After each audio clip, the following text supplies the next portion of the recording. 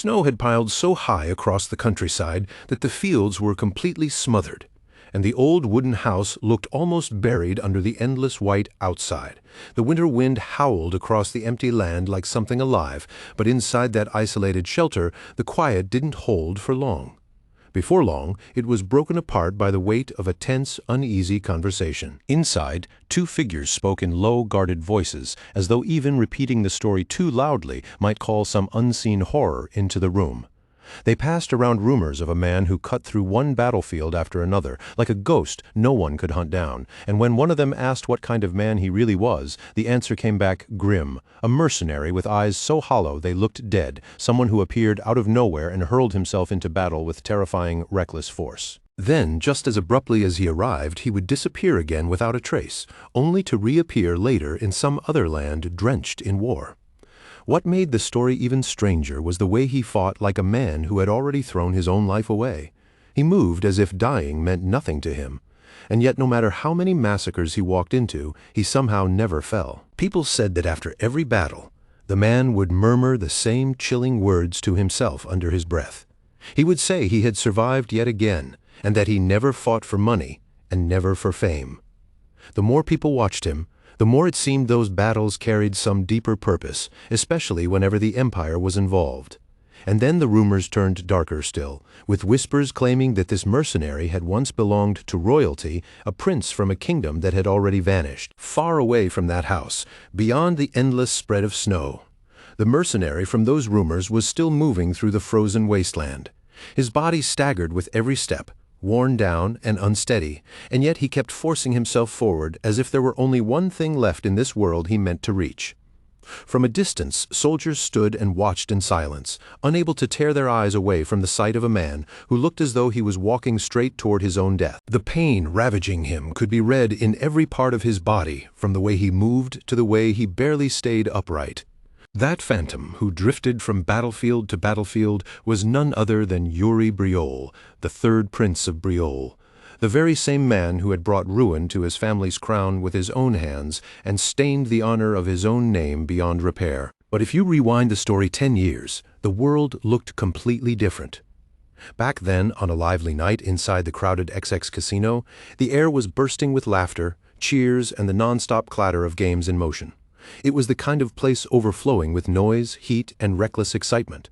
At the center of all that chaos stood Yuri Briol, only 18 years old and radiating the easy confidence of youth. He flashed a bright grin as he tossed the dice, then declared with almost playful arrogance that luck was obviously on his side tonight. Standing beside him, Hernando, the royal mage, could do little more than stare at the scene in open disbelief. One round after another, Yuri kept winning, as if fortune itself had decided to stay seated right next to him. Hernando watched with a mix of amazement and irritation, then teased him by pointing out how ridiculous it was that someone riding such an impossible streak was somehow still always broke. Yuri only laughed it away, brushing the whole thing off as nothing but dumb luck, and immediately pushed his friends to keep playing. As the excitement around the table grew hotter, Yuri leaned in with a bold, fearless look and demanded that the stakes be doubled. In that moment, he wore the expression of someone completely convinced that luck would never dare betray him. But before the game could go any further, Hernando caught him and reminded him that they had somewhere important to be. Yuri was just about to leave when a group of men suddenly stepped in front of him and blocked his path. Their voices rose all at once as they accused him of cheating. They insisted Yuri had swindled them and stolen their money through fraud.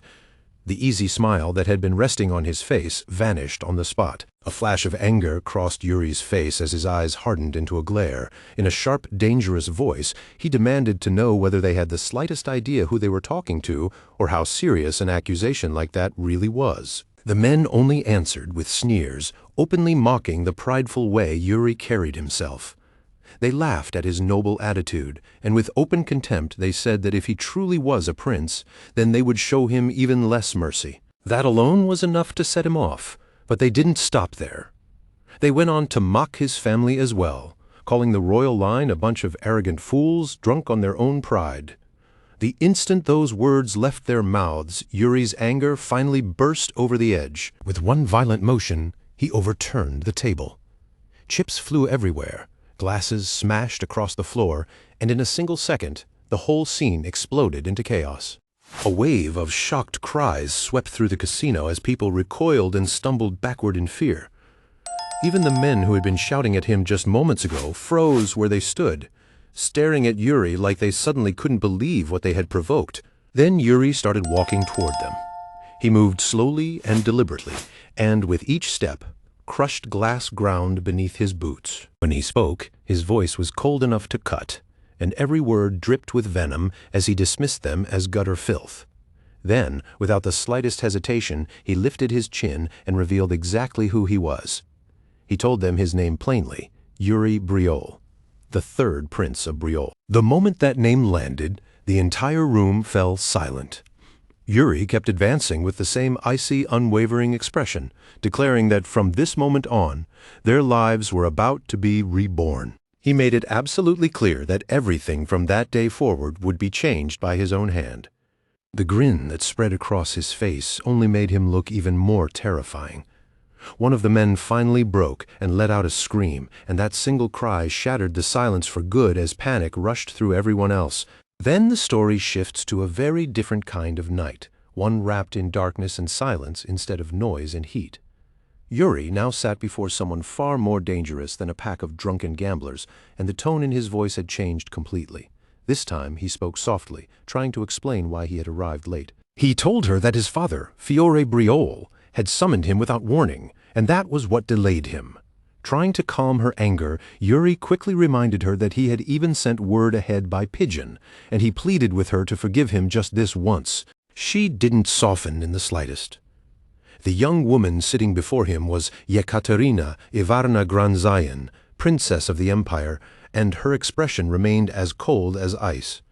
She rejected his apology at once and asked, with chilling calm, whether he really believed he was the only person in the world weighed down by duty. She went on to tell him just how much risk she had taken to slip away unnoticed and wait there for him.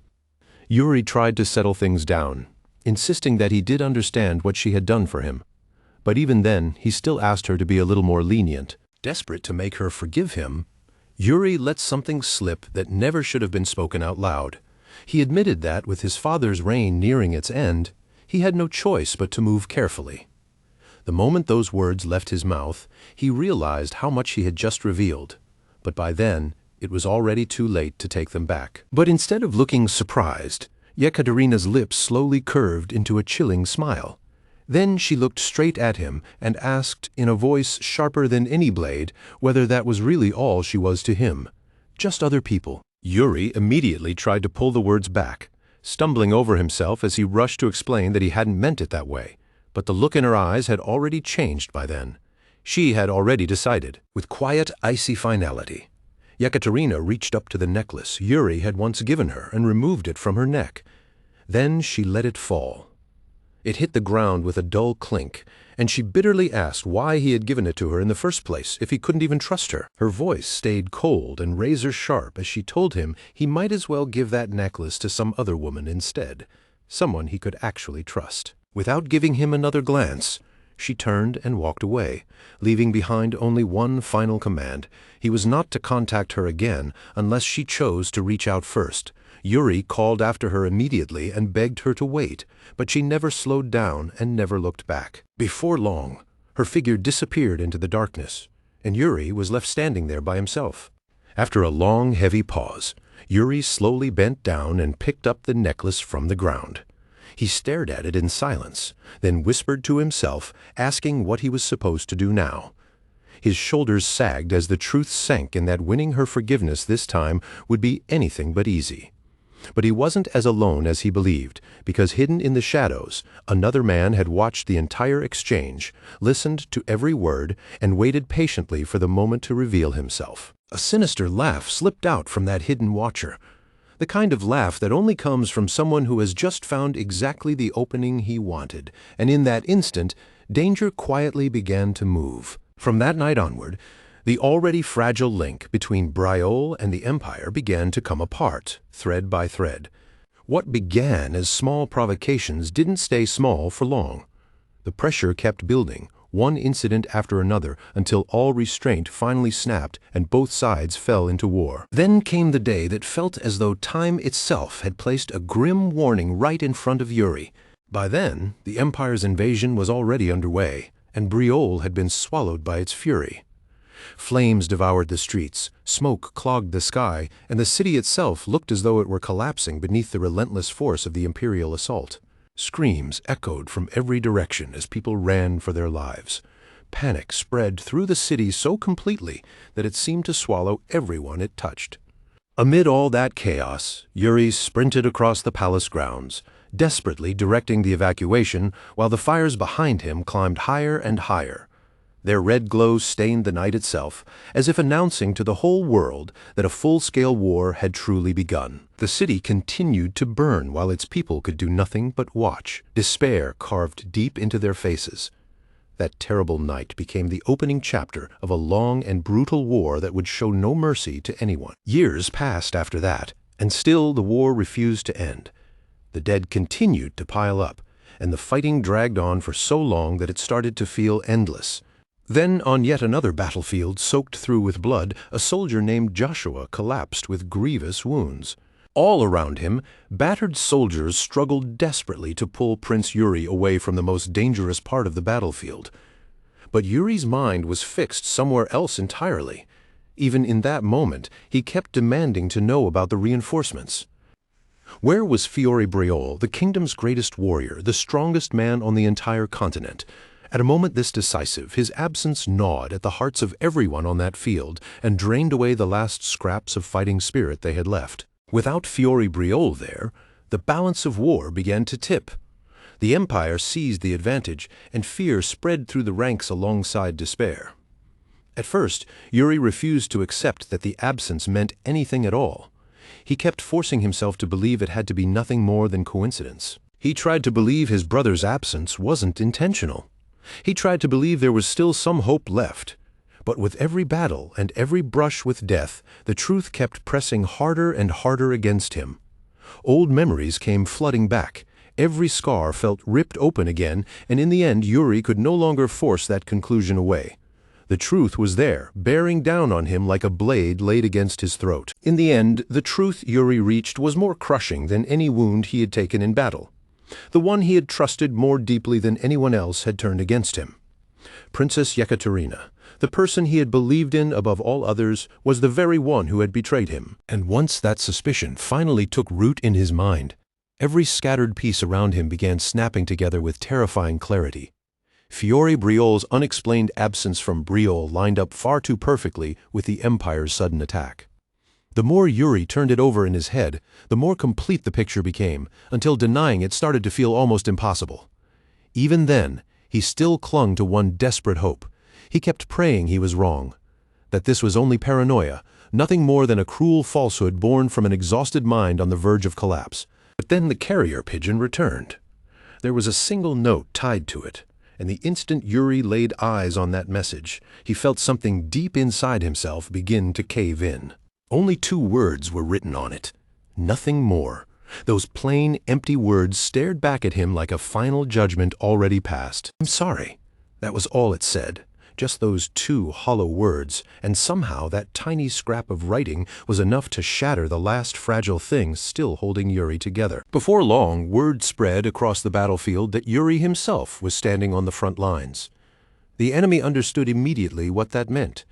If they could kill him there, then Briol would begin breaking apart from the inside. So the Empire closed in without the slightest hesitation, sending wave after wave straight at him with grim, merciless resolve.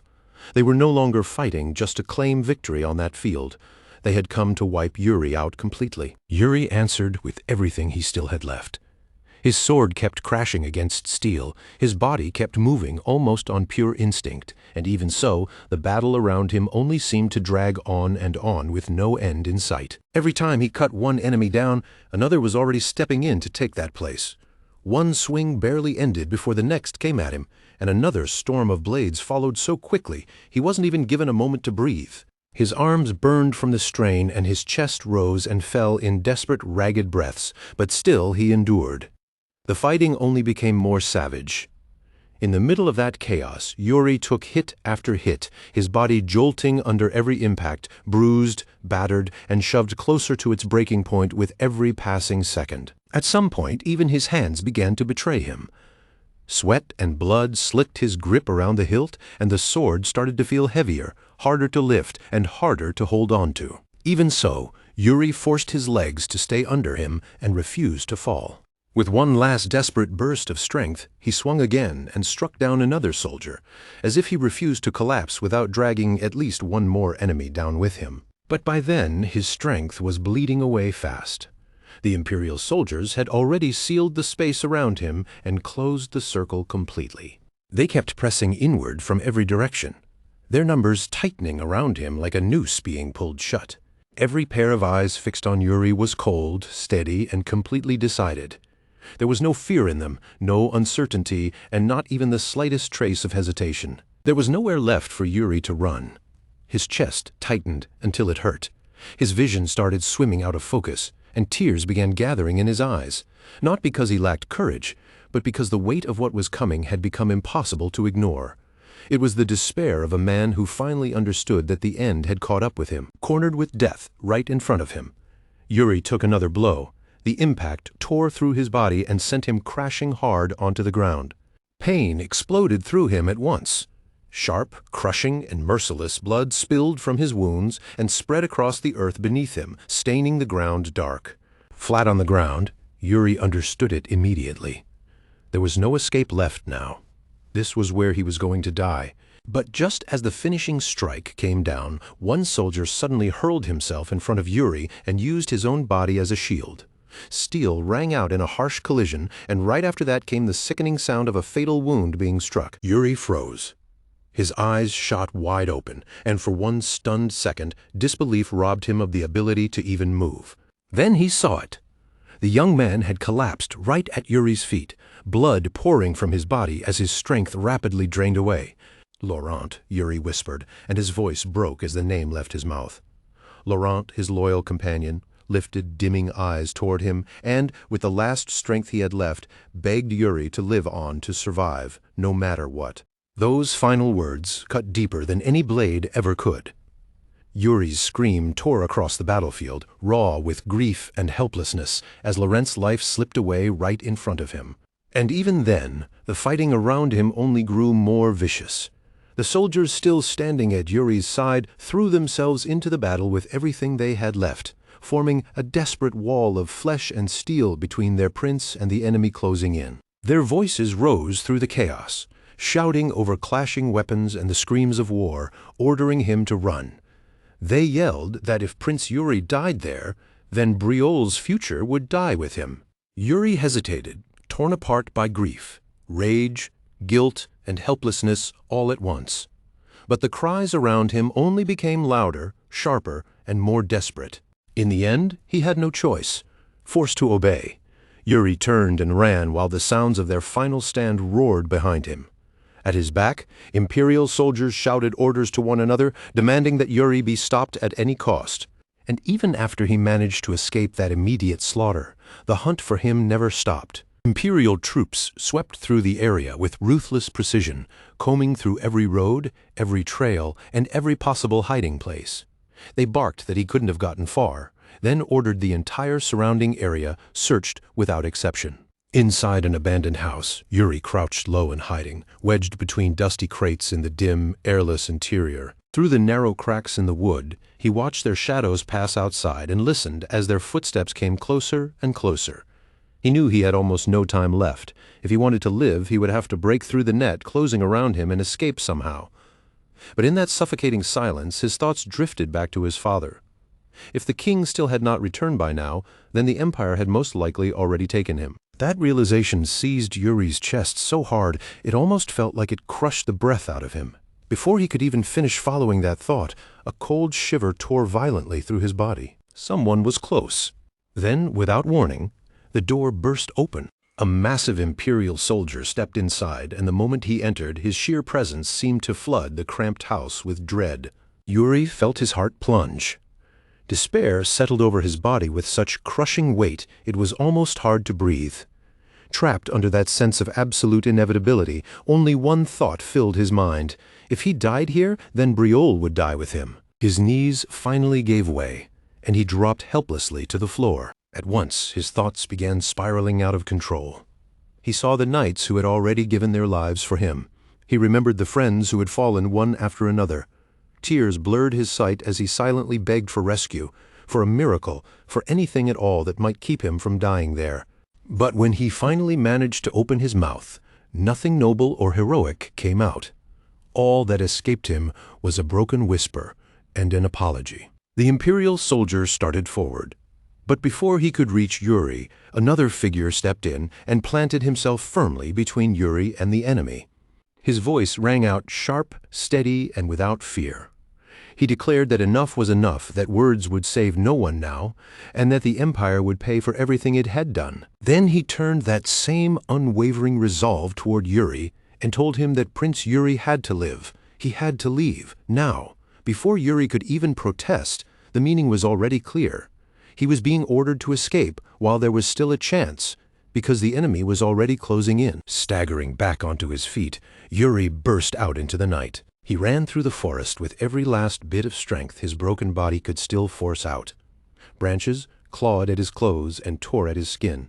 His lungs burned like they were full of fire, and still he kept pushing ahead, dragging in ragged breaths as if life itself were leaking out of him one step at a time. But through every frantic stride, that man's words kept echoing in his head. Live, rebuild, avenge them all. Even so, the fire that had once driven Yuri was gone. The ideals he had held onto for so long no longer looked noble or bright in his eyes.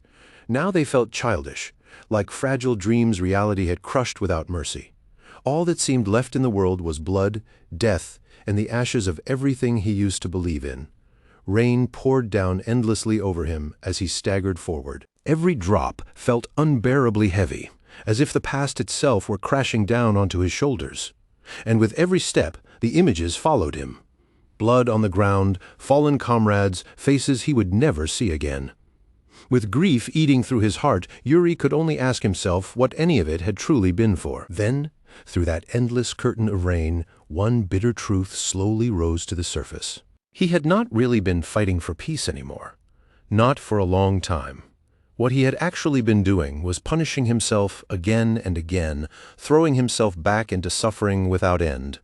Deep down, some part of him had been waiting for someone strong enough to finally finish it, someone who could cut short his pain once and for all. In the end, that was all he wanted now, a place where he could die. Then, in the present, a voice suddenly tore through the storm. It came out sharp and hard, loaded with accusation, as if it had been waiting for this exact instant to drive itself straight into Yuri's chest. And the voice did not stop there. It condemned him for always hurling himself into the cruelest battles, the most hopeless fronts, the kind of places no sane man would ever choose unless he was trying to be destroyed. It mocked everything he had once said, sneering at all his talk of peace, and declaring that in truth, what Yuri had been chasing all along was his own ruin. Every word hit him like a blade meant to wound. Then the voice came again, colder than before and stripped of even the smallest trace of mercy. It pronounced its judgment with brutal finality, spitting out that even death itself would be too gentle a punishment for someone like him. Die, Yuri Briol, third prince of Briol. Yuri went completely rigid. Cold ran through his blood in an instant. Whoever was speaking knew his past, knew the name he had buried, and that should have been impossible. Everyone who still ought to remember that name should have been dead long ago. But the voice only kept bearing down on him, as if pounding the truth deeper and deeper into his skull. It told him that every tragedy, every ruin, every broken thing left behind in the aftermath was his fault. And then, through the rain and the darkness, the figure behind those words finally began to step forward into view. As that face slowly emerged from the shadows, Yuri saw the rage twisted across it so clearly that his own eyes widened in shock. His lips parted before he could stop himself, and in utter disbelief, he breathed out a single name. Laurent. The man standing there was his fallen comrade, the knight who should have died long ago, the one who had once thrown away his own life to protect Yuri. And yet there he was, sword in hand, glaring at Yuri with hatred blazing in his eyes. His voice crashed down like thunder as he roared that Briol had fallen because of Yuri. that the Flandre family's honor had been destroyed because of Yuri. Their oath, their pride, even the faith Laurent had lived by with his whole life. All of it had been shattered in a single instant because of him. His blade flashed the moment he lunged, and rage burst from him in one final furious shout of Yuri's name. But Yuri did not move. He only stood there, staring blankly at the figure charging straight at him, a dead comrade, a memory, a ghost dragged up from the past for no reason except to condemn him. The strike landed. Agony ripped through Yuri all at once as Laurent's spectral blade drove straight into him. A broken gasp escaped Yuri's lips, and his trembling eyes shook as pain flooded every part of his body. In that bitter instant he realized how wrong he had been. He had believed death might finally release him, that once everything ended, the suffering would finally end too. But even as his life slipped away, guilt only pressed down harder, crushing him more mercilessly than ever. Then, at that final edge, the pendant hanging from Yuri's neck began to give off a faint glow. And with the last scraps of strength left in his fading consciousness, he heard his father's voice in his memory, that old command that had once guided him. As Briol's successor, he was never to cast honor aside, no matter what happened. As his life ebbed away, faint voices began to echo somewhere in the darkness. At first they were so distant they were almost impossible to catch, like whispers drifting in from somewhere far away. But little by little they grew clearer, until the only thing Yuri could hear was the same name being called over and over again. Yuri Briol. Yuri Briol. That voice hit him like a jolt. Yuri's eyes flew open as his own name thundered through his mind and dragged him back from the very edge of the void. Still struggling to see clearly, he blinked through the haze and slowly realized that someone was leaning over him. It was a strong, imposing man with the unmistakable bearing of royalty, and he was looking down at Yuri with open concern. The man asked if he was finally awake, then told him that he had been unconscious for 3 full days. Yuri's breath caught hard in his throat. His eyes trembled, and a helpless, deep-rooted despair began swelling back up from inside him. That face? Could it really be his father's? But that made no sense. Fiore Briol was supposed to be dead. The contradiction twisted violently through Yuri's thoughts until he could reach only one conclusion. In a dazed, half-broken murmur, he asked if this was hell. His voice cracked as he stared at the man in front of him. He called him father, then muttered almost bitterly that he had ended up in hell too. A faint, twisted smile tugged at Yuri's lips as he whispered that maybe it was only fitting, since he himself deserved a place like this.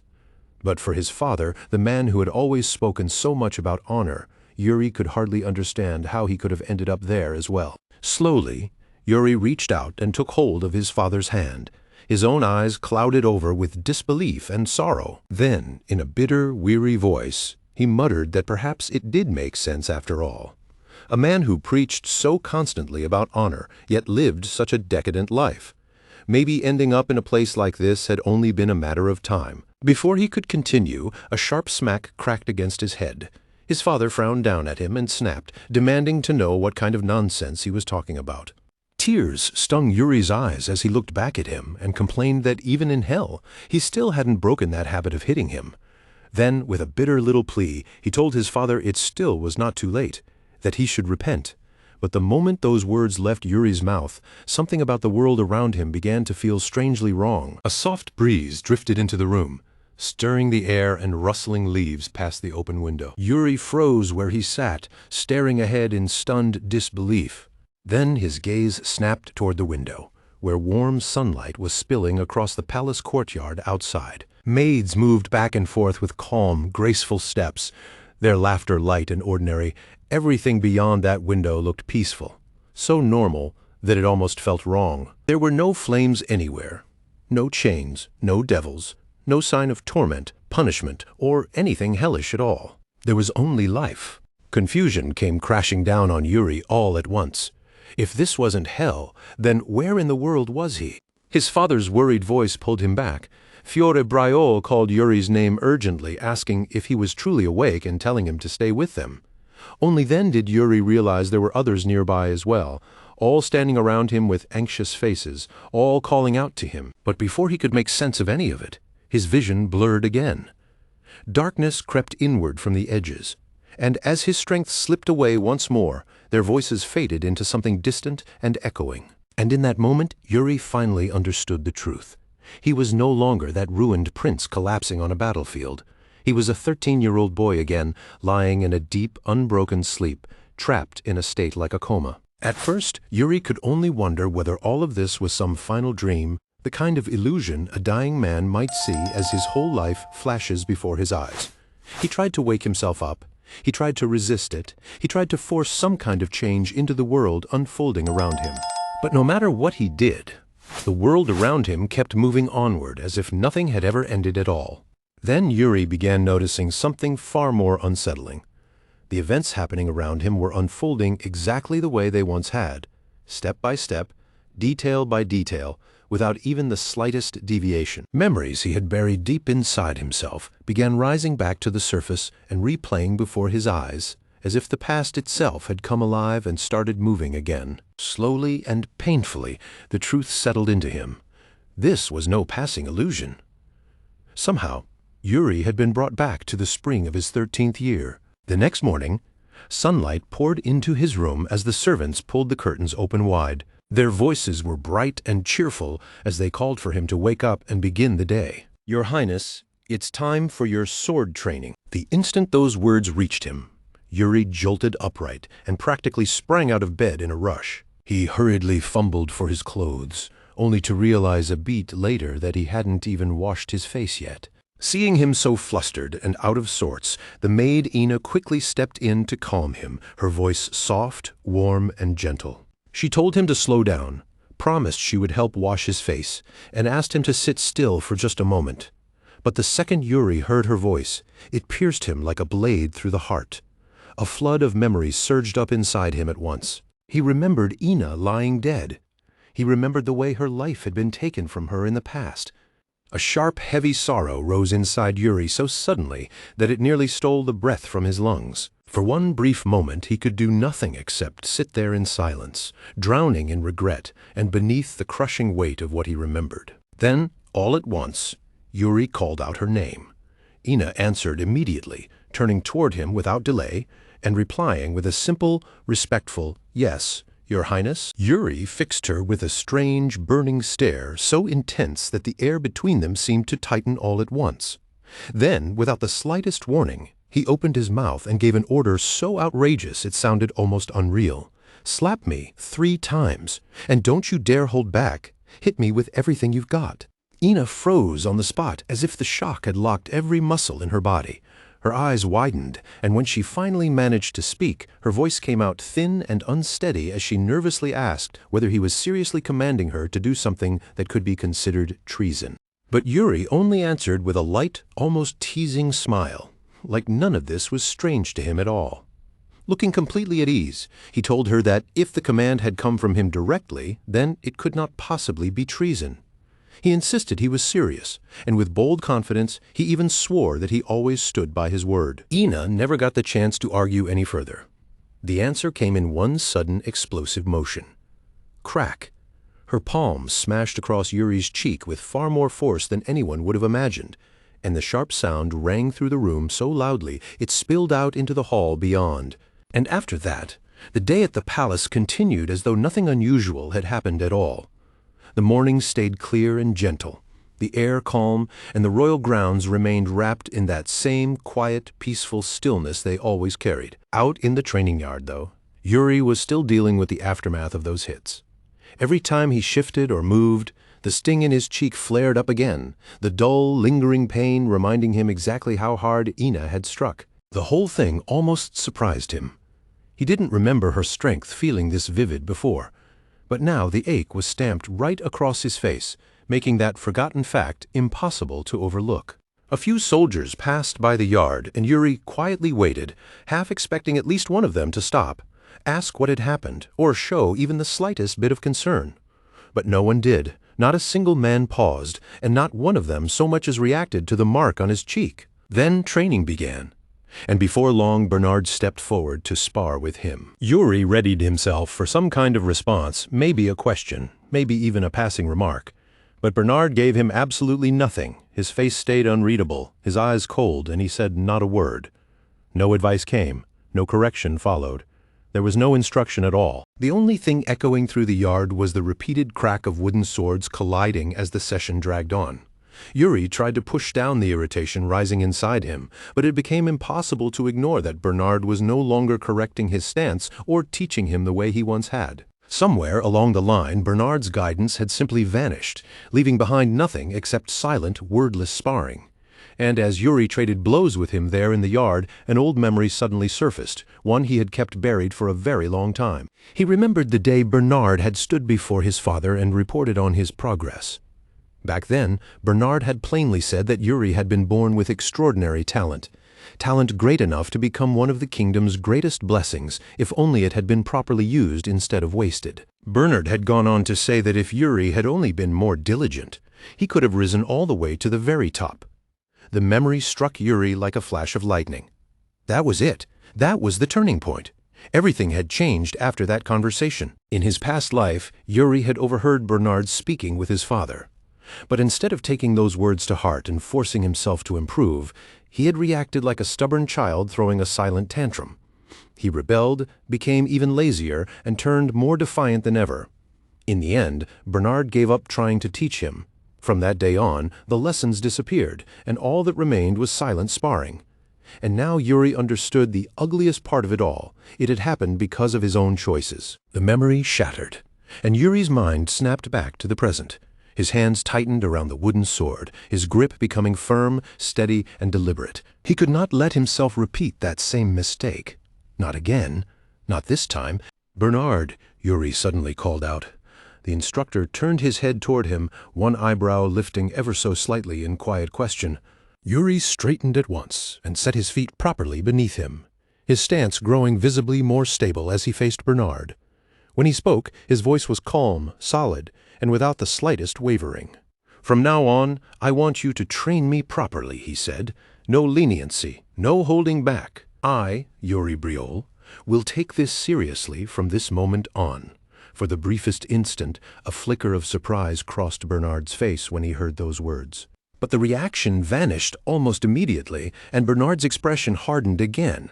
He said he didn't know what had caused such a sudden change in Yuri, but if this was truly what the prince wanted, then the training would be serious from now on. There will be no excuses. Bernard raised his wooden sword, and the weight in his voice left no room for misunderstanding.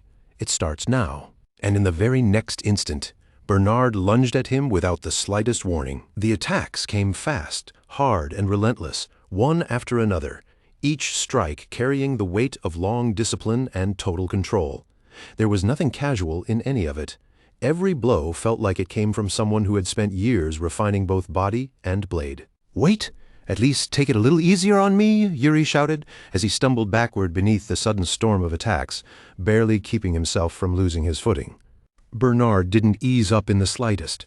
His swings remained sharp, precise, and utterly unforgiving, revealing the true strength of a real master who clearly had never once shown Yuri everything he was capable of before. And for the first time, Yuri felt the crushing pressure of that power head-on.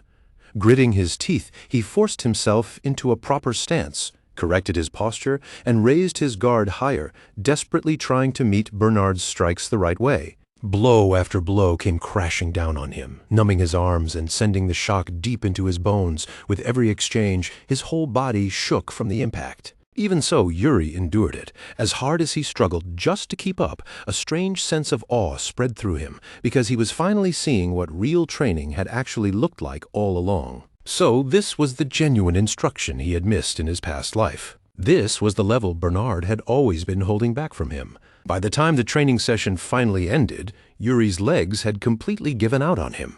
He collapsed hard onto the ground, his chest heaving as he dragged in desperate breaths, sweat pouring down his face in heavy streams.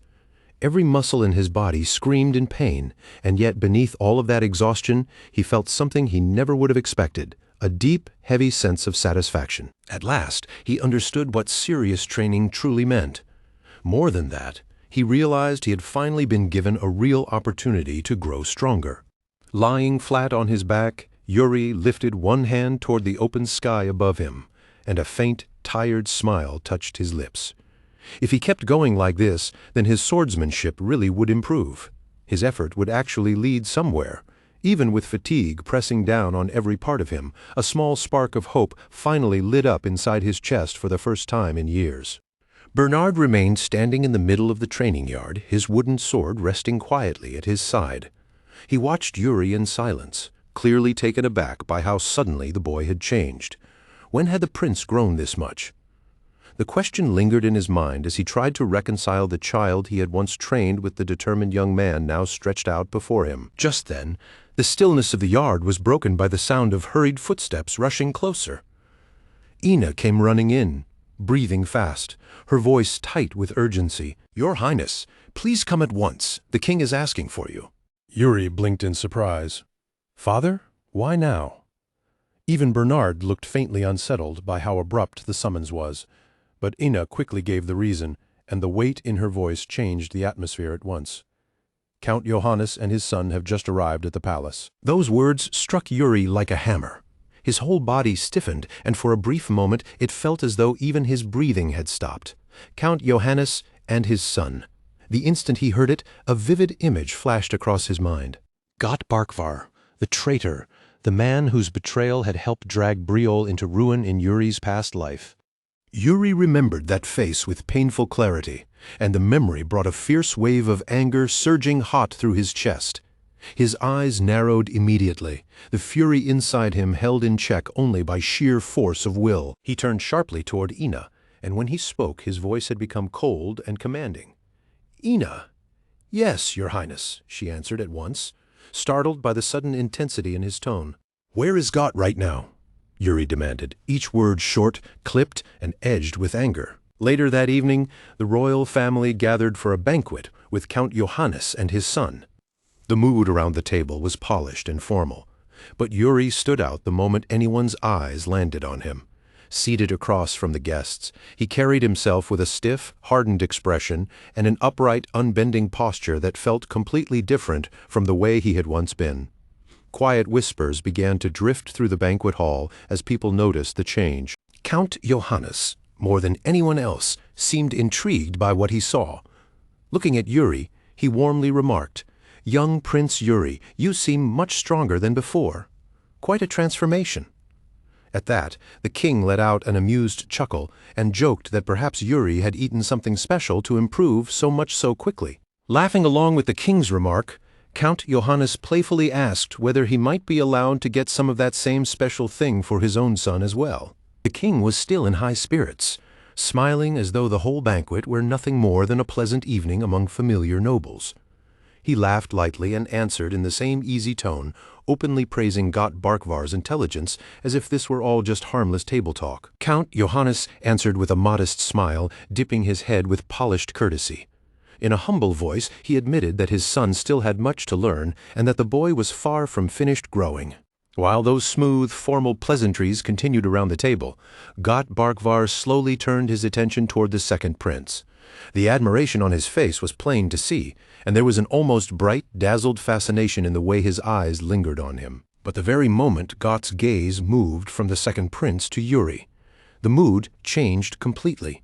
He froze where he sat, because Yuri was already looking straight at him, and that stare landed like a naked blade, cold, sharp, and merciless. Got Barkvar was caught completely off guard by the force behind that look. His composure faltered right in front of everyone, and the confidence on his face cracked for the first time under an intensity he had clearly never expected from the third prince. The second prince picked up on that strange tension immediately. Leaning a little closer toward Yuri, he spoke with an amused, curious tone, sounding almost entertained by whatever he thought he had just discovered. "Did something happen between you and Got?" he asked. Yuri answered at once, not hesitating for even a second. His voice sounded calm on the surface, but there was something deep and final underneath it. "He stabbed me in the back once. That's something I can never forgive." The second prince blinked, visibly taken aback by how blunt and severe that answer was. Then he let out a crooked little laugh and shook his head with a wry grin. "You, carrying a grudge like that?" he said, almost disbelieving it. "You're too soft, too lovable. It's hard to picture you actually being angry at him." Yuri didn't answer him at all. He stayed completely silent, But behind that silence, the anger inside him only kept burning hotter and hotter. Just seeing Got Barkvar sitting there with that same smug smile, that same swollen pride Yuri remembered from the past, made his blood feel as though it were starting to boil. That shallow self-satisfaction, that empty arrogance, the way he carried himself like no one could ever bring him down, it all stirred up a deep, bitter disgust inside Yuri, and the hard stare Yuri kept fixed on him did not go unnoticed. Got shifted uneasily in his seat, a flash of irritation crossing his face.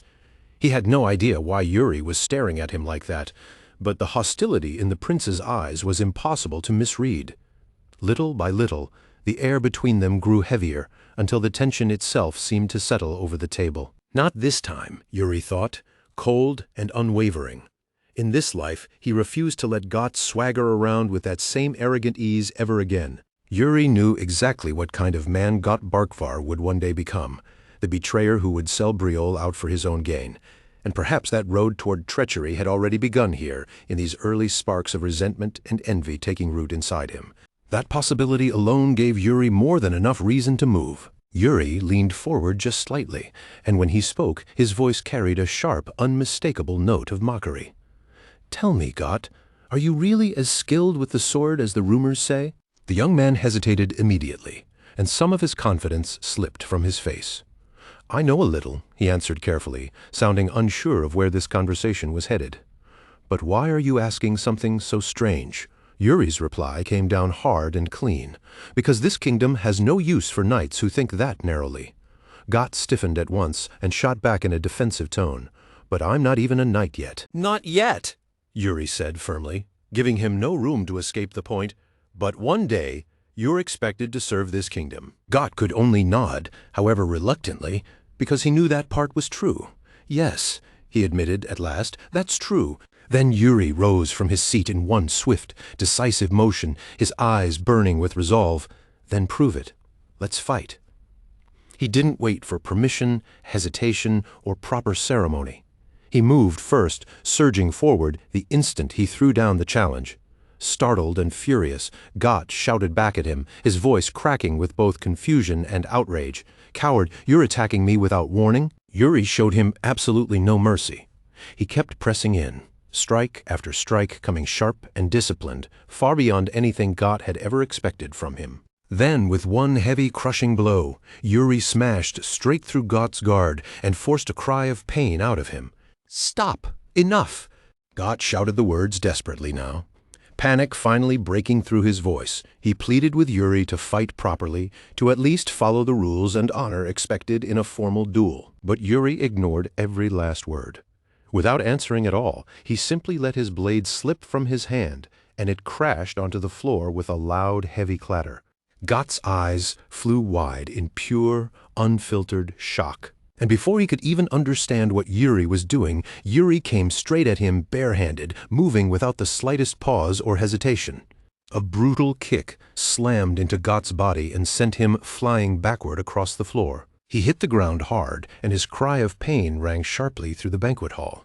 Yuri remained standing over him, tall and still, his eyes fixed downward with a cold, steady gaze that held not even a trace of pity. In that instant, old memories came roaring back through Yuri like fire. He remembered the man Got would become, the one who had once sold out Briol, and even his own father, to the Empire in exchange for scraps of favor. When Yuri spoke again, contempt weighed heavily in every word. "Your father is a great count, a respected knight. Do you know what earned him that title and that standing?" Got looked up at him from the floor, trembling and dazed, his face twisted by pain and confusion. Yuri narrowed his eyes and pressed him further, waiting for a real answer instead of silence. "Well, what do you think it's for?" The question struck Got almost like another blow. He stammered helplessly, lips moving, but no proper answer managed to come out. Even with anger still burning hot inside him, Yuri held one hand out toward Got. His voice stayed firm and under control as he said that he understood the desperation people felt when they wanted to survive. But in this kingdom, he would never allow even a single knight to live with weak conviction. Still keeping that hand extended, Yuri tilted his head slightly and asked, almost coldly, whether the question had been too difficult for him. Gott lowered his gaze in shame and admitted in a small, embarrassed voice that yes, he still didn't really understand what Yuri meant. Your Highness. Yuri's expression grew more thoughtful, but the weight in his words only deepened. He repeated the point again. Why was Gott's father a count? Who was it that had granted him that authority in the first place? And when Gott still failed to answer, Yuri finally reached down, caught hold of his arm, and pulled him back up to his feet. Looking straight into him, Yuri spoke with hard, cutting clarity.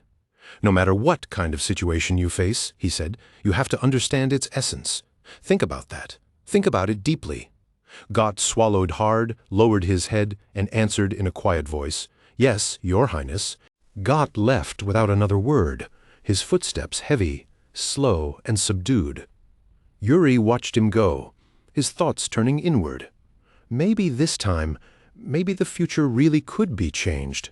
A little while later, the second prince drifted over to Yuri's side, wearing a playful expression that barely hid his curiosity. He asked whether that whole spectacle had been real skill or just a show put on to impress everyone who had been watching. Yuri answered with a smirk, his voice carrying that same stubborn edge as always. Do you seriously think I'd lose? His brother didn't pause for even a heartbeat. The answer came back dry, sharp, and dripping with sarcasm. Yes, I absolutely do. Yuri blinked and looked at him with clear annoyance. That's really how you see me. The second prince broke into open laughter before replying. To him, Yuri was still the biggest troublemaker in the entire kingdom. The gambler prince, he said, as if that explained everything by itself. Of course that's how I see you. Yuri's smile thinned, then faded completely. When he answered, his tone had turned firm and serious. Not anymore. I'm not going to live the way I did before. Then Yuri fired one more line back at him, almost like a quiet warning between brothers. And maybe you should stop causing trouble too, brother. That one landed harder than expected. The second prince stared at Yuri, and for once the surprise in his eyes looked completely real. For a brief moment he said absolutely nothing. He only stood there studying Yuri in silence, as if he genuinely couldn't decide whether his younger brother had finally gone mad or whether he was truly starting to change. Later, after another stretch of brutal, exhausting training, Yuri finally dropped to the ground, dragging in breath after breath as he gasped hard from the effort. At last, he groaned, completely drained. Training is over. Right at that moment, Bernard stepped forward and formally declared the session finished. Bernard's voice remained as firm as ever, but this time there was clear praise mixed into it. He told Yuri he had done well, and that the effort he had shown today had been impressive. As Yuri lifted a hand to wipe the sweat from his brow, Bernard took a step closer. Yuri, Bernard said. Yuri turned to him despite his exhaustion, curiosity rising at once. Then Bernard asked a question that changed the entire mood in an instant. Are you ready to learn a mana style? The words made Yuri's eyes widen on the spot. In a flash, the fatigue on his face was swept aside by pure excitement. You mean you're going to teach me your personal style? But Bernard shook his head. No, he said, his own style was not strong enough for a prince like Yuri. What Yuri was about to learn would be something far greater. Bernard answered without the slightest hesitation, his voice settling into a calm, assured cadence, as though he had already weighed the matter from every angle. For someone in your position, the Briol style would suit you best. It's a sword technique built on real balance, strong in straightforward combat, adaptable in a wide range of situations, and already proven to be highly effective. At Bernard's recommendation, Yuri fell silent. In his previous life, he had already gone down that exact road, learning the Briol style, refining it, and eventually raising it to a high level during his years as a mercenary. He knew better than anyone how dependable that style was, and just how much it could accomplish in battle. But this time, dependable would not be enough. In this life, he needed to reach a place his former self had never been able to touch. His thoughts sank deeper and deeper until one conclusion stood out with painful clarity. I can't afford to walk the same path again. If I do, I'll only repeat every mistake I made before. Bernard noticed the shift immediately. Yuri's silence was too sudden, too heavy, and the prince's gaze had clearly drifted away from the conversation in front of him and into some much deeper place. Watching him for a brief moment, Bernard narrowed his eyes with quiet curiosity before asking in a careful tone, "Are you thinking of taking a completely different path from the one I suggested?" Yuri's eyes sharpened at once. the hesitation vanishing from them in a blink. "Then answer me this," he said. "Among the royal guards, who has the greatest natural talent?" "You mean someone with truly exceptional potential?" Bernard echoed. He paused for only a moment, as if sorting through faces and names in his mind, then spoke again with a firm certainty that left no room for doubt. "If we're judging purely by raw talent," Bernard said, "then the best answer would be Jared." That single name made Yuri go still. "Jared," he murmured under his breath, repeating it slowly, almost like he was testing the sound against some old, half-buried memory lurking far in the back of his mind. And then, piece by piece, those forgotten fragments began to rise back up from the depths. Yuri had known Jared during the war. Back then, Jared's swordsmanship had never seemed remarkable at all. If anything, it looked average, plain, even underwhelming, especially beside the fighters who stood around him. And yet, somehow, he had survived one battlefield after another, while countless others had been swallowed by the war. Why had a man like that managed to endure? The answer came back to Yuri in flashes, like embers whipped through the air by the wind. He saw a battlefield burning beneath a wide-open sky, smelled the thick, suffocating stench of blood in the air, and there, in the middle of that wreckage, was Jared, dropped to his knees and crushed beneath a despair so deep it seemed to hollow him out. Even now, Yuri could hear Jared's broken voice as vividly as if the moment were unfolding right in front of him again. Jared had cursed himself with raw, bitter regret. "If only I'd trained harder. If only I had truly cultivated the talent I was born with, I could have done more." The self-loathing in that moment had been impossible to miss. It was all over him, in his voice, in his face, and in the way his whole body seemed to collapse under the weight of that unbearable truth. Jared really had been born with extraordinary potential. That part had never been a lie. But he had allowed that gift to decay, letting it dull and wither instead of forging it into something real. Yuri remembered that fact with painful sharpness because by the time it became obvious, it had already been far too late to matter. In the end, neither of them had possessed the strength to change anything. With dull blades in their hands and skills that had never fully matured, both of them had been powerless to alter the course of the war. The memory shattered, and Yuri snapped back to the present with both fists clenched hard at his sides. Not this time. Never again. Yuri's resolve hardened in an instant, cold and absolute. Tonight he would find Jared. He would not allow that talent to be wasted in laziness and neglect a second time. In this life, he was going to drag Jared back onto the proper path, even if he had to force him there with his own hands. Later, under the dim orange glow cast by the courtyard torches, Yuri finally found him. Jared was standing in the training yard, with a sword hanging loosely from his hand, his posture slack, and his eyes so lifeless they looked almost empty. Every movement he made gave off the same dull sense of boredom. Even when he swung the blade, there was no drive behind it, no discipline, no hunger. Only the listless rhythm of someone finishing a task he had no real interest in. Yuri stood a short distance away and watched him in silence, and with every passing second the determination in his chest only grew denser and harder. "This ends now," he told himself. A faint, confident smile curled at the corner of his mouth. The time had come to drag Jared out of that sleeping apathy and force the fire buried inside him to burn again. Over the palace grounds, the sky still carried the last pale traces of sunset, and long evening shadows stretched quietly across the training yard. The air felt calm, almost peaceful, but Yuri's footsteps carried none of that softness. He walked straight toward the training grounds with firm, unwavering purpose, every step making it clear he had already made up his mind. At the sound of someone approaching, Rosso turned his head. The moment he realized it was the prince coming at this hour, surprise flashed across his face. Rosso's eyes widened, but Yuri simply approached with an easy smile and lifted one hand in a light, casual wave. "Your Highness?" Rosso asked, clearly caught off guard. Yuri answered in a calm, relaxed voice. "I came to see how things are going in the training yard." The stiffness immediately left Rosso's face, and he returned the smile with visible relief. "We're doing our best," he said modestly. "Though, of course, we're nowhere near your level, Prince Yuri." Yuri gave a soft chuckle at that, then turned his eyes toward the soldiers training nearby.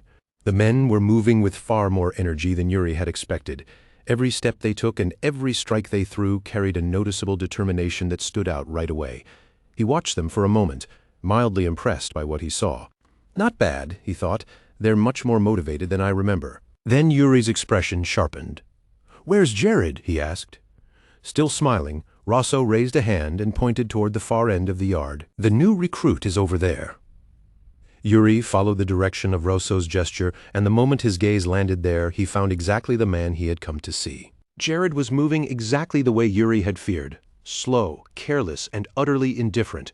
His sword swings were empty, and even the way he stood made it obvious that he was putting no seriousness into it at all. Bernard's earlier words echoed through Yuri's mind. Training is meant to push a person beyond their limits. But this isn't training. A heavy wave of disappointment tightened across Yuri's chest. The sharp potential Jared once possessed had gone dull, left to rust away through sheer neglect. "Bring me a wooden sword," Yuri said suddenly. Rosso blinked in surprise and looked at him, clearly confused. "Who exactly are you planning to spar with, Your Highness?" Yuri replied with a thin, razor-edged smirk, his tone dripping with dry sarcasm. He lifted a hand and pointed straight at Jared. "That slacker." The words sent a ripple through the entire training yard. Soldiers froze in the middle of their drills, lowered their weapons, and all turned at once toward the unexpected match that had just been called. Whispers spread through the yard almost immediately, and excitement rushed through the place in an instant.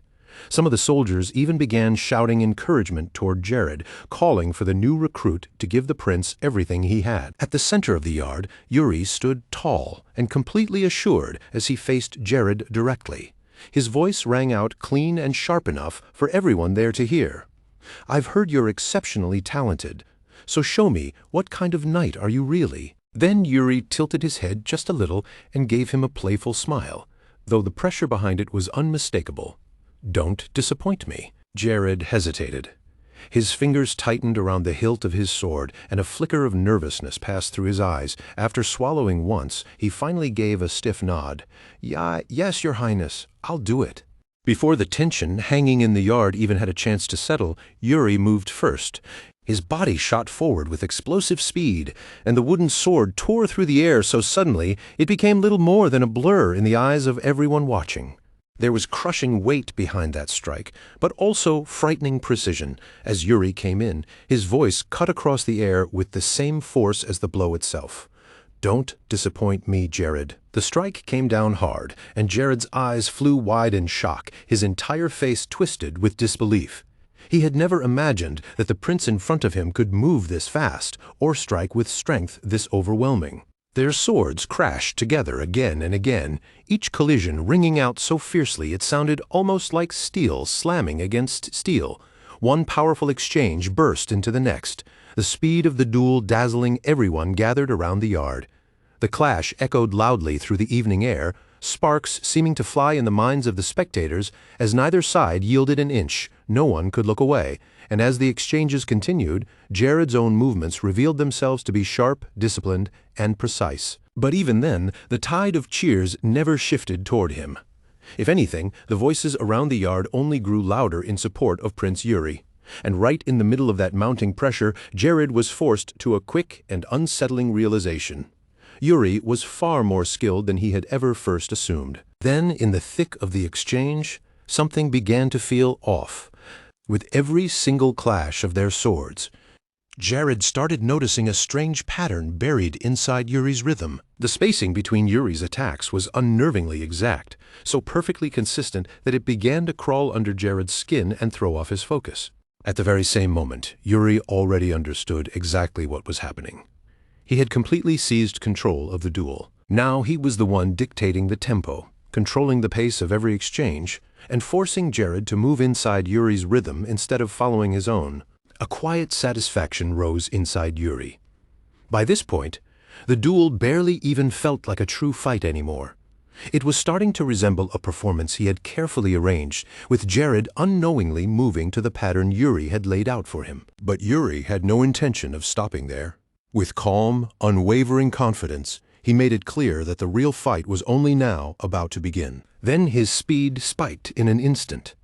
Jared barely managed to react, desperately throwing up his sword to block as a sudden storm of attacks came crashing down on him, his arms already trembling beneath the sheer force. Blow after blow rained down without mercy. Yuri's strikes came fast, sharp, and ruthless, carrying the relentless instinct of a beast that never gives its prey a single moment to breathe. Jared fired back with desperate strength, and the instant it sank in, his pride flared like it had been set on fire. Prince Yuri was actually overpowering him. That humiliating truth hit him hard, and a hot wave of anger surged up through his chest. He had stepped into this match thinking he could handle it lightly, almost casually, but that idea was gone now. At this point, he understood he had no choice except to push himself far harder than before, gathering every bit of strength he could pull out of himself. Jared swung back with a crushing blow of his own. The moment it connected, a sharp jolt of pain shot straight through Yuri's body. For the first time since the duel began, Yuri stumbled. In that brief instant, it became painfully clear to him that taking down a properly trained knight was never going to be as simple as he had first imagined. Jared's attacks came down heavy, and without giving him any room to breathe, forcing Yuri to brace himself and struggle just to stay planted on his feet.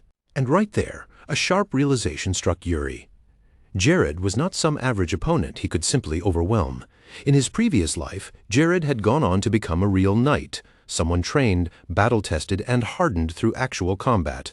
No matter how much experience Yuri had carried over, and no matter how many techniques still lived in his memory, defeating someone like that was never going to be easy. Driven all the way to the edge, Yuri threw himself into a desperate counterattack. He gathered every last ounce of strength he still had, poured it all forward, and committed everything to one bold, reckless, all-or-nothing strike. Jared was caught off guard by how reckless that move was, and that tiny opening was all Yuri needed. Yuri's blade crashed through and forced Jared to give up a step. That unexpected breakthrough sent a thrill racing through Yuri, from head to toe, electrifying his whole body with pure exhilaration. A broad grin spread across his face. He lifted his sword high above his head and shouted with open, unrestrained excitement. This was it. This was exactly the kind of fight he had been waiting for. All around the yard, the soldiers could only stare in disbelief. Prince Yuri had actually landed a clean strike on Jared. Shocked voices burst out from every side, and before long that disbelief turned into open admiration for the young prince standing in the center of the yard. With his head tilted ever so slightly, Yuri looked at Jared and casually asked if he had been holding back on purpose. Jared answered that question with a hard, unwavering stare. In a steady voice, he said plainly that he had not gone easy on Yuri at all. But even as those words left his mouth, something uneasy began to creep into his chest. Just moments ago, he had been the one dictating the pressure of the fight. Somehow, without him fully realizing when it happened, the flow had changed. Now it felt like he was the one being driven into a corner. Yuri lunged again and hurled out another heavy strike, one that missed by only a hair. For the briefest second, frustration flickered across the scene, but Yuri only smiled, brushed it aside, and remarked as if it were nothing that the blow had been close enough. Jared remained standing at the center of the yard, irritation steadily building inside him, while the fatigue in his body began to settle in more and more. Around them, the soldiers started shouting in confusion, unable to make sense of what exactly Jared was trying to do. A few of them even yelled out in alarm, wondering aloud if he had completely lost his mind. Then, in a single instant, the entire atmosphere of the yard changed. Jared revealed a weapon cloaked in energy, a mana blade. A collective gasp swept through the crowd at once, and horror showed clearly on the faces of everyone watching. The soldiers immediately began shouting at him to stop, their voices rising in alarm from every direction. Their panicked warnings crashed over one another as they reminded him that the man standing across from him was the third prince. But Yuri did not hesitate for even a second. He rushed forward again, determination written plainly across his face, and his voice rang out clearly enough for the entire yard to hear. This duel will not be stopped. The moment Yuri declared it, the clash resumed.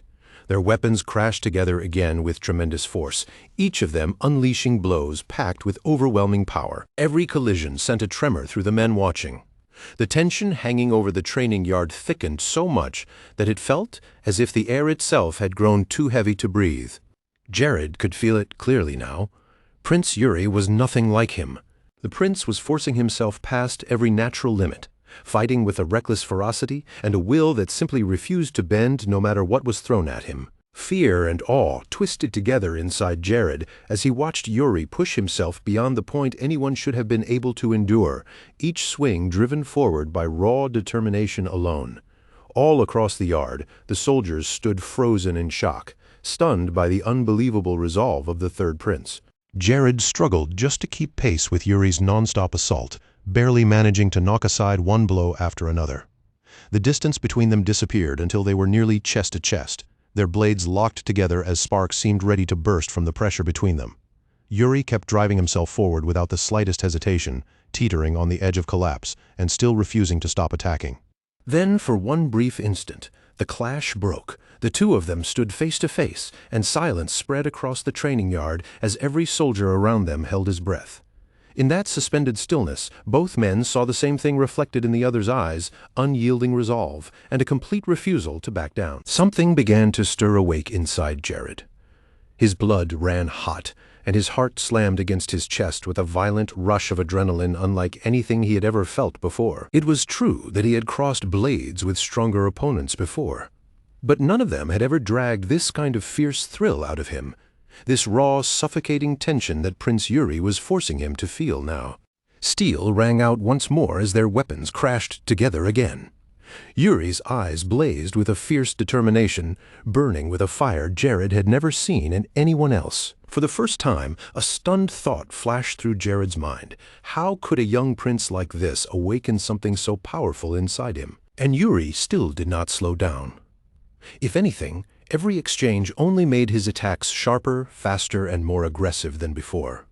Even now, he looked like he was still overflowing with momentum and resolve, as though there was somehow even more left in him. Then another crushing strike slammed into Jared and forced him backward, making his stance give ground yet again. That was the moment Jared finally understood the truth.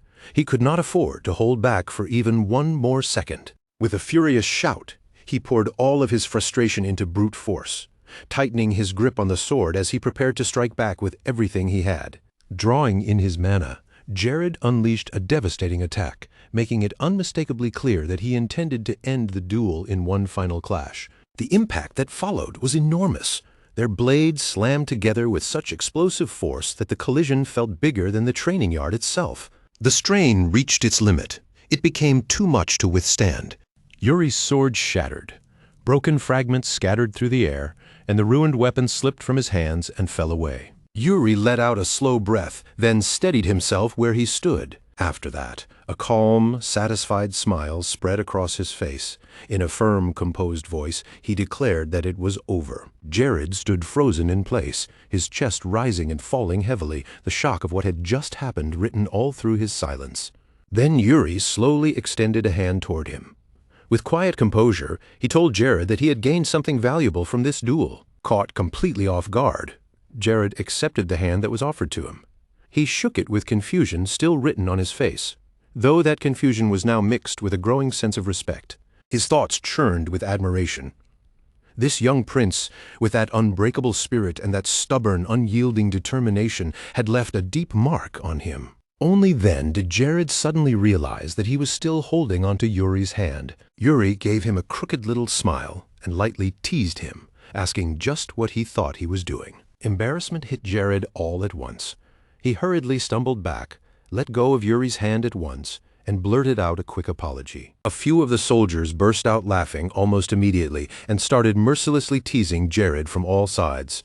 Half amused and half genuinely impressed, they pointed out that he had actually managed to make the prince bleed, then piled on by mocking the way he was just standing there stiff and speechless like a fool. Every jab only made the situation worse. Jared's face turned even redder, burning with embarrassment, and all he could do was stammer out apology after apology. At that point, Jared simply couldn't take another second of it. He hurriedly excused himself, turned away in a rush, and practically fled the training yard. The moment he disappeared from sight, Yuri finally stopped forcing himself to remain standing. He dropped hard onto the ground, his entire body giving out all at once. His chest heaved with deep, exhausted breaths, and a long sigh escaped his lips as relief finally washed over him now that the duel was truly finished. When Yuri opened his eyes again, he almost seemed surprised to find himself flat on the dirt, so thoroughly drained that even trying to lift his body felt impossible. All around the training yard, the soldiers exploded into loud cheers. Their voices were full of awe and excitement as they praised Yuri again and again for the incredible skill he had displayed while taking Jared head-on. In the middle of all that noise, Rosso suddenly sensed someone beside him. He turned with a puzzled look and found the captain of the Royal Guard, Saned, standing there. The nearby soldiers noticed him almost right away and quickly asked when he had arrived. Wearing his usual calm, unreadable expression, Saned answered simply that he had only just arrived. After that, he said nothing else. He merely stood there in silence, his sharp gaze settling on Yuri. The prince was still lying, stretched out on the ground, utterly spent after the duel. A thoughtful look rested on Saned's face, but whatever conclusion he came to, he kept it to himself and never spoke a word of it aloud. A few days later, the mood around the palace had changed completely. The air felt lighter, the atmosphere brighter, and the gardens lay quiet and peaceful beneath the calm daylight. Jared walked alone through the greenery, his steps slow and unfocused, his thoughts obviously wandering somewhere far beyond the path in front of him. Then the silence was broken by a voice calling out to him, asking whether his shift had already ended. Jared lifted his head at once, startled by the sound. And there, to his astonishment, stood the third prince himself. Yuri was leaning casually against a pillar, watching him with that same calm, steady confidence he always seemed to wear. "Your Highness?" Jared blurted out, clearly never expecting to find him there. Yuri's lips curved into a faint, knowing smile, and a soft chuckle slipped from him as if he had already planned everything in advance. He told Jared to come with him, saying there was somewhere they needed to go today. Jared hesitated, then muttered that he should probably train first instead. Still unsure, Jared finally asked where they were even going. Yuri only laughed and told him to stop asking questions and just follow quietly. But when he caught the uneasy look on Jared's face, Yuri paused and turned back toward him. With a bright, confident smile, he reassured him that if danger was what worried him, then there was no need to be concerned. He had already arranged for someone else to come along with them. Jared blinked, surprised, and asked who this third person was supposed to be. Yuri didn't answer directly. Instead, he cupped both hands around his mouth and shouted a loud hey across the courtyard, his voice carrying all the way to someone in the distance. At the sound of Yuri's call, a man turned sharply in their direction. It was the royal mage, Hernando. Caught off guard, Hernando walked over and asked exactly what the prince wanted from him. Yuri didn't waste even a second. He plainly told Hernando that he needed his help to go somewhere. Hernando's expression immediately tightened, and in an apologetic tone he explained that he already had other matters to handle. His reluctance could not have been more obvious. Yuri, however, only responded with a sly little smile and casually dropped a much more tempting offer. He was willing to pay off Hernando's gambling debts. Those words hit Hernando so hard that he froze where he stood. His eyes widened in total shock, as if he genuinely couldn't believe what he had just heard. Then his voice turned serious, and with a hard stare he asked for confirmation. "Are you truly serious about that?" Yuri answered with a calm, unwavering smile, assuring him that he meant every word. And more than that, he added, that he would even cover the debt Hernando still owed from last time. Then, with a touch of dry sarcasm, Yuri asked whether Hernando had ever once known him to lie. Hernando answered with a crooked smirk. "Not outside the gambling hall?" Yuri let out a light laugh and nodded like he was conceding the point. "Exactly. You've never caught me lying outside the gambling hall." But Hernando fired right back without missing a beat. "That's because I've never seen you anywhere except the gambling hall." That reply left Yuri feeling faintly disappointed. Even if his face barely showed it, for just a moment he found himself wondering whether he really had been that hopeless before. Even so, Yuri didn't back off. He repeated his promise to pay off Hernando's debts and pressed him to join the trip without dragging it out any longer. Hernando made a dramatic performance out of thinking it over, then finally agreed, but only on the condition that Yuri sign a formal contract first. With almost theatrical flair, he actually produced the document right there on the spot. Yuri stared at him with a cold, flat expression, and a small flicker of annoyance passed through his eyes. Had his authority as the third prince really fallen so low that Hernando felt bold enough to treat him like this? Without any warning, Yuri turned toward Jared and announced that Jared would serve as the guarantor for the agreement. Jared, completely blindsided, blurted out a baffled what. Yuri remained perfectly calm and explained that he wanted Jared to act as both witness and guarantee for his word. Jared still looked utterly lost, but after a short hesitation, he reluctantly agreed. The moment Jared gave that answer, Hernando lit up. He looked practically delighted, buzzing with excitement now that the arrangement had finally been secured. He eagerly urged Yuri to come along at once, so they could leave immediately. His enthusiasm now impossible to hide. As the three of them prepared to set out, Jared asked again, still determined to find out where they were headed. Now that both a knight and a royal mage were being dragged along, his curiosity only grew stronger, and he couldn't help wondering what exactly the prince was planning. Yuri paused for a brief moment and suppressed the dangerous little curl that was starting to rise at the corner of his mouth. Then he lifted his head, confidence blazing across his face, and answered with unmistakable excitement in his voice. They were going to plunder the ancestors' dungeon. The very words alone made it obvious that something dangerous was waiting ahead. Not long after that, the three of them made their way down a hidden passage concealed beneath the palace itself. As they advanced through it, Jared looked around in open amazement and admitted that he had never even known a route like this existed. His curiosity only kept growing in the darkness, and at last he asked Yuri what exactly was waiting for them at the end of this secret tunnel. Yuri answered at once, completely certain and without the slightest hesitation. This passage leads to the Mountain of Swords. Jared froze the instant he heard the name, and astonishment filled his voice as he asked if Yuri meant the very same mountain from the legendary tale of their ancestor. Yuri replied with one firm, decisive word, yes.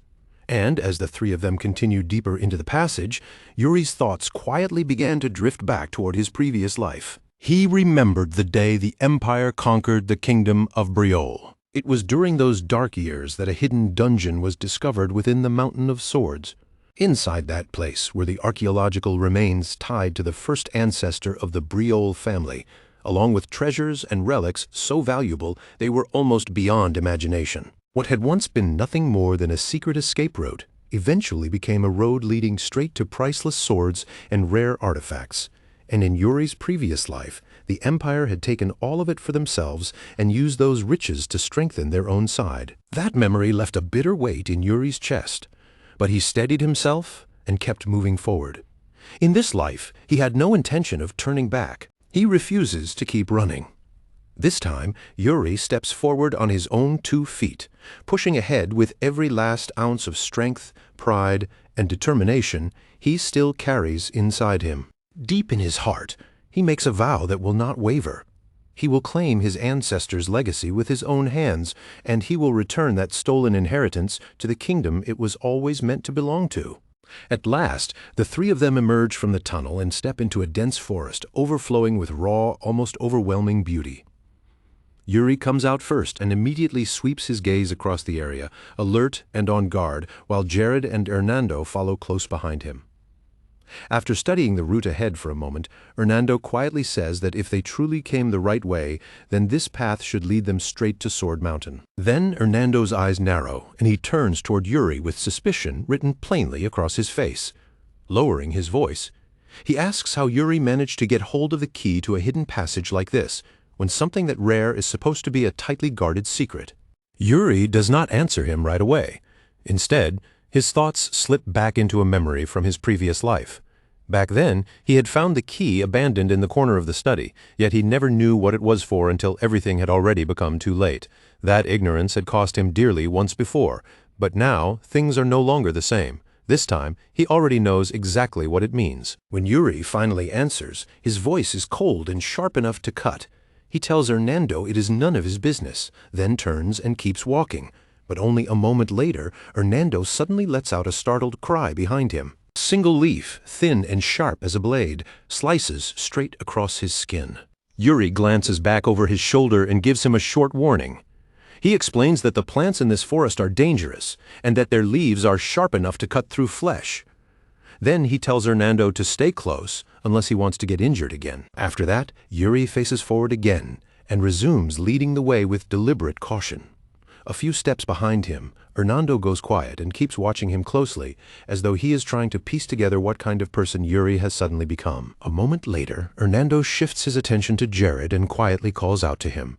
When Jared looks over, Hernando leans in and, in a hushed voice, asks whether the prince has taken anything strange lately, clearly unable to make sense of Yuri's recent behavior. Jared parts his lips as if to answer, but the words never get the chance to leave his mouth. Yuri's voice cuts through the forest from ahead of them, ordering both of them to stop dragging behind and hurry up. At that, Hernando gives the faintest little smirk and mutters under his breath that no matter how much the prince may have changed, his temper is still exactly the same as it has always been. But in the very next instant, Yuri suddenly stops and throws up a hand to halt them. His eyes sharpen immediately. There is danger close by. Up ahead, a pack of enormous dire wolves is moving through the path. Their hulking bodies slip between the trees, and in the darkness all around them, pairs of glowing eyes drift through the shadows like embers floating in the night. Without taking his eyes off the forest ahead, Yuri warns them that wolves never move alone.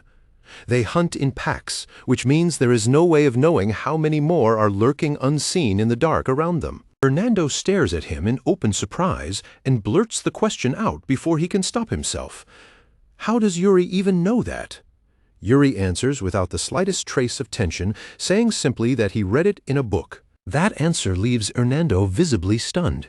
He repeats the words back in disbelief, like he cannot bring himself to accept them. Because you read a book? Yuri does not even bother turning around this time. He simply tells them to move quickly and stay quiet while the wolves still have not noticed them. Hernando obeys and follows after him, though not without grumbling under his breath the whole time. Even as he moves, he still sounds far from convinced that any of this is a good idea. Then it happens. His foot comes down on a fallen branch, and with a dry, ugly crack, it snaps cleanly in two beneath him. Hernando's whole body locks up on the spot. Then, trying desperately to smooth over his mistake, he forces out an awkward, shaky little laugh. That tiny sound is all it takes. In a flash, a massive wolf explodes out from behind them, jaws spread wide and fangs flashing as it lunges straight at Hernando. Jared reacts instantly and shouts, "Sir, Hernando!" His sword ignites with mana as he steps in without a second of hesitation, intercepting the beast in midair before it can sink its teeth into Hernando. With one clean and decisive strike, Jared drives the wolf straight down into the ground, and its heavy body slams into the earth with a brutal thud. Yuri's eyes flash with approval. He praises Jared for reacting so quickly and for controlling his mana with enough precision to cut through the wolf's thick hide. But that praise lasts only a moment before his expression turns hard again. This battle is far from over, and as if to prove him right, more pairs of glowing eyes flare to life deeper in the woods, while the air around them grows dense with danger. Yuri warns them that the noise from that clash has brought out the alpha, the true leader of the pack. Then the biggest wolf of all steps forward from the darkness. Towering above the rest, it lifts its head high, while the other wolves part around it as if making way for their king. A cold, thunderous howl tears through the forest, sending a chill through the night as it calls every wolf in the area to gather at its side. In the blink of an eye, the three of them are completely surrounded. Snarling jaws, gleaming fangs, and countless glowing eyes close in from every side until not a single clear opening remains. Jared immediately steps to the front and raises his sword. Blue mana burns along the blade as he plants himself between the wolves and the others, ordering Yuri and Hernando to stay directly behind him. The wolves inch closer with savage growls rumbling low in their throats, every muscle in their bodies drawn tight and ready to rip the three of them apart. Then two of them burst forward at the same time, charging straight in with terrifying speed. Jared does not flinch. Holding his ground, he meets both attacks head-on and swings in one powerful motion, his mana-blazing blade catching them together in a single sweeping strike. The impact is so violent that both wolves are hurled backward at once. Their snarls are cut off as their bodies crash hard into the ground. Watching from behind, Hernando studies Jared's swordsmanship with obvious admiration and says that this is exactly the level of skill one would expect from a man trusted with royal duty. Yuri gives a small nod, acknowledging that Jared is unquestionably capable. Even so, he quickly adds that raw skill alone will not be enough to completely break through a threat like this. And before long, it becomes obvious that Jared's movements are already starting to slow. The strain is beginning to show all over his body. His muscles tighten, his breathing grows heavier, and little by little fatigue starts creeping into every motion he makes. Yuri turns to Hernando and calls his name. Hernando answers at once. Yuri reminds him that the king trusted his abilities enough to send him here, and tells him that this is the moment to prove that trust was never misplaced. A confident grin spreads across Hernando's face as he finally steps forward. Power begins gathering around him, and with bold certainty he declares that he is about to unleash his full combat magic on the wolves. Jared turns toward him in shock, his voice wavering as he asks what exactly Hernando means by that. But before he can finish the question, fire suddenly erupts from Hernando's staff. Flames explode outward in a roaring burst, swallowing the wolves that had been pressing in around Jared. That violent wave of fire crashes straight into the center of the battle, and together with Jared's mana-charged sword strike, it sends the attacking beast flying backward with overwhelming force. Jared barely manages to hurl himself out of the way in time. He escapes the searing aftermath of the flames by the narrowest possible margin. Then the fire swells even further before detonating again. A second explosion rips across the battlefield and blasts the pack apart, scattering the wolves in every direction. That sudden inferno tears open a path for them, giving the three companions the slim chance they need to break free from danger. And by the time the sun begins sinking low along the horizon, they finally reach the place they had been trying so hard to find. Yuri is the first to speak, admitting with some surprise that he had not expected the journey here to involve anything more troublesome than wolves. Jared agrees, saying the fighting cost them precious time, though there is clear relief in his voice as well, because despite the delay, they have finally reached their destination. Now, the three of them stand at the very peak of Sword Mountain. Yuri looks ahead and firmly declares that this is the summit they fought their way toward. But instead of relaxing, Jared's expression only tightens. He looks around with growing doubt and points out the problem immediately. There are no ruins here, no traces, no marks at all that this is the legendary place they were supposed to find. Even with no ruins in sight, no carvings on the stone, and not a single visible trace of anything important, Yuri refuses to give up. His certainty does not waver. He drops into a crouch and begins searching the ground with his own hands, insisting with stubborn conviction that something has to be hidden somewhere on this summit. Still, as his eyes sweep over the empty peak again and again, the first tiny crack begins to form in that confidence.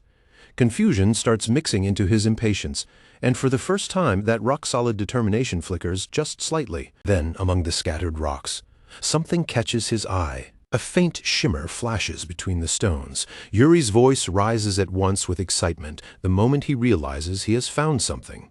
Without wasting even a second, he rushes toward the glimmering spot and calls for Jared to come over and help him pull it out.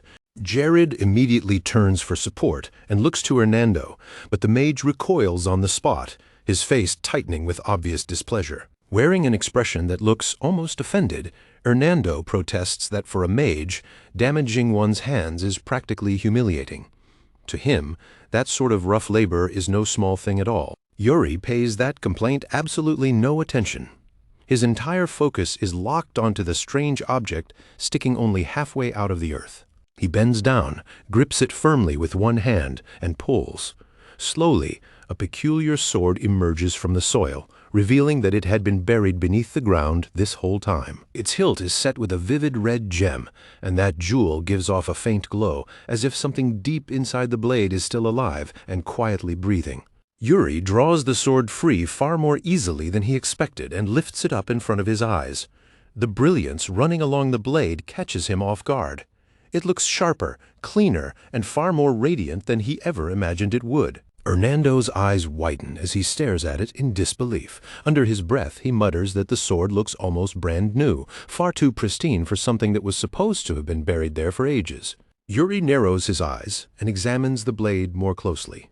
As his gaze travels along the metal, he notices that a single word has been engraved into it. Guilty! That strange inscription stops him cold for a brief moment, and in silence he wonders what kind of meaning could possibly be hidden behind a word like that. Jared steps closer and asks in a low, steady voice whether this could really be the founder's lost legacy. Yuri gives a faint shake of his head and admits that he is not sure, but before any of them can dwell on it for long, a violent rumble suddenly rises from beneath their feet. The shaking grows worse with every passing second, and sharp cracks begin racing across the ground around them. Instinct takes over immediately. All three brace themselves at once, hands moving towards sword and staff as the summit starts to split apart beneath them. And yet, right in the middle of that chaos, Yuri smiles, calm and steady. He declares that they are finally about to learn the truth. The trembling intensifies into a full quake. Jagged fissures rip through the earth in every direction until the ground under their feet can no longer hold together. Then, with a deafening roar, the floor gives way completely. The three of them are swallowed by the opening all at once, their cries echoing through the darkness as they plunge straight down into an unknown abyss below. The landing is brutal. Yuri is the first to regain consciousness. He opens his eyes and finds himself sprawled across the cold floor of a vast underground cavern, his whole body aching from the force of the fall. Then he realizes that Jared is beneath him. A faint shimmer of mana still lingers around Jared's body, clear evidence of the barrier he managed to cast during the fall to shield them from the worst of the impact. A small smirk touches Yuri's lips. Quietly, he admits to himself that Jared handled that well. His reflexes were fast, and that defensive response had been sharp enough to impress him. A moment later, Hernando drifts down lightly from above, using magic to lower himself the rest of the way. As he looks around the cavern with visible unease, he remarks that this place stretches far deeper than he ever imagined. Yuri turns a cold stare on him and scolds him in a flat, cutting voice. Instead of thinking only about saving himself, he says Hernando should have been thinking about helping the others as well. Hernando scratches the back of his head and lets out an awkward little laugh, mumbling that it was an emergency and looking plainly embarrassed. But then, all at once, his expression changes. His eyes open wide as he stares past them into the darkness ahead. His voice shakes as he blurts out a warning to Yuri about something right in front of them. Yuri narrows his eyes and answers with irritation, assuming Hernando is only trying to change the subject and wriggle out of the scolding. Hernando frantically shakes his head and insists that he is not joking. What he sees standing ahead of them, he says, is a ghost. Yuri turns sharply toward the darkness, and for a brief instant, even his breath catches in his throat. From deep within the shadows, a figure slowly steps forward. Its body is wrapped in black armor, and the deathly aura rolling off of it is so thick and heavy that it seems to choke the very air around them. Even so, Yuri does not panic. He keeps his eyes fixed on the armored knight and studies the way it moves, his focus steady, sharp, and completely undisturbed. Deep down, he already understands what kind of being is standing before them. This is an undead knight, a warrior more fearsome than any ordinary living swordsman. But Yuri speaks with calm certainty and tells Jared there is no reason to panic. This death knight, he says, is not truly a danger to them. Jared stares at him as if he can hardly believe what he is hearing and demands to know how Yuri could possibly be so sure. Yuri answers without a moment of hesitation, saying he can feel it. Then, with measured steps and unwavering composure, he begins walking straight toward the armored figure. As he approaches, Yuri explains that this knight is not their enemy at all. It is a guardian of the Founder's dungeon, a being created to protect that place, not to slaughter intruders for no reason. And because Yuri carries the Founder's blood in his veins, he says there should be no cause for hostility between them. He stops right in front of the figure and addresses it directly in a calm, clear voice. "Am I right?" The Black Knight says nothing. Silence hangs in the cavern for a single heartbeat, and then suddenly Yuri, Hernando, and Jared all cry out at the same time, alarm exploding from all three of them at once. "Watch out!" A gigantic blade comes crashing down right in front of Yuri and smashes into the ground with terrifying force. The entire cavern lurches from the impact. The earth splits beneath the strike, and dust and shattered stone burst outward as the shockwave tears through the chamber and rattles through their bodies. Hernando's face drains of color in an instant. For one horrible moment, his heart nearly stops, because he is convinced Yuri has just been sliced clean in half. His hand flies to his mouth as he stares ahead in horror. But Yuri is still standing there completely unharmed. He turns and fires a fierce glare at Hernando, then snaps at him to watch what he says. Flustered on the spot, Hernando hurriedly apologizes and stammers that he only reacted like that because he was worried. At last, the Death Knight speaks. Its voice is deep and heavy, carrying the hollow weight of the grave as it tells Yuri that his bold attitude reminds it of someone from a very long time ago. Yuri's eyes narrow immediately, and he asks who it is talking about. The knight answers with only one name: Eric Briol. The moment that name is spoken, both Jared and Hernando are visibly shaken.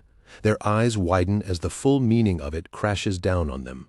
Jared can barely force the words out. He mutters in stunned disbelief, his voice trembling with awe. Everyone in Briol knows that name, Eric Briol, the swordsman who conquered the entire continent with nothing but his blade. The instant he hears that name, Yuri falls quiet, his expression stills, and his thoughts turn inward as he sinks into silent reflection. Eric Briol, the true founder of Briol, the kingdom of knights and the very first king ever to sit upon its throne. The instant that name reaches him, Yuri goes still. It makes him pause on the spot, his thoughts snagging on the staggering weight of the legacy now standing right in front of him. The history bound to that single name is so vast, so deep, that Yuri can feel it pressing down on his chest like a physical burden, heavy enough that there is no ignoring it. At last, Yuri breaks the silence. Turning toward the Death Knight, he asks if this means he is the very first person ever to set foot in this place. The Death Knight answers without the slightest pause, yes. Then his voice rings out again, firm and echoing through the chamber, as he declares that only one who carried the blood of Briol could ever have drawn that sword, making it unmistakably clear that he is speaking about Yuri's own lineage. That answer sharpens Yuri's resolve in an instant. The blade in his hand is not some ancient relic or ceremonial weapon. This is the legendary sword once wielded by Eric Briol himself, a treasure beyond compare. And with the same calm certainty, the knight confirms it, stating steadily that this is indeed the sword he once carried with him into battle. Pulling together every ounce of courage in his chest, Yuri raises his hand high and speaks in a clear, ringing voice. I am Prince Yuri Briol, the third prince and the rightful heir to Eric. I have come to claim what was left to me. For a long and suffocating moment, the knight says nothing at all. His huge armored body simply stands there in silence, grim, towering, and oppressive, as if he is measuring the weight of every single word Yuri just declared. Then, finally, his deep voice rolls through the chamber like distant thunder. He says the time has at last arrived. The duty he has waited countless years to fulfill has finally reached its end. And with quiet finality, he announces that he will now grant Yuri the very thing he came here to receive. Without wasting another word, the Death Knight turns and steps forward, leading them deeper into the chamber. Yuri follows immediately after him, his expression set and his resolve no longer wavering. Behind them, Jared slows for a moment, his steps faltering as hesitation catches hold of him. He watches everything unfold with narrowed eyes, his face tense, while his thoughts churn in a mess of uneasy disbelief and confusion. To him, none of this feels even remotely believable.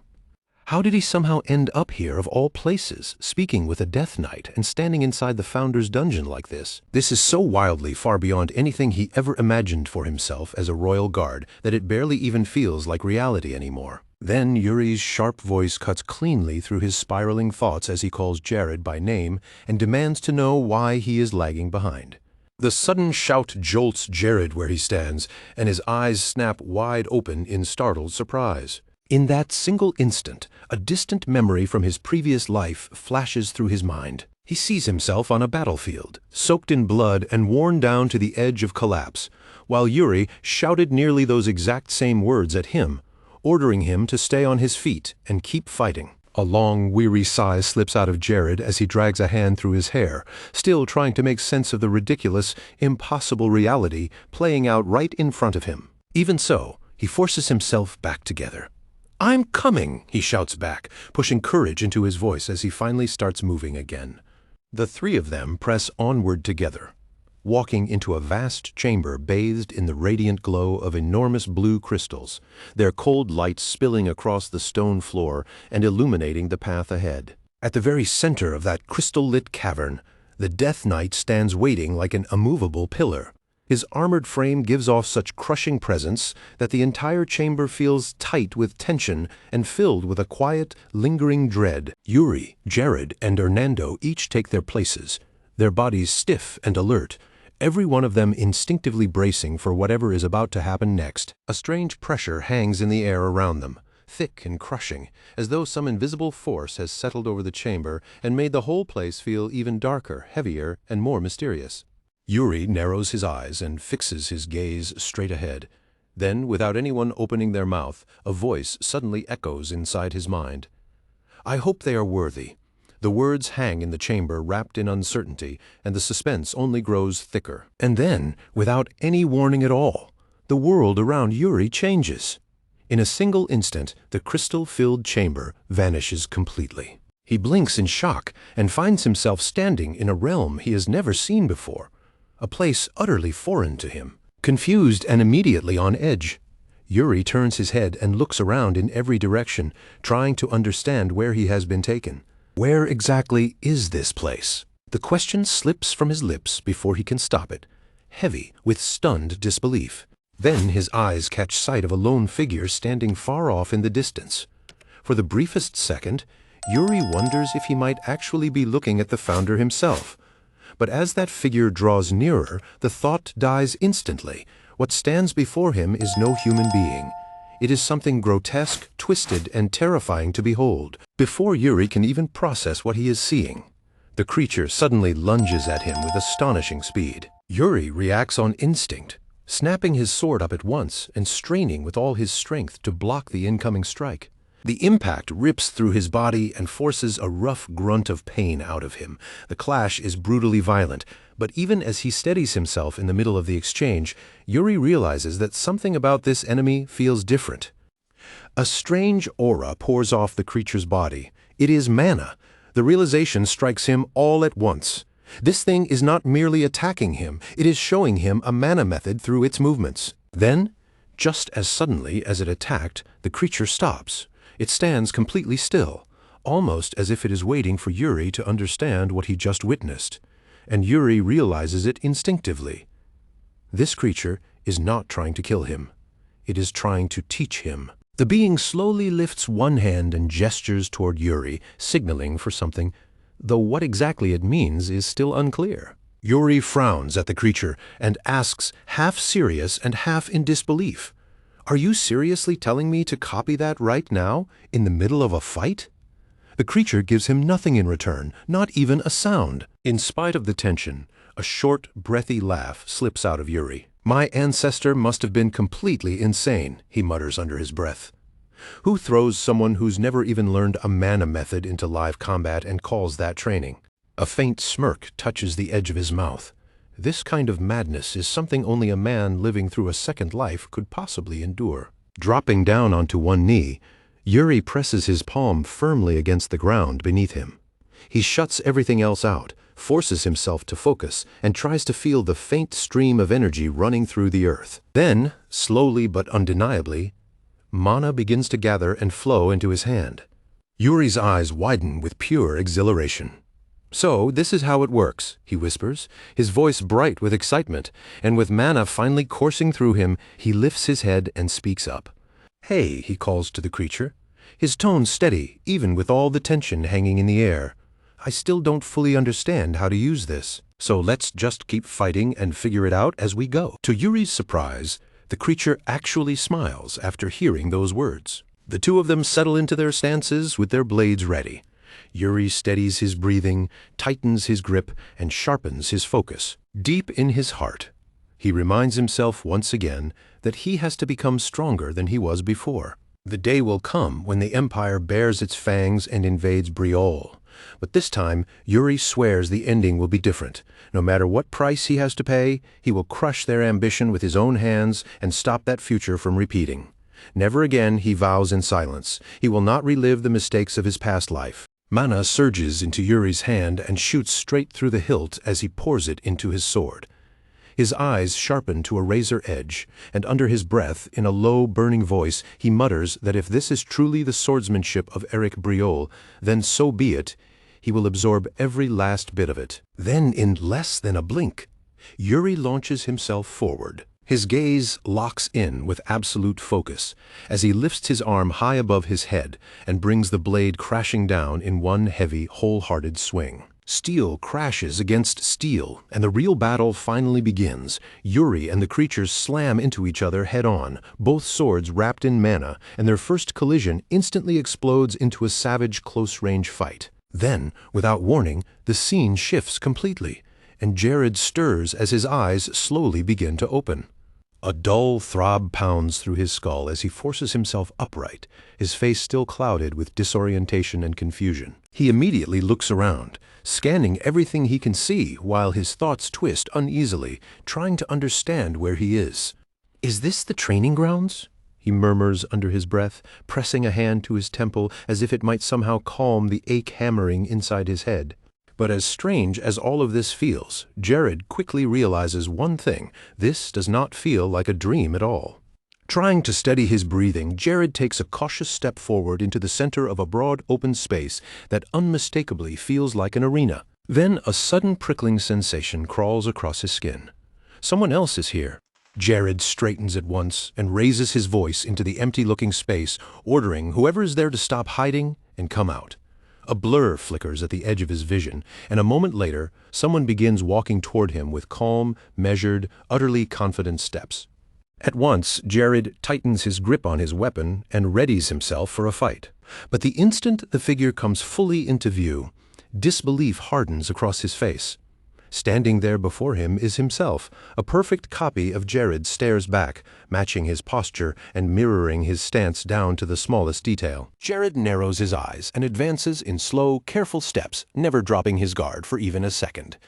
He calls out directly and asks whether this is the Death Knight's trial. Then he presses harder, demanding the figure's name and asking with open suspicion if it is Jared too. The replica answers with a smirk and a cold glint in its eyes.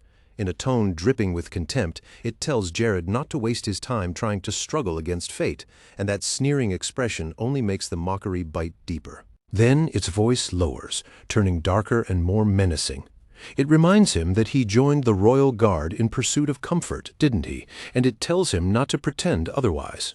It continues by warning him to stay away from the Third Prince, saying that the more he resists his destiny, the more miserable his life will become. Jared breathes heavily as he listens, but instead of fear taking over, a strange, tired boredom begins to settle into him while those words sink in. The old version of him would have accepted that kind of talk without the slightest hesitation. But then, all at once, a memory flashes through his mind.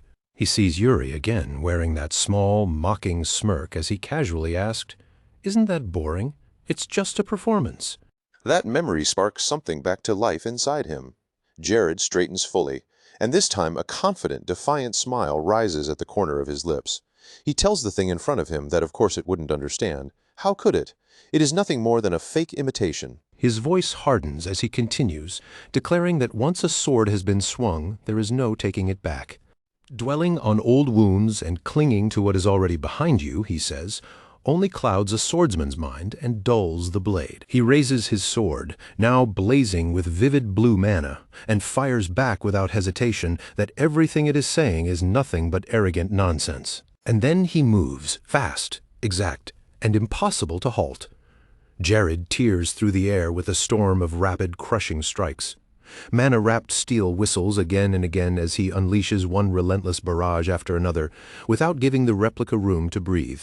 With a sudden burst of force, Jared kicks off the ground and leaps high into the air. From above, he swings his weapon down in a brutal overhead slash, aiming to cleave straight through his opponent. The impact rattles the very space around them as sparks and violent bursts of energy explode outward from the collision. As the fight continues raging, Jared starts to notice the flaws in the way his opponent moves. It is too simple, too easy to read, too obsessed with protecting itself, and completely unwilling to take any true risk. A grim understanding passes through him. That was exactly how he used to fight, always choosing the safer path, always hiding behind defense, as if it could protect his heart just as much as his body. But not anymore. That kind of life is hollow, empty, and without meaning. With fresh determination driving every motion, Jared throws himself forward into a far more aggressive assault. Each strike becomes sharper, heavier, and more vicious than the one before it, forcing his opponent backward one step at a time. At last, with one decisive blow, he knocks the replica off balance and makes it stagger. A breath of relief slips from him, but it lasts only for a second.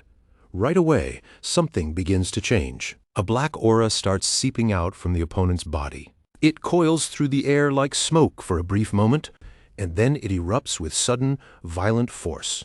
The figure's body begins to warp and swell, growing larger and more distorted with every passing second until it transforms into something massive. What stands before Jared now is a nightmarish being wrapped in terrifying darkness. Jared's eyes widen at the sight. So this is its true form. For a brief moment, the monstrous presence threatens to shake his resolve, but he forces himself to steady. Appearances mean nothing. What matters is the will carried behind the blade. Tightening his grip even more, Jared reminds himself that Prince Yuri must be fighting his own battle somewhere right now. With fierce determination burning in his chest, Jared silently prays, "Please overcome this, Your Highness." Then he raises his sword and pours every ounce of strength he has into a single devastating strike. Elsewhere, Yuri lies sprawled across the ground. His body is bruised, battered, and left weak after taking a crushing blow. Exhaustion presses down on him from every side. His arms and legs feel unbearably heavy, and his breathing has turned rough, strained, and ragged. Above him, the creature towers with its sword lifted high. Its shadow swallows Yuri where he lies, covering him completely as it prepares to bring down a merciless finishing strike. The blade comes plunging down, aimed to kill the prince where he is pinned on the ground, unable to move. At the very last possible instant, Yuri tightens his grip around his sword through the pain, even as his battered body screams in protest. He drags together every final shred of strength he has left, along with the last remaining trace of mana in his body, and forces it all into one desperate counterattack. That last desperate strike explodes outward with overwhelming force, and in the very next instant, it sends the Death Knight blasting backward. At last, the clash comes to an end, and Yuri remains standing through nothing but raw willpower. His legs shake beneath him, his chest heaves with heavy breaths, and after a long, unsteady moment, he lets out a deep exhale of relief, grateful that he somehow made it through alive. Once he finally manages to steady himself a little, a new thought quietly surfaces in his mind: just how much time had passed while he was trapped inside that trial. Yuri admits it to himself in silence. That fight had driven him dangerously close to his absolute limit. And even so, the endless punishing training he had endured before reaching this point was exactly what kept him from collapsing for good. In the middle of that desperate battle, he did more than merely survive. He actually succeeded in taking hold of that unfamiliar mana technique and making it his own. And along with that, he had also relearned something just as important, what it truly meant to wield a sword the right way. The confidence that had once cracked and wavered inside him has now come back, reforged through pain, struggle, and sheer endurance. Then, just as Yuri is catching his breath, something strange pulls his attention away. The Death Knight's body has begun to fade, slowly breaking apart piece by piece before his eyes. Staring at it in confusion, Yuri mutters under his breath, "It's disappearing," he says softly, watching in silence as the fading figure makes one thing clear to him. This bizarre trial has truly come to an end. Then, in the space of a blink, Yuri feels his senses shift once again. His eyes fly open in shock, and suddenly he finds himself back in reality. Standing right in front of him are Jared and Hernando, both visibly worried. Hernando quickly asks whether Sir Jared thinks Yuri is all right, and Jared answers in a calm, reassuring voice. Then, from behind Yuri, a low voice tinged with dry sarcasm drifts through the air. The Death Knight remarks that it sounds as though he has just awakened from a pleasant dream. Still dazed, Yuri turns his attention back and asks what exactly just happened. The knight's tone turns serious as he explains that everything Yuri experienced was part of Erika's design, a trial that had been prepared in advance for the future heir of the Briol bloodline. That answer stirs an old memory in Yuri's mind. In his previous life, the Empire destroyed the Mountain of Swords, and because of that, no descendant of Briol had ever been able to reach this place. Yuri immediately asks the knight a direct question. Was this the mana style that the founder, Eric himself, had used? The reply comes simply and firmly. No, this is Eric's final legacy. Before his death, Eric took everything he knew and fused it together with an Eastern sword style, and Yuri is the very first person ever to inherit what came from that union. Still unable to let the matter go, Yuri presses on and asks why a technique like this would be hidden away in a place like this, instead of being openly handed down through the royal family. The knight explains that this dungeon only reveals itself when the proper time has arrived, and the fact that it has appeared now means the power sealed within it is meant to be used. Curiosity sharpens Yuri's voice as he asks when that destined time is supposed to come, but the Death Knight remains calm and unshaken, telling him that it is not his place to reveal such an answer, and that Yuri must discover it for himself. After a brief silence falls over them, Yuri asks one final question. "What is the name of this style?" he asks. The knight answers without the slightest hesitation. Eric called it soul severance. Then he tells Yuri to kneel, declaring that the time has finally come for the legacy of his ancestors to be passed on. The knight stands still and waiting as Yuri lowers himself with solemn respect. He drops one knee to the ground, bows his head, and quietly prepares himself to receive what has been entrusted to him. The knight places a firm hand on top of Yuri's head and speaks in a voice full of command. "Never fear your enemies." Then he continues, his conviction never wavering, "Live by what you believe in." With reverence in both his posture and his voice, Yuri answers clearly, "I will." The knight continues, ordering him to fulfill the duty of the Briol family until the very end. And once again, Yuri responds with the same solemn resolve, "I will." Finally, the knight tightens his grip on Yuri's head with unmistakable finality, and in a voice that rolls through the chamber like thunder, he declares, "Remember this, the Briol family never abandons its honor, even if it means death. That is the vow of Briol." The next morning, soft sunlight pours gently into Yuri's chamber. His maid, Ina, greets him with a warm smile and cheerfully announces that a new day has begun. Still worn down from everything that happened the night before, Yuri lets out a tired breath as he lies there, with the full weight of his exhaustion still hanging over him. Seeing how drained he looks, Ina gently suggests that if staying up so late left him this tired, then perhaps he should rest a little longer. But Yuri slowly pushes himself up and stretches, then tells her in a low, exhausted voice that he had gone to the royal archives the previous night, hinting that there had been something important he needed to investigate. Ina tilts her head, clearly surprised, and asks why he would suddenly go to the archives. "My prince?" Yuri answers evenly that he was searching for a certain record, and as he says those words, the memory of last night's search comes back to him. Alone inside the archives, he had gone through one old document after another until he finally uncovered something startling. Eric Briol, the founder himself, once had a brother, a man who cast away his honor and erased himself from history so completely that not even his name remained behind. In the moment that truth clicked into place, Yuri realized who that forgotten brother really was. It was the Death Knight, the true original master of the sword now resting in Yuri's possession. Before Yuri can sink any deeper into that thought, Ina urges him to hurry and get changed. The king has summoned him urgently. Yuri's expression tightens at once, and confused, he asks why. Ina shakes her head and says she does not know, but the summons came immediately after the king finished meeting with Hernando. At once, a knot of irritation and unease tightens inside Yuri as he gets himself ready for whatever is coming next. It does not take him long to realize that Hernando must have already informed the king about everything that happened. Later, while walking beside Jared, the knight suddenly comes to a stop. He tells Yuri plainly that he intends to submit a report directly to the king about everything that happened today. Yuri pauses and turns toward him, doubt creeping into his face as he asks whether that is really necessary. Jared simply answers with a calm smile, saying yes, he believes it is. Now, on the following morning, Yuri remembers that exchange and feels his irritation rise all over again. So that was it. Jared really had told the king everything. Right in the middle of the vast throne hall, Yuri Briol lowers himself into a deep, respectful bow before his father, each movement measured and exact, as if even the weight of the royal chamber itself is pressing down on his shoulders. He rises only a little from that bow, keeping his posture properly restrained, and in a calm, formal voice he says, "You summoned me, your majesty." Fiora Briole answers with a voice so hard and unwavering that there is no room for doubt. Hernando has already told him everything. Yuri left the palace without permission, and not only that, he went all the way to the Founder's dungeon at Sword Mountain.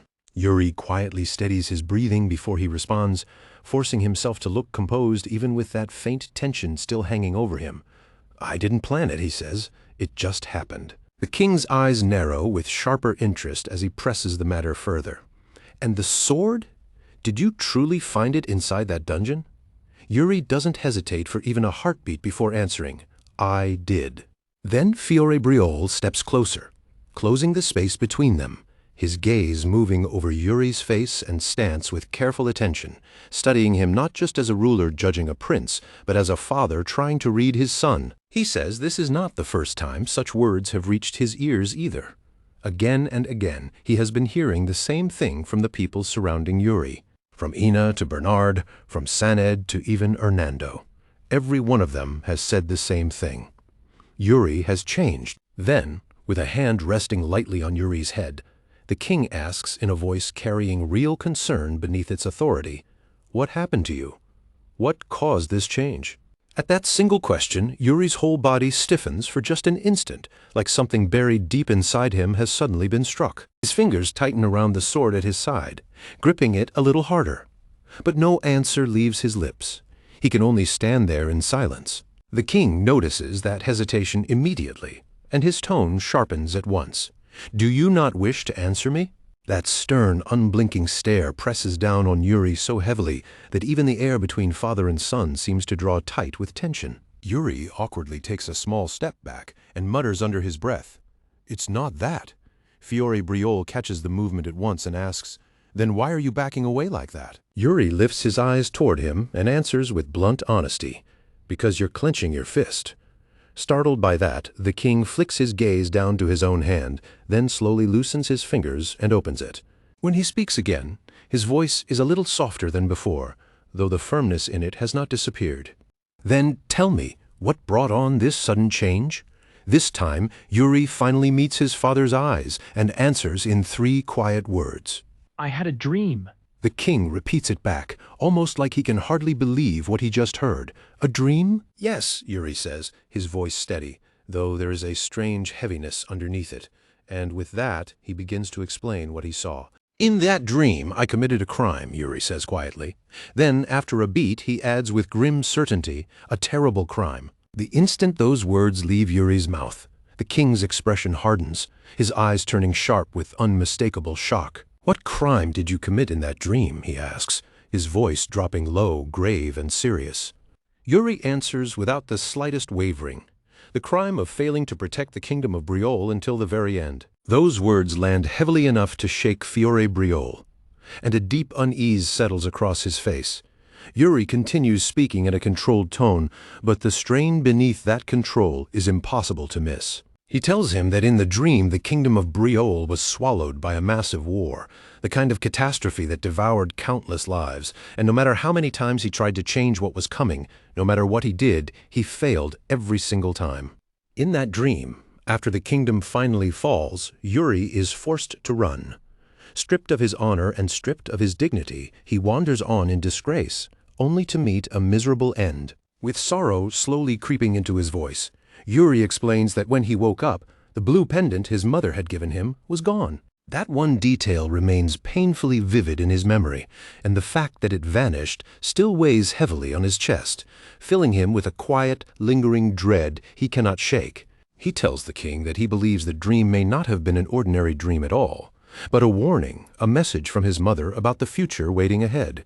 The king's concern deepens even more at that. "Then tell me this," he asks firmly. "What is it that brings the kingdom to ruin in that dream?" Yuri starts to answer, but the words catch in his throat halfway through. He stops and hesitates. It still feels too early to speak about the empire, especially now when he is already trying to alter the future with his own hands. If things unfold differently this time, then maybe the empire will never invade at all. After a short silence, he finally gives a hesitant reply. I don't know for sure, only that it was some unknown army. Fiore Briol does not answer right away. He simply stands there in grave silence, his face heavy as if he has sunk deep into his own thoughts. At last he quietly admits that he cannot tell whether what Yuri saw was only a nightmare or a true warning sent by his late mother Lily. But even so, there is one thing that gives him some peace. Yuri seems to be in a better place now. Am I really better? Yuri asks himself silently, the question rising in his mind but never reaching his lips. The burden of his past life still clings to him far too strongly for that to be true. The blood, the failures, the crushing guilt, they have not vanished, and he knows the only reason he keeps moving forward is because he wants to atone. Then, cutting straight through Yuri's thoughts, the king suddenly speaks again. There is something else we need to do. Bring your sword. The order comes without any explanation, and that alone is enough to stir Yuri's curiosity at once. King Fiore Briol is known across the continent as a man of overwhelming strength, a figure whose name is wrapped in near-legendary stories. People say that even as a child he showed extraordinary power, advancing far beyond others before boys his age could even hope to keep up. He became a trailblazer in one field after another, and once he stepped onto the battlefield, no equal could be found. His name was forged through countless clashes, each victory adding another layer to the legend surrounding him. Now he stands at the very summit among the continent's 10 greatest warriors, recognized by all as the finest swordsman alive. Before long, Yuri finds himself standing in a place he has never once been allowed to enter before, his father's private training hall.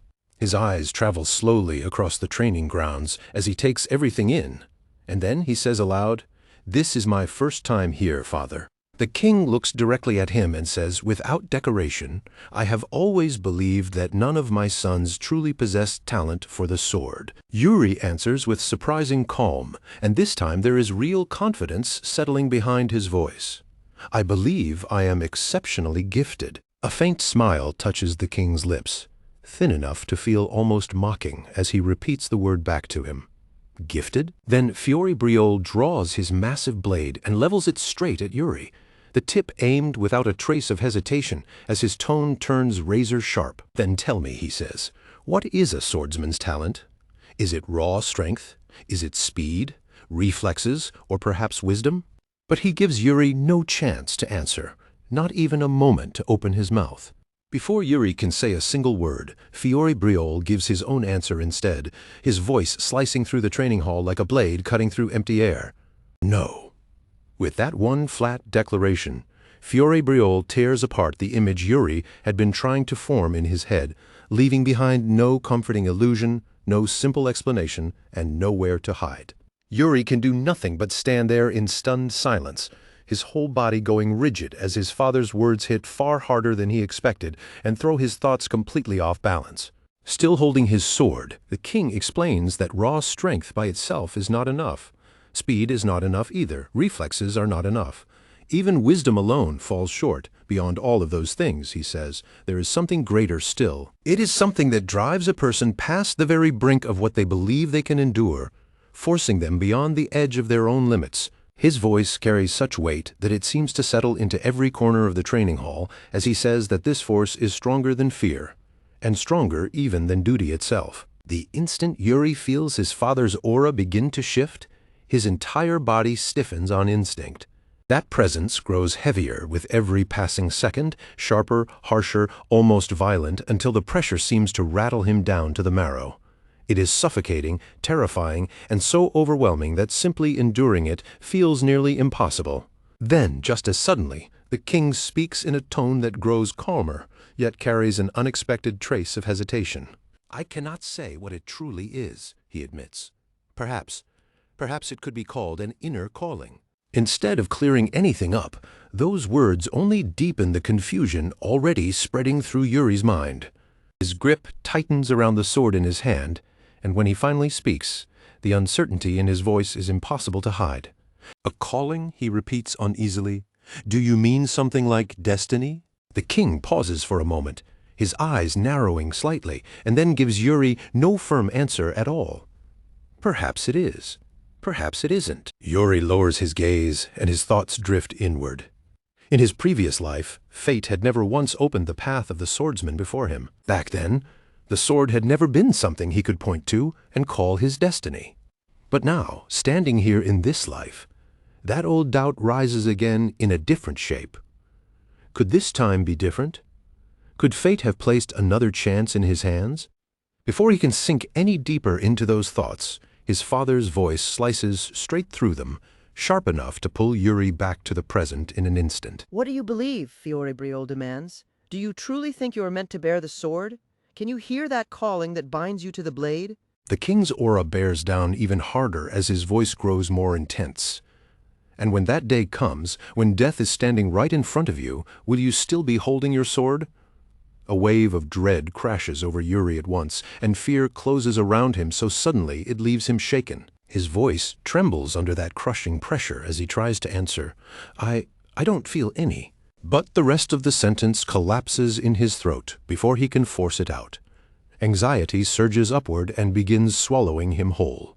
His chest cinches painfully under the weight of that overwhelming aura, tightening so hard that even drawing breath becomes difficult. Yuri stumbles backward in rising panic, his composure finally breaking apart. "Father, something's wrong," he gasps. And then, out of the darkness behind him, countless red eyes begin opening one after another, gleaming with savage hatred as they fix themselves on him. Yuri's breathing turns ragged. His footing gives beneath him as raw terror seizes hold, and all that escapes his lips is a broken, shaking gasp. Memories stab through his mind like blades. A voice echoes inside his head, desperate and frantic. "No, you have to run! Run, Prince!" The images rushing back into him only grow darker, bloodier, and more horrific with every passing second.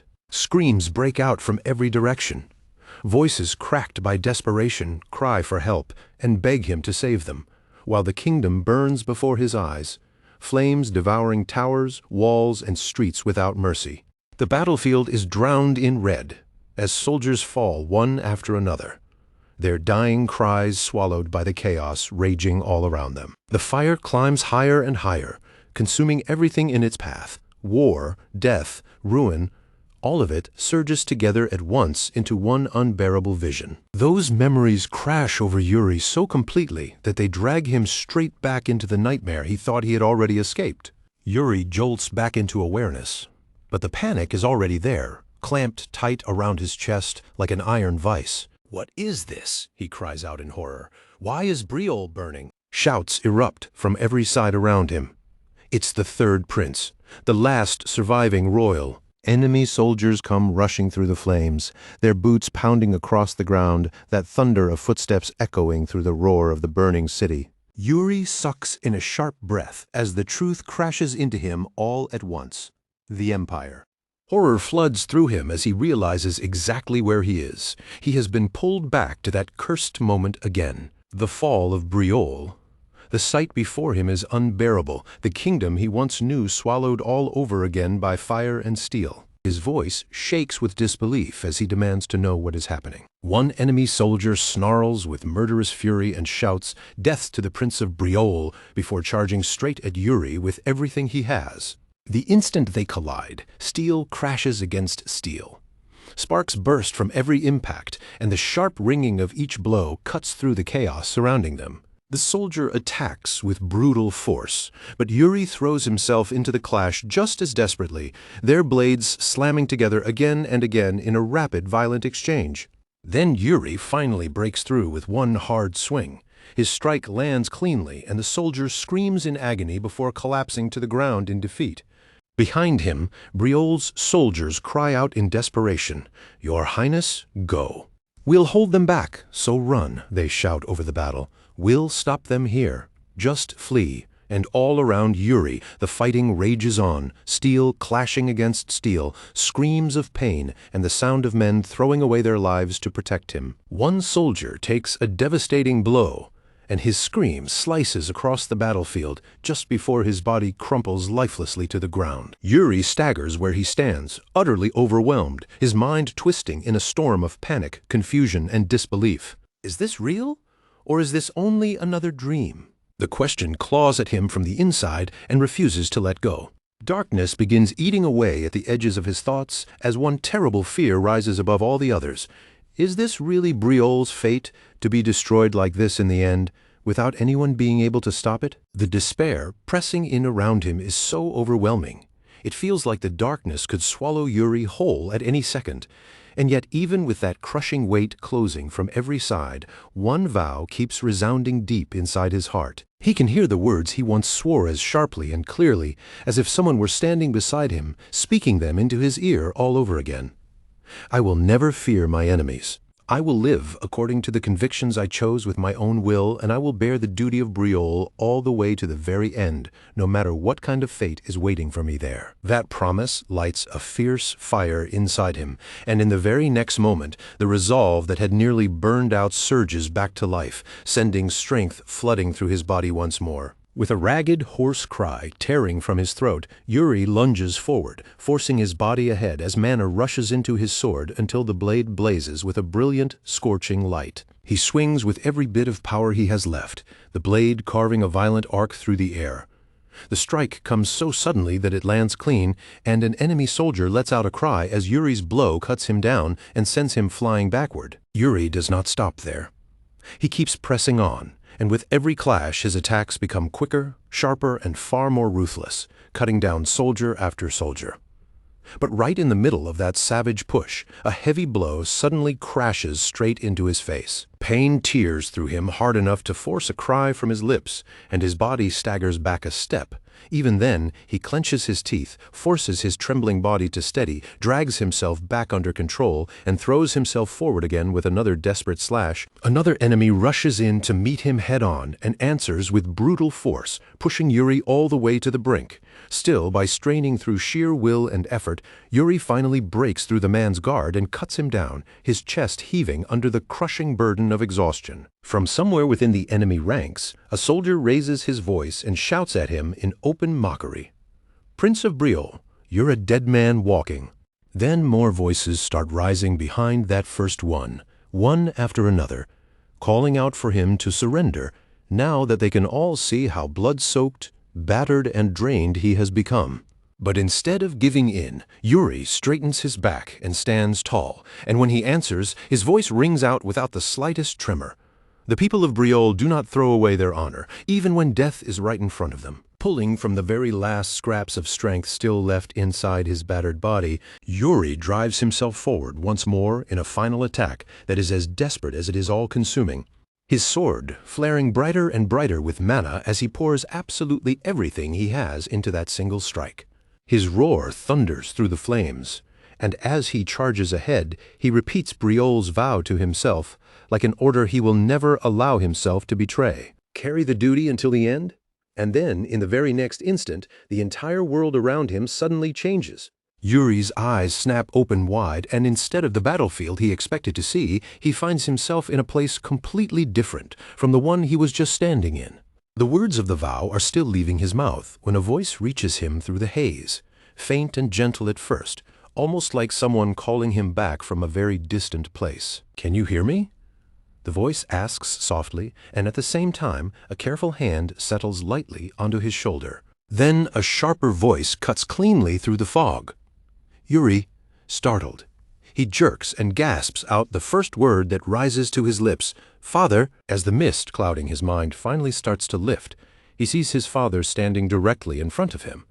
"The Black Army." Yuri murmurs the words under his breath, giving a name to the thing he just witnessed, his face still set with the same grim certainty. King Fiore steps closer, his expression steady and his tone calm as he tells Yuri to pull himself together.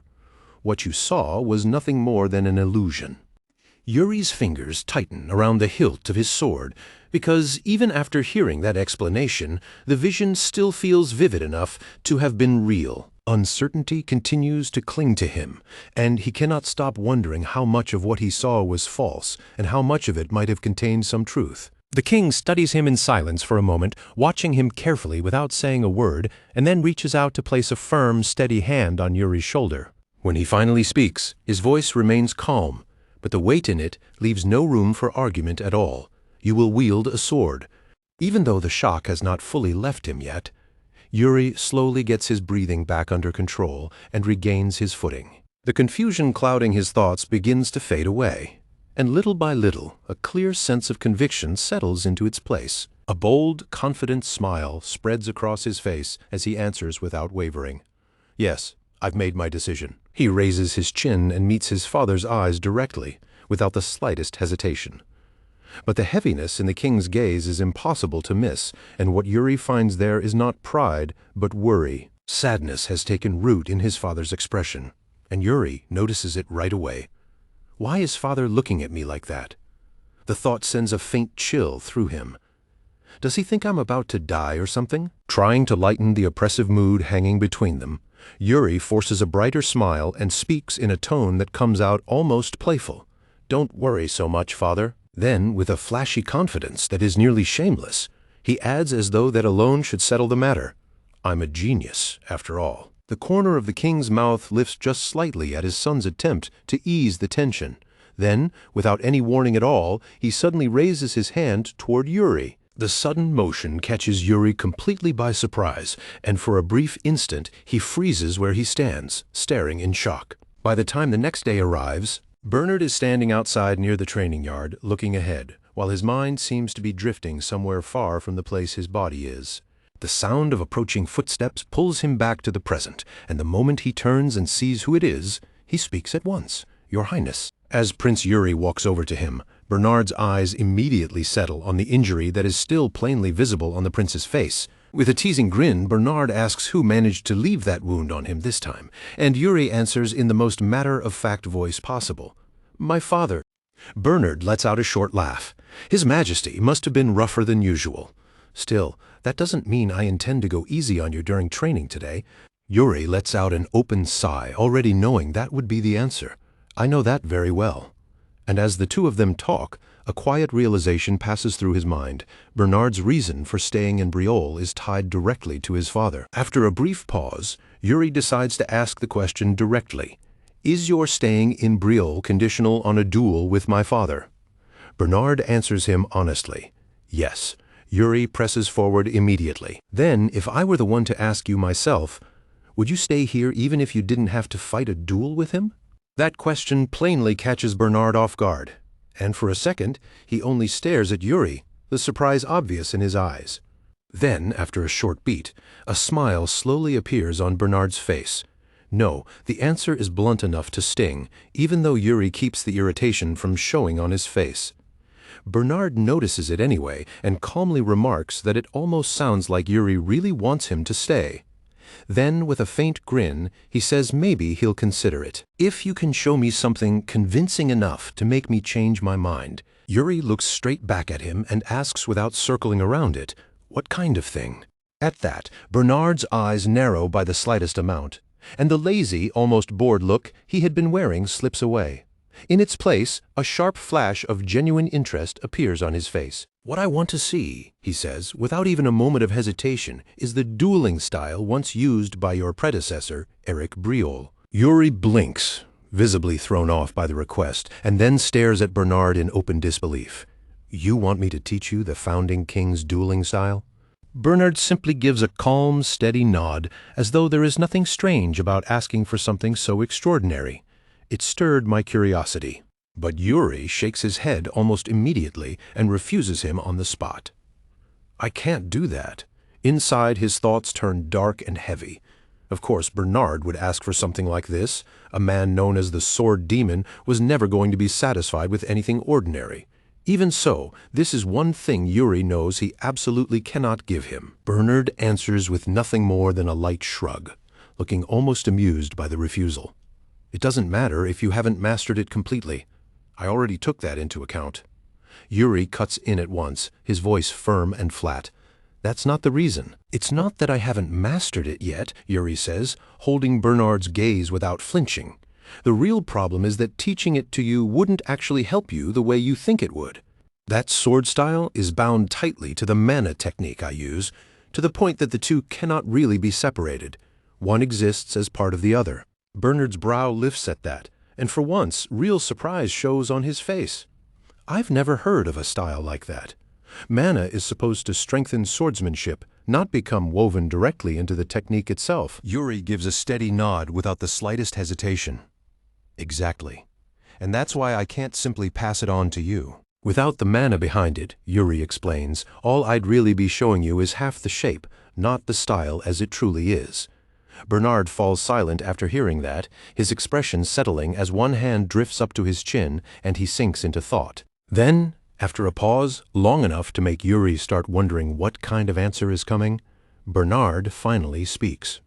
All right. Yuri's eyes widen on the spot, and the surprise on his face brightens into open delight. Wait, seriously? Bernard smiles when he sees that reaction. I mean it. Even if what you can show me is only half of the full technique, I'll still remain in Briol. As long as you're willing to teach me this sword style, I'm certain I'll still be able to gain something valuable from it. Hearing that, Yuri cannot help thinking to himself that Bernard's confidence in his own skill is honestly outrageous. Even so, the excitement breaks right through him. Then it's settled, Yuri says with a bright grin. But if we're doing this, you'll have to stay in Briol for good. He says it half playfully, and Bernard answers with a low chuckle before agreeing. All right. With that out of the way, Bernard tells him to start the demonstration. The two of them square off properly now, standing face to face with their feet planted and shoulders set, each of them settling into a ready stance. Yuri slows his breathing, tightens his grip, and begins drawing mana into his sword. Little by little, a vivid blue aura blooms around the blade until it shines clearly in the air. This, Yuri says, as the glow gathers around his weapon, is my style, Soul Severance. But just as Yuri is about to move, Bernard suddenly stops him. There's something I haven't told you yet. The interruption halts Yuri mid-preparation, curiosity rising immediately, and Bernard states it as plainly as possible. I had already decided to stay in Briol from the start. Besides that, Fiore Briol asked me to remain here for at least another 10 years. He says it with a light laugh and the faintest smile at the edge of his mouth. Yuri blinks in surprise, and then his expression pulls tight into a frown. Then why are you just standing there instead of attacking? Yuri fires back. Bernard meets him with a grin of his own, because I'll be the one making the first move. And as soon as he says it, he raises his sword. At the exact same moment, Bernard's own mana erupts outward in a powerful surge, dense with pressure and impossible to ignore. Yuri's eyes widen at the sheer force gathering in front of him. Why would you tell me that now, of all times? He ends up shouting the complaint out loud in pure frustration just as their blades slam into each other. The collision is explosive from the very first impact. Their exchange turns instantly fierce, steel and mana crashing together over and over again while sparks burst into the air with every single clash. Later that day, Yuri lies back on his bed staring silently ahead while his thoughts continue to churn without settling. His mind keeps circling around everything that has already changed, and the more he thinks about it, the harder it becomes to deny the truth. The future is no longer fixed. It has already started to move. He remembers the terrible visions of Briol's destruction with awful clarity, remembers that ruin as if it were burned into him, and yet now a different possibility is beginning to form in his mind, a future where the kingdom survives, a future where Briol escapes the destruction he once witnessed. And the strangest part of all is that the course of events is already shifting, even though he has not yet made any grand, dramatic move. Bernard deciding to remain in Briol is proof of that all by itself. Yuri admits to himself that, at first, the burden of changing the future felt so enormous, it was almost too much to carry. But now that crushing weight is slowly being replaced by certainty, the future really has begun to change, little by little, step by step. Even so, he understands that the path ahead will still be anything but easy, and he makes a quiet promise to himself. This time, no matter what price has to be paid, the empire will be stopped. He repeats that vow again and again in his mind, letting it harden his resolve until it becomes something solid and immovable. Just then, Ina steps into the room, and the moment she speaks, she sounds almost like she is pleading with him. Please, Your Highness, don't get into trouble this time. Yuri immediately pushes himself upright, clearly startled by the way she opened the conversation. Why are you saying it like that? Anna frowns at him as if the answer should be painfully obvious. Do you really not know? You get yourself into trouble practically every single day. Yuri tilts his head, still looking honestly confused. Then, Why are you warning me specifically today? He asks. Ina straightens herself, and the tone in her voice turns much more serious. Because tomorrow you have to attend the Senate meeting.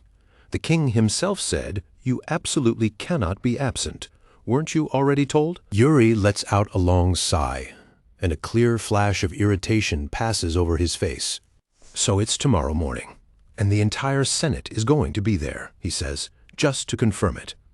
Ina nods quickly, the worry in her voice impossible to miss, as she warns him that difficult men will be present, stubborn men, intimidating men. Then she practically begs him from the heart. Please, I'm begging you, don't hit anyone. Yuri gives a small chuckle and gently takes both of her hands, trying to calm her down. Don't worry, I'm not as reckless as I used to be, he tells her. Even then, Aina keeps studying his face nervously and asks in a quiet, uncertain voice if he's really sure. Yuri laughs once again, sounding completely confident in himself. I'm sure. The next morning, the Senate chamber slowly fills as one member after another arrives for the long-awaited meeting. A heavy tension hangs over the grand hall, and even before a single real exchange begins, the air already feels thick with expectation. Then, all at once, an angry voice rips through the chamber. No, the shout is immediately followed by the hard, thunderous crack of a hand slamming down on the table. Yuri stays seated in calm silence, his eyes fixed steadily on the man who just erupted, and inwardly he cannot help admitting that Ina had every reason to worry. The man raising his voice is none other than Duke Gernard Jatari. From the very beginning of the meeting, the Duke openly challenges them, declaring that the mana technique Prince Yuri is practicing has never been officially recognized and is therefore inappropriate. Yuri narrows his eyes slightly and lets his gaze travel across the rest of the chamber. This meeting was supposed to concern the governance of the kingdom. Instead, what he sees are men using it as a chance to question the king's judgment. The realization settles heavily in his chest, and disappointment rises inside him. This is not a gathering meant to guide Briol toward its future at all. It has become nothing more than a stage for challenging his father's authority. And in that instant, Yuri finally understands why Fiore Briol avoids setting foot in these halls whenever he possibly can. Duke Gernard Jatari presses the matter even harder, insisting that Prince Yuri would be far better off studying Briol's traditional swordsmanship instead of relying on this unapproved style. But before the Duke can continue piling on, another senator rises from his seat and objects immediately. How can you call it unrecognized when the founding king himself is the one who left that style behind? The Duke's eyes narrow at once, and when he answers, his voice comes out cold and razor-sharp. And how exactly are we supposed to know that's true? What proof do we have that this technique really came from the founder? The moment those words leave his mouth, irritation stirs around the chamber, and one voice fires back, demanding to know whether he is openly doubting the prince's own word. Gernard calmly raises a hand. I only want to ensure the prince's safety, nothing more, he says in a measured, almost reasonable tone. Shouldn't we verify claims like that before allowing him to place his trust in a style none of us properly understand? At last, Yuri speaks, his posture composed and his face calm, though the faint smile on his lips says more than his tone does. I must thank Duke Gernard for showing such extraordinary concern, Yuri says smoothly. Truly, I'm touched, so touched, in fact, that an entire council session has now been spent discussing my personal mana technique. The words sound polite on the surface, but the sarcasm underneath them is impossible to miss. And beneath that controlled expression, Yuri is seething. Memories from his previous life stab into him without warning. Gernard Jatari, the man who betrayed Briol, the same man who knelt to the empire after the kingdom fell. The hatred coiling in Yuri's chest grows heavier and heavier. Completely unmoved by the prince's tone, Gernard turns his head toward the captain of the royal guard. And what is your opinion, Captain Saned? Saned hesitates before he answers, choosing his words with visible care. At this stage, I can't make a final judgment. Any sword style can carry strengths and weaknesses. In the end, its effectiveness depends greatly on the person wielding it. The instant he hears that answer, the Duke pounces on it. Exactly, he says, seizing the room's attention in one motion. Even the captain of the royal guard admits the technique is uncertain, perhaps even dangerous. For the prince's own sake, it should be abandoned entirely. But another attendee cuts in at once, objecting that this is not what Captain Sened meant at all. He merely said the style has different aspects, nothing more. Gurnard dismisses that defense with a careless wave of his hand. It amounts to the same thing. A danger is still a danger, and I refuse to sit by while the prince's safety is placed at risk. Yuri can feel the frustration inside him climbing higher with every word. This is getting completely out of control, he realizes, and, as if to prove him right, more and more members of the Senate begin nodding along with Gurnard's argument. The atmosphere in the chamber shifts quickly, and that swelling pressure starts bearing down on Yuri from all sides. Hidden beneath the table, he quietly curls his hand into a tight fist. If I had only just started learning soul severance, then maybe I could still turn back, he thinks bitterly. But it's already taken root in the very core of who I am. There's no changing course now. The problem is, how could he ever explain that to these people? Saying too much was never an option. That suffocating helplessness starts eating away at him as he desperately searches for some reply, any reply at all, that might turn the tide. Then, suddenly, a voice rises from somewhere among the council seats. No, I find Prince Yuri's words convincing.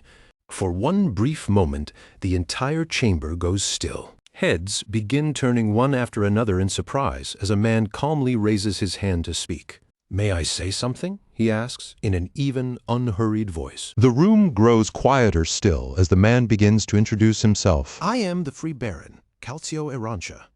Then his tone shifts, half serious and half openly mocking as he asks the chamber a simple question. Tell me, has anyone here ever actually fought an orc before? A tight, uncomfortable silence spreads through the hall at once. The nobles glance sideways at one another, but not a single person gives him an answer. Duke Gurnard narrows his eyes at the newcomer and challenges him sharply. And just who are you to speak in this chamber? What official standing do you even have here? Baron Erantia answers with nothing but an easy, relaxed smile. I already told you, I'm just a free baron. And at that, Gurnard's face twists with open fury. Then why are you even here, he demands. This meeting is for men of rank and standing, not wandering nobodies who have no place in this hall. The Baron gives a casual shrug, sounding almost bored by the outrage directed at him. I didn't want to be here either. Then, with a sly little grin, he adds, but what exactly was I supposed to do about it? A murmur runs through the chamber when he finally gives the reason. Count Sidor is the one who asked me to attend. That single name stops Yuri cold. Count Sidor? His thoughts start racing immediately. The border lord who guards the edges of Briolle, the man famous for having spent his entire life on the battlefield. A true soldier respected for his strength, his discipline, and his experience, and just as famous for never once showing his face at noble gatherings like this. So for a man like that to suddenly involve himself by sending someone in his place shocks everyone in the chamber. Whispers begin breaking out across the room, and one senator even voices the question aloud. Why would Count Sidor send someone now? He doesn't owe us an explanation, but this is highly unusual. Baron Erantia clears his throat and speaks again, his voice level and steady. After sitting here and listening for a while, I understand perfectly why he sent me. Watching high nobles bicker like this makes the reason painfully obvious. He slowly sweeps his gaze across the room before continuing. Out on the battlefield, the name of a mana style means almost nothing. Briolle style, the Empire's lion style, it makes no real difference. What matters is the soldier holding the blade. Then his eyes settle firmly on Yuri. What do you say, Prince? Yuri straightens where he sits, and when he answers, his voice rings through the chamber with complete confidence. There is nothing here worth debating, he declares. I will follow the style of my ancestor, and I will master it, whether anyone in this hall approves of it or not. The Baron gives a satisfied nod, then adds in a firmer voice that if the prince himself has chosen to carry on the will of the founder, then those with no stake in it have no business interfering. After that, his words turn even sharper, edged with open sarcasm. It's always the men who have never drawn a blade who complain the loudest. Gurnard slams his hand against the table again, his temper finally cracking wide open. Those words are insolent and completely inappropriate. Baron Arancia answers without losing his composure, offering a brief apology for his bluntness before explaining that life on the frontier, where soldiers face orcs day after day, naturally shapes the way a man speaks. Then he turns and looks around the chamber, asking the nobles directly how many of them have ever faced an orc in actual combat. And before anyone can recover, he presses even harder, asking whether they truly believe such monsters care in the slightest what kind of mana style is being used against them. His reasoning is difficult to argue against, but even so, one stubborn noble still insists that the prince is too young to make the right decisions for himself. That is the moment Yuri cuts in sharply, saying that if they are all so terrified of poor judgment, then perhaps they should abandon mana styles altogether and start everything over from nothing. He shoots back in open disbelief, demanding to know whether that noble truly understands how absurd a demand like that even sounds once it's said out loud. Baron Arancia responds with a smug little smile, as if the prince's refusal was exactly what he expected. Then, with mockery dripping from his voice, he asks whether they intend to rip the prince's mana core out by force if he refuses to step aside. The noble flares up at once, his face tightening with anger as he snaps that he never meant anything of the sort. But Baron Arancia doesn't lose that sly expression for even a second. He coolly asks what this whole uproar is even meant to accomplish, then turns his gaze toward Yuri and asks whether the prince feels the same way. And before anyone else can cut in, he keeps pressing, openly scolding the gathered nobles for surrounding the prince and trying to corner him like this. With bitter sarcasm, he remarks that the royal capital must be a wonderfully peaceful place if its nobles have enough free time to waste on nonsense like this. That single jab sets the whole room off immediately. The nobles bristle in outrage, voices rising all around the chamber as they call his words insulting, and one of them even slams a hand against the table, insisting that the border has been unusually quiet, despite all the money and supplies constantly poured into it. The moment those words leave his mouth, Baron Arancia's expression changes completely. The smirk vanishes, his eyes turn cold and razor-sharp, and in a much harder voice, he asks whether they truly believe the front lines are quiet. Then he tells them the truth, without softening a single word. He says that hundreds of soldiers are dying there every single day, and he accuses everyone in that chamber of pretending not to know, even though those losses are written plainly in the reports sent to them. He goes even further, saying that on the very day he left the border, 4 men died in battle. And worse than that, he himself had to cover the corpse of a friend he had been sharing breakfast with only hours earlier. His voice grows darker and heavier as he explains that orcs never rest, not even for a moment. Battle and slaughter are all they know, and all they have ever lived for. That one statement crashes down over the chamber like a weight, crushing the room into silence and leaving not a single person with an easy reply. Yuri falls completely quiet and sinks into thought. The image of the orcs presses heavily against his mind, and for the first time he starts to suspect that this threat may not be confined to Briol's border alone. Almost at once, a memory rises inside him. He recalls the long-running border conflict with the Duchy of Klein, and in his mind the shape of that entire frontier begins forming with startling, almost perfect clarity. Yuri remembers what that land between Briol and Klein has really become. Towns struck by orc raids, homes reduced to ruin, and countless lives swallowed whole by bloodshed and destruction. A new urgency enters his voice as he asks whether the orcs' behavior has changed recently. The representative answers grimly that it has, saying they have become more savage and more feral than ever before. And Yuri immediately follows with a sharp question of his own. What about Klein? That question clearly catches Baron Arancia off guard, and for one brief moment, all he can do is stare back at Yuri in stunned silence. But Yuri doesn't let up for even a second. He demands to know the current condition of Klein's army, and whether its forces are still holding their ground along that border, making it plain that the whole situation has begun to look deeply suspicious to him. Now visibly unsettled, Baron Arancia explains that Klein's border troops withdrew for reasons nobody can explain. They pulled back without warning, without notice, and without giving any reason at all, and as he continues, his voice grows heavier with what came after. Towns were wiped out. Civilians were either butchered where they stood or dragged away in chains, and the entire region was left looking less like a frontier and more like a landscape of horror and ruin. Yuri's thoughts begin racing faster and faster. The timing feels far too precise to dismiss as coincidence, making him suspect civil unrest at work, or perhaps an even larger scheme moving carefully in the shadows. And then, just as the discussion reaches that point, the meeting suddenly jerks in a completely different direction when someone brings up something embarrassingly trivial instead, complaining that the third son of a duke is causing trouble again. Irritation flashes across Yuri's face at once.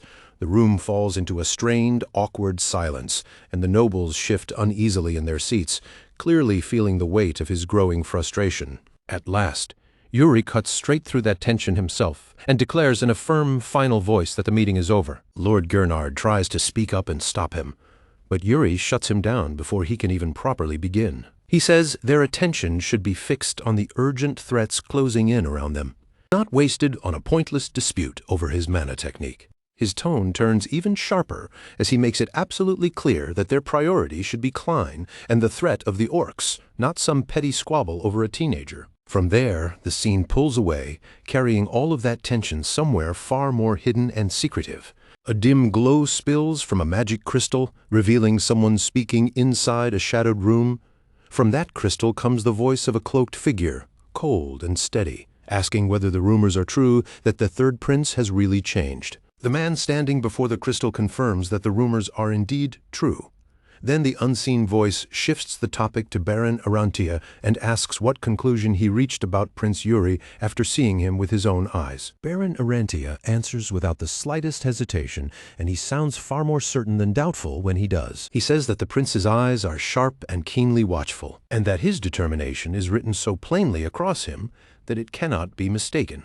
The mysterious figure tells him to continue watching Yuri closely, stressing in a serious voice that the third prince is someone who deserves very careful attention. When Arantia offers to investigate the prince more deeply, the figure grants permission at once and tells him to move if action becomes necessary. With that, the exchange ends just as abruptly as it began, leaving no room for anything more.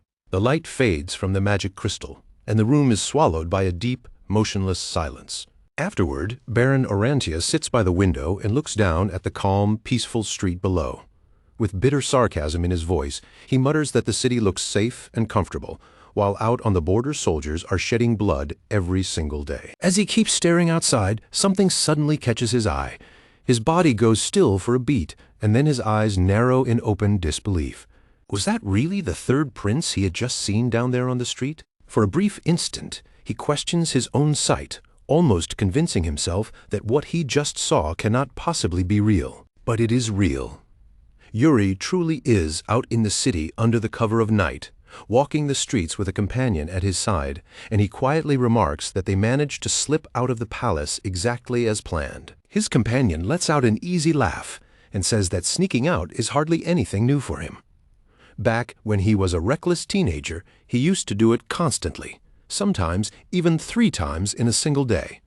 Yuri lets out a soft breath before replying that he never thought sneaking out was all that serious in the first place, especially when the man beside him is free to come and go whenever he pleases. The man laughs again and explains that when he goes out alone, it just looks like an ordinary outing. But if he heads out with the prince right beside him, then it starts looking a lot more like open rebellion. With a half-joking tilt of his head, he asks whether Yuri is planning to stir up trouble tonight. Yuri answers with a perfectly straight face that he is not, and adds that even if he were planning something reckless, he definitely would not announce it in front of him. That earns a dramatic, mock-disappointed sigh from his companion. Then, with his curiosity fully awakened, the man finally asks where the two of them are actually going. Yuri pauses for a moment, then answers with a sly smile slowly spreading across his face. Their destination, he reveals, is the biggest illegal casino anywhere in the capital. His companion nearly stumbles over his own feet from sheer shock, blurting out that Yuri had literally just sworn a second ago that he was not about to do anything bad. Yuri remains perfectly calm and assures him that he has no intention of doing anything improper. All he needs is for his companion to lead the way there, especially since the man knows that place far too well from all the times he ended up staggering into it drunk instead of going home. Then Yuri suddenly stops right in the middle of the street. The mood around him changes in an instant, and in a voice weighted with resolve, he says that everything he is doing now is for the sake of the kingdom of Briol. Those words hit his companion hard enough that he can only stare at Yuri in disbelief and ask whether he truly means that.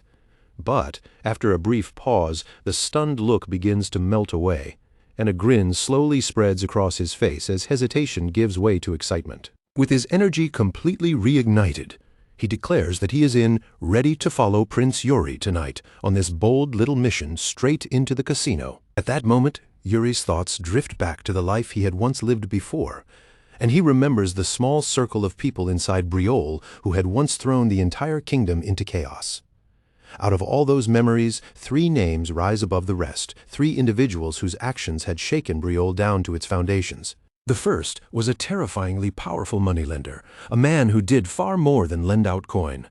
From the shadows, he had effectively seized control of the entire criminal underworld and ruled it like a king no one dared challenge. The second was an extraordinary woman, the kind of figure who could not be ignored, powerful enough to build the largest and most influential trade guild on the whole continent with her own 2 hands. And the third was an assassin, feared like a nightmare made flesh, a legend of the shadows whose overwhelming strength and merciless dominance had turned the streets of Briol into a place people walked in terror. That reign of fear had only ended when Goryo himself stepped in.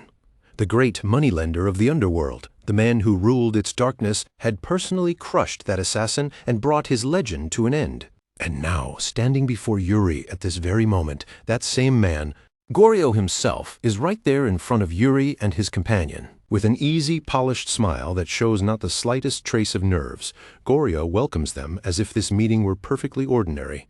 In a smooth, gracious tone, he says it is an honor for his casino to receive guests of such high standing. Yuri calmly meets the man's gaze and, with only the faintest curve of a smile, asks whether Goryo already knows exactly who he is. His companion blinks at the question, clearly thrown off, but Goryo answers without missing a beat and admits that yes, he does.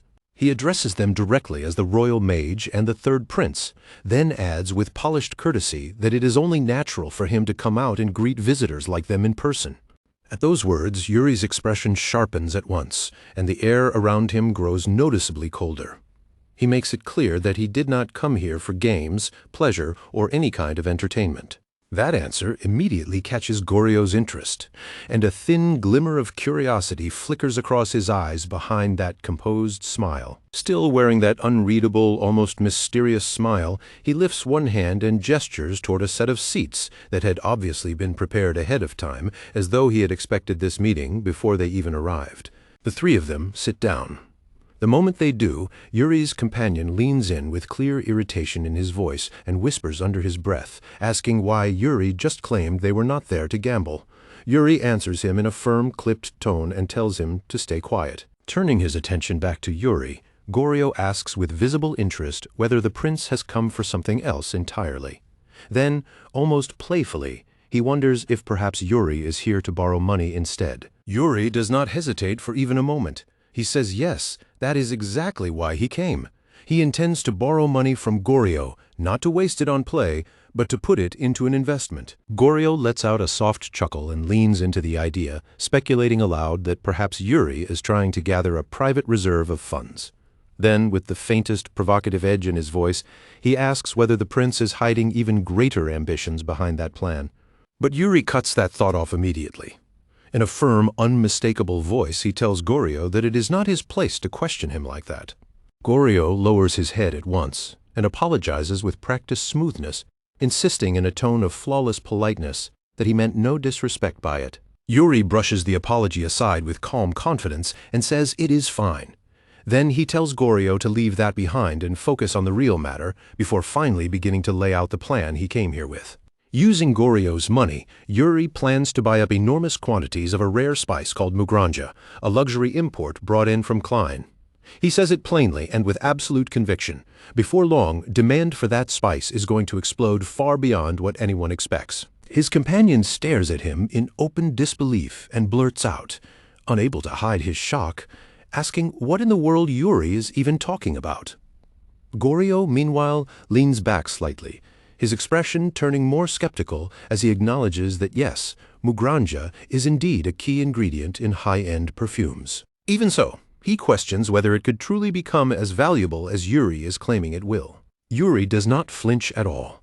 With absolute certainty and no room left for doubt, he repeats that demand is going to rise so violently that supply will never be able to keep pace. Beside him, his companion falls silent and starts thinking it through, brows knitting as the pieces begin to move in his head. His thoughts jump to the chaos building in the Duchy of Klein, the Orc invasion, and the growing instability spreading across the borderlands. Could Yuri really be trying to seize control of the spice market before anyone else realizes what is coming?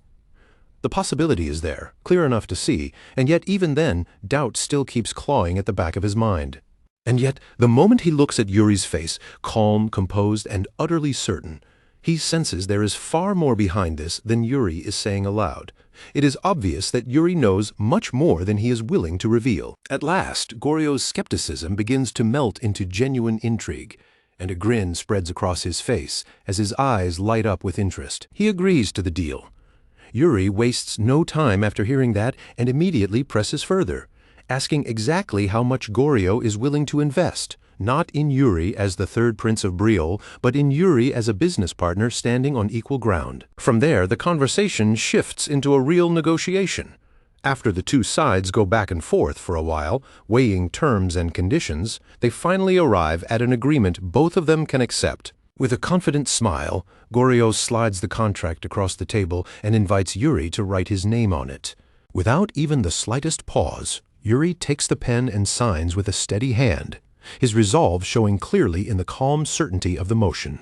Then Yuri lets out a small, playful smirk and remarks that if he had explained this plan from the beginning, the first thing his companion would have done was drag him straight to the king. Letting out a long, reluctant sigh, his companion asks where exactly the two of them are supposed to head next. Yuri answers right away, plain and direct. Their next destination is the Merchant Guild, because there is someone there he intends to ask for help. As they move on, Yuri's thoughts circle back once more to the spice itself. In his mind, the conclusion is already settled beyond doubt. Mugranja is a guaranteed gold mine. The only alchemist who had ever been capable of creating a substitute for it had once served as a loyal subordinate under Duke Klein. But that same man had also become the very first casualty of the Civil War, assassinated before anyone else. Because of that single death, Mugranja would remain impossible to replace for years to come, which meant its value was destined to soar to staggering heights. Whoever controls Mugranja will control the entire market built around it. And just as that thought settles firmly in Yuri's mind, he suddenly stops in front of a crumbling building that looks worn down and nearly abandoned. His eyes stay fixed on that battered structure as his thoughts turn more serious.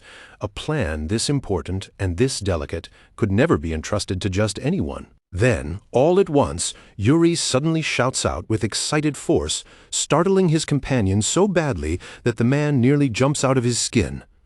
Staring at the shabby, half-decayed place in disbelief, he blurts out a protest and demands to know what Yuri could possibly be thinking. But Yuri does not pay the complaints the slightest bit of attention.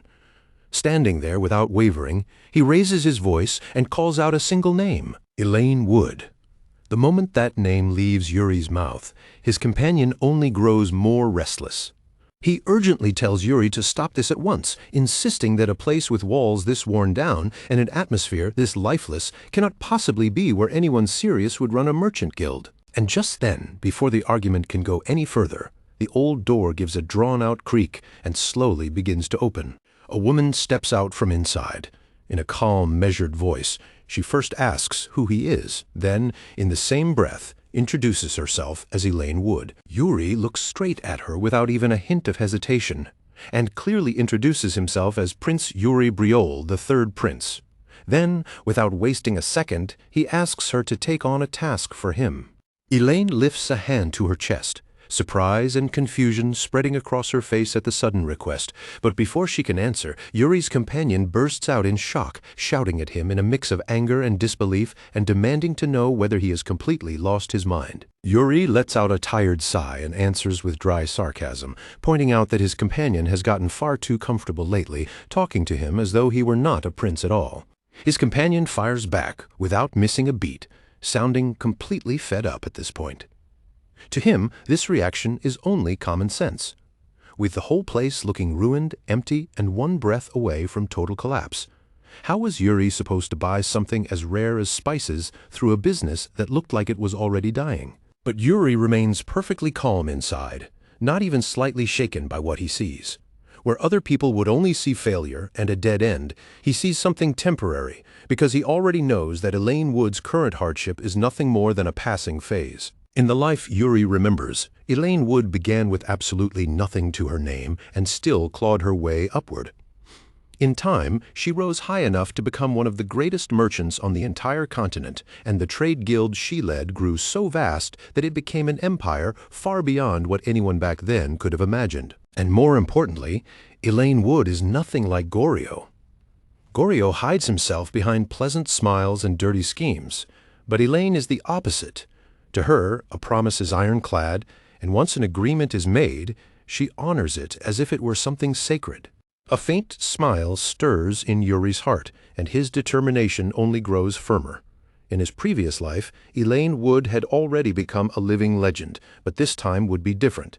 If he could guide things from the very start, then she would rise even higher than before and become something the world had never witnessed. Beside him, his companion lets out a long, exhausted groan, looking like he has already reached the limit of what he can handle tonight.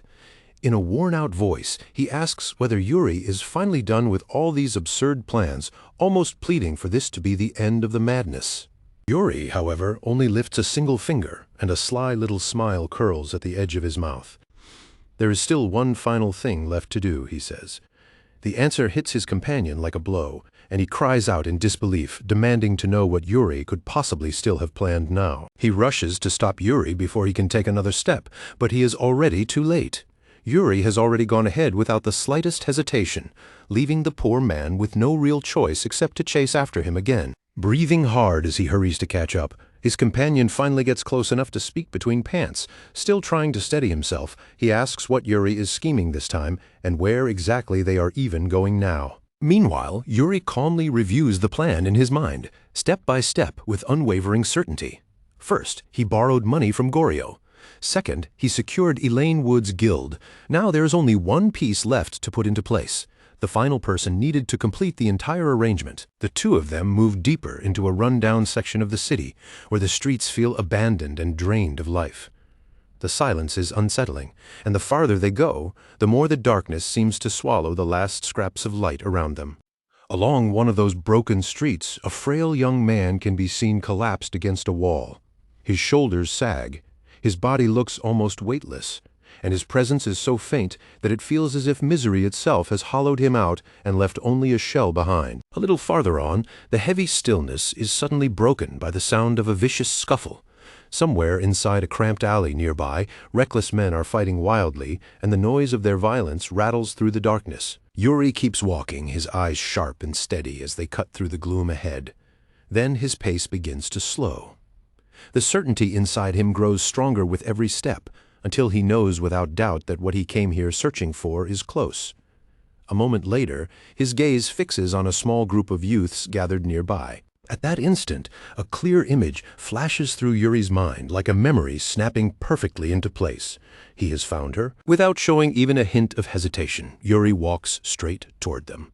His expression stays composed, his posture confident, and then in a grim alley where such a thing feels almost absurdly out of place, he greets them with a polite and simple hello. After that, he introduces himself in a calm and even voice.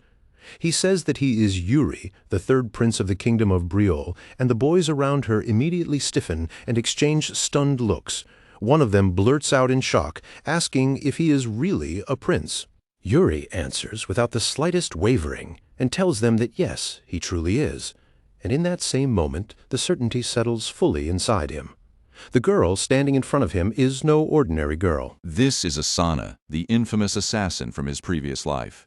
She is the one who killed Goryo and the same woman who once belonged to the Crimson Moon cult.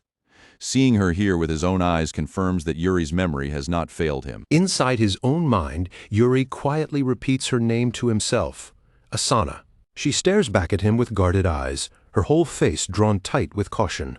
There is clear disbelief in her gaze, as though she still cannot accept that someone like him is actually standing here in front of her. After a short pause, she asks once again whether he is truly a prince. There is unease in her voice, because the idea of royalty appearing in a place like this is too strange, too unnatural, to accept easily. Yuri speaks to her in a level, reassuring tone, and he makes no threatening move at all. He tells her that she has nothing to fear because he came here for only one reason, to help her. Asana gives him no reply. She simply stands there in silence, and that silence hangs in the air with a weight that makes the tension feel even thicker. Then Yuri turns slightly toward his companion and calmly holds out his hand. "Give it to me," he says. The moment those words leave his mouth, his companion goes rigid before fumbling nervously to pull out a pouch. With fear still lingering in his voice, he hurriedly hands it over and stammers, Here you go."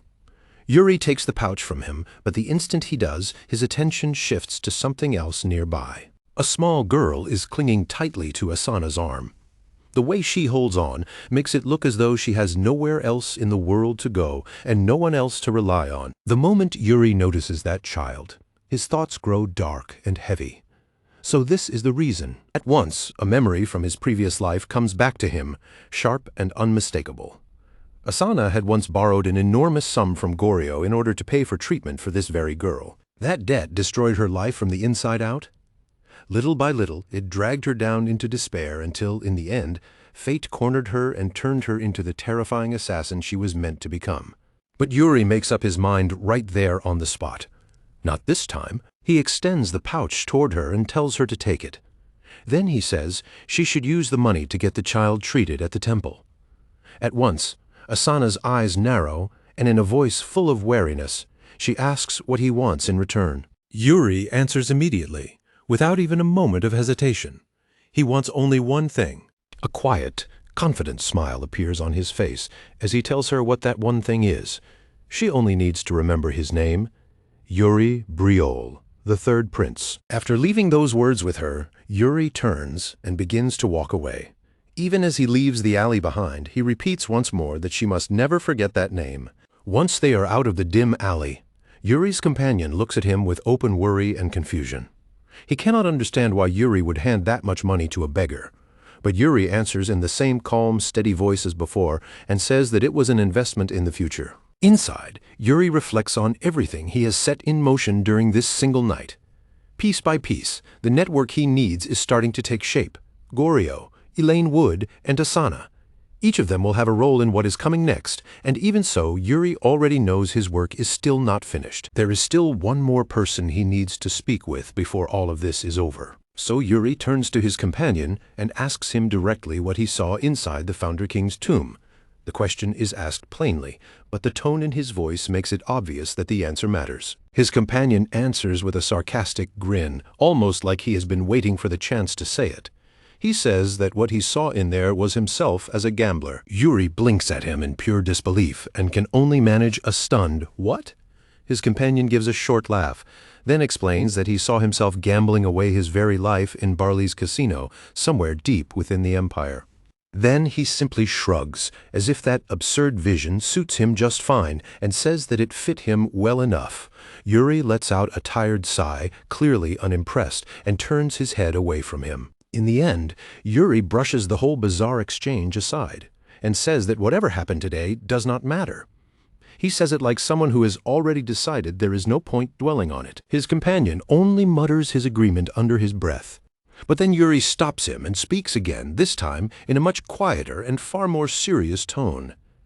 He tells him that everything that happened tonight must remain secret, and that he is not to speak of it to anyone. The night finally passes, and morning arrives. Inside the palace, Hernando, the royal mage who accompanied Yuri, now stands before the king. The atmosphere has shifted completely from the dark, filthy tension of the alley to the heavy dignity and formality of the royal court. The king calls Hernando's name in a direct, solemn voice. He says that he has heard Hernando went out with Prince Yuri yesterday, and then he asks him to explain exactly what happened. Hernando lowers his head slightly in respect before speaking. Then, in a careful voice, he begins to explain everything that took place. He starts from the beginning by saying that Prince Yuri was the one who persuaded him to leave the palace with him. According to Hernando, the very first place they went that day was a casino, and not some back-alley gambling hole either. It was the biggest one in the entire capital, the sort of place everyone knew by name, even if they liked to pretend they had nothing to do with it. The moment he hears that, the king's brow draws tight and his eyes narrow with immediate displeasure. In a low, heavy voice, he asks whether Prince Yuri truly sat down in a place like that and gambled. Hernando does not hesitate or try to soften the truth. In a calm, matter-of-fact voice, he answers plainly that yes, the prince did in fact gamble there. The king leans back, and a clear look of disappointment settles over his face as the answer sinks in. Under his breath, he mutters that he had at least believed Yuri was decent with cards, only to learn instead that the boy lost every single coin Hernando had lent him. But the king is not done questioning him. He presses on and asks what happened after that, and Hernando smoothly continues, explaining that once they left the casino, Prince Yuri went to Goryeo and borrowed money from him. After that, Hernando says Yuri visited a merchant guild so run down it looked as though it might collapse at any moment, and he left a large sum of money there as well. And later still, he handed another pouch of money to an orphan in the city. Once that was over, he spent time walking through the streets, quietly watching how ordinary people in the capital actually lived their daily lives. Hernando finishes that part of his report with the faintest trace of a smile. He adds that Prince Yuri seemed genuinely interested in the lives of commoners, almost like someone seeing that side of the world for the first time. The king listens to the entire account in silence, then finally asks, with a small hint of interest now mixed into his voice, whether Yuri returned to the palace afterward. Hernando answers immediately, firmly, and without the slightest hesitation that yes, he did. Then Hernando brings the report to a simple close. That is all. The king gives a slow, measured nod and quietly murmurs that he understands. Then his gaze drifts away, growing distant as he falls into a thick, unreadable silence. His face reveals nothing. After a long pause, heavy with thought, the king suddenly speaks again and asks Hernando whether he plans to attend the upcoming royal ball. Hernando answers with an unexpectedly bright smile and says that yes, this time he does intend to attend the royal ball. That response makes the king lift one eyebrow in mild surprise. He remarks that he had always assumed Hernando had absolutely no interest in those kinds of courtly gatherings. Hernando only gives a light shrug, his smile never leaving, and replies that people are allowed to change their minds. He adds that it has been a very long time since he last took part in a dance, and for once he is actually looking forward to it. Meanwhile, out in the training yard, Prince Yuri is pushing himself hard under Bernard's instruction. His breathing has turned heavy, and the strain of repeated training is plainly written across his body. Then, right in the middle of that practice, Yuri suddenly pauses and lets his eyes drift around the area. A curious look flickers across his face, as if he has just noticed something quietly amusing. With a playful tone that borders on teasing, he looks over at Bernard and tells him that he seems to be rather popular.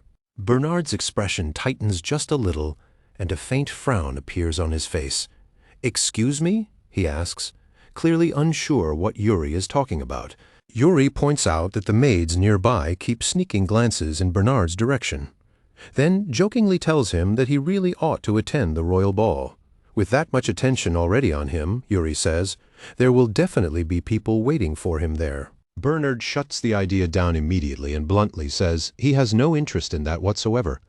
Yuri lets the joke go after that and smoothly steers the conversation back to what really matters, their sword training. He admits that Bernard had been right earlier. The sword technique they have been working on is not something tied to a rigid form or a fixed stance. Instead, it is something that shifts with the moment, something meant to move and flow along with whatever situation unfolds right in front of him. Bernard tilts his head slightly and explains that Yuri still does not fully understand what it truly means for this mana style to function as swordsmanship at the same time.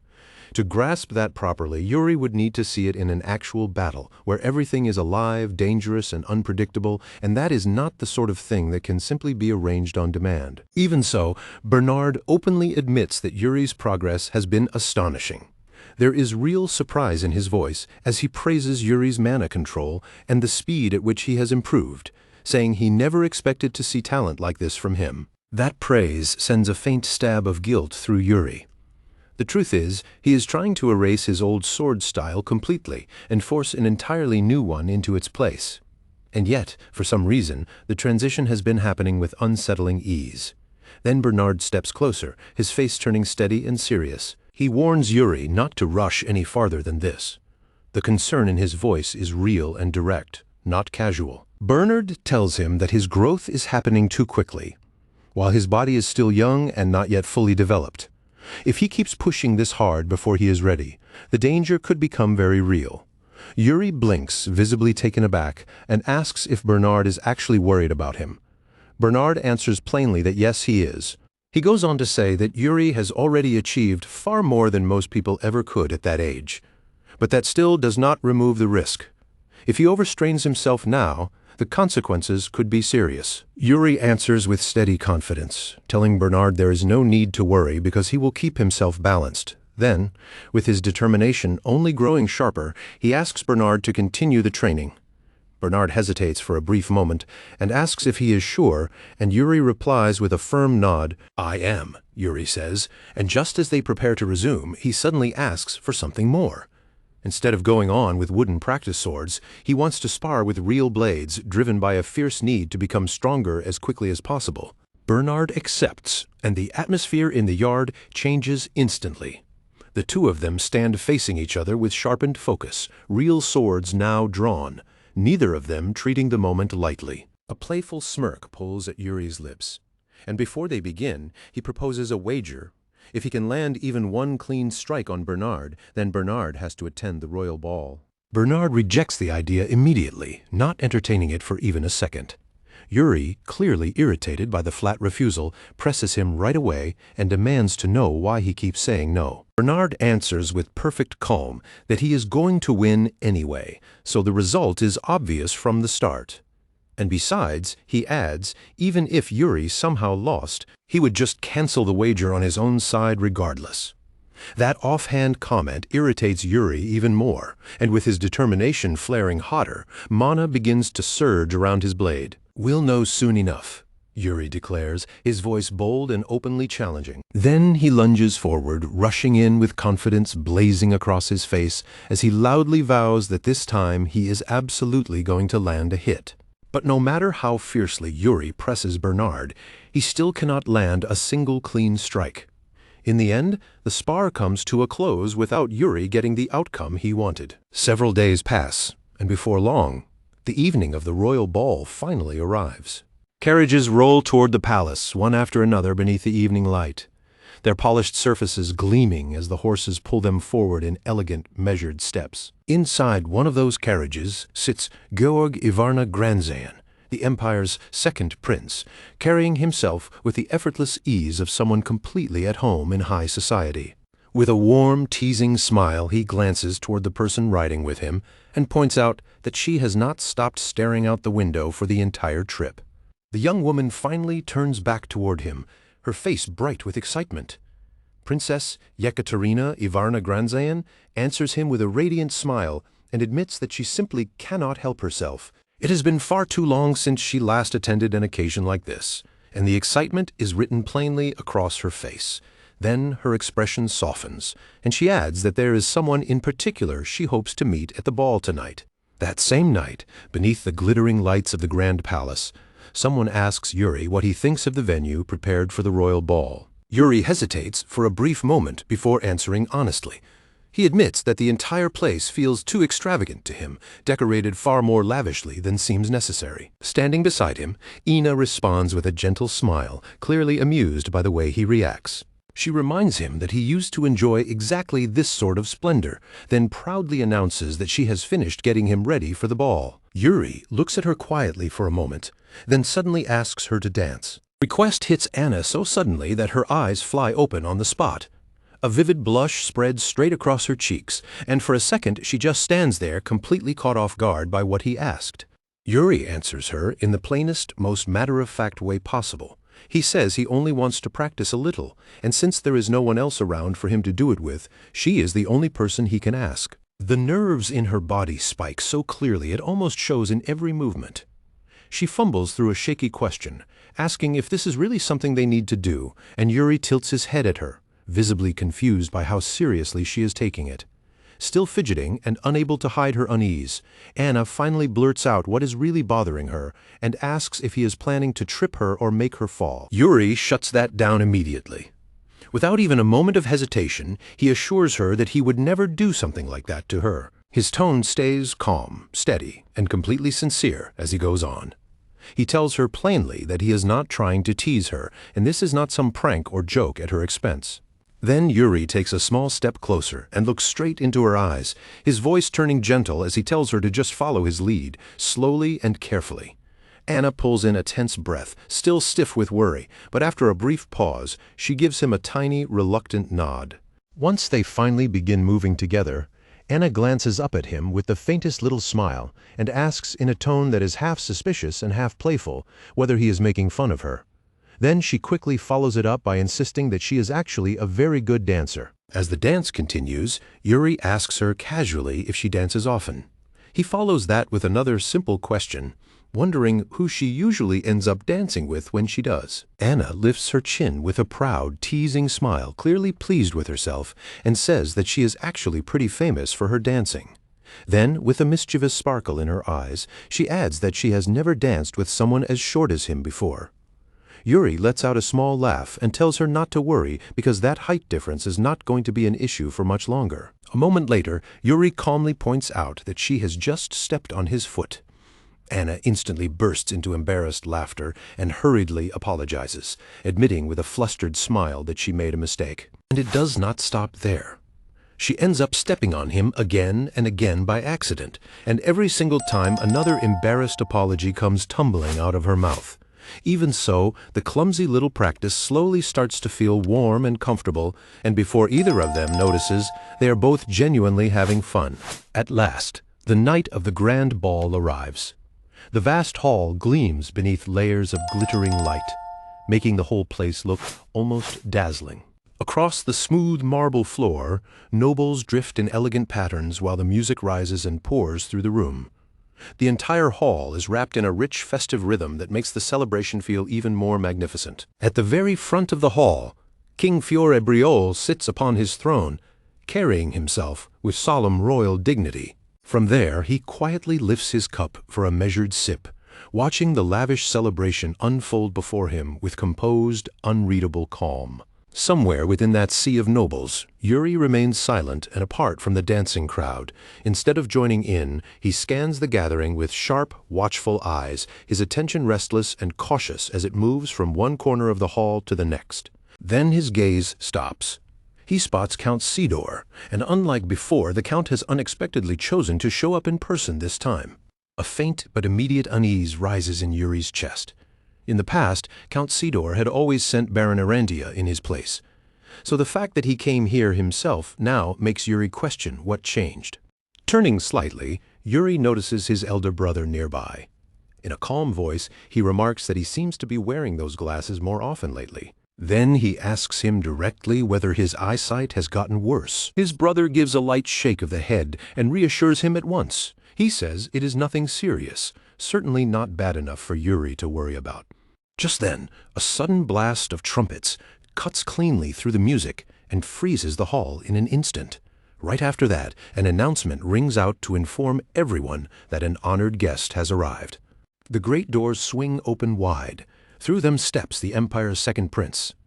Georg Ivarna Granzian enters the hall with measured confidence, his posture flawless and his composure completely unshaken. Every step he takes feels controlled and deliberate. He advances toward the king, and the two of them exchange the formal greetings expected on such an occasion. Every word and gesture is carried out with perfect courtesy and proper respect. After that, Georg calmly announces that he has not come alone tonight. He reveals that he has brought his sister with him as well. At once, the attention of the entire room shifts toward the entrance. Every gaze turns there as Princess Yekaterina Ivarna Granzian steps inside. The moment she appears, the atmosphere in the hall seems to change around her. Her presence alone is enough to command the room. She walks forward with flawless poise and effortless grace, every movement smooth and unhurried.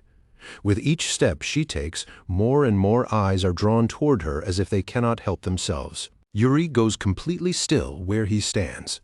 The shock of seeing her hits him so hard that his chest tightens, and in the very next instant, memories from his previous life come crashing back into him all at once. There was once a time when Yekaterina had stood close enough to him to feel within reach, when the bond between them had been deep, personal, and real.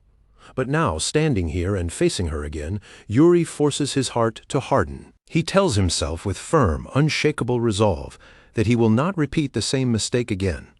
No matter what emotions stir inside him, he swears that he will not go near her. Meanwhile, his elder brother is the first to step forward.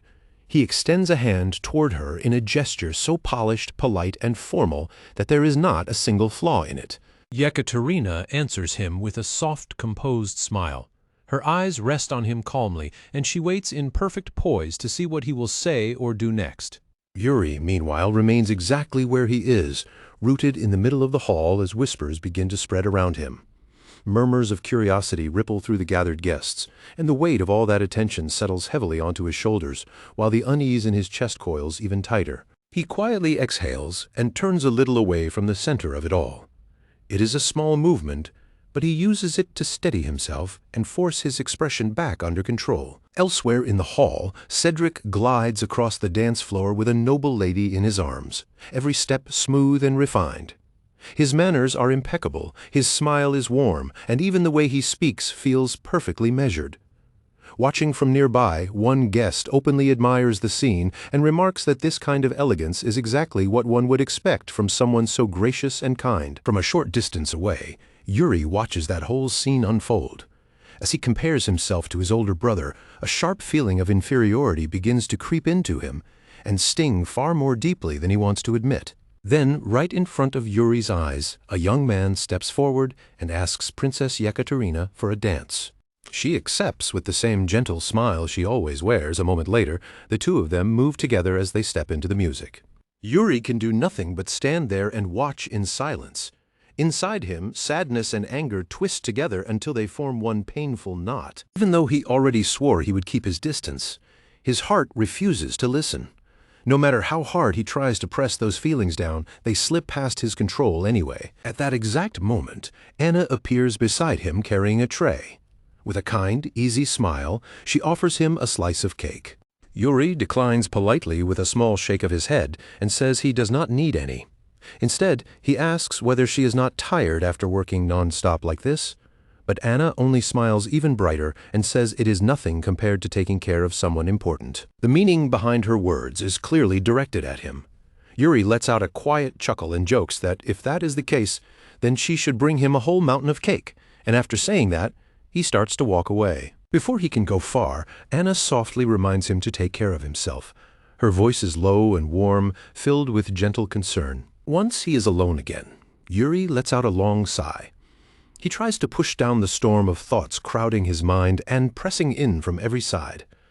Then, all of a sudden, he senses someone drawing near. He lifts his head, and the next thing he sees stops him cold. Standing directly in front of him is Georg Ivarna-Granzian, the Empire's second prince. The instant Yuri gets a clear look at him, something sharp and unmistakable clicks into place inside his mind, like an old image suddenly snapping back into focus. A flood of old memories surges up at once. This is Georg, the brilliant commander who led the Imperial army during the invasion of Briol in Yuri's previous life. Yuri immediately steps forward and forces every trace of emotion back under control. Then, in a clear and steady voice without the slightest hesitation, he introduces himself. I am Prince Yuri Briol, the third prince. But inside his own head, he repeats the same warning again and again, refusing to let it slip.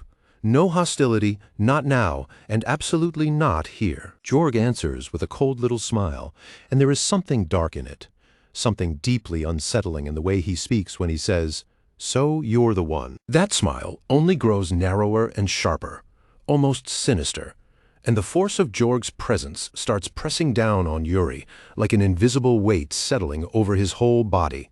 It feels suffocating, heavy, and oppressive, like Georg's gaze is not just looking at his face, but boring straight through him and into the deepest part of him. Yuri feels his chest tighten under that crushing pressure, and every nerve in his body stiffens with discomfort.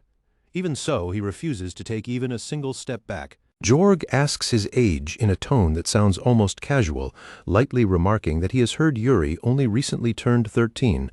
Then Georg takes one small step back, a strange smile touching his lips as he says, as expected of Fiori's son, "You do have some talent." The moment those words reach him, Yuri feels anger flare hot inside his chest. His fists tighten silently at his sides. Georg still looks young, almost misleadingly young, but the presence coming off him is terrifying, so overwhelming it feels unnatural, and Yuri's nails bite into his palms as his anger climbs higher. So these imperial princes really are nothing but villains. Yuri thinks with bitter disgust. Then all at once the tension breaks apart with a sudden crash.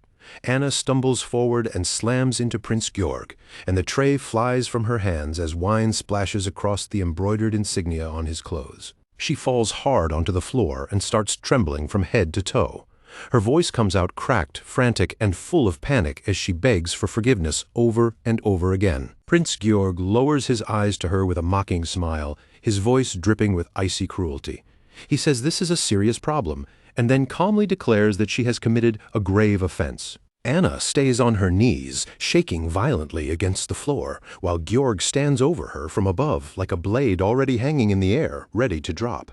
His next words cut through the hall like winter ice. Under imperial law, he says slowly and clearly, the punishment for this is death. At once, the entire hall falls into a stunned, breathless silence. Every eye in the room turns toward the scene unfolding right in front of them.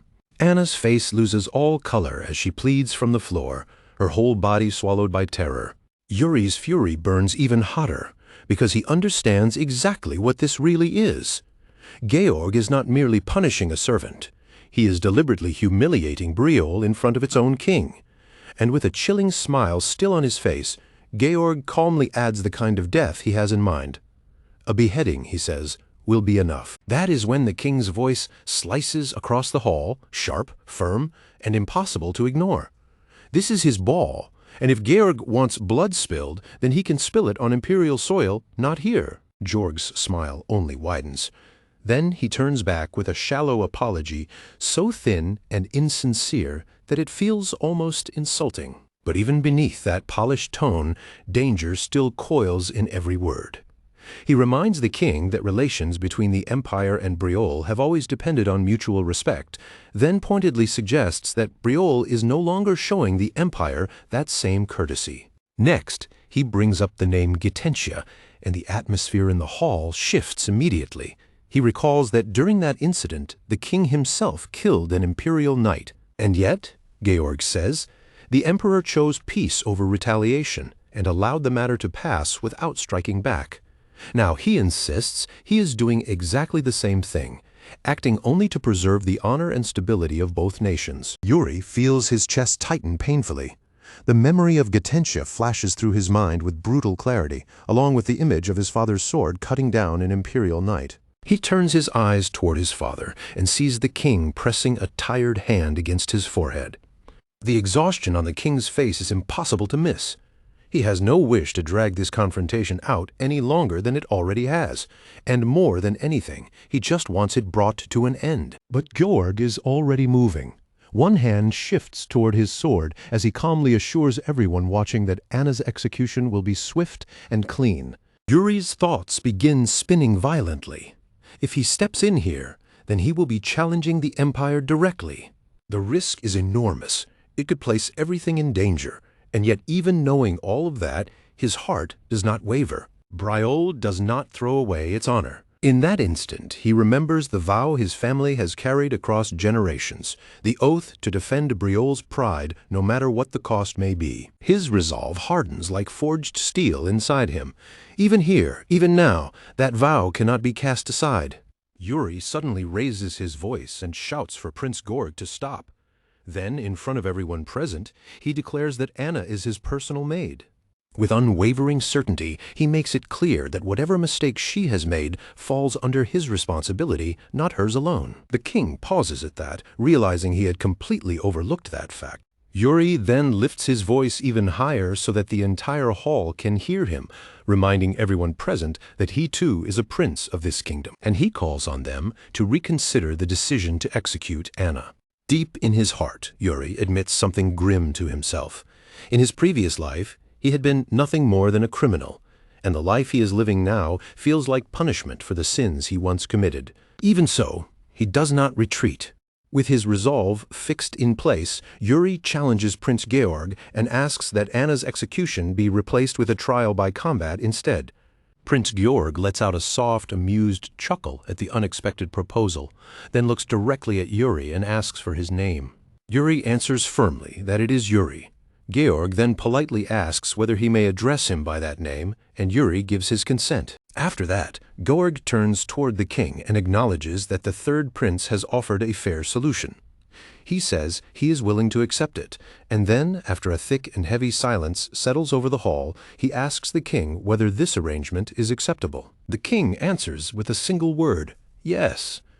And the sigh that leaves him afterward is heavy enough to show just how deeply that decision weighs on him. With an easy, confident smile, Georg explains that he will not fight personally, because someone of his status cannot take part in this matter that way. Instead, he says he will choose the youngest knight in the royal guard to face Yuri, since Yuri himself is still so young.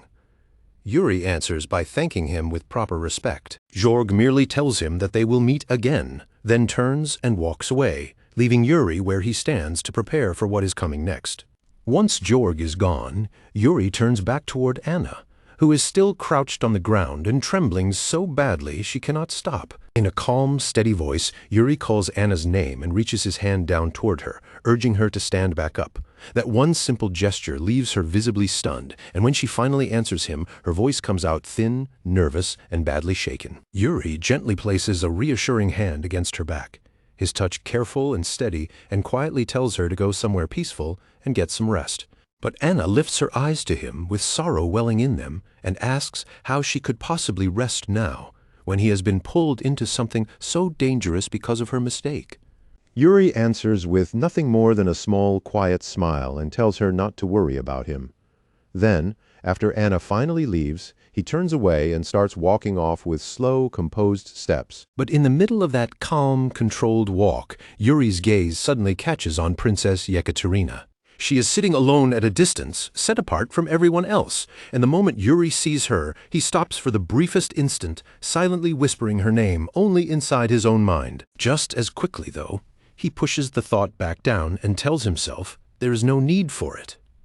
Refusing to let that hesitation linger, he keeps moving. Yuri continues forward at the same steady pace, heading straight toward the ballroom exit without looking back. Off in one corner, Hernando watches the entire scene in silence, slowly sipping his wine while a flicker of interest glints behind his eyes. Later, Yuri walks alone through an empty palace corridor, his footsteps echoing softly off the walls while his thoughts sink further and further inward. Then, without any warning at all, Cedric appears in front of him and quietly blocks his path. Yuri tries to pass by as though he never even saw him, acting as if he can simply keep going. But Cedric's calm voice breaks the silence and stops him cold with a single question. What is he thinking about? That one question makes Yuri halt in place. A faint tension moves across his face, and after a brief pause, he slowly turns back to look at his brother. With a trace of unease still lingering in his expression, Yuri explains that he could not just stand there and watch Prince Georg kill Anna. Cedric's lips curl into a gentle smile, and in a soft, almost affectionate voice, he begins to say, "You really are." The words hang there for a moment as he steps closer and lightly pats Yuri on the head. Then, with warmth in his eyes, he finishes the sentence. Yuri is kind. That tiny gesture loosens, something knotted deep inside Yuri's chest.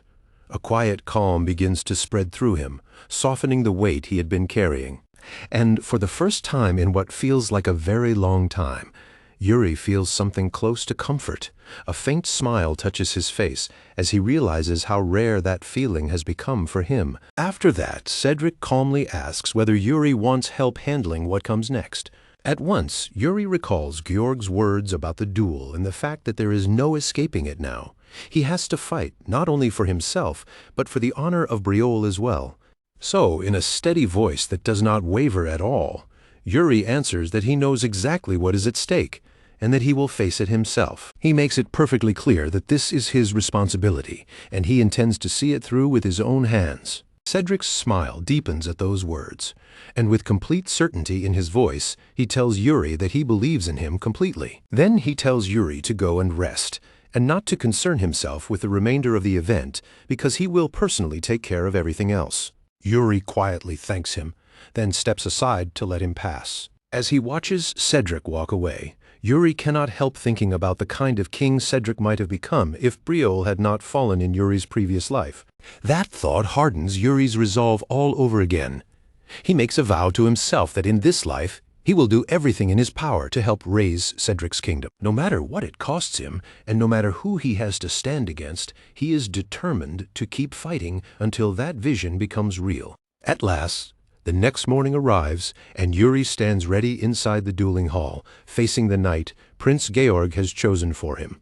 The air in the arena feels thick with anticipation. All around them, the gathered audience waits in absolute silence for the clash to begin.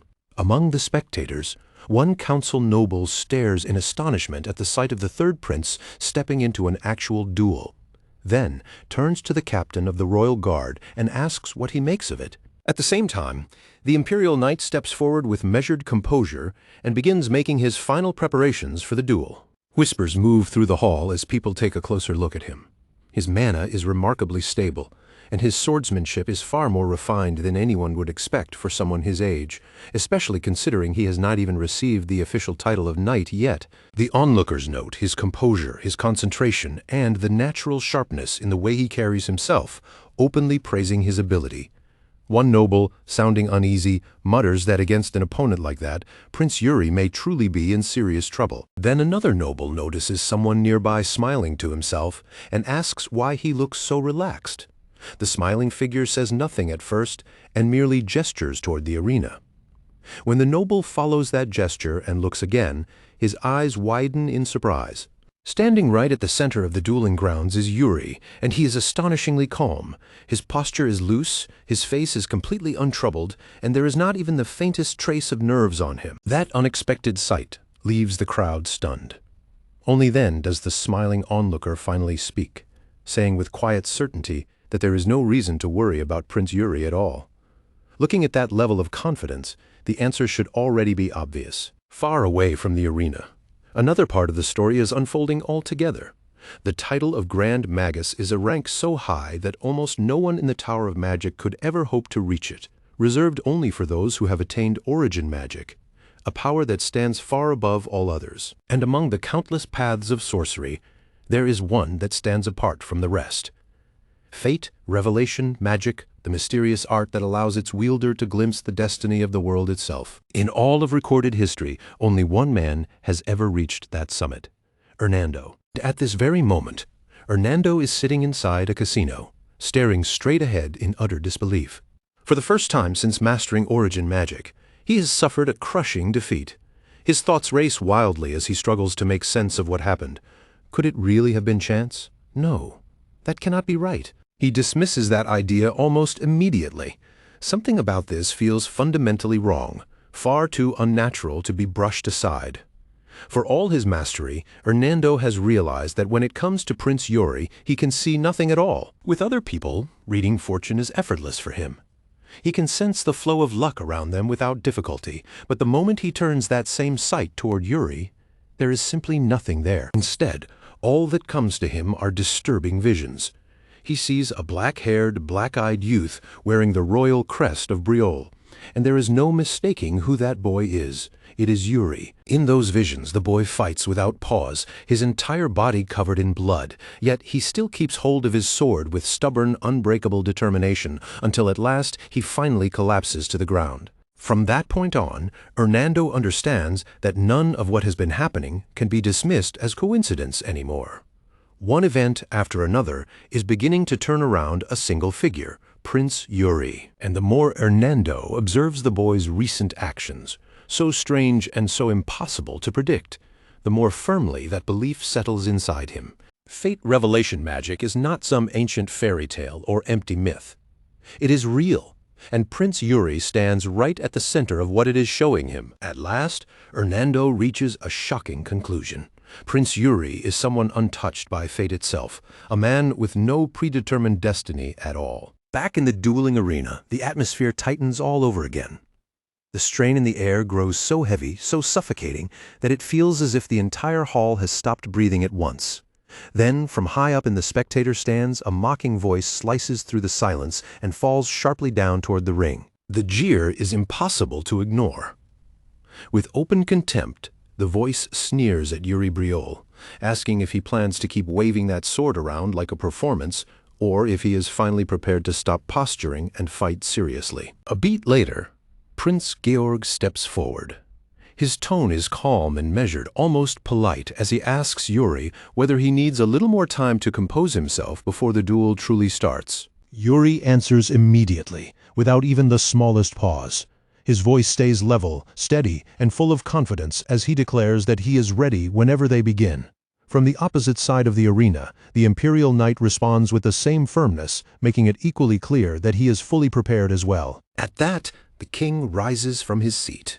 His authority fills the space at once, and his commanding voice carries across the entire arena as he formally announces the beginning of the duel. The noise in the hall vanishes in an instant. For one stretched, razor-tight moment, Yuri and the Imperial Knight do nothing except lock eyes across the arena, each one waiting in silence to see who will commit first. Then Yuri moves first. Without a hint of fear and without the slightest hesitation, he suddenly bursts forward, throwing himself into a direct charge and committing fully to the opening attack. His blade cuts through the air with a sharp whistle, carving a vicious arc as he swings straight at his opponent. The Imperial Knight reacts at once, and in that same instant, the duel finally explodes into a true clash.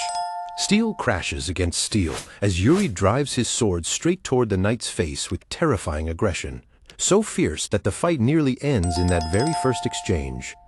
The Imperial Knight twists aside at the final possible instant, but not cleanly enough to escape untouched.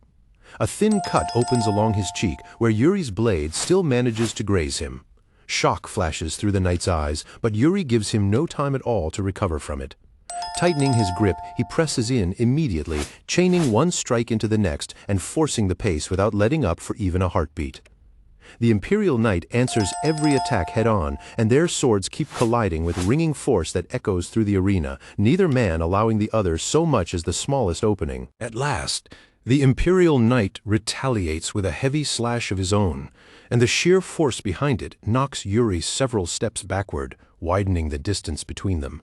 For that brief instant, it finally looks as though Yuri Briol has been forced onto the defensive. The knight straightens, and the entire feel of him changes.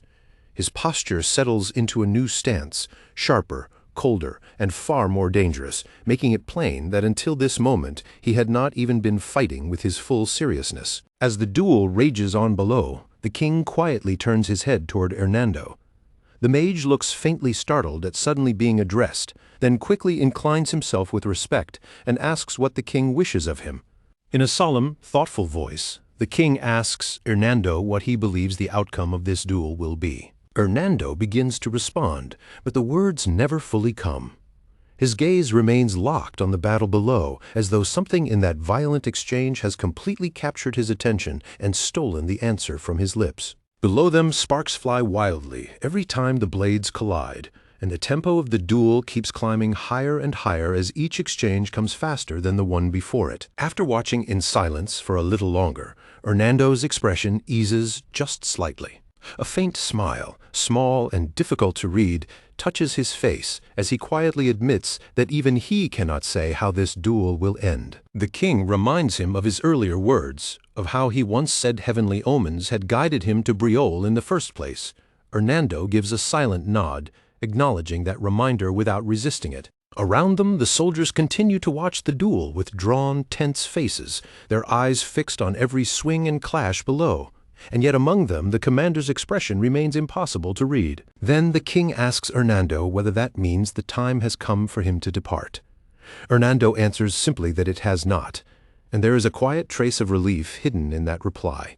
The king remarks that he is glad to hear Hernando means to remain.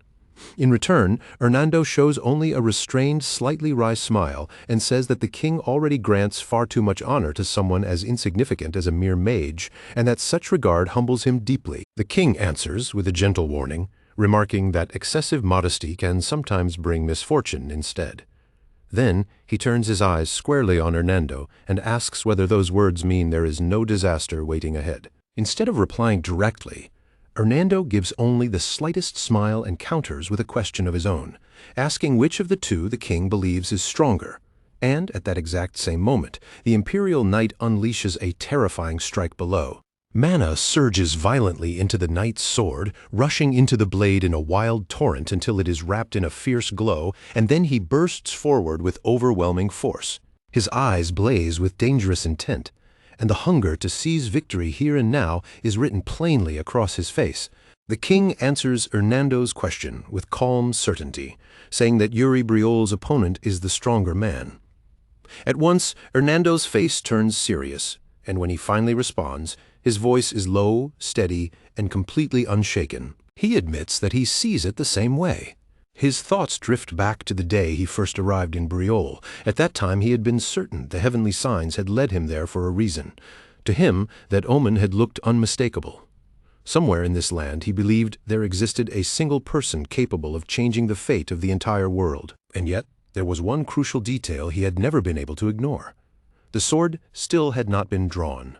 Because of that one fact alone, he had convinced himself that there was no longer any reason for him to stay. Turning slightly toward the king, Hernando explains that he truly believed his time in Briol had already come to an end. Meanwhile, down in the arena, the Imperial Knight lunges forward with explosive speed, driving in with what appears to be a finishing blow. Yuri stands before him looking completely still, as if every bit of strength in his body has already been spent. But Hernando's quiet voice continues over the scene, saying that he truly believed his time in Briol had ended, and yet it now seems that moment has not come just yet. And in that very same instant, Yuri lifts his face, and a bright smile suddenly spreads across it. In a single stroke, the truth becomes obvious. What everyone had mistaken for exhaustion was never real weakness at all. Yuri had been acting the entire time, using the flow of the duel to test and measure his opponent's strength. A surge of mana races through Yuri's entire body and pours directly into his sword, flooding the blade until it quivers with dense, concentrated power. With fresh force rising from him, Yuri boldly declares that he has tested enough, and that now it is time to finish the match. In the very next instant, he bursts forward, and the change in his movement is impossible to miss, far sharper, far faster, and far deadlier than before. The Imperial Knight's eyes snap wide in shock. Completely caught off guard, he blurts out in disbelief that Yuri is moving faster now. Yuri's sword comes down with terrifying precision and stops only a hair's breadth away from the knight's neck. The air around them crackles under the sheer pressure of the mana pouring off Yuri's blade, making it instantly obvious that this is no bluff and no empty threat, but a strike carrying unmistakably lethal force. At that moment, the Imperial Knight feels his whole body seize up. Terror surges through him as he realizes he cannot move, cannot defend himself, and cannot even flee. The realization hits him with brutal clarity, sharper than the edge before his throat. I'm going to die. Up in the stands, Prince Georg and Princess Yekaterina Ivarna Granzayan stare down at the arena in alarm, their faces openly filled with worry and disbelief at the sight unfolding below. The king, however, does not flinch in the slightest. He remains completely composed, watching with a hard, unwavering gaze that never leaves the arena for even a moment. A wave of gasps ripples through the crowd, and disbelief spreads across the hall as everyone struggles to process Yuri Briol's sudden burst of power. Shocked voices erupt from every direction, people unable to understand what they have just seen with their own eyes. Hernando alone wears a calm, confident smile, as though this turn of events has not surprised him at all, and he had seen the result coming from the very beginning. The soldiers cry out in astonishment, stunned that Yuri managed to turn his sword at exactly the right instant. Down in the arena, the Imperial Knight can only stand there blankly, too dazed to believe what has just happened. His own weapon has been completely shattered, broken apart by the force of Yuri's strike at last. With his voice trembling, he forces the words out in a shaken whisper and admits that he has lost. The very next instant, the entire hall erupts.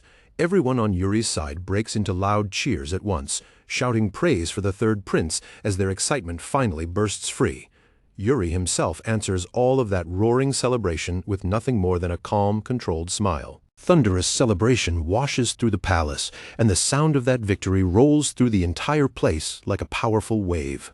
Watching quietly from where he stands, Hernando remembers why he came to Briol in the first place. He had followed the signs in the heavens, convinced they would lead him to the purpose fate had prepared for him. But what he has found here is not someone who merely follows those signs. He has found someone who seems to stand beyond them and defy them outright. Elsewhere, Prince Jorg can be seen wearing the faintest hint of a smile, while Hernando's thoughts sink deeper and deeper than before. In his mind, one truth becomes impossible to deny. Life had turned into death, and death itself had somehow returned to life. From the very moment the third prince's sword awakened, the fate of the present had already been rewritten. His thoughts do not pause for even a moment. From here on out, every step Yuri Briol takes will be a step taken in defiance of the heavens themselves. Yuri has become someone who now stands completely outside the limits that fate once tried to place on him. Even as the cheers keep rolling through the crowd in wave after wave, Yuri remains standing at the center of it all, with a bright, unwavering smile on his face, his confidence shining so clearly that no one could miss it. Hernando's inner voice follows that image closely. Yuri Briol is the one who has gone beyond destiny. The realization leaves Hernando genuinely astonished, and deep in his heart, he cannot help feeling a growing excitement to see just how far this young prince will go from here. At the very same time, Yuri's own thoughts are just as steady. Deep in his heart, he makes a vow without the slightest hesitation or doubt. From this moment forward, he will change the fate of the entire world. Even after that, Hernando's thoughts do not fade away.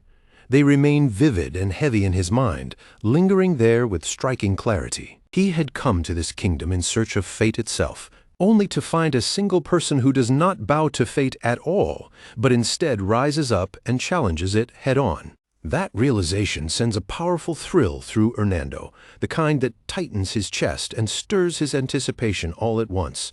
And now, all he can do is wonder how high Yuri Briol will rise as he keeps surpassing the fate that rules over this world. 5 years pass, and the scene shifts to Briol's palace resting beneath calm, gentle light. The grand royal residence looks as peaceful and beautiful as ever, its quiet elegance almost concealing just how much time has changed. Inside those vast halls, a newly appointed maid hurries along with obvious nerves written all over her. Her steps come quick and uncertain, and anxious thoughts race through her mind with every turn she takes. She tries to calm herself by insisting that everything should still be fine, but that only leaves her even more flustered. Even though someone had shown her the route earlier, she somehow still managed to lose her way in the palace corridors. Then, without warning, a voice calls out from behind her. She startles so hard that her whole body jerks, and she spins around on the spot. Standing there is a young man with black hair and a stern, serious face. Fixing her with a sharp look, he asks if she is new here. The maid notices that black hair at once, and in her mind she immediately connects it with Briol's royal bloodline. But his questioning does not end there. In a firm, demanding voice, he asks what she is doing wandering through the palace halls at an hour like this.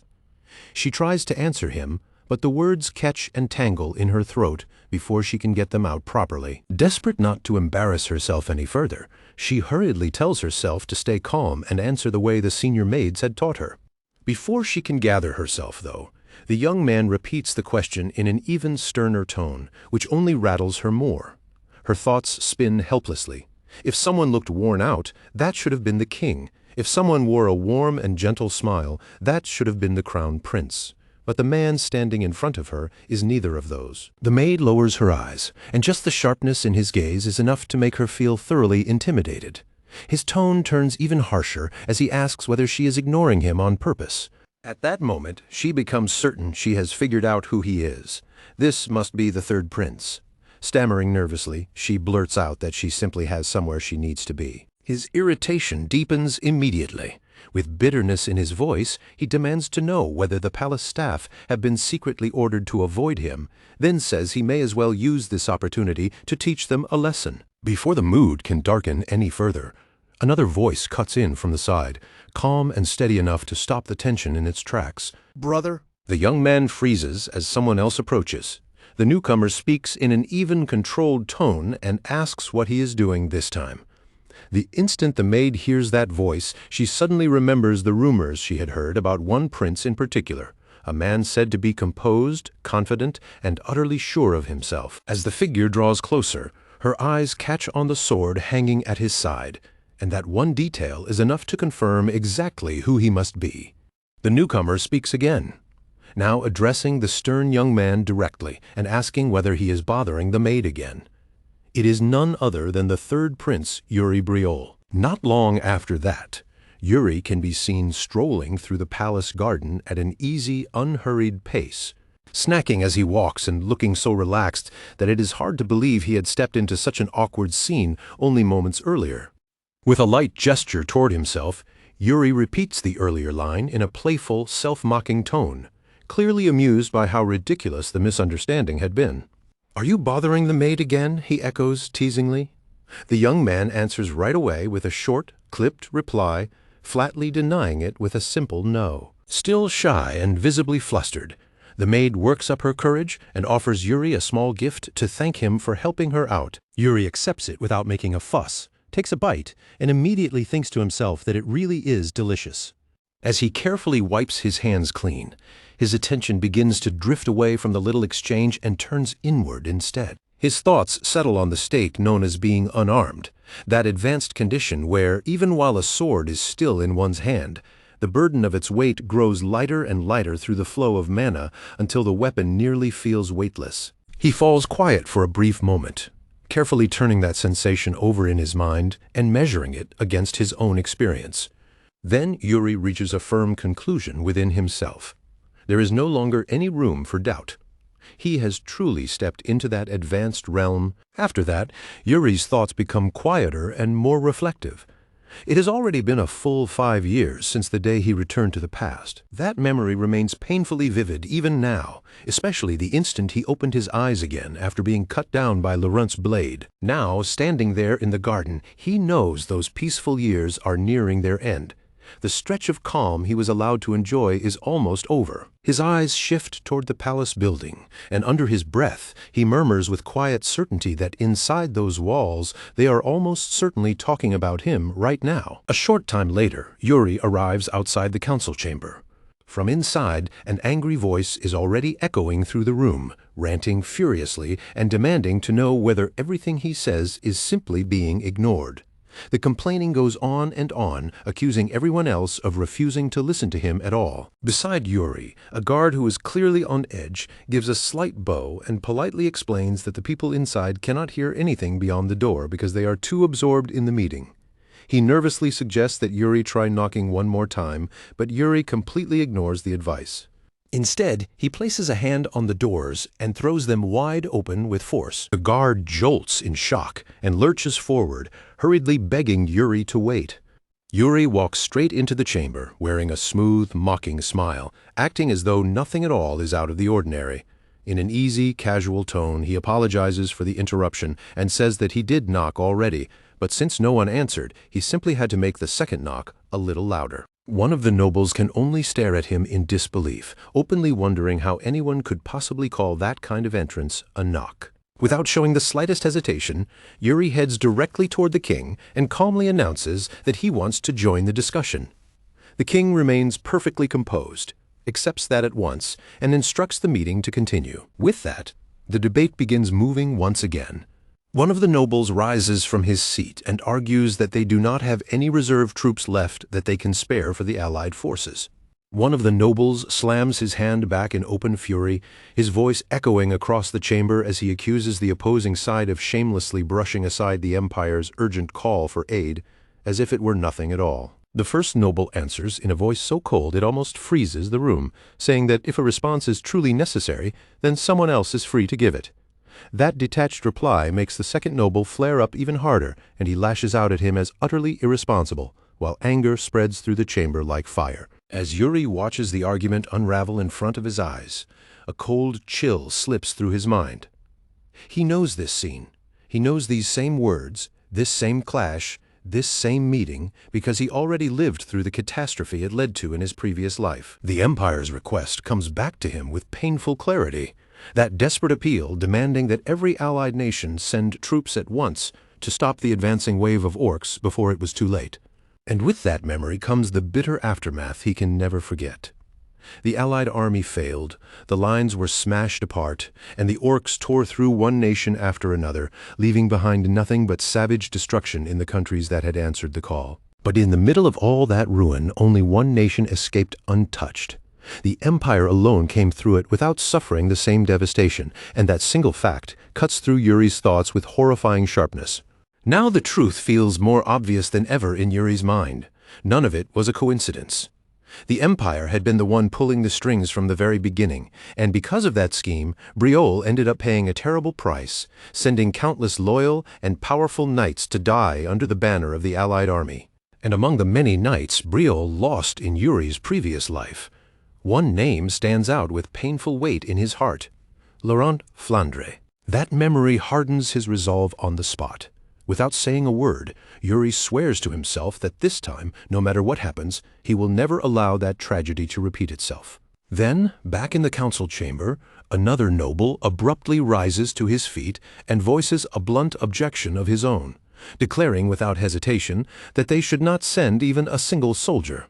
The room erupts all over again.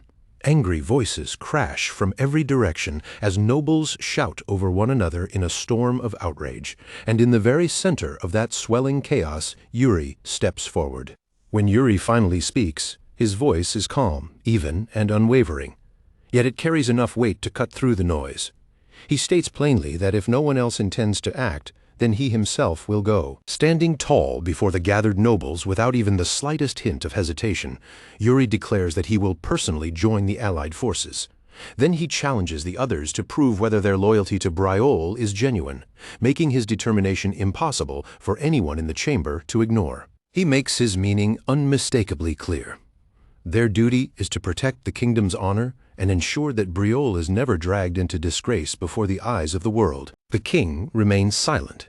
He does not interrupt, does not react outwardly, but simply watches Yuri with a fixed gaze, thinking deeply as he finally grasps the real meaning hidden beneath Yuri's words. Later, in the training yard, Yuri is completely absorbed in sharpening his swordsmanship, his focus locked into every motion as he moves through one strike after another, when a familiar voice suddenly calls out to him from farther off. He lifts his head and sees Cedric hurrying toward him, breathing hard and looking visibly anxious. The instant Cedric gets close enough, he blurts out the question that has clearly been weighing on him the whole way over. Is Yuri really planning to join the Allied forces? Cedric pushes for a clear answer, and Yuri gives it without the slightest pause. Yes, he is going. That reply only deepens Cedric's concern, and he quickly reminds Yuri that he is a prince, not someone who can be forced to march out in person. Cedric urges him to think about this more rationally, but Yuri answers with only a faint, confident smile. In his eyes, this is not recklessness at all. This is the responsibility he bears as a member of the royal family. Hearing that, Cedric finally lets out the tension he had been holding inside, and when he speaks again, his voice has softened. He admits that he understands Yuri's thinking now. All he asks is that Yuri come back safely, and in return, he promises that while Yuri is away, he will stay behind and protect the palace. Off to one side, Bernard watches the exchange in silence, and there is quiet approval in his expression as he sees just how strong the bond between the two brothers has become. Even so, tucked away in the back of his mind, Bernard still cannot help but hope that Cedric will not end up creating any extra trouble. Yuri then turns his eyes toward Bernard and, with a half-playful look on his face, asks him almost like a joke whether he is worried too. Bernard calmly shakes his head and says he is not especially worried as long as Yuri does not do anything careless. He believes he will return alive. Yuri thanks him lightly, but before the warmth of the moment can linger, Bernard's expression tightens and his tone turns serious. He gives Yuri a firm warning not to underestimate the orcs. Bernard tells him directly that the orcs are far stronger, far more brutal, and far more dangerous than most people could ever imagine from rumor alone. Then he explains that among the orcs, there is an especially terrifying type, the ones that carry flags on their backs. Those monsters are even more violent and overwhelmingly powerful than the rest, making them enemies on an entirely different level. Yuri listens to every word without interrupting, then answers with a small, reassuring smile, saying that he already has his own method for dealing with them. Bernard narrows his eyes at that response and asks whether Yuri truly has an actual plan prepared. Right at that moment, a maid comes hurrying over and calls out loudly for Yuri. She informs him that a guest is waiting to meet him, and that the visitor has brought the item Yuri asked for earlier. Yuri glances back at Bernard and gives him a calm nod, confirming that, yes, he really does have a plan in mind, and not just a vague one, but something highly specific and specially tailored. In the guest room, Guillermo, the deputy head of Elaine Wood's trade guild, is already seated inside, waiting quietly for Yuri to arrive. The moment Yuri steps into the room, Guillermo rises from his seat at once and greets him with proper respect. Yuri does not linger on small talk for even a second and immediately asks about Elaine. Guillermo explains that Elaine is currently away traveling, so he has come here in her place instead. He goes on to say that no matter how many times he tells her to slow down, Elaine insists on continuing her travels anyway. According to her, she is only doing what she is best at. That earns a quiet chuckle from Yuri, who then asks whether that is really the only reason Guillermo came. With a small smile, Guillermo shakes his head and brings out a box. He tells Yuri that he has delivered the item the prince requested the last time the two of them met. Yuri opens the box, and the instant he sees what rests inside, a satisfied smile spreads across his face. He openly praises Guillermo and tells him that he has done well. Inside the box is the very thing Yuri has been waiting for all this time. A special pair of daggers known as Elementarian. The sight of them fills Yuri with a deep, quiet sense of joy. Guillermo, unable to make sense of the prince's reaction, leans in nervously and admits that to him. The daggers look like little more than fancy ornaments, then asks if they are truly that valuable. Yuri answers without the slightest hesitation that they are enormously valuable. These are rare relics from ancient times, and each dagger is infused with magic.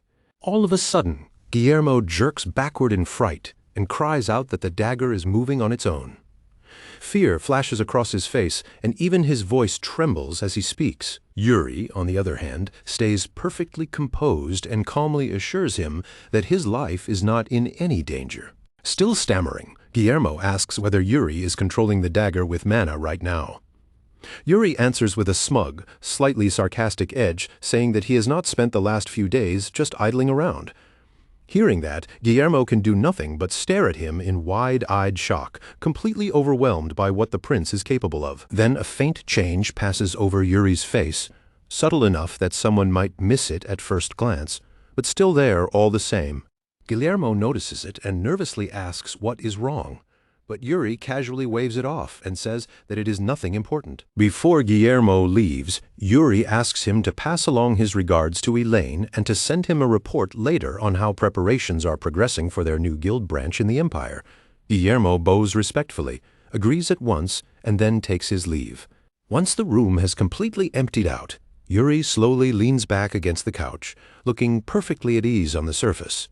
But then, into the quiet stillness hanging in the room, he speaks in a clear, unhurried voice and tells the hidden presence nearby that there is no reason to keep concealing themselves anymore. A moment later, Asana quietly reveals herself from behind him, stepping out so lightly and so soundlessly that it almost feels as if she has slipped straight out of the shadows. Yuri turns his head toward her with that same calm expression still resting on his face, and in an even voice, he asks about Goryo.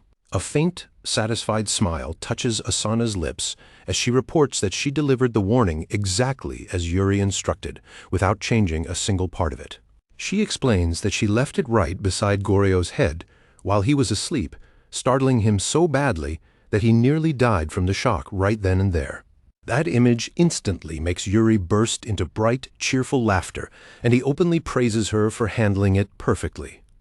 Still amused, he adds that Goryo truly never seems able to restrain himself whenever Elaine Wood's money enters the picture.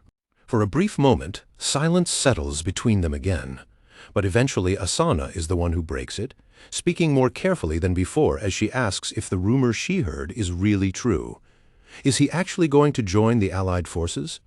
Yuri answers without even the slightest hesitation that yes, he is, and after hearing that, she quietly tells him to be careful. Yuri gives her a light, almost teasing smile and points out that she is speaking as though he plans to head there entirely on his own. Caught slightly off guard by that reply, Asana looks at him and asks what exactly he means. With steady confidence, Yuri tells her that she will be going with him too. At those words, a small smile rises on Asana's face, and she softly asks whether he truly believes she can keep up with him on an actual battlefield. Yuri answers without the slightest trace of doubt that he does. He trusts her. Asana's expression softens the moment she hears that, and she quietly admits that she would rather follow him anywhere than ever go back to the place she came from. With that quiet understanding left between them, she takes her leave and tells him that she will contact him again soon. Several days pass, and at last, the day of departure arrives. Over the capital, the flags of Briol snap and flutter high in the wind, marking Yuri's return to the battlefield once more. Cedric calls out to him, and the concern in his voice is real enough that he cannot fully hide it. With complete sincerity, he tells his brother to take care of himself out there. Yuri answers with a bright, fearless grin, brushing Cedric's worry aside with bold confidence. He proudly declares that he is invincible and promises that he will bring even greater honor to Briol. Cedric cannot help but smile at that, and Yuri, still wearing that teasing expression, warns him not to bury himself in study so deeply that he ruins his eyes. Cedric lets out a laugh and reassures him that he will not. Then the two brothers step closer and pull each other into an embrace. Cedric holds Yuri tightly, and in a low voice touched with sadness, says his farewell, promising that they will see each other again very soon. Yuri returns those words just as warmly, telling him with total certainty that he will come back. Later, inside the ceremonial hall, Fiore Briol stands before everyone who is gathered there, and formally announces that the send-off ceremony is now about to begin. At the center of it all stands Yuri, his back perfectly straight and his posture flawless. His face is set in firm seriousness as he waits in complete composure for what is coming next. Fiore Briol looks directly at him and quietly asks whether he is nervous. Yuri answers immediately, without even a brief pause, that he is not. The king then tells him to turn around. Yuri obeys at once, and the moment he does, his eyes widen just slightly at the sight spread out before him. Before him stretches a massive army, an enormous sea of armor, drawn weapons and fluttering banners that fills his entire field of vision. Then from behind him, the king's solemn voice reaches his ears, reminding him that those are precious lives standing there, and that they are lives Yuri is responsible for protecting. Those words sink heavily into Yuri's chest. He knows that truth better than anyone. Many of those men may never return home. In his previous life, countless soldiers were lost, and that old pain rises inside him once again. Even so, he forces that emotion down and swears to himself that this time he will not allow the same tragedy to happen again. The king's voice sharpens, carrying even more force as he asks Yuri whether he is truly confident that he can protect them. Yuri parts his lips ready to answer, but before a single word can leave him, the king cuts him off and, in a firm, commanding tone, tells him that if he truly believes that, then he must endure what comes next. And in the very next instant, the entire atmosphere changes. Without any warning at all, Fiore Briol unleashes a crushing wave of killing intent aimed directly at Yuri alone. It slams down on him suddenly and mercilessly, a horrifying pressure released without restraint and without giving him even a moment to prepare himself. That overwhelming killing intent crashes into Yuri and freezes his whole body on the spot. For one terrifying moment, he cannot move at all, as if every part of him has been seized and locked in place by sheer force. In that instant, Yuri feels death itself standing right in front of him. He understands with absolute clarity that if he tries to run from it the wrong way, he will die. So deep within himself, he asks only one thing: can I endure this? The answer comes back at once, hard, immediate, and unwavering. Yes, I can. With fierce defiance blazing inside him, Yuri releases his mana. A brilliant blue light erupts from his body all at once, flaring violently around him with tremendous force and flooding the hall in its intense glow. He throws everything he has into a single strike, pouring all of that gathered power into one all-out, devastating blow. Collision comes instantly and explodes with force. Yuri's counterattack slams head-on into the crushing pressure bearing down on him, and a violent blast rips through the hall as shockwaves burst outward in every direction. When the dust finally starts to settle, Yuri sees Fiore Briol still standing there before him. The king is smiling with calm confidence, and in a composed voice he simply tells Yuri that he has done well. Yuri can only stare back in stunned disbelief, still struggling to process what just happened. Then Fiore Briol explains, in an even and composed tone, that this was his substitute for a departure letter. After that, the king's expression hardens with authority, and he orders Yuri not to waste any more time and, above all else, to return alive. Yuri meets his father's eyes directly and answers with firm conviction. He says that he will. Then he turns toward the assembled soldiers and raises his sword high above his head. His voice rings through the hall with unshakable force as he declares his name. "I am Yuri Briol, third prince of the kingdom of Briol." He calls out to the soldiers and tells them to place their trust in him. His words ignite the entire army in an instant. Thunderous cheers erupt from the troops, and with that overwhelming roar rising behind him, Yuri drives them onward with passion, pride, and unwavering resolve. Far away from that place, deep inside a dark and mysterious prison, strange creatures stare out from behind iron bars, their red eyes glowing eerily through the thick shadows. And standing among them is an old knight, Laurent Flandre. His voice echoes softly through the darkness as he speaks toward the absent prince, saying that they are meeting again after 5 years' third prince. Later, Yuri's army continues its long campaign through the forest, pushing onward beneath the trees. When the soldiers finally halt for a brief rest, the mood loosens for a short while. Men gather along the roadside to eat, laugh together, and work some of the exhaustion of the march out of their bodies. Yuri sits among them for a time, quietly taking in the sight around him. Then, after wiping his mouth, he rises to his feet. He walks straight over to Raymond, the commander, and casually remarks that the road feels endless. Then he asks how long they have been traveling. Raymond calmly unfolds a map in front of him and begins tracing their route with careful eyes as he prepares to answer. Raymond studies the route for a moment longer, then explains that they are already drawing close to Sidor. He says they should reach it before long, and once they pass through there, the road will carry them onward through Gid and then all the way into Balshad. As the two of them continue speaking over the map, a knight of Briol slowly approaches from behind, moving so quietly that neither Yuri nor Raymond notices him at first. Yuri keeps talking and asks whether their current marching pace can truly be maintained, and Raymond answers with complete confidence that yes, it can. Then, right in the middle of that discussion, the approaching knight finally speaks and addresses Yuri directly as the third prince. Both Yuri and Raymond turn toward the voice at once, the instant Yuri sees the man's face. His breath catches, memories from his previous life come rushing back in a flood, because the knight now standing before him is Laurent Flandre, the death knight who once took Yuri's life. The man before him is Laurent Flandre, the eldest son of Count Frances. Without wasting a second, Laurent drops down onto one knee and bows his head deeply in formal respect before the prince. He introduces himself with perfect courtesy, saying it is an honor to meet His Highness. Yuri stiffens at the sight of him and, thrown off by the shock, can only answer a little awkwardly, quietly repeating his name under his breath, Laurent.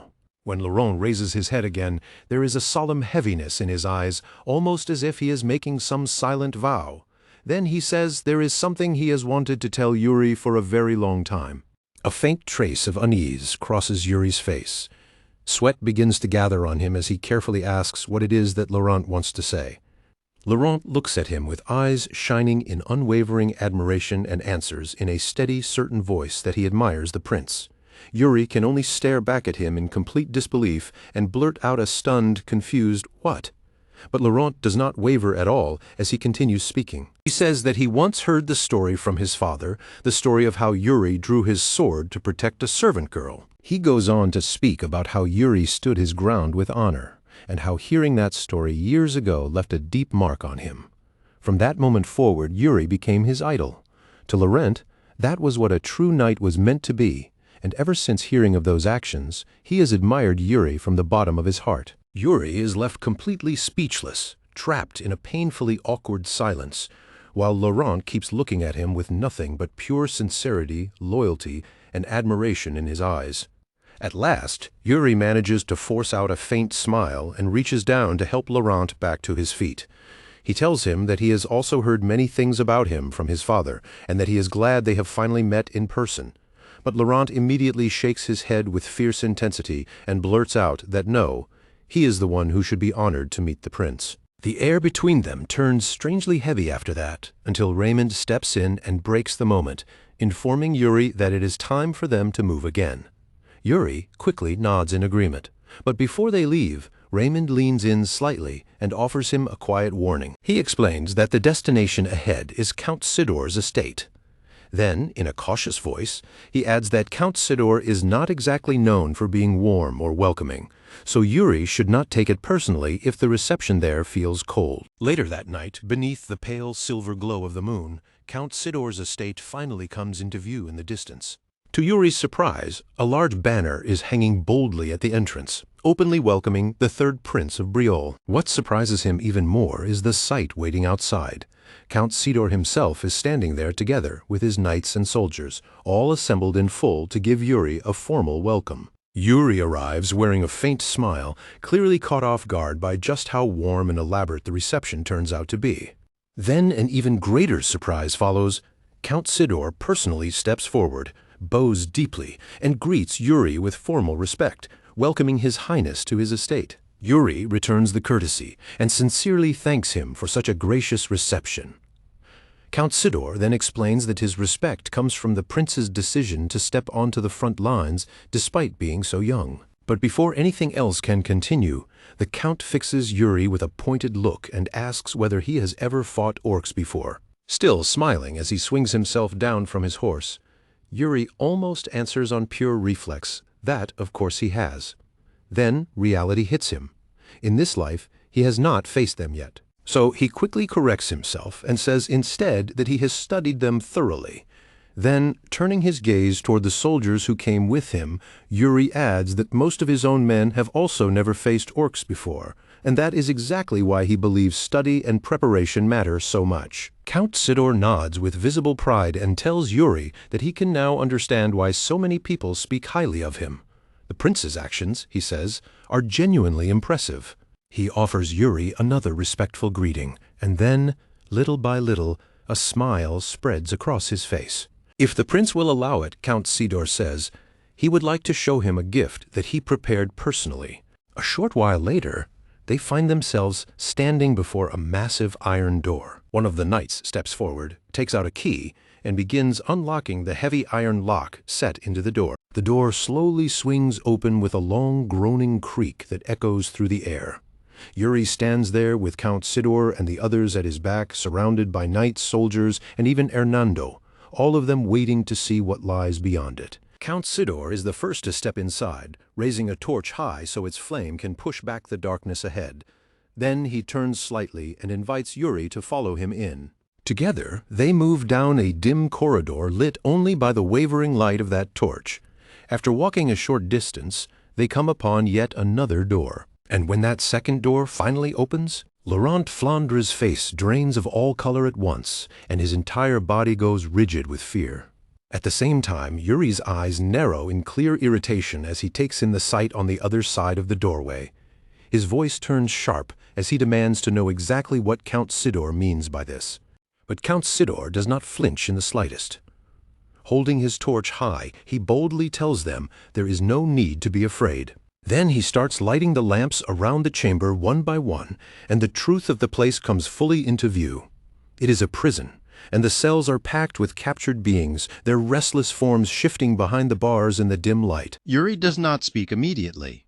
Instead, He studies the entire scene in front of him with careful eyes, taking his time to understand exactly what he is looking at. Then, all at once, one of the soldiers breaks the silence with a shaken voice, blurting out in alarm that the thing in front of them is an orc. They are indeed standing before a cell that contains one of the captured beasts. But Count Sidor immediately cuts that reaction short and says they should not call it an orc, only a captive.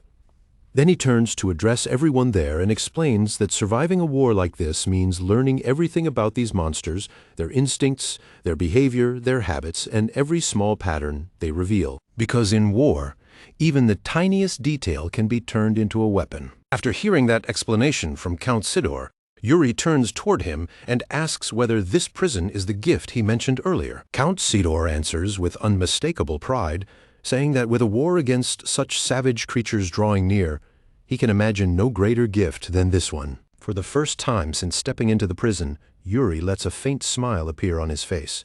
He thanks Count Sidor out loud, though inwardly he cannot help thinking that this man is even more deranged than he first suspected for taking his methods against the orcs this far. Behind Yuri, one of the soldiers shifts uncomfortably, clearly disturbed by what he is seeing. Yuri notices that reaction immediately, turns toward the man, and asks him directly for his name. The soldier quickly straightens himself and introduces himself as Simon Fesh, son of Baron Bull. Yuri then tells Simon not to keep his thoughts bottled up and orders him to speak honestly about what he is thinking as he looks at the imprisoned orc. Simon respectfully admits that, to him, this feels like it goes too far.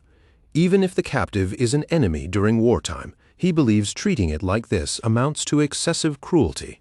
Yuri shifts his gaze back toward the orc behind the bars and calmly says that Simon may very well be right to feel that way, at least for now. But whatever gentle impression Yuri might have given off disappears almost immediately. He turns back toward Haim and, in a calm voice that leaves no room for argument, orders him to open the cell. Haim responds at once, obeying without the slightest pause or hesitation. Then the third prince shifts his eyes back to Simon and asks his name once more, almost as if he is giving one final check, making absolutely sure he has the man's name correct before going any further. When Simon answers with a firm nod, Yuri steps quietly to the side.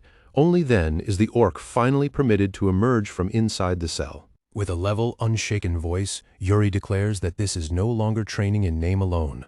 From this point on, it is real combat. Right after that, he orders Simon to face the freed orc, and in an instant the whole room falls silent, every person frozen in place as they wait for the first burst of violence. Simon tightens his grip around his weapon and sets his stance. His whole body goes taut, braced, and ready, fully expecting the orc to charge straight at him at any second. But instead of lunging forward, the creature suddenly throws back its head and unleashes a deafening roar that shakes the room. And then, just as suddenly, it drops down onto its knees. A heartbeat later, it begins slamming its own forehead into the floor with brutal force over and over again, each sickening impact echoing sharply through the chamber. To everyone watching, it almost looks as though the monster is begging for its life in the only way it can. It keeps bowing its head to the ground again and again, like some twisted plea for mercy. That sight completely unsettles Simon. The determination he had only moments ago starts slipping away, replaced by pity, because watching the orc beat itself against the floor makes him feel like the cruel one just for standing there with a weapon drawn. Forcing the words out, Simon turns toward Prince Yuri and says he will not fight. He states plainly that he refuses to swing his blade at a prisoner that looks so helpless, never realizing for a second that the orc's miserable display is nothing but a trap. The instant Simon lets his guard fall, the beast explodes into motion behind him. Before he can even turn around, a massive fist crashes into the side of his helmet with such monstrous force that the steel caves inward, leaving behind a clear imprint of the orc's knuckles. Blood sprays from Simon's mouth the moment the blow lands. His body jerks violently from the impact, and he nearly collapses on the spot. The other soldiers shout Simon's name and rush forward in alarm, but by then they are already too late to stop what happens next. The orc has already thrown both arms around Simon and cinched him into a vicious chokehold. The knights react on instinct and start to move in, but before any of them can interfere, Count Sidor steps forward and raises his voice. He orders everyone to stay back. Not to panic, he says, because most of the orc's tendons had already been cut before any of this began. Remaining calm at Yuri's side, the Count calls out to the prince and says this is exactly the truth they need to learn. This kind of ruthless deceit, he says, is the true nature of an orc. Give them even the tiniest opening, he says sharply, and they will use it without a second thought. Hearing that, one of the knights can no longer hold himself back and desperately shouts for the third prince to save Simon immediately. But Count Sidor cuts off the plea at once and tells everyone to remain calm. Simon is not going to die, he explains, though there is no question that the chokehold will make him suffer badly. The orc keeps squeezing Simon in its crushing grip while growling something in its own language. And even while trapped like that, Simon's entire body stays stiff and coiled, like he is still waiting for the slightest chance to strike back. Even so, Yuri and Count Sidor do not lose their composure. Leaning slightly toward the Count, Yuri quietly asks whether that means the orc is now using Simon as a hostage, and the Count admits he cannot say for certain, but says he will summon an interpreter immediately. At that command, a hooded figure slowly steps out from behind one of the pillars, with most of its face still hidden deep in shadow. No one present can tell at a glance what race the figure belongs to. All they are told for certain is the name, Kori. Even from where he stands, something about that figure catches Prince Yuri's attention right away. His eyes narrow at once, because he can already tell there is something unusual about Kori. Kori listens closely to the rough, guttural sounds coming from the orc, then calmly translates for everyone in the room. The creature is threatening to break the knight's bones one by one unless they all lower their weapons. And the very moment that threat is spoken aloud, the orc clamps down even harder around Simon's neck. Simon chokes and cries out, the pain immediately obvious. Yuri does not waste even a heartbeat. He calls Hernando's name at once and tells him this is his moment. Hernando steps forward without hesitation, gives a quick nod, and begins chanting his spell. With the control of someone who has done this many times before, Hernando releases his magic at precisely the right instant. The spell strikes the orc cleanly and throws the beast into sudden confusion. The opening appears immediately, and Hernando signals to Yuri that the next move belongs to him. Without pausing for even an instant, the third prince launches himself forward.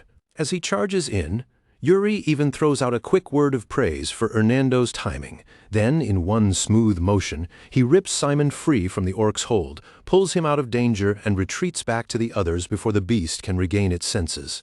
A moment later, the orc snaps back to awareness and drives one foot into the ground with explosive force. Its roar tears through the chamber as it curls both hands into fists, its whole body trembling with raw rage. Keeping his eyes fixed on the beast, Yuri turns to the Count and asks for confirmation. This is no ordinary orc, is it? Count Sidor answers coldly, without a trace of softness, and tells Yuri he is exactly right. He explains that although this orc is smaller than the average member of its race, it is a battle-hardened veteran that has survived countless fights. Then his tone grows even colder as he recalls how they captured it. The monster had been in the middle of eating a knight alive. He makes it plain to everyone there that this orc has already claimed many lives. Hearing that, one of the knights flares up in fury. He curses the orc outright and shouts that he no longer cares how dangerous the situation is, because he wants to kill that beast right here and now. But before the knight can even take a single step, Prince Yuri moves in front of him and blocks his path. With firm authority, he orders the man to stand down, and although the knight clearly hates it, he lowers his weapon and mutters that he understands. Even so, Yuri makes it clear that he is not rebuking the knight for being angry. Instead, he directs the man's attention past the orc and points out that all the other captured monsters are watching closely, waiting for the tiniest chance to strike. He continues by explaining that this behavior is not unique to the beast in front of them. Every orc is like this, and once they reach the plains, they will face enemies far worse than the ones standing here now. Then Yuri places a steady hand on the knight's shoulder and tells him to stay sharp. This is training, he reminds him, and the purpose of moments like this is to learn the proper way to kill an orc. As the night drags on, Yuri's men continue fighting the captives, turning every clash into brutal, practical instruction. With every dangerous exchange, they sharpen their skills through real combat. At one point, one of the orcs suddenly goes especially berserk. It snatches up a fire lamp and hurls it straight at them.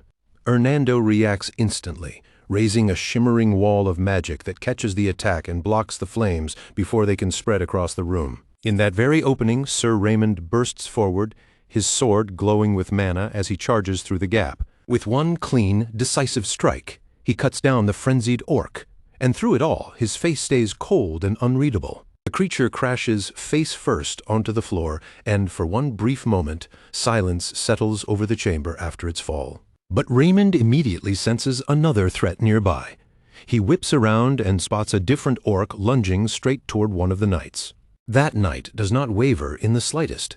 He plants his feet, holds his ground, and remains calm, focused, and completely unshaken. The orc slams into him with all its force, yet the knight's mana-infused blade holds firm.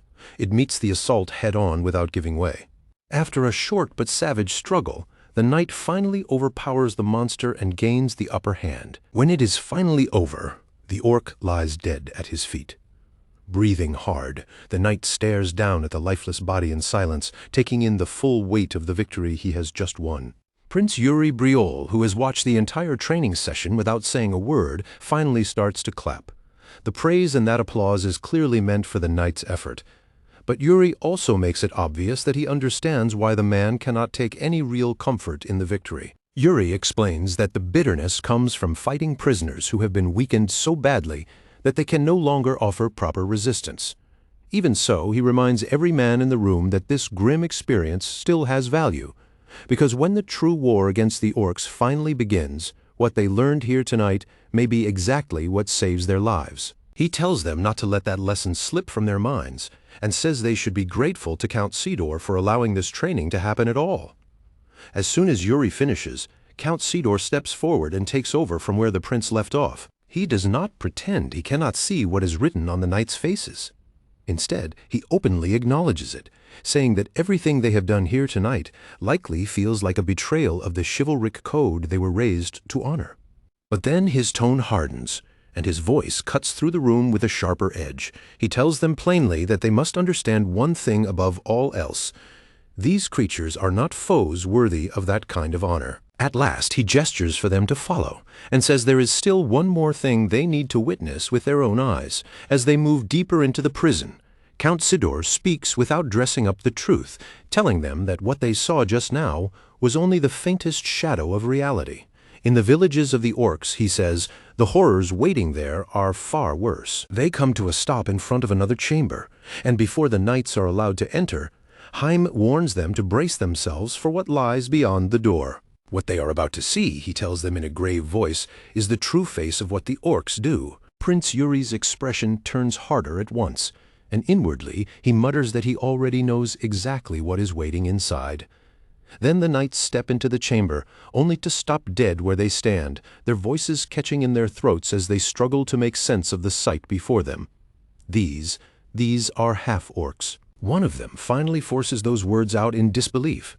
At the same time, the chained creatures lurch and strain forward the instant the knights enter, reaching toward them as far as their restraints will allow. Still wearing that stern, unchanging expression, Yuri turns to Count Sidor and remarks that there are far more of them here than he expected.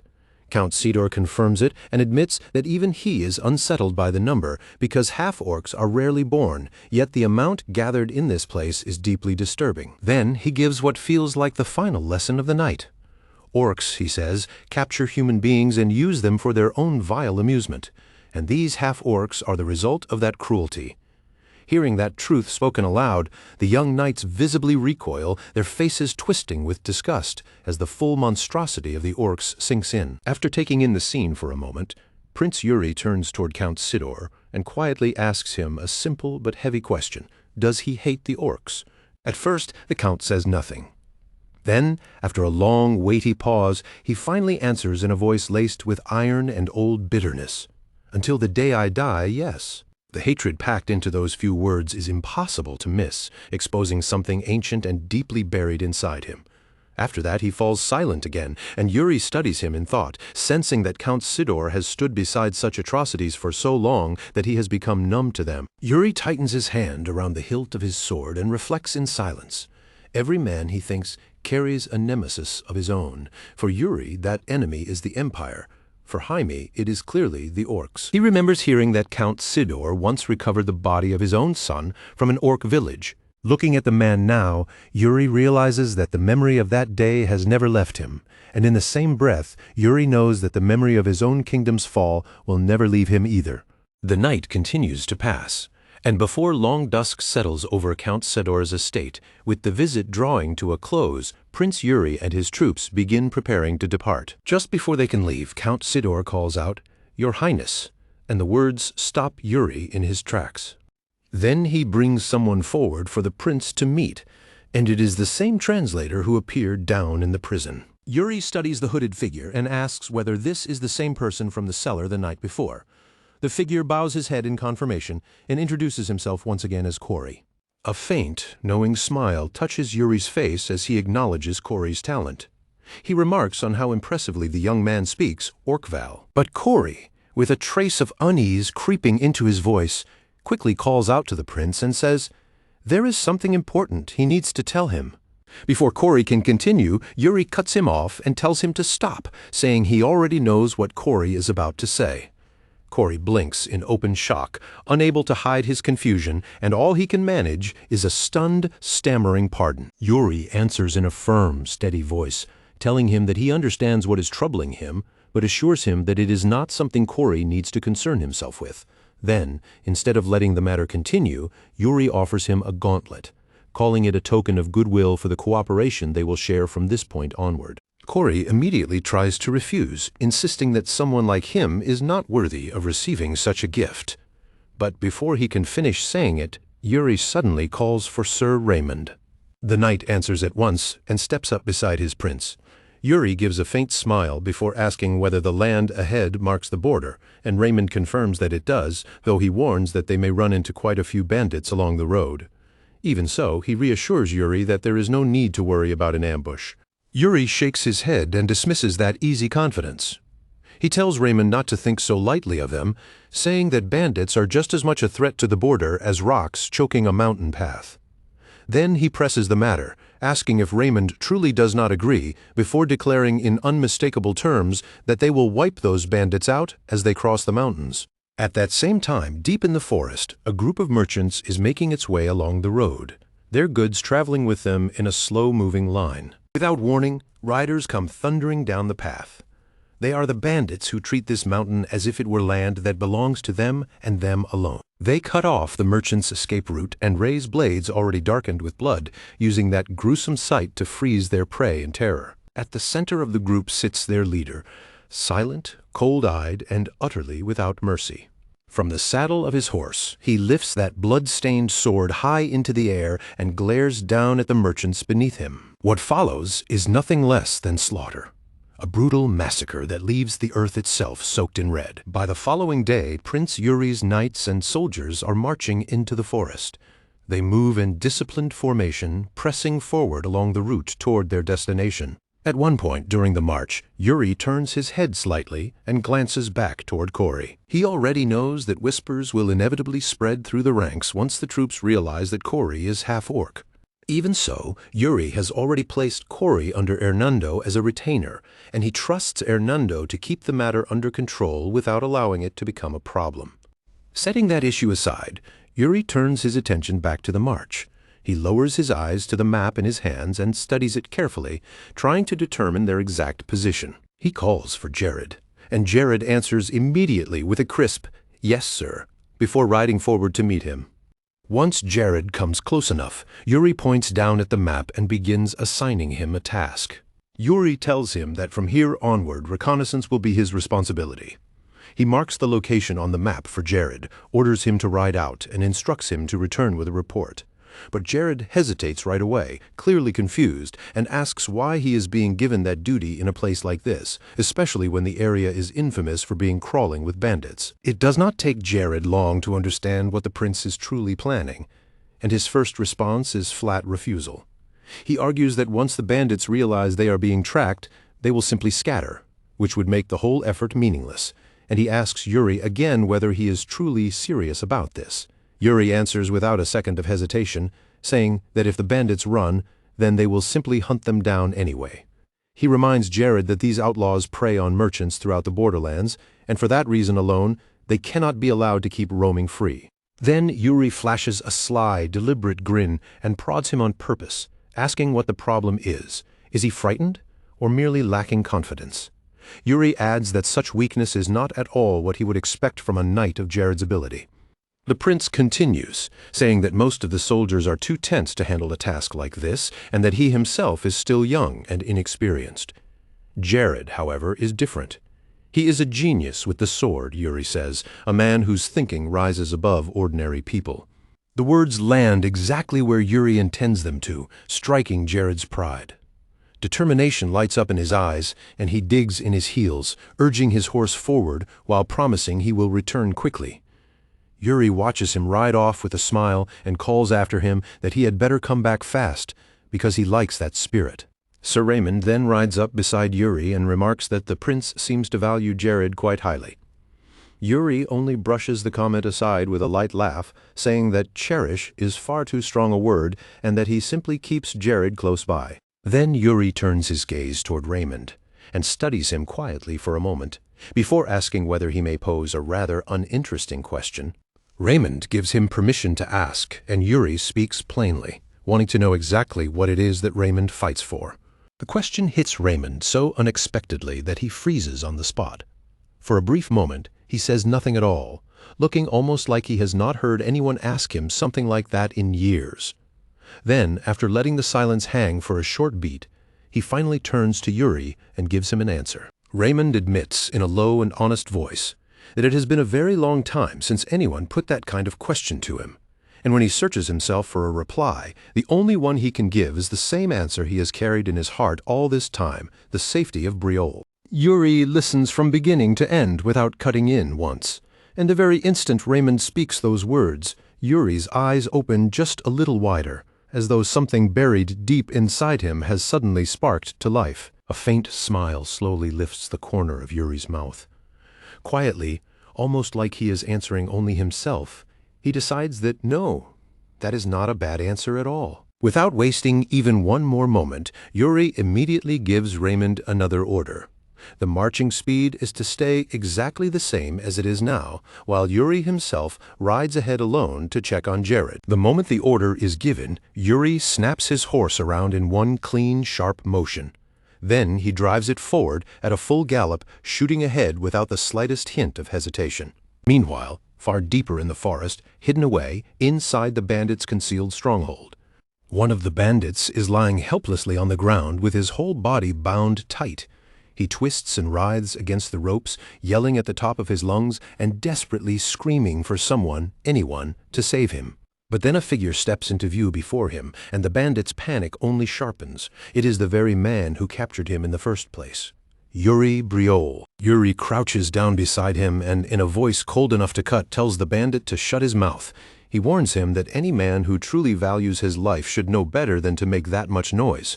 Then Yuri leans in even closer toward the trembling outlaw and repeats the point, asking him flatly whether he really has no idea how to treasure his own life. Just then, a voice suddenly comes in from farther away through the scope. Jared reports that he has found the bandit's base, and the interruption is so sudden that both Yuri and the bound bandit turn their heads at once in surprise. Jared stretches out an arm and points straight ahead, showing the exact direction of the hideout as he firmly confirms where it is. Yuri gives him immediate praise for tracking it down so well, but before making a move, he raises one more question. Yuri asks Jared whether this does not strike him as strange. A lone patrol does not fit the usual pattern at all, because bandits normally move in pairs or in even larger groups. Then Yuri turns his gaze back to the captive and asks him directly if his boss really sent him out here all by himself. The bandit, terrified out of his mind, stammers out that it is true. He insists that he is only a rookie, that he barely knows anything, and that there is nothing useful he could possibly tell them. But while the man keeps babbling in fear, Yuri's eyes catch on something hanging at his neck. There is a faint glow there, and that small shining detail immediately draws Yuri's attention. Without giving any warning at all, Yuri suddenly reaches for it. The bandit jerks violently in panic, convinced for a split second that the prince is about to strike him down. Instead, Yuri simply narrows his eyes and studies the glowing object now in his hand. After examining it for a moment, he calmly asks the man what exactly this thing is supposed to be. At first, the bandit clamps his mouth shut and refuses to answer. Yuri presses him again, asking whether it belongs to him, and that is when the outlaw hurriedly blurts out that no, it is not his. According to him, his boss handed it over and ordered him to wear it every single time he went out on patrol. Yuri does not believe that story for even a second. If anything, his suspicion only grows deeper as he slowly draws his sword and remarks that the object looks very much like some kind of artifact. In a colder, harder voice, he demands to know what kind of magic has been put inside it. The instant the blade appears, the bandit's courage shatters completely. He cries out in terror, begs Yuri to spare him, and keeps swearing over and over that he knows nothing. Yuri answers with an icy voice, asking only, "Is that so?" Then, after letting that fear sink in, nice and deep, Yuri calmly slides the sword back into its sheath and smiles. If that is truly the case, he says, then he will just capture the man's boss instead and ask him face to face. Sometime later, high up in the mountains, Yuri watches the bandit's movements from a distance through the scope. All of a sudden, someone comes rushing toward him in a hurry, calling out, "Your Highness." It is Jared, arriving fast with his men as they move in and prepare to make their report. Jared reports that they have carried out Yuri's orders exactly.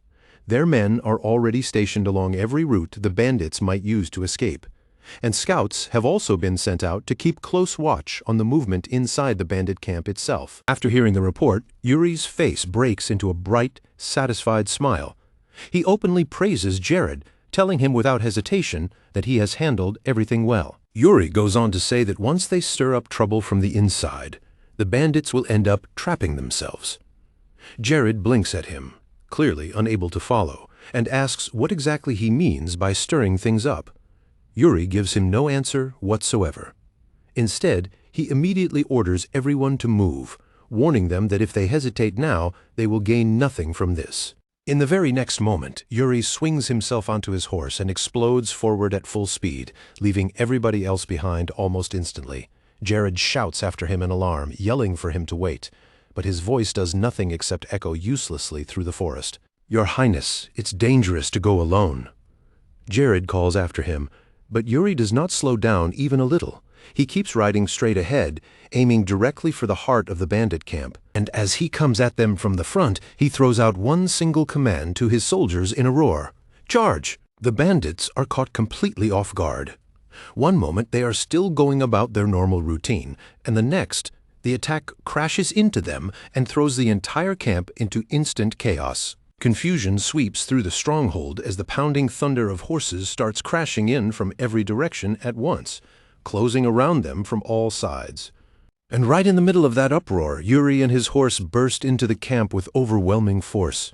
They tear straight through the confusion, smashing into the bandits and scattering anything that dares remain in their path. The bandits, who get slammed flat onto the ground, can only stare upward in shock.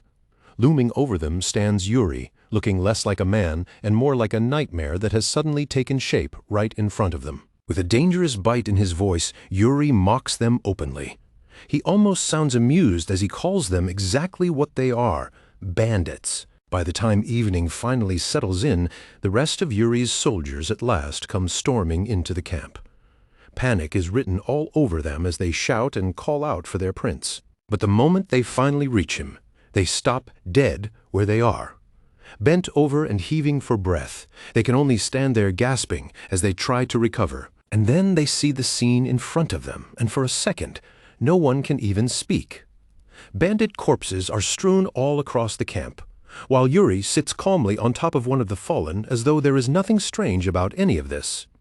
Then he turns toward the soldiers with a smug little grin and tells them they are late. Jared, still visibly rattled, immediately starts scolding Yuri and demands to know why he would do something so reckless. Charging in alone like that, he says, was far too dangerous. Yuri brushes the whole complaint aside and shoots back with a question of his own, asking why they did not come after him immediately. At that point, Yuri treats everything Jared says as nothing more than nagging. He turns away from him and asks Sir Raymond instead whether any of the bandits managed to escape. Raymond answers at once that none of them got away. Every last bandit was dealt with, and not a single one of their own men was lost. Good, Yuri says with bright energy. He gets back to his feet, claps his hands together, and cheerfully announces that now it is time to gather up everything the bandits left behind and start getting food ready.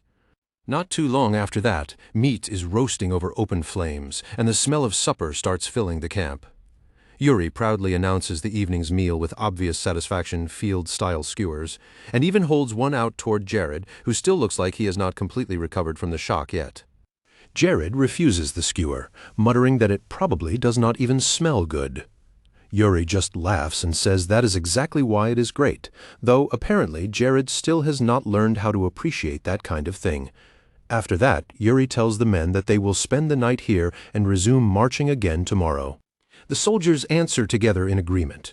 At the very same time, the bandit leader, the same man Yuri had been sitting on earlier, quietly starts trying to crawl away without drawing anyone's attention. While continuing the conversation with Yuri, Raymond brings up their next destination, Gid. Before they reach Balshad, the Allied rally point, they are expected to run into the army of another kingdom there, since both forces will be traveling along the same route. Acting as if he has not noticed the crawling bandit leader at all, Yuri suddenly lashes out with a vicious kick. Teeth scatter through the air, and the man slams back down while coughing up blood. And without pausing for even a beat after that, Yuri asks Raymond which kingdom it is they are supposed to meet again. Raymond's expression turns grave as he gives the answer. It is the Holy Kingdom. The moment he hears that name, Yuri smiles. He remembers that the Holy Kingdom is known for its holy magic, and with fresh enthusiasm, he says that if they can get on good terms with them, maybe the people there will even heal them. But Raymond hesitates before responding, and for a moment he does not sound nearly as optimistic. Then, lowering his voice, Sir Raymond quietly admits that he is not sure things will be that simple because he has heard a rumor. According to that rumor, the one commanding the Allied forces is none other than the Princess of the Holy Kingdom herself. However, because she is said to belong to the weaker side in her kingdom's struggle for power, whispers say that she is desperate to prove her own worth. And if those rumors are true, then the reason is obvious. If securing her place is really what matters most to her, then that princess will push herself without mercy and stop at absolutely nothing to produce results in this campaign. Prince Yuri Briol slowly lifts a hand and runs his fingers along his chin, quietly repeating the title under his breath, the Princess of the Holy Kingdom. A faint, amused chuckle slips out before the sound dies away, and then he falls silent, his expression settling as his thoughts begin turning inward. Seeing that look on Yuri's face, Raymond carefully suggests that it might be better to gather a little more information before drawing any conclusion. Yuri, however, only answers with a small smile and a light shake of his head. There is no need for that, he says, because before long he will be meeting her himself anyway. With that, Yuri lifts his gaze toward the night sky overhead, where the stars are scattered across the darkness. That same calm, unreadable smile remains on his face as his thoughts drift ahead, all the way to Bal Shad, the place where the Allied army is meant to gather. Gid lies halfway along the road leading to Bal Shad, an important city that serves as a supply point for the armies traveling through. But because it is independent territory, its laws are not something outsiders can ignore for even a second. Every rule there must be obeyed to the letter, and any violation would be treated seriously under military law. Yuri makes it absolutely clear that if they stir up trouble in a place like this, they are finished. He orders Raymond to make sure that every single soldier understands that rule, knights included, with no exceptions. Raymond gives a small bow at once and answers, "Yes, Your Highness." With discipline tightened and the troops kept outside the city, Yuri then goes on ahead by himself into the Lord's estate. The Lord welcomes him warmly the moment he arrives, wearing a gracious smile as he greets the third prince of Briol. His manner is polished and refined, and he speaks with perfect courtesy as he says that it is a pleasure to meet him. Yuri returns the greeting with the same level of respect, sincerely thanking him for such a warm reception and offering on behalf of Briol his gratitude for Gid's cooperation. The Lord lightly waves away the formality and assures him that such thanks are unnecessary. Gid, he says, intends to support the Allied forces with everything it is able to provide. Once the two of them are seated, the Lord continues, speaking with even more admiration. He recalls how in his younger days, His Majesty Fiore Briol won legendary fame through his victories against the orcs. And now, with his son Yuri stepping onto the battlefield in turn, the Lord says with a soft laugh that the orcs must already be trembling. Yuri laughs lightly along with him and answers with easy confidence that he will do everything he can to live up to that expectation. While their conversation is still going on, a servant quietly approaches the Lord from the side. Leaning in close, he lowers his voice and whispers something directly into the Lord's ear. After hearing the message, the Lord turns his face back toward Yuri and informs him that the princess of the Holy Kingdom has just arrived. He then politely asks Yuri whether he would like to meet her at once. Yuri answers without even the slightest pause. He says he would be glad to. A moment later, the doors open and the princess enters the room. The Lord rises immediately to receive her properly. The woman stepping inside is the second princess of the Holy Kingdom, Princess Sibylla Arsant. She carries herself with the composed dignity of royalty, walking in with two knights stationed at her sides. Her face is stiff and severe, completely lacking warmth, and even her self-introduction comes out in that same cold, formal tone. The Lord bows to her with full courtesy and welcomes her once more, addressing her properly as Your Highness, and adding that it is an honor to receive someone of her status in a remote and barren land such as this. But Sibylla's attention quickly leaves the Lord and shifts toward the man already seated in the room. Without the slightest softening in her rigid expression, she coldly asks whether that man is one of the Lord's vassals. The man she is referring to, Prince Yuri Briol, simply looks back at her with calm curiosity and does not answer right away. But before he can even open his mouth, Sibylla cuts in sharply and says that she has matters to discuss with the Lord, so she would like him to step outside. The Lord realizes immediately that she has completely misunderstood who Yuri is. He hurriedly moves to step in, clearly trying to introduce the prince properly before things get any worse. But he never gets the chance to finish. One of the holy knights bursts out first, his anger filling the room as he loudly rebukes Yuri for what he sees as disrespect. How dare he remain seated in front of Her Highness? When the princess speaks, he says he should stand at once, and the knight keeps going, scolding him openly and without restraint. Yuri, however, does not react with anger at all. He only smiles, and then, with effortless ease, he gives his answer. "I'm the third prince of Briol." Those words land like a thunderclap. The entire room freezes in place, and in an instant the air grows heavy with shock, embarrassment, and silence. The people who had just spoken so rudely are left utterly speechless, fumbling helplessly as they search for anything to say. Yuri then calmly continues in a steady, unshaken voice. Whether he looks like it or not, he says he is still the one commanding Briol's troops. One of the knights immediately starts stammering out a panicked apology, the words breaking apart as they spill from him, but Yuri cuts him off before he can get far, lifting his voice just a little as a sharp grin spreads across his face. He says the fault is entirely his, because he should have dressed more like they do in the first place. With a crooked smirk, Yuri adds that instead of showing up in proper formal wear, he came looking more like some street-side thug. That playful remark only makes the holy knights feel even worse.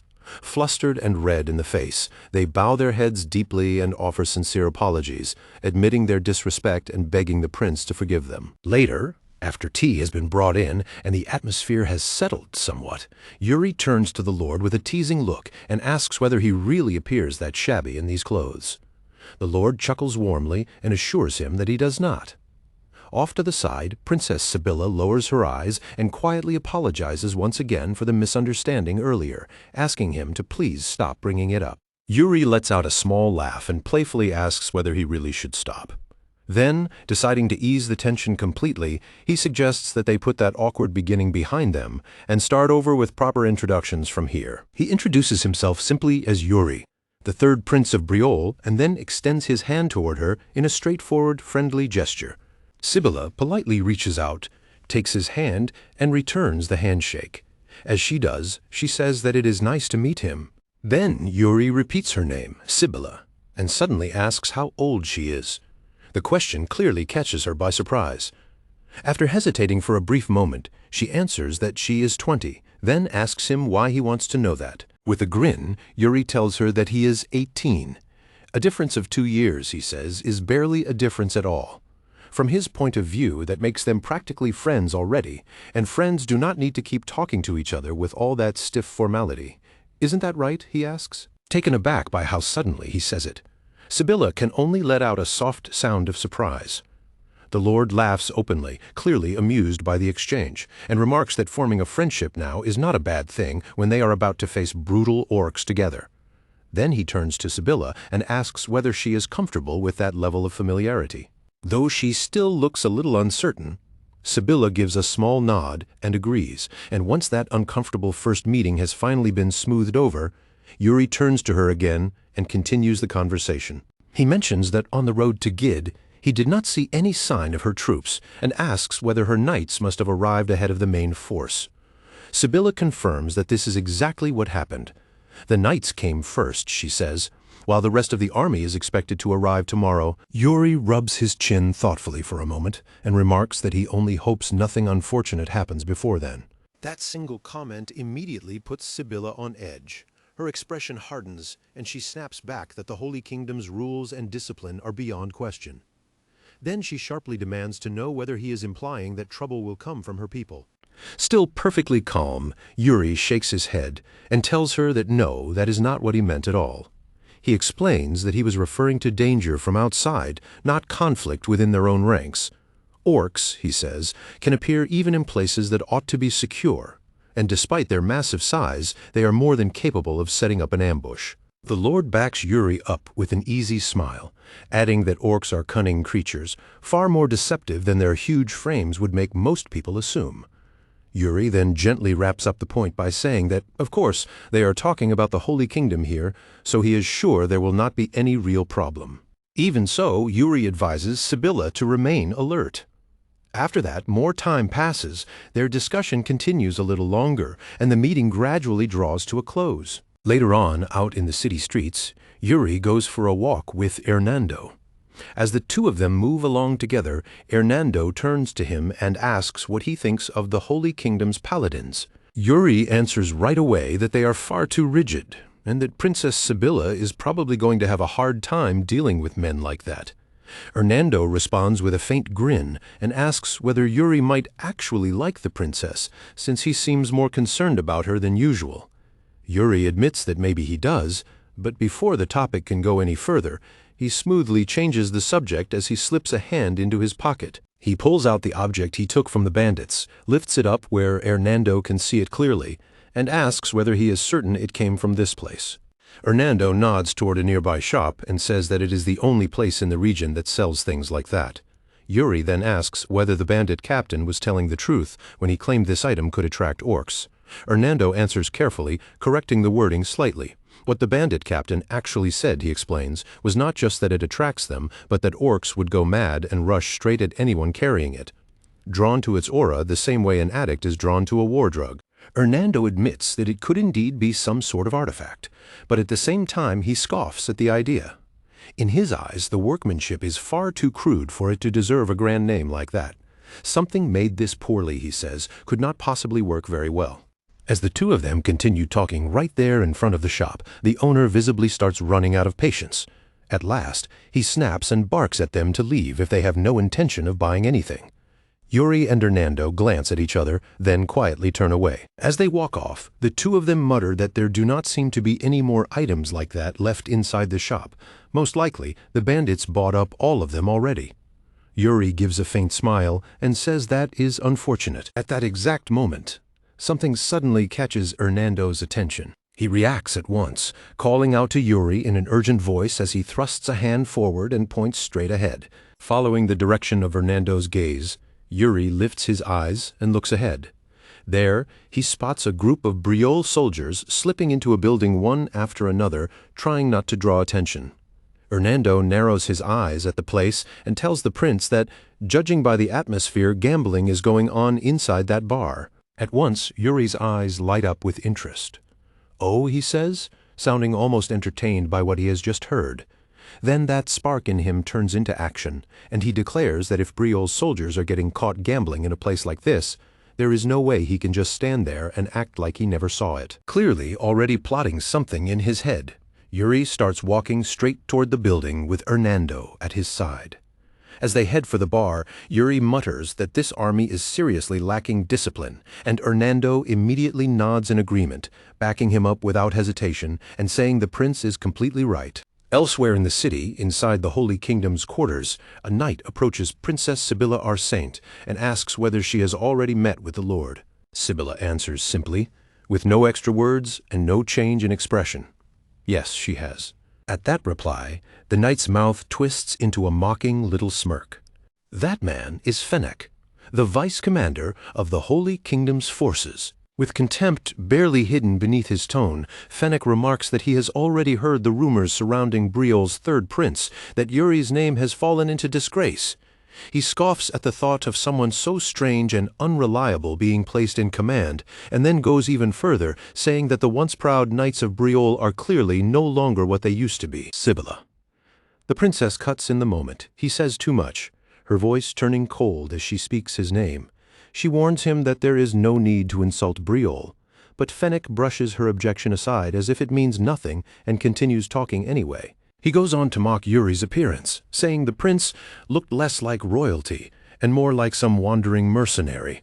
And in Fennec's eyes, Yuri's behavior had been even worse than the clothes he wore. Sibylla's gaze hardens immediately. She does not answer him yet, but the silence she gives him feels like a warning all by itself. Fennec ignores even that and keeps pressing forward, his words turning nastier. With a poisonous sneer, he says he would not be surprised if Briol finished this campaign with one prince fewer than it began with. That is where Sibylla finally stops him. In a stern voice, she orders him to watch what he says and stop crossing the line. Fennec only gives a casual shrug and replies, "Yes, Your Highness." Then, as though her rebuke carried no real weight, he casually answers the question she had asked earlier. When Sibylla asks whether there are any issues with the main force, Fennec replies in a curt, dismissive tone that there are none. He insists there is absolutely nothing she needs to worry about, and claims that everything is fully under his control. Then he and the knight beside him begin to walk past her, but just before leaving, Fennec turns back and smugly adds that, if she has no objection, he and his men will be patrolling the city. Sibylla gives no answer. She is left standing there by herself, letting out a long, weary sigh while the unease in her mind continues to churn. That evening, the inn is overflowing with noise, heat, and the rough, lively comfort of soldiers finally at rest. Laughter rolls across the room from every direction. Conversations overlap from table to table, and the constant clink of mugs echoes through the warm, crowded air. Then the door creaks open, and Fennec steps inside with his fellow knights, their faces stern, and their footsteps stiff with purpose. But the instant Fennec's eyes sweep across the room and take in what is happening, his expression tightens on the spot. One of the knights beside him leans in and quietly asks who the men in the room are. Fennec answers in a cold voice that they are Briol's soldiers. Disgust bleeds into every word as he mutters that Briol's forces are behaving recklessly, letting their men roam around inside the city like this. And when he sees them gathered around the tables, openly gambling, his jaw clenches harder. He lets out a sharp breath, shakes his head, and asks in irritation whether they have no discipline at all. One of the Holy Kingdom's knights lets out a dry laugh and says that the answer should be obvious. With a commander like theirs, of course, the soldiers would turn out the same way. Fennec's expression darkens even more.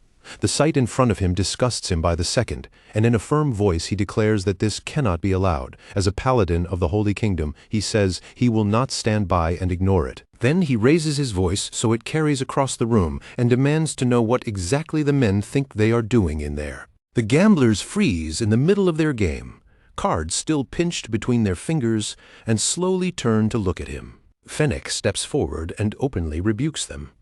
They are soldiers, not gamblers, he says, and even if they come from another kingdom, he has no intention of tolerating behavior like this. Does Briol take the allied forces for some kind of joke? He demands. Then he thrusts out a hand and points straight at them, his sharp voice slicing right through the inn's lively atmosphere. But just as he is about to keep going, a hand settles on his shoulder from behind. A calm voice asks him what exactly he just said. Fennec turns around at once, and his breath catches in his throat. Standing right there behind him is Yuri Briol himself, the third prince of Briol and the commander of the very soldiers Fennec has been denouncing. Yuri wears an easy, casual smile, his hand still resting lightly on Fennec's shoulder as he asks for the man's name. Then, with a relaxed little pat on that same shoulder, he behaves as though the tension in the room does not matter at all. Fennec, however, goes rigid the instant he recognizes him. Anger flashes across his face, and in the very next second he knocks Yuri's hand away. That sharp movement cuts straight through the room and kills the noise in an instant. Then Fennec's outrage bursts loose. He shouts that this kind of conduct does not only disgrace Yuri himself, it also corrupts the soldiers serving under his command. At the nearby tables, the gamblers slowly lower their cards, stunned, their eyes flicking back and forth between Fennec and their prince. The mood inside the inn changes all at once. Confusion mixes with irritation, and the soldiers' stares grow harder by the second. A thin, mocking smile spreads across Fennec's lips, and his next words come out like sharpened steel. Men like them, he says, should be holding swords, not fists full of cards. Then he drives the insult in deeper, sneering that, looking at them now, he cannot even tell whether they have ever touched a real weapon in their lives. A faint laugh escapes Yuri's mouth, but there's not a trace of warmth in it. The smile still lingers on his lips. But his eyes have already turned cold, and when he finally speaks, the disdain in his voice is impossible to miss. "I asked for your name, nothing more." Yuri's tone sharpens as he says it. "And instead of answering, you stand there insulting me. Tell me, has the Holy Kingdom forgotten rank and order?" At that, Fennec visibly falters. The confidence he was showing a moment ago starts to crack, and he stumbles into an awkward reply, trying to say, "It is not like that," only to be cut off before he can finish. At that exact moment, the inn door is thrown open, and a commanding voice rings out across the room, demanding to know what in the world is going on in there. Every head turns toward the entrance at once. The princess of the Holy Kingdom has arrived, and the moment she steps inside, the entire room feels the force of her presence. Her eyes move across the scene until they settle directly on Fennec, and a deep frown forms on her face, heavy with disappointment. "Sir Fennec, didn't you say you were going out on patrol immediately?" The moment those words strike him, it is like all the strength drains from his body. His shoulders sag, and he lowers his head in shame, the fury he was showing only seconds ago vanishing into silence. Sibylla's voice leaves no room for argument as she orders him to step outside. Fennec jerks his head up, his eyes burning with anger and humiliation, his teeth clenched so tightly it shows, but in the end he obeys. With heavy, rigid steps, he turns toward the door, and his knights silently follow after him. Sibylla watches him go, stern disapproval still written across her face, and only after he has left does she finally turn her attention back to Yuri. A tired sigh escapes her, carrying her frustration with it. She asks Yuri to forgive Fennec, and says that she will apologize in his place. Yuri's smooth, easy smile returns at once, and he tells her there is no need for that, although the glint in his eyes shows he is still clearly amused by everything that just happened. Then Yuri lightly remarks that he can only imagine how difficult it must be to keep every subordinate properly in line. To truly manage that, he says, a person would have to be nothing less than a holy sovereign. The words make Sibylla's hand move almost on instinct toward the hilt of her sword. Her brows tighten, and unspoken thoughts flicker behind her eyes. Even so, she chooses not to answer his pointed remark. Instead, she turns to leave. But when she reaches the doorway, she glances back over her shoulder and meets his eyes, a steady fire burning in her gaze. In a quiet, measured voice, she tells him that if that is the case, then she will repay this debt another time. Yuri's smile deepens, playful on the surface, yet carrying genuine interest underneath. "Another time, then," he echoes, watching her as she walks away and letting his gaze follow after her. Once the princess is gone, Yuri's smile slowly slips away. His expression darkens, and his thoughts turn inward. In his mind, Sir Raymond's words from the bandit camp rise up again. The second princess of the Holy Kingdom stands on unstable ground in the struggle for power, and because of that, she is forced to cling to visible results. A quiet understanding settles over Yuri, so that was what Raymond meant. Even so, after thinking it through, Yuri gives a casual little shrug and pulls his usual easy grin back into place. "Not my problem," he mutters under his breath, and with that he heads back toward his men. He drops right down into the middle of them, and the mood immediately erupts back into noise and laughter around the table. The soldiers crowd in excitedly, each one trying to be the next to face him, shouting over each other in half-drunken enthusiasm. Yuri chuckles, points toward the man stepping up to challenge him, and says with a broad grin that he likes that kind of confidence. Then the scene shifts. Outside the inn, Sir Fennec stands together with his knights, irritation practically radiating off him into the night air, when the princess approaches. The instant he sees her, all the frustration he had been holding back comes spilling out at once. He sharply demands to know whether she has already grown friendly with the third prince of Briolle. Resentment drips from his voice. Sibylla answers him in a calm, level tone, asking whether that is really the matter they should be discussing right now. But Fennec only grows more heated. His voice rises as he starts denouncing Yuri all over again, ranting about the prince's arrogance and lack of dignity, and insisting that he warned her from the beginning about what kind of man Yuri was. Before he can continue any further, a desperate voice suddenly cuts through the argument with a cry of, "Your Highness." The urgency in it is so sharp that both of them turn at once, their quarrel instantly forgotten. A single rider came hurtling straight toward them at a reckless speed, as if he had forced both himself and his mount far past their limits. Blood streaked across the soldier's armor, and beneath him the horse was foaming at the mouth, its legs buckling and stumbling from exhaustion even as it kept driving forward. He barely got one leg over the saddle before his strength gave out completely. The instant he hit the ground, his knees failed him, and he crashed down hard onto one knee, fighting just to keep himself from collapsing face first. "Forgive my rudeness," he gasped out, each word torn apart by harsh, uneven breaths as his chest heaved violently. "But this matter cannot wait another moment." The princess moved toward him at once, and the color visibly drained from her face as a cold sense of foreboding settled over her. Keeping her eyes fixed on the breathless messenger, she asked in a tight voice, "What news have you brought?" The soldier's voice trembled so badly it sounded ready to break apart. The main force has been attacked by the orcs." The words struck like lightning from a clear sky, and both Fennec and the princess froze on the spot, stunned into total silence by the weight of the report. Not long after that, the princess was already mounted once again, now clad fully in battle armor. Steel wrapped her from head to toe, and with the way she sat in the saddle, back straight and resolve carved into every line of her posture, she looked exactly like a commander riding out to meet war herself. At that point, there was no room left for doubt or delay. The time for standing still had ended, and the battlefield was already pulling them forward. Beside her stood the Lord of Gid, and when he addressed the princess, there was deep respect in his voice, but also worry he could not hide. "Your Highness?" he asked with careful restraint. "Are you departing immediately?" She answered him with a firm, unmistakable nod. "I am." But just as she was about to move, the Lord hesitated, clearly wrestling with whether he should speak at all before finally forcing the caution out.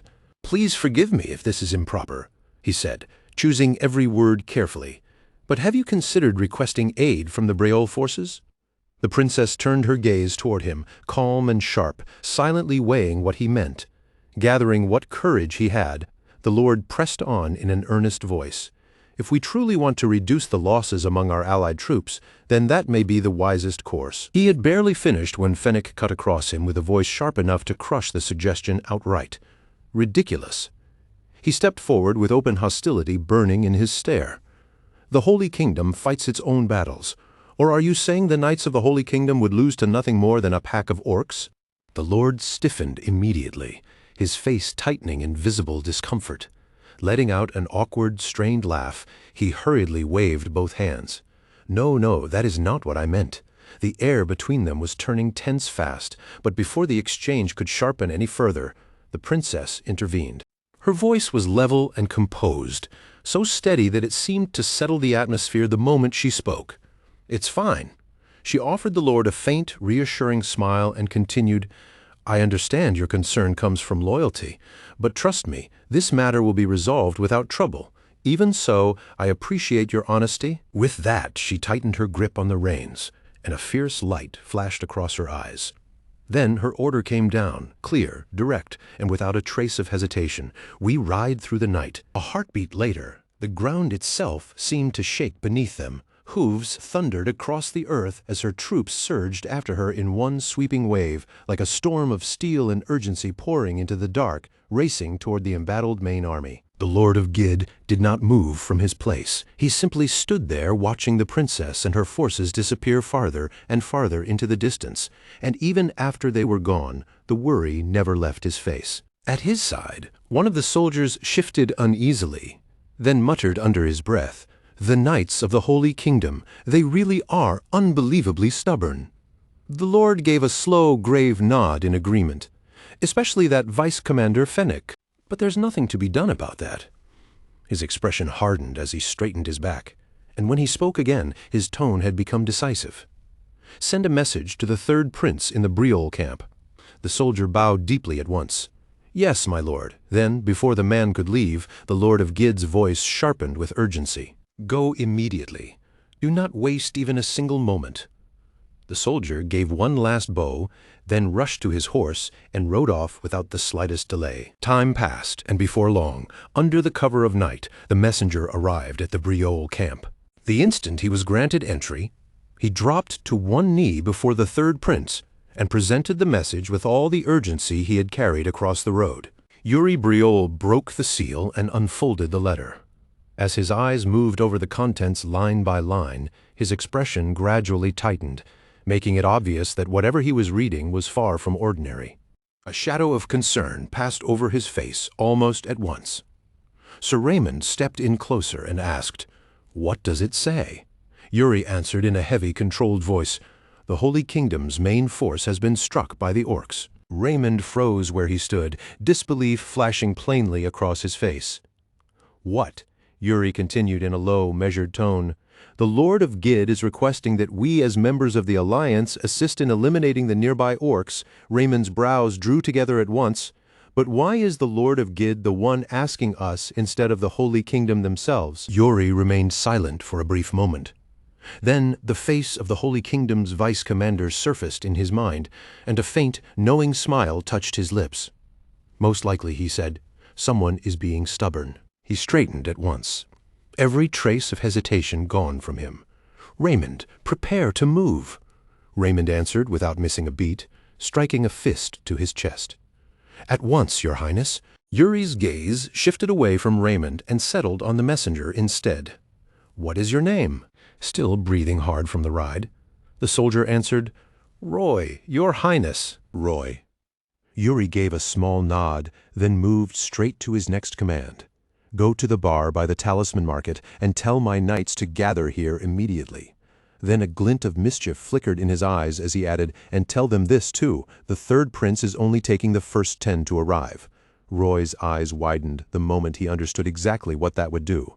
"Yes, Your Highness. Understood." He mounted again at once and shot off into the night, leaving a trail of dust behind him as he vanished into the dark. Yuri stayed where he was, watching the messenger disappear without saying a word. Only after Roy was gone did Yuri finally lower the letter and set it down beside the lantern. He lightly brushed his hands together, and his expression settled into a calm that revealed nothing, as though the entire situation had already been arranged neatly inside his head. Then, at last, the corner of Yuri's mouth curled into a sly smile. "Good," he murmured to himself. "Time for a little night stroll." Later that same night, Yuri rode out at the head of his knights, leading them toward the orcs' position. And strangely, despite the urgency pressing over everything, his expression looked almost easygoing, even playful, like he was enjoying the momentum of what was about to unfold. He twisted in the saddle, looked back at his men with a grin, and called out, "You lot aren't still drunk, are you?" "Not a chance, Your Highness," they roared back in one fierce shout, raising their swords high as their spirits flared all at once. Yuri laughed outright at the sheer force of the answer. "Good, that's exactly what I wanted to hear." Then he turned his head to the right, and his gaze landed on Jared. Jared looked awful. His face was pale, and even the way he sat on his horse looked unsteady. Yuri gave him a faint smirk. "What's wrong, Jared? You look like a corpse dragged back to life." Jared muttered weakly. "I'm fine," but neither his face nor his voice made that sound convincing. Just then, another sound broke through the night behind them. The pounding of hooves grew louder and louder, and someone came rushing up fast from the rear, closing the distance in a hurry. "It's Laurent!" The knight brought his horse up beside Yuri and called out brightly, almost radiantly.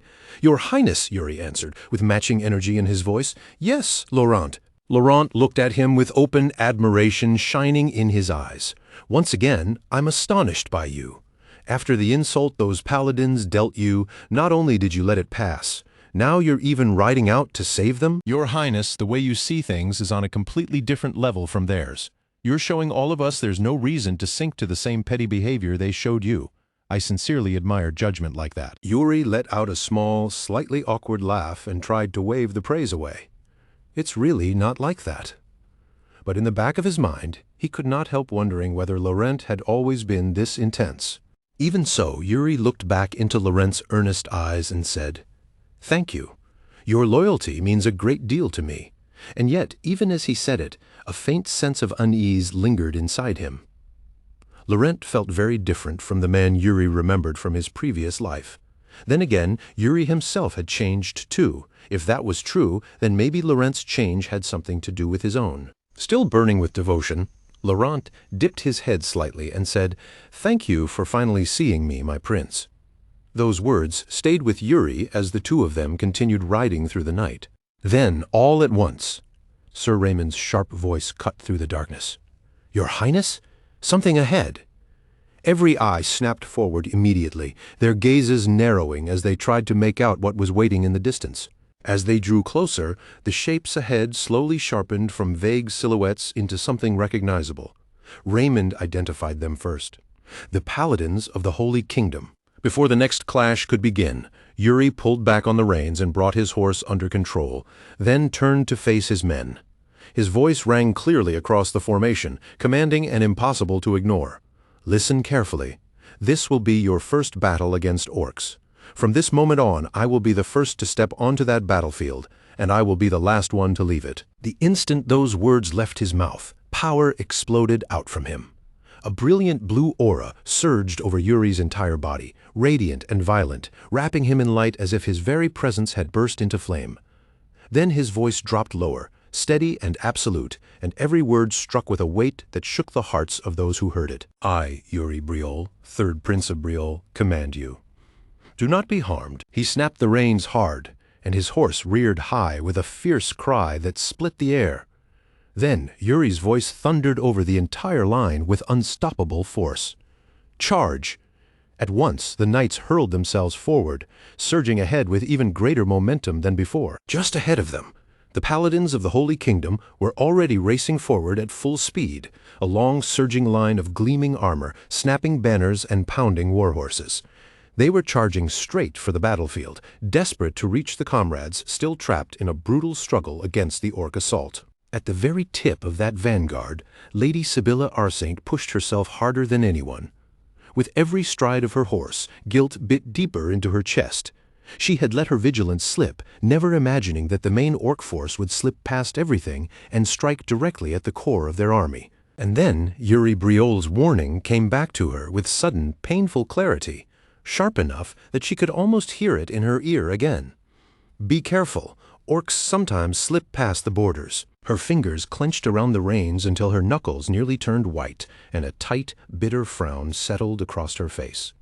The more she replayed everything in her mind, the more anger swelled inside her, anger toward the enemy, yes, but even more toward her own lapse in judgment. Then, at last, the battlefield opened up before her eyes. Ahead, her soldiers were still fighting, still locked in a savage clash with the orcs. "They're still holding," she shouted over her shoulder to the knights behind her. "We need to reach them now, faster." With that, she drove her heels in and urged her horse forward with even greater force. Under her breath, she let out a brief prayer of thanks when she saw that their standards were still standing tall and had not yet been brought down. Then she turned toward her vice-commander and called out, "Sir Fennec, the paladins will strike straight for the orc commander. Take the lead and drive the charge." Fennec answered immediately, without even a moment of doubt. "Yes, Your Highness." Then he raised his voice so that the entire formation could hear him clearly. "Form ranks. Prepare to charge." The answer thundered back at once. "Yes, sir." and a moment later the paladins surged ahead with their weapons raised high. At the front of the formation, Sibylla closed one hand around the cross hanging at her neck and whispered her prayer. "Lord, your servant wishes to run ahead. Please, carry me forward." At first, the pendant only shimmered with a faint light, but in the next instant that glow strengthened rapidly, spreading over her horse and wrapping her whole body in brilliant radiance.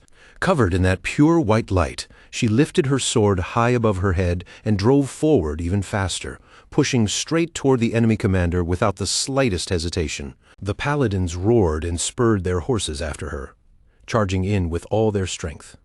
Not a single one of them realized that a trap had already been laid directly in their path. As they closed the distance, something suddenly rose from the ground ahead, a skull bound in warped, tangled strands of magic. Its hollow eye sockets burned with an eerie red glow, while a murky, dark purple mist began spreading out around it. In the very next instant, it sank back down beneath the earth. At once, a massive magic circle burst open under the charging knights, blazing with a dreadful, ominous light. But they were already moving far too fast to stop. Sibylla and the paladins rode straight into the heart of the spell. The moment their horses' hooves struck the circle, the earth beneath them split apart. The ground cracked open without warning, and riders and mounts alike were swallowed whole as the surface collapsed into darkness. At the front, Sibylla's voice rang out sharply through the chaos. "It's a trap!" But that warning went no farther. Her horse suddenly bucked violently beneath her, and she was thrown straight into empty space. The fall felt endless, like she had been dropped into a bottomless, black abyss. Around her, terrified screams echoed from every side as knights and horses tumbled down together. Reaching upward in blind desperation, one bitter thought pierced her mind. Had she made the wrong choice again? Then the ground rushed up to meet her. She slammed hard onto solid earth, and a brutal shock of pain tore through her entire body from head to toe. A harsh light poured down from somewhere far above, forcing her to lift an arm and shield her eyes, and in that dazed, shattered moment, her thoughts began slipping backward into the past. In her mind, she was a child again, standing in the moment when her holy power first awakened. Back then, voices had surrounded her from every side, praising the blessing she had received, speaking to her with such warmth, such pride, and such overwhelming expectation. At that time, she had smiled so brightly and vowed to herself that she would live up to every one of those hopes. That was why she devoted herself to the sword with everything she had. But then came the day she surpassed her brothers. Her blade landed true, and one of them ended the match on his knees in defeat. That was the moment she realized, far too late, that she had stepped onto the wrong path.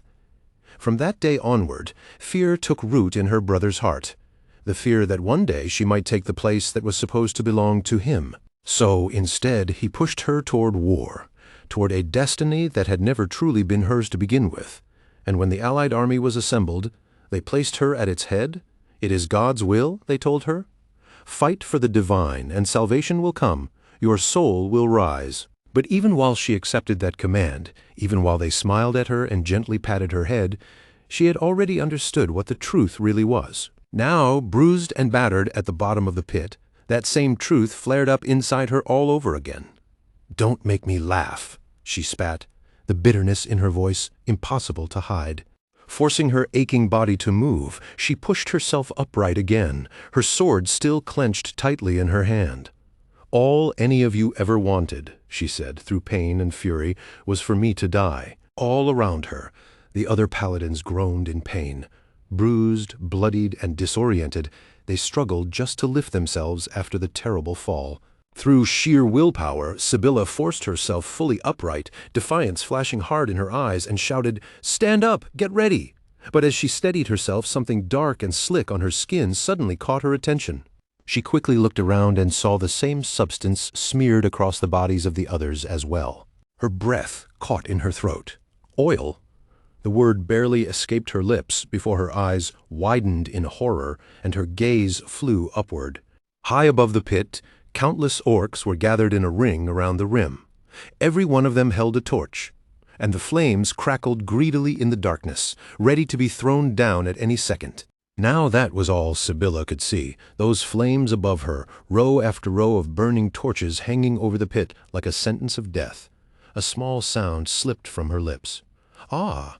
It was faint, hollow, and drained of all hope. Then, as one, the orcs raised their arms, preparing to cast the fire down into the pit below. Sibylla's thoughts spiraled out of control. First, the main army had been attacked, and now this, an elaborate trap designed to burn them alive where they stood. Her chest tightened as despair came crashing in all at once. What am I supposed to do? How am I supposed to survive this? Her vision blurred, and the world around her seemed to dim and stain itself red. She squeezed her eyes shut, as though at last she no longer had the strength to resist what was coming. What have I even been fighting for all this time? And then, cutting straight through that suffocating haze, a voice called to her, strong, clear, and commanding. Sibylla. In the very next moment, the severed head of an orc dropped past her and struck the ground with a heavy thud. That same voice called to her again. Open your eyes. She obeyed. Tears blurred her vision and threatened to spill. But through that watery haze, she saw him standing there. It was Prince Yuri Briol, still holding the torch he had taken from the orc he had just killed. Looking down at her with a teasing grin, he said, "Was it really that hard to ask for help?" Bathed in the blue glow of his aura, Yuri smiled at her brightly. "Are you all right?" Around the edge of the pit, his knights moved with ruthless speed, cutting down the orcs one after another before even a single torch could be thrown. Flames slipped from dead hands and dropped harmlessly onto the dirt below. In only a few moments, the danger overhead was gone completely. Ropes were quickly lowered into the pit, and the battered paladins were pulled out one after another. Sibylla was the last one brought back up. This time, Yuri himself leaned down and held out his hand to her. She reached up, took it, and he pulled her firmly back onto solid ground, where she stood, catching her breath. Looking up at him, she quietly murmured, "Thank you. I owe you." Yuri brushed it aside with an easy motion of his hand. It was nothing. But before either of them could continue, another voice suddenly called out from nearby. "Prince!" Both of them turned at once toward the sound. It was Fennec. He stepped forward, lowered his head, and spoke with complete solemnity. "I am Fennec, Vice Commander of the Holy Kingdom's Knights. I greet the third Prince of Briol, and I formally apologize for the way I behaved at the tavern." Both Sibylla and Yuri stared at him in visible surprise. But Fennec kept going, his voice steady, humbled, and utterly sincere. "I will never forget this kindness, not until the day I die." Sibylla's eyes widened even further. Was this really Fennec apologizing? Yuri, on the other hand, simply smiled back at him, calm, assured, and completely untroubled, as though there had never been any friction between them in the first place. "I accept your apology," he said. Then his tone shifted slightly, still warm, but no longer as casual as before. "And if the day ever comes when Briol is the one in need, I hope the Holy Kingdom will extend its hand to us as well." Before anyone could answer him, a sharp scream tore through the night, and Yuri's attention snapped instantly back toward the battlefield. Steel slammed into steel over and over with savage force, the clashes ringing non-stop across the battlefield. All along the front line, the soldiers were being pushed to their limit, gritting their teeth as they struggled to withstand the crushing weight of the orcs' enormous maces, fighting with everything they had just to keep from being driven back. Then, cutting through that chaos from above it all, one of the orcs raised a massive horn to its mouth and blew. A deep thunder-heavy note rolled across the field like a shockwave, so powerful and ominous that for a brief instant it felt as though the entire battlefield had frozen in place. Yuri's grip tightened hard around the hilt of his sword. In that single moment, every instinct he had flared at once, all of them screaming the same warning deep inside him. Something was off. But instead of pressing their advantage, the orcs abruptly broke away. Almost at the same time, they turned their backs and began retreating in eerie, organized unison, and Yuri narrowed his eyes as he watched them go. So that was their move. They were falling back because they had failed to break the paladins head-on. His face turned cold, and when he spoke, the words came out like a low growl. "I won't allow it." Then his voice rang across the battlefield, sharp, commanding, and absolute, after them. "Don't let a single one escape." In the next instant, his knights answered with a fierce roar and charged after the retreating orcs without hesitation. But just a heartbeat later, a different banner rose above the orc formation. Then another lifted into view. Then a third. 3 flags bearing the same sigil unfurled high in the night wind, their cloth snapping and rippling overhead like a dark omen hanging over the battlefield. The moment Yuri recognized them, his expression sank. An orcful. Then the ground itself started trembling as a gigantic shape stepped out from beyond the ranks. Every colossal footstep it took seemed to crack and split the earth under it. A giant orc advanced from the rear, its towering body draped with a flag across its back, and every movement that thing made was packed with raw, murderous intent. Then it threw back its head and roared, and the sound ripped violently through the night. Sibylla's voice broke through at once, tight with fear and urgency. "Yuri?" But Yuri never looked back. Without taking his eyes off the monster in front of him, he simply raised one hand to stop her where she was. The orcful raised an enormous bow, and the arrow set against the string throbbed with twisted black mana.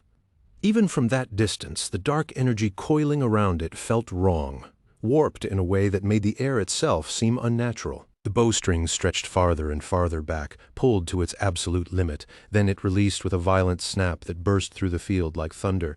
The blackened arrow screamed through the air, tearing straight toward Yuri at terrifying speed. And still, Yuri did not so much as flinch. He stood perfectly still, with his feet planted firm and his posture unshaken. His entire focus narrowed down to that one incoming strike. Only at the very last instant did his eyes flare with a brilliant blue light. Mana surged through his body in one clean, explosive burst, and Yuri swung. A crushing impact tore through the air. Bam! His blade split the incoming arrow cleanly in half. The shattered pieces spun away in opposite directions and scattered uselessly across the ground, their threat erased in a single stroke. Yuri lowered his sword and spoke in a calm, almost offhand tone that felt strangely composed against the raging mana around him. "It seems the orc commander is rather upset by my presence," and as he said it, power poured from his body in an even brighter, fiercer wave than before, wrapping both him and his sword in radiant light. A faint, confident smile touched the corner of his mouth.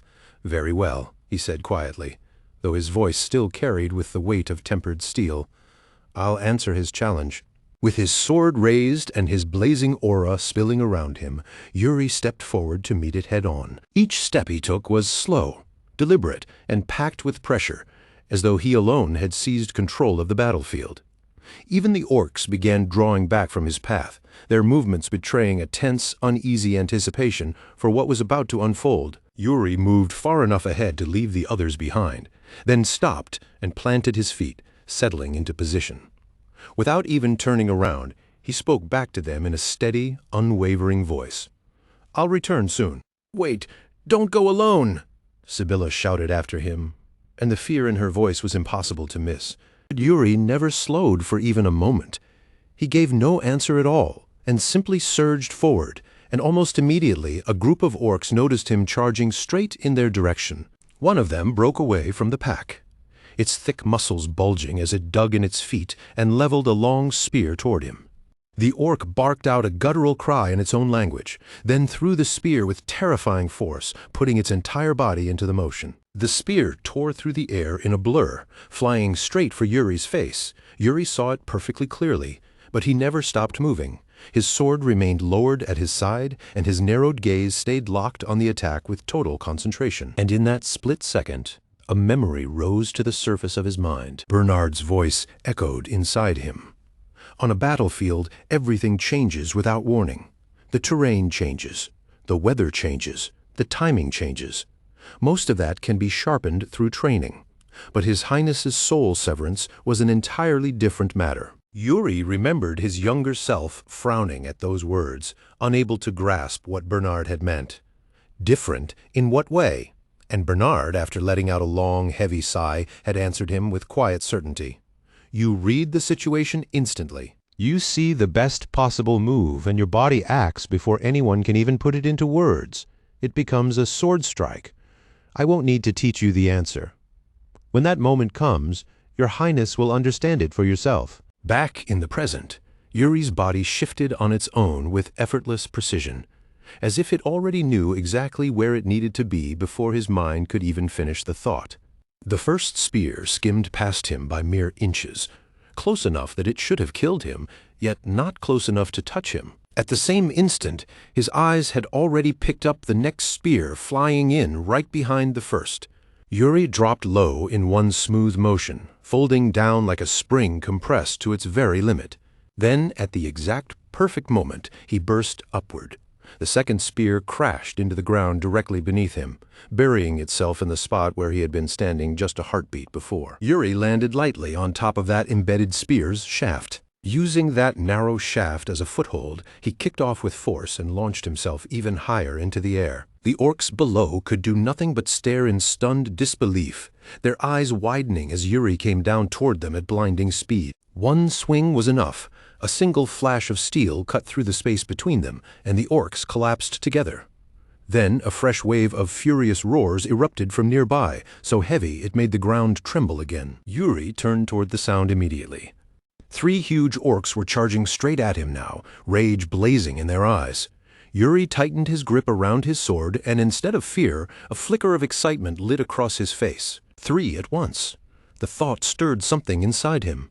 It had been far too long since he had truly felt the thrill of battle, and there was no chance he would let an opportunity like this slip away. Yuri adjusted his footing and settled into a flawless stance, while memories from his past life came flooding back through him all at once. His eyes sharpened as they locked onto the 3 charging orcs, and then in an instant the way the world appeared to him completely changed. Thin lines spread across their bodies, glowing like trails that only he could see. They revealed every weakness, every exposed opening, every perfect route his blade could follow. "I see it," Yuri murmured under his breath, his voice calm and steady. "The path of my sword." And then he moved. The first orc was cut down instantly, struck cleanly along those lines that nobody else on that battlefield could possibly see. As the other 2 rushed in after it, those same glowing paths surfaced across their bodies as well, shifting and dancing before Yuri's eyes. Yuri did not hesitate for even a fraction of a second. He simply followed the route his mind had laid bare in front of him. His strike came out fast, precise, and utterly merciless. The orcs never even had the chance to mount a counterattack before they were cut down where they stood. What came after that could barely even be called a battle anymore. It had turned into pure, one-sided slaughter, a crushing massacre so overwhelming that the orcs had no chance left to resist at all. When the final orc finally crashed to the ground, Yuri Briol let the tightness ease out of his shoulders and calmly slid his sword back into its sheath. Under his breath, he released a quiet sigh, admitting to himself that his body still wasn't quite fast enough to match the speed of his mind. Even so, a faint, satisfied smirk crept onto his face. For now, he decided, that level was good enough. His eyes drifted downward over the pile of discarded weapons strewn among the corpses of the fallen orcs. Then, out of everything lying there, one particular spear caught his attention and made him stop. Without the slightest hesitation, Yuri walked straight toward it, bent down, picked it up, and then lifted the spear high above his head where everyone on the field could see it. Then he shouted across the battlefield, his voice sharp with fury as he hurled a single word straight at the enemy commander. "Orcful." The gigantic orc commander reacted at once, turning immediately as its attention locked squarely onto Yuri. Yuri's grip tightened around the spear shaft, and in the very next instant mana began pouring into it. The entire weapon trembled and shimmered as power gathered through it from end to end. Then, with one clean, fluid motion, Yuri hurled it with terrifying force. Even so, the orcful did not move so much as an inch. Standing there in open arrogance, the creature simply raised its massive axe to intercept it, utterly confident that its own strength would be enough to stop whatever came flying its way. The moment Yuri saw that, his grin only spread wider. Then the impact came. Bam! But the spear had never been meant for the orc itself. Instead, it drove straight into the pole strapped across the creature's back, the very staff that held the proud orcish flag, the symbol of their strength and pride. The pole snapped apart the instant it was hit, bursting into jagged splinters under the force. Broken fragments rained down onto the earth below, and the lesser orcs could only stand there in stunned silence, their eyes wide as they stared at what had just happened.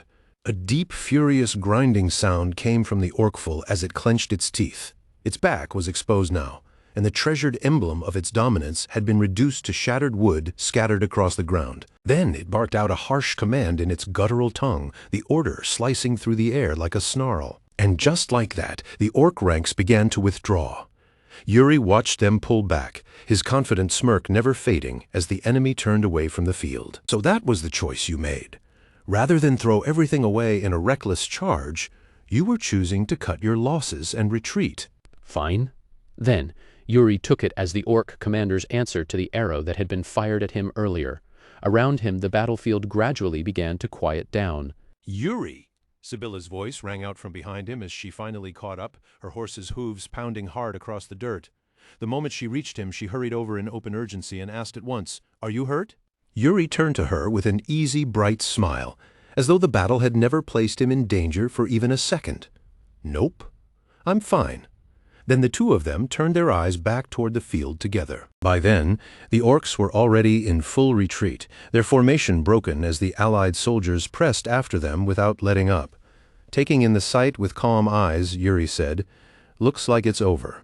Then he glanced at Sibylla from the side, a trace of amusement resting on his face as he asked, "So, how does it feel, your first victory as part of the alliance?" For a brief moment, Sibylla could not answer him at all. Then, little by little, a soft smile of pure relief finally rose to her lips. She lowered her head slightly, gratitude plain in the gesture, and thanked him from the heart. "Thank you, truly. This is thanks to you." Yuri received those words with nothing more than a simple, quiet smile. But deep within the forest shadows, the retreating orcs came to a halt. Their commander stood among them like a towering mass of rage, his entire body shaking with fury. With a furious roar, he slammed his fist into the trunk of a nearby tree. The wood splintered beneath the blow. His monstrous face twisted savagely, tusks bared, while one glowing red eye burned through the darkness. He growled something low and chilling in the orc tongue, and the violence of his anger made even the air around him seem to tremble. That same night, back in the city of Gid, the taverns were bursting with noise and celebration. Soldiers laughed, drank, and hammered their mugs against the tables, while the rooms filled with the thick smell of ale and victory.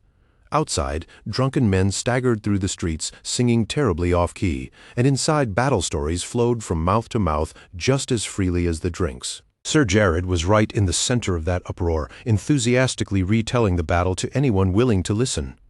I'm telling you, it was insane.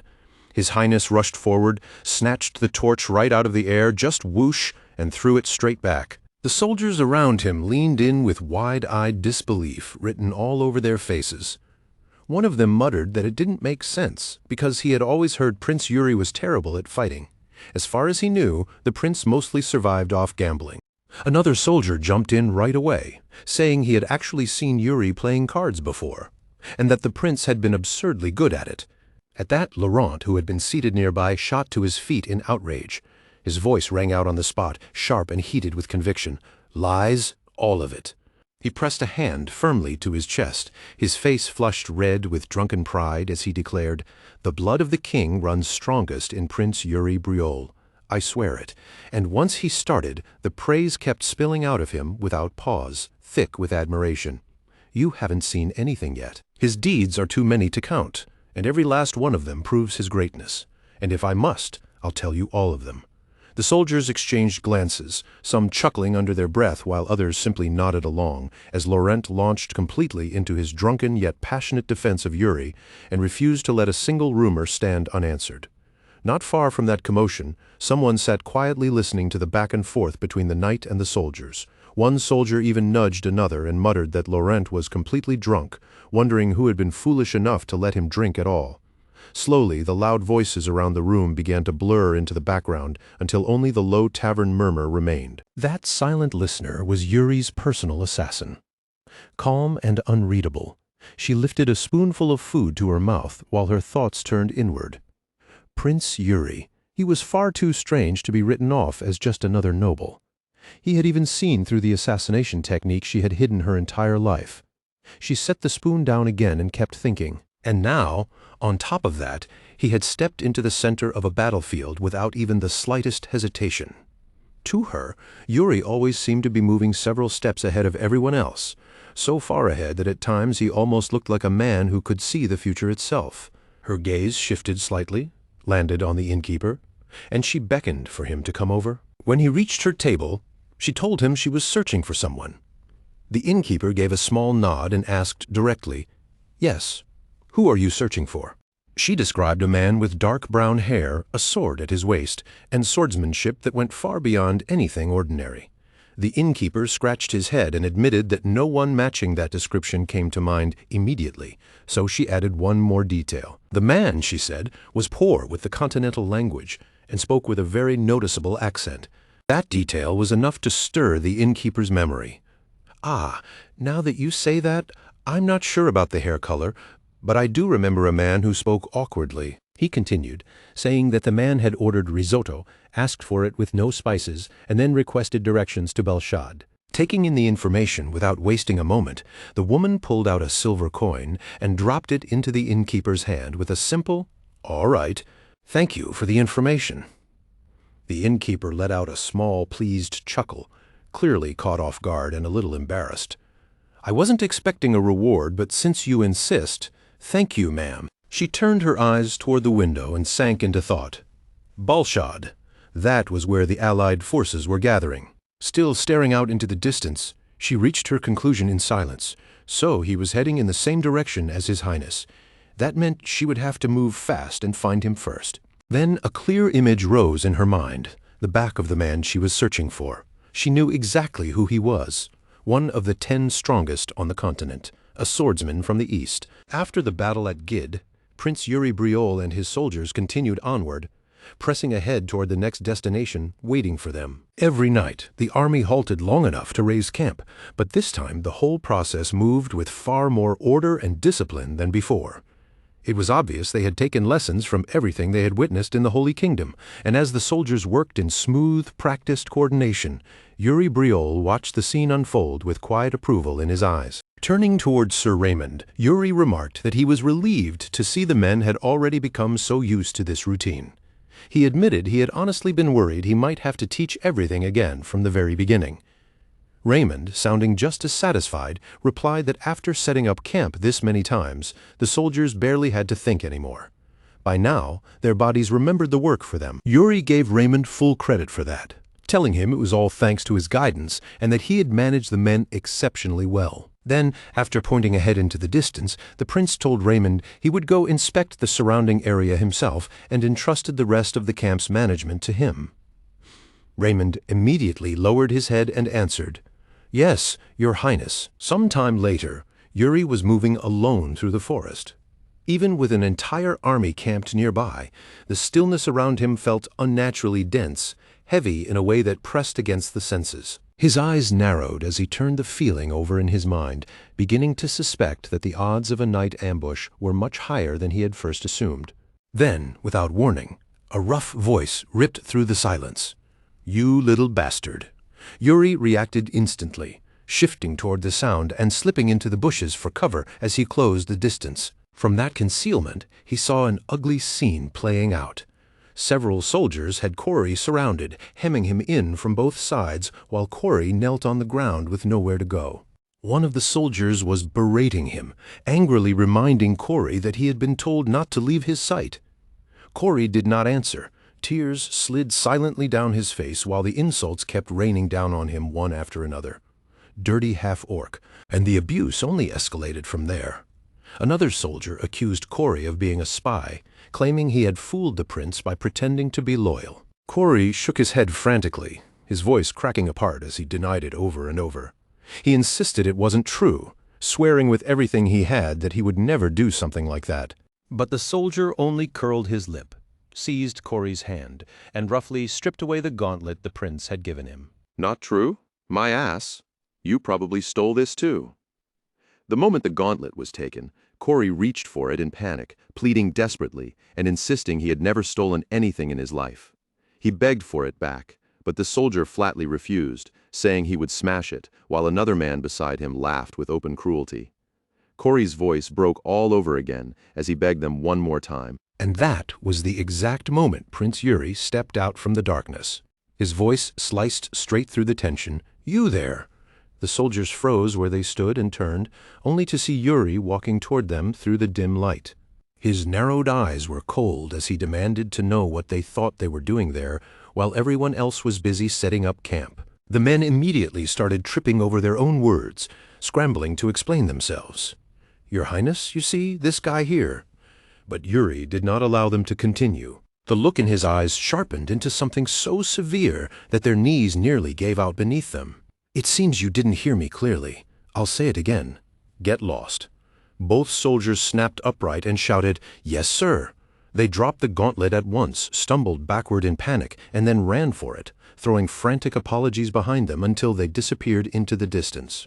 Only after they were gone did Yuri turn back to Cory and quietly ask, "Are you all right?" Cory could not answer right away. He simply stared up at Yuri in stunned disbelief. At last, he picked up the fallen gauntlet, clutched it tightly to himself with his eyes squeezed shut, and whispered, "Yes, thank you, Your Highness." Yuri sat down beside him and lowered his voice even more. Gently, he asked whether Cory wanted those men to be punished. Cory shook his head, and even after all of that, a faint smile somehow still appeared on his face. "No, it's fine." Carefully, Cory adjusted his hood and continued in a quiet, painfully honest voice. He said this was only natural. People were drawn toward beauty and turned away from ugliness. If Yuri stepped in to protect him every single time, then maybe he would feel safe in that moment, but in the end, it would only push him farther away from the dream he wanted most. Now curious, Yuri looked at him and asked, "And what dream is that?" Cory hesitated for a brief second, then answered with quiet but unmistakable resolve. He said he wanted to live among people, and that once he had earned their recognition, then— Yuri watched him in silence, visibly taken aback. Deep down, he had to admit it sounded like the kind of dream that was almost impossible to achieve. And yet, as Yuri looked at Cory, he silently came to a decision of his own. For the time being, Cory could remain with the soldiers under the excuse that he was needed as an interpreter for the Orc language. But after this raid, Yuri did not say the rest out loud. Instead, he reached over and gently patted Cory on the head, ruffling his hair just enough to leave the boy completely stunned.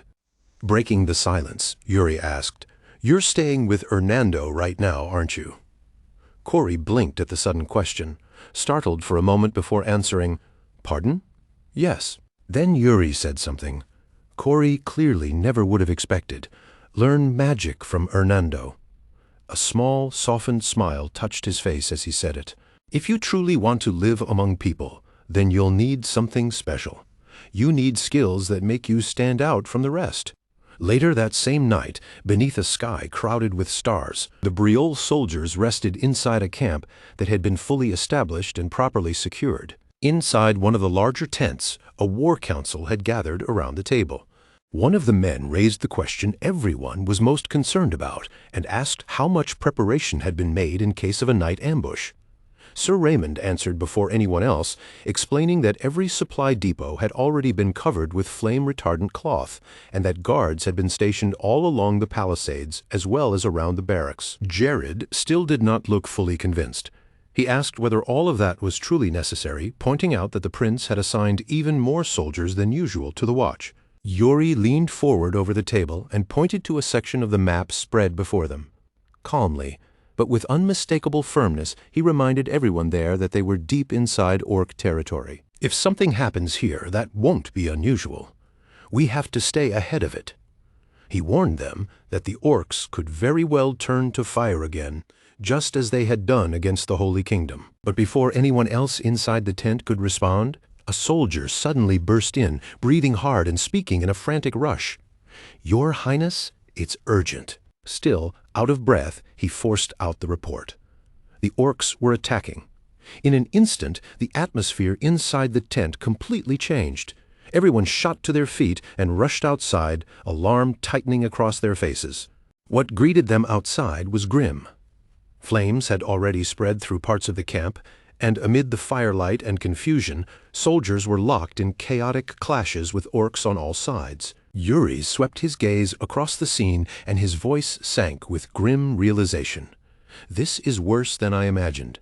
Before anyone had the chance to react to those words, a large barrel wrapped in a strange, sinister, dark energy suddenly came hurtling through the air. It slammed down just behind Yuri and exploded violently the instant it hit the ground. Yuri spun toward the blast and stared at the destruction left behind with open disbelief. Letting out a sharp breath, he muttered that he honestly had no words for this anymore. Were the orcs actually using gunpowder now? Hernando immediately shook his head. No, it was not gunpowder. It was sorcery, and the mana within it was badly distorted. Yuri clicked his tongue and shook his head in disgust. Blatant sorcery, right in front of them. At that point, he did not even know what to say anymore. He was sick of it. Even so, he turned to Hernando at once and demanded a countermeasure. Hernando studied the warped energy closely, reading the mana tangled through the flames, and after a moment he reached his conclusion.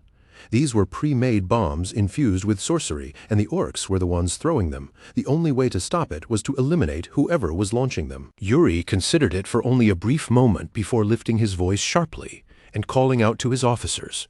Jared, Sir Raymond, spread out and take command of your units. As he gave the order, Yuri poured mana into his sword. Bright blue power flooded the blade until it shone with fierce intensity, and his voice cut through the roar of battle and fire once again as he repeated the command with absolute clarity. Jared, Sir Raymond, disperse and take command of your units. Then the mana swelled even higher. This time it did not stop at the sword, but spread over his entire body until he stood wrapped in radiant azure light. His eyes narrowed, his focus turning razor-sharp, and as he raised his weapon, he declared that in the meantime he would personally go meet the one responsible for this little stunt. He turned toward Hernando, power trembling visibly in the air around him, and demanded to know which direction the sorcery was coming from. Hernando raised a hand without hesitation and pointed straight ahead. That way. The moment Yuri got his answer, he stomped down so hard that the ground cracked beneath his boots. He leaves behind nothing more than a short promise, spoken in that calm, straightforward way of his, without any wasted emotion. All right, I'll be back. And the instant the words leave his mouth, Yuri is gone. Mana detonates through his body and hurls him forward like a crack of lightning, launching him through the darkness so fast that the night can only catch a fading streak of blue in the path he carves behind him. By the time he reaches the place, his gaze locks dead ahead. Waiting for him there is an orc standing perfectly still, not shifting so much as an inch, with a flag planted on its back like an open invitation for someone to step up and challenge it. Yuri knows that sight immediately.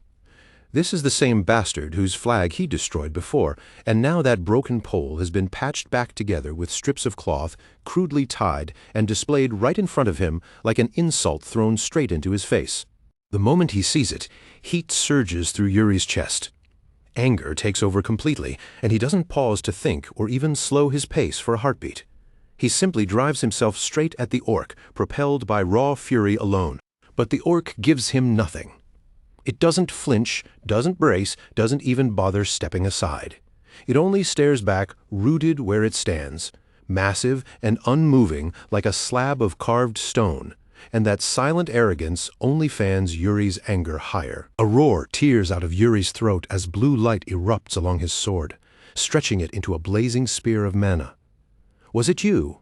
He bellows, and in the same breath he drives forward, trying to skewer the orc in one brutal thrust. Then, at the very last instant, the orc finally moves. Its arm jerks back in one clean, sudden motion, and those thick, heavy fingers snap around the grip of its enormous axe. For a weapon that huge, it rises with terrifying speed.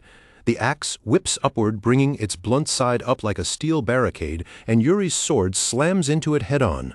Sparks burst wildly between them, metal shrieks against metal, and the clash lands with enough force to make the air itself shudder.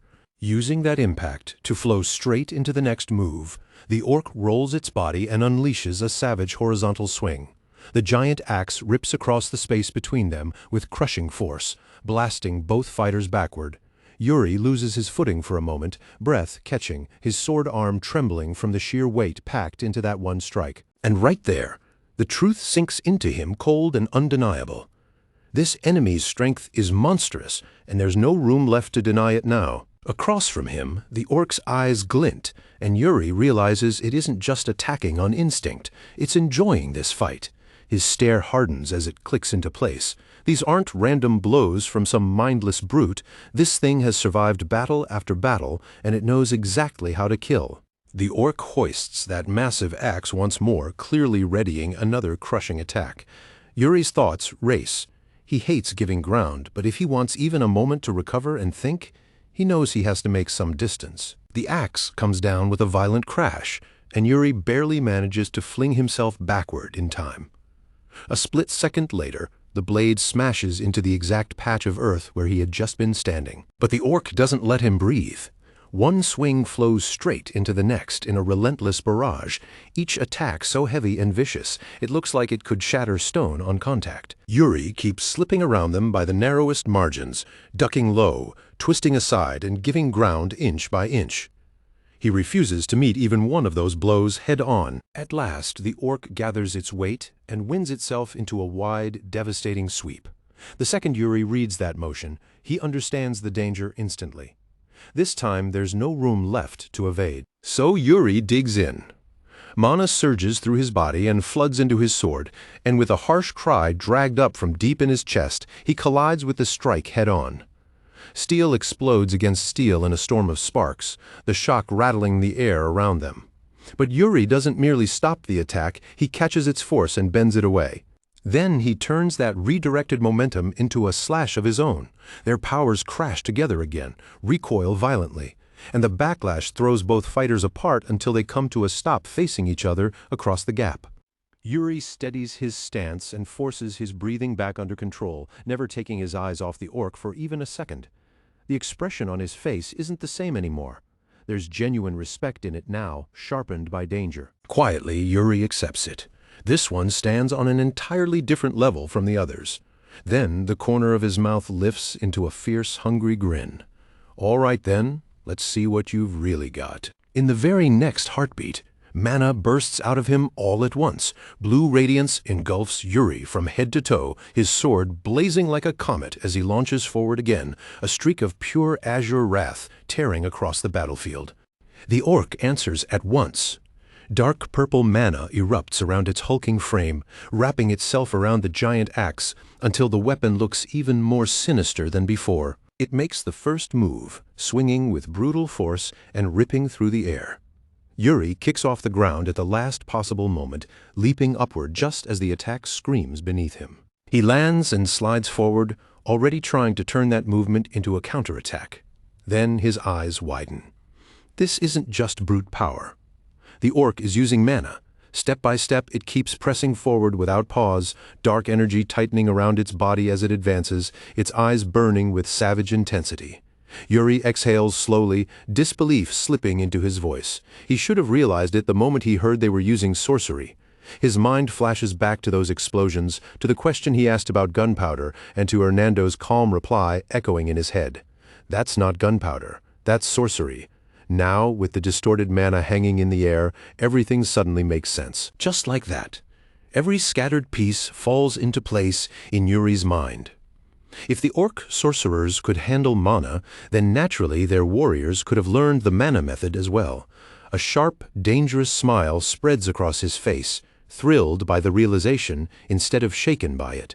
Blue light bursts outward from Yuri in pulsing waves of mana. He lifts his sword and points it straight at the orc, his voice carrying a clear challenge as he says, "So you're one of the elite, huh?" His eyes narrow to razor points, locked straight onto the orc. Then Yuri roars out the name of his technique. Soul Severance. The world changes in an instant. Lines, seams, and distinct marks flare into view all over the orc's body, as if countless hidden paths have suddenly been drawn before Yuri's eyes, each one revealing exactly where the killing cut should fall. The orc's axe comes crashing down in a murderous arc, absurdly fast for something so huge. Yuri drops low without hesitation and slips under it by the narrowest margin, moving with the razor-clean precision that only battle-hardened instinct can produce. As he rises, Yuri's eyes are burning.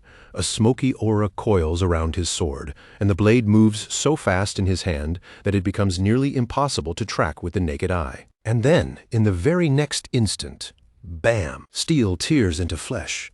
Yuri's sword drives straight through the orc's throat, yet the monster refuses to fall. Its crimson eyes blaze with pure rage as one enormous hand shoots up and clamps down on the blade buried in its neck, holding it in place through sheer force alone.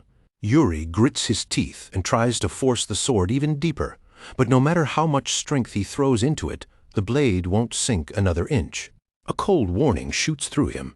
Instantly, he pulls mana toward his throat and concentrates it there, trying to lessen whatever damage is about to come as much as possible. The orc lets out a thick, guttural laugh, ugly and openly mocking. Still pinning the sword in place with one hand, it raises its axe high above its head, making its intention obvious. It plans to split Yuri in two with the next strike. But Yuri is faster to act. He twists sharply and slices across the orc's palm in one clean, decisive motion. Then, with a savage burst of force, he cuts through its fingers and finally rips his sword free from its grip. The orc bellows in pain, but even with blood pouring and its hand ruined, it still refuses to retreat. Instead, it switches hands and hurls out a desperate axe swing, wild, vicious, and close enough to nearly rip Yuri's head off. Yuri avoids the blow, but not completely clean. A thin slash opens across his shoulder, and the sting hits immediately. Yuri glances at the blood for only a brief moment before answering it with a crooked little smirk. So a half-hearted attack isn't enough to bring you down, huh? His voice drops, rougher and lower than before, as mana surges around him once again. Light pours across his entire body, swallowing the outline of his figure inside a radiant glow. Yuri lowers his center of gravity and sets his sword in place, every muscle in his body tightening like a drawn bowstring. "Fine, then," he growls. "Let's fight." Across from him, the orc crouches low in answer. Dark mana pulses violently around its body, and even the ground beneath its weight quivers under the pressure. Then both of them burst forward at the exact same time. A blue comet and a purple meteor rush straight at one another, and the collision of their mana erupts in a catastrophic explosion of light and sound. Boom! A deafening blast tears across the battlefield as the earth collapses beneath the point of impact. The ground is gouged open into a massive crater, and the whole night is swallowed by a blinding flash. When the dust finally begins to thin, only one figure is left standing inside the haze. It's the silhouette of a man, upright and motionless. Then the smoke peels away a little more, revealing Yuri still on his feet, steady and unshaken, with the last traces of mana faintly glowing around him. At Yuri's feet, the shattered remains of the orc's axe are scattered across the torn ground, half buried in the broken earth. Across from him, the orc sways on unsteady legs, its dark aura flickering weakly before dying out altogether. Then it drops to its knees in defeat, and Yuri's response comes without the slightest hesitation. Yuri advances, without even the slightest pause. He raises his sword high above his head, the blade catching the light as his eyes burn with a hard, unshakable resolve, and he closes in on the enemy sprawled at his feet. "It's over," he roars. And with that cry, he brings the sword crashing down, pouring every last ounce of strength he still has into the finishing blow. Bam! Steel rips into flesh, and blood bursts out in a violent spray. The sheer force of the strike slams the orc flat onto its back, pinned beneath the savage weight of Yuri's final attack. Yuri remains standing over it, his sword buried deep inside its body. Then, without a trace of mercy, he gives the blade a hard, cold yank and tears it back out, sending fresh crimson splattering across the dirt around them. He steps off the dying warrior, his boots landing in the blood spreading beneath it, and lowers his gaze without blinking as the defeated orc's body gives a weak, pitiful twitch. It isn't dead just yet. The faintest traces of life still cling to it, little tremors running through its broken body as it struggles through what look like its final breaths. Then something clicks in Yuri's mind. This one isn't like the rest. It's an elite. That means it may know things the others never would, and killing it now would only waste that chance. He wipes the blood away with a rough motion, smearing it across his face just as his knights come rushing toward him, their voices tight with alarm. "Your Highness." Sir Raymond reaches him first, and the worry in his voice is plain for anyone to hear. "Are you unharmed?" Jared can only stare at the collapsed orc, his eyes stretched wide in disbelief. "Ugh, what a monster," he mutters under his breath, still trying to make sense of the thing lying there. Yuri gives Raymond a short, clipped nod. I'm fine. What about the camp? Raymond straightens immediately and answers without delay. Most of the enemy has already been dealt with. For the first time, a flicker of relief passes over Yuri's face as he slides his sword back into its sheath. Good, he says. Gather up the surviving orcs and bring this one with them too. He glances down at the wounded elite orc still trembling on the ground, and a faint, knowing smirk tugs at his mouth. From this point on, he says, we're going to start examining them. Before long, the camp begins to move with life again. Fires crackle beneath hanging pots, shadows sway and stretch through the darkness, and all around them the soldiers work to pull the camp back into order after the chaos of battle. At the center of the camp, a raised platform has been prepared for Yuri. Behind him, Hernando carefully inspects the fresh cut on Yuri's shoulder, tracing near the wound with a cautious hand as he speaks in a calm but serious tone. You'll need to keep stretching that arm, or the damage may linger. A soft green light spills from Hernando's hands and seeps into the wound as the healing begins. Yuri stands still and lets him work, but his patience runs out almost at once. Enough with the nagging. You know I got this from the orcs just now. Hernando's lips curve with faint amusement. Oh, so even orcs can rough you up now? Yuri's eyes narrow on the spot, his jaw tightening as irritation spreads plainly across his face, and a low growl starts to rumble in his throat. But before Yuri can actually spit out whatever sharp reply he was about to throw back, the healing glow fades from his shoulder. Hernando takes his hands away and says simply, "There, it's done." The mage's grin widens, clearly satisfied with himself. Good thing it wasn't anything serious. Yuri slowly rolls his shoulder, testing the arm now that the pain has vanished, then gives a small nod as if admitting the treatment did its job. Very well, Yuri says, turning as though he's ready to move on at once. But Hernando quickly lifts a hand and calls after him. Ah, Your Highness, just a moment. Yuri turns back, a hint of curiosity flickering in his eyes. Hernando claps twice, sharp and authoritative, and calls out, "Bring it here." A moment later, two soldiers appear, straining under the weight of something large before dropping it in front of the prince with a heavy, solid thud. It's a chair. Not some plain little stool you'd find in a camp either, but a grand, ornate seat with enough presence to look at home on a battlefield. With a theatrical flourish, Hernando presents it and says, "If we're going to interrogate them, we might as well do it in style." Yuri stares at it, genuinely thrown off for a second. What is this? Hernando swells with pride and answers without a shred of embarrassment. A commander should always look majestic. One of the soldiers is a carpenter, so we made use of his talent. For just a brief instant, real excitement flashes across Yuri's face before he quickly tries to bury it again and pull himself back into a more composed expression. Even so, a faint smile slips through. Well, since you already went to the trouble of making it, I suppose I can't exactly refuse. He lowers himself into the chair with slow, regal composure, settling into it as though he were taking his place on a throne. And to his surprise, once he sits down, it's actually comfortable. That finally breaks through his restraint, and this time a real grin appears. Not bad at all, Yuri murmurs, clearly pleased with it. Behind him, Hernando stands there with his arms folded, wearing the proud expression of a man whose idea has paid off perfectly. But in the very next moment, the mood shifts all over again. Yuri's face goes hard. He clears his throat, curls one hand into a fist, and fixes the captured orcs with a stare so cold it feels merciless. Then he extends his hand, and when he speaks, his voice cuts through the night like a blade. I will now begin the interrogation of the prisoners. He settles more firmly into the chair, claiming the entire scene with that one movement, and his tone sharpens further. Bring them before me, one at a time. Then the scene changes. One of Briol's knights seizes an orc and forces its head down into a pot filled with blazing, searing fire. A horrific scream tears through the air at once. When the knight jerks the orc back out again, its face is already blackened and burned, and it keeps shrieking in agony until finally its body goes slack and collapses dead. The remaining prisoners recoil at the sight, flinching back in fear with that terror written openly across their faces. Yuri doesn't waste that reaction for even a second. His voice turns glacial as he addresses them. You will each be given one chance to answer correctly. For a tense moment, silence hangs over the entire camp.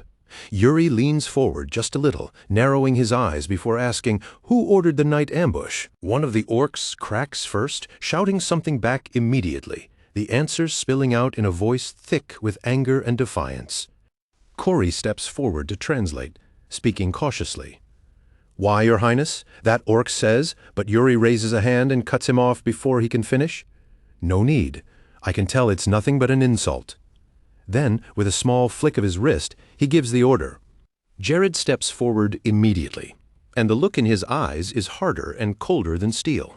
Without the slightest hesitation, he drags the bound orc forward and shoves its head straight down into the burning pot. The smell of scorched flesh fills the air at once. The orc's screams tear wildly through the camp as it writhes in panic and agony until suddenly those screams stop and everything drops into one dead, absolute silence. The surviving orcs recoil yet again, their faces twisting with raw terror now that they fully understand what kind of fate is waiting for them. Even Hernando and Corey are left standing still at the sight, unable to hide their reaction. Their expressions freeze in stunned disbelief, shaken by just how far Yuri is willing to go with this ruthless display. Yuri, however, doesn't budge in the slightest. He speaks to the prisoners in a flat, emotionless voice. "I will only ask each of you once." And as he says it, a dagger begins to take shape above his head, formed from mana and infused with water. The blade hangs suspended in the air, slowly turning under Yuri's control. "Depending on your answer," he continues in that same cold voice, "I may decide to grant you a painless death." He gives the faintest gesture, and the floating dagger shoots down at once. It drives into the burned corpse and extinguishes the last flame still licking over the body. Jared stares at the sight in open astonishment. "Jared," Yuri says, his tone perfectly level, "move the body aside." As Jared quickly obeys the order, another orc suddenly blurts something out, its voice loud, panicked, and desperate to be heard before it's too late. Yuri turns toward it, mild curiosity passing over his face. "What did it say, Corey?" Corey swallows, then answers, "It says they don't know anything, Your Highness. They're just ordinary soldiers."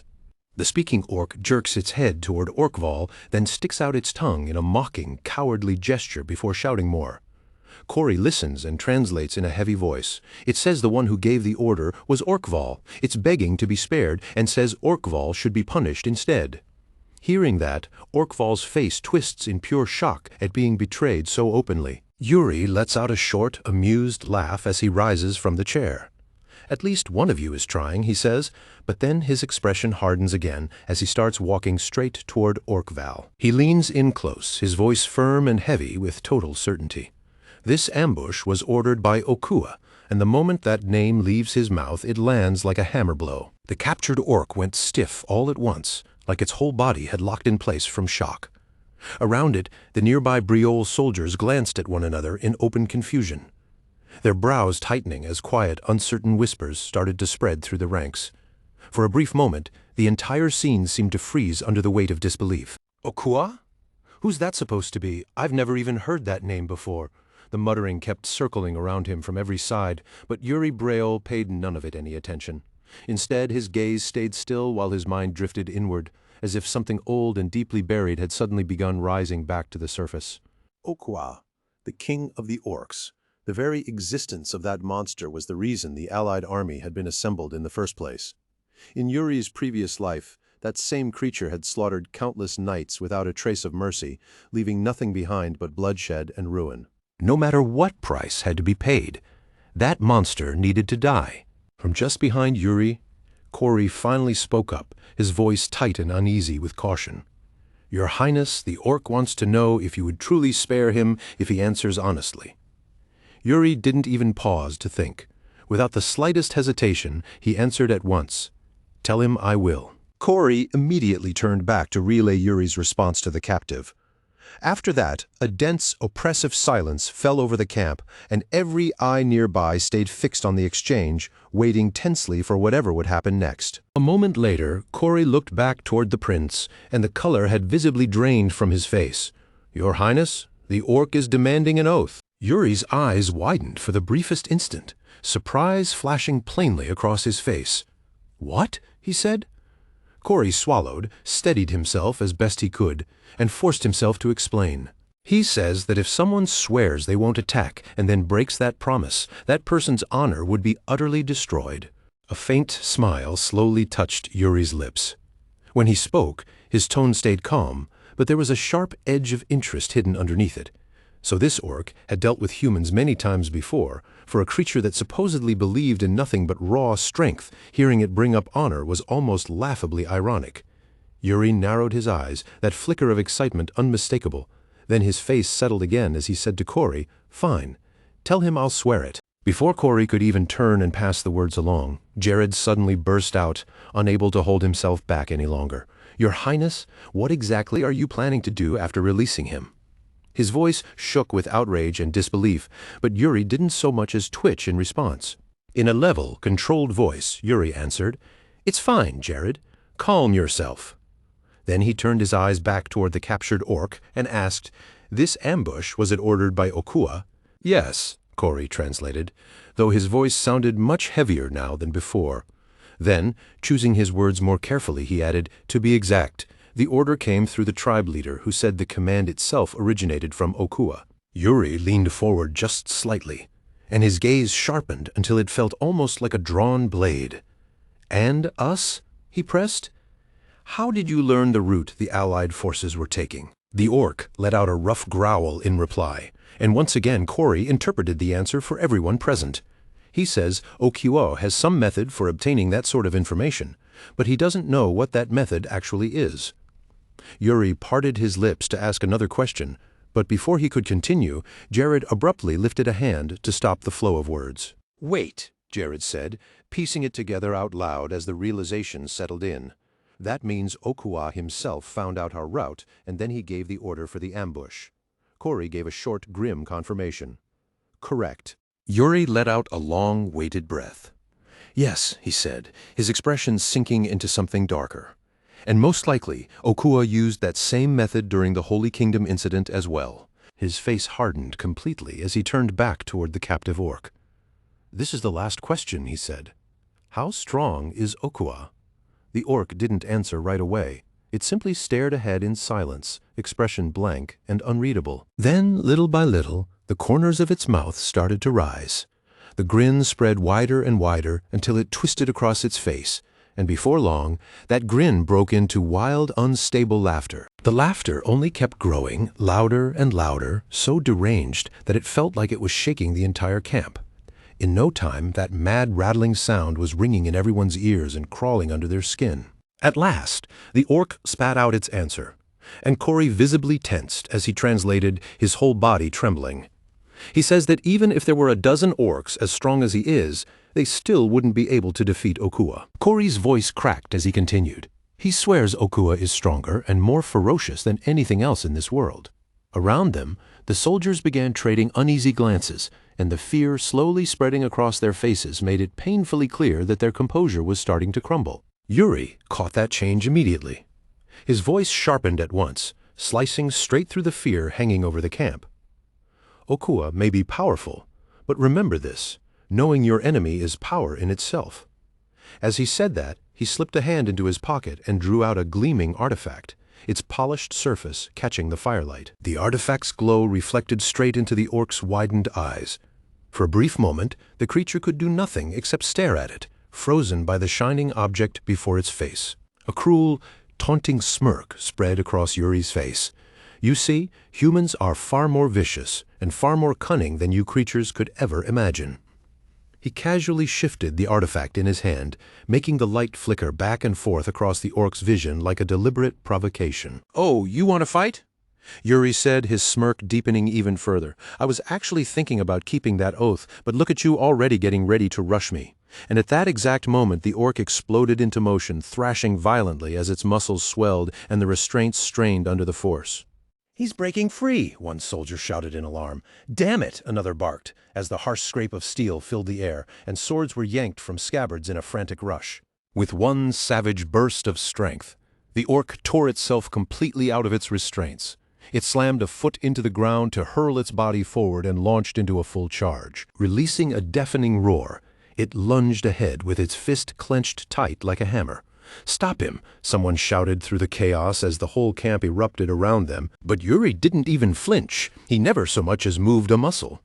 Instead, a sly, calculating smile curled across his lips, and in the very next instant, knights rushed in from every side and slammed the enraged orc back down before it could ever reach him. Their blades flashed under the firelight as they drove in close, surrounding the creature from all angles and pinning it firmly in place so it couldn't move. Among those knights stood Laurent Flandre, his eyes cold as winter ice, his sword held ready and steady, prepared to strike the very instant the order came. Yuri's voice cut cleanly through the uproar, calm and utterly merciless. "How pathetic! You spoke of honor, yet you're not even worthy of it." The orc froze where it was, because now it understood the situation with brutal clarity. One wrong move, and it would be killed on the spot. Yuri turned his back on the creature and began to walk away, each step calm, measured, and completely without hurry. Without glancing back even once, he gave the order. "Kill him!" In the same instant, Laurent's blade tore through the air in a ruthless slash that ripped across the orc's chest, and blood burst out onto the ground. The prince never turned around. His face remained as cold and hard as stone while he kept walking. Behind him, the three knights carried out the sentence with merciless precision, cutting into the orc again and again until its life poured out of it and the earth beneath was soaked red. After the orc attack was over, the aftermath that remained was nothing short of brutal. A great many of the men had been left wounded, and the scale of the damage was impossible to ignore. To deal with the injured, a field camp was set up in a rush, and soon the entire place was overflowing with the sounds of soldiers screaming, groaning, and crying out for help. Right in the middle of that chaos, the priest of Briolle kept moving from one patient to the next, using healing magic without pause. Voices kept calling for him from every direction, desperate and overlapping, because everyone there knew the same thing. If the priest came to them, then they could be healed. Even so, the priest never hesitated. Without stopping to complain, without taking even a moment to rest, he kept treating the wounded one by one. While the priest was working on one side of the camp, Hernando stepped in and suggested that he go tend to the patients on the other side first, saying he could manage this section by himself. The priest thanked him for the help, gathered up his equipment, and hurried off to treat the other injured soldiers. As the priest continued tending to the wounded, Corey came in carrying a bucket filled with water, and from the way his body strained under the weight, it was clearly heavy. The priest thanked Corey for bringing it and told him to stand back a little. Then the priest cast a spell over the bucket. At once, a soft golden light spread across the water and along the rim, and Corey could only stare in surprise at the gentle radiance now shining from it. In a calm voice, the priest explained to Corey that only a moment earlier it had been nothing more than ordinary water. But after the incantation, even Corey could feel it for himself. A strange, sacred aura was now rising from the water. The priest instructed Corey to use that water to wash the wounded soldiers' injuries, explaining that it had become holy water and would cleanse their wounds. The moment Corey heard that, he wasted no time at all and immediately went to do exactly as he had been told. Meanwhile, more and more patients kept calling out for the priest to come see them first, and without wasting another second, he moved toward them and began checking their injuries as well. For Corey, everything unfolding in front of him was completely new. He had never once seen human magic with his own eyes before. He even watched the priest use healing magic on a man whose face had been twisted with pain just moments earlier, only to see those strained features gradually relax and become calm again almost immediately. Corey could barely contain the amazement written all over his face. His eyes seemed to shine as he watched the priest's magic seal open wounds almost in an instant, turning something that should have been impossible into a real miracle happening right in front of him. After a long, punishing night of non-stop work, Corey, the priest, and Hernando finally lowered themselves down outside the camp to rest for a moment and catch their breath. All three of them looked utterly spent, but Hernando still wore a faint, relieved smile, quietly satisfied that the chaos had at least been pushed back under some measure of control. The priest turned toward Hernando and thanked him from the heart for stepping in and helping so much throughout the night. Then Hernando looked to Corey and offered his thanks as well, grateful for all the help he had given the two of them until dawn. But Corey, as plain-spoken and straightforward as ever, only answered that he hadn't done anything remarkable and had simply helped however he could. The priest admitted that he was deeply relieved the damage had not turned out even worse, and that the number of injured men was still comparatively low. But Hernando calmly reminded him that all of this had happened before the real battle had even truly begun. The priest already understood that reality well enough. All of them knew that once the true fighting started, far more terrible scenes were likely waiting ahead, and they would have to be ready to face them. With that grim thought weighing on him, the priest quietly offered a prayer to God and asked for mercy over them all. Still, Hernando said there was another way to look at it, and that thought made him believe things might not become quite as hopeless as they seemed. Hearing that, the priest turned to him and asked what made him feel that way.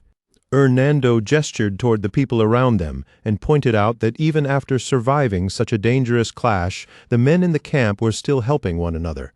Some were supporting the wounded with steady arms, while others were carefully tending to each other's injuries as gently as they could. And beyond that, Hernando said that even their own magic, however small it might appear, was enough to place at least a little strength back into everyone's hearts. As he spoke, he lifted a finger and used magic to spread color across the sky above them, adding brightness to the view and gently lightening the atmosphere around the camp. As that sight softened the mood and helped everyone around them relax just a little, Corey suddenly called out to Hernando and asked if he would teach him magic too. Hernando was plainly caught off guard the moment he heard that request. It had been a very long time since anyone had come to him asking to be taught magic.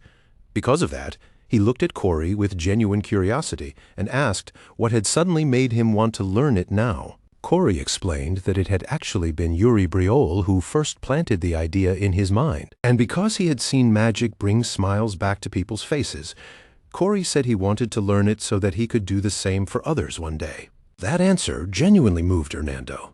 He found the way Corey thought surprisingly admirable, and with clear warmth in his voice, he told him that yes, he would teach him.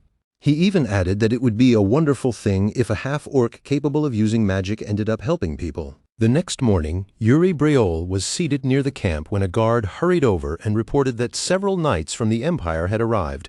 According to what they said, they had come here specifically because they wished to meet with him. Standing respectfully before the prince, the guard then asked whether His Highness wished to receive them. Yuri replied that he had no real choice but to meet them. He added that it was obvious they had come looking for him, especially with Balshad lying right before them. Without wasting any time, Yuri ordered the guard to bring them in immediately. As the Imperial Knights came forward, they greeted him with full respect and properly acknowledged him as the third prince of Briol. The knight who stepped out first introduced himself and stated that he was Rapio Artem, the second son of Count Zenon. Yuri welcomed him, then asked whether the Empire had reached Balshad before his own side had. Rapio answered that Yuri was correct. He explained that they were part of the advance party, had already confirmed that orcs were present around Balshad, and were now delivering that information to all nearby allied forces. After hearing that, Yuri let his eyes drift past Rapio and noticed another knight standing behind him. He then asked who that man was. That knight immediately apologized for not greeting Yuri sooner, then reached up and removed his helmet. He explained that he had not believed himself to be in an honorable enough position to properly greet the prince at first. Yuri looked at the man's face and answered with a quiet, unreadable smile. The instant he saw him clearly, memories from Yuri's previous life came rushing back all at once. He recognized him as someone connected to a past he would much rather leave buried. It was Graham Hartfall, the Empire's knight. Graham then introduced himself by name, paid his respects to the prince, and explained that he had already lost his title as a knight. For the briefest moment, Yuri was pulled straight back into the memories of his previous life, to the time when he had been forced to kneel before this very man and beg for mercy just to survive. Even so, Yuri told Graham that it was good to meet him as a knight, but Graham quickly asked him not to address him in such an honorable way, because at present he was no longer a knight. Yuri then asked him directly whether that meant he had lost his knighthood, and was now taking part in this war without holding any title at all. Graham admitted that yes, that was exactly the situation. though the embarrassment in his expression made it obvious how uncomfortable he was saying it out loud. But Rapio, still standing right beside him, stepped in at once to ease the tension and said that Graham had done absolutely nothing wrong. Rapio said the only reason Graham had ended up in that position was because he had met the wrong senior. He went on to say that there were no other knights as widely respected or as well known as Graham. Inside, Yuri found himself smiling faintly.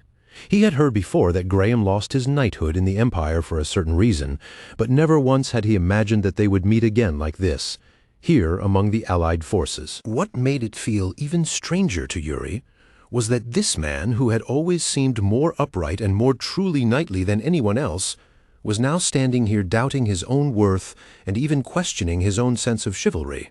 So Yuri answered that he had already heard many things about Graham, and that meeting him now was an honor. Hearing that, Graham thanked him with quiet humility and said he was nothing special, only a man who had done the duty expected of him. As the exchange became more engaging, Yuri took it a step further and told Graham that, if he wished, he could come to Briolle. After hearing what had happened to Graham, Yuri openly invited him to come with him to Briolle. It was not a small offer, but a generous and meaningful gesture coming directly from Yuri himself. In Yuri's heart, he still carried hatred toward the Empire's knights as a whole, but Graham was different from the rest. In his previous life, Graham had spared Yuri's life and allowed him to leave in freedom. Yuri had never forgotten that mercy, not even once. And in Yuri's mind, Graham had been the one left to shoulder the cost of that decision all by himself. That was why Yuri told him once again that he could come to Briolle, and promised that if he did, he would be treated well there. But Graham only gave a small smile and gently turned the offer down. Yuri was not surprised by that answer in the slightest. He had already expected Graham to refuse, so he simply told him that it was fine and that he respected the choice he had made. Not long after that meeting, Yuri and his army finally reached the gates of Balshad. The gate towering before them was massive and imposing, far grander than one might expect from such a small kingdom. Even so, this place held great importance, because it was the very gathering point where the Allied forces were meant to assemble. Yuri stood there staring out over the city, and the first thing he admitted to Hernando was that it was far bigger than anything he had imagined.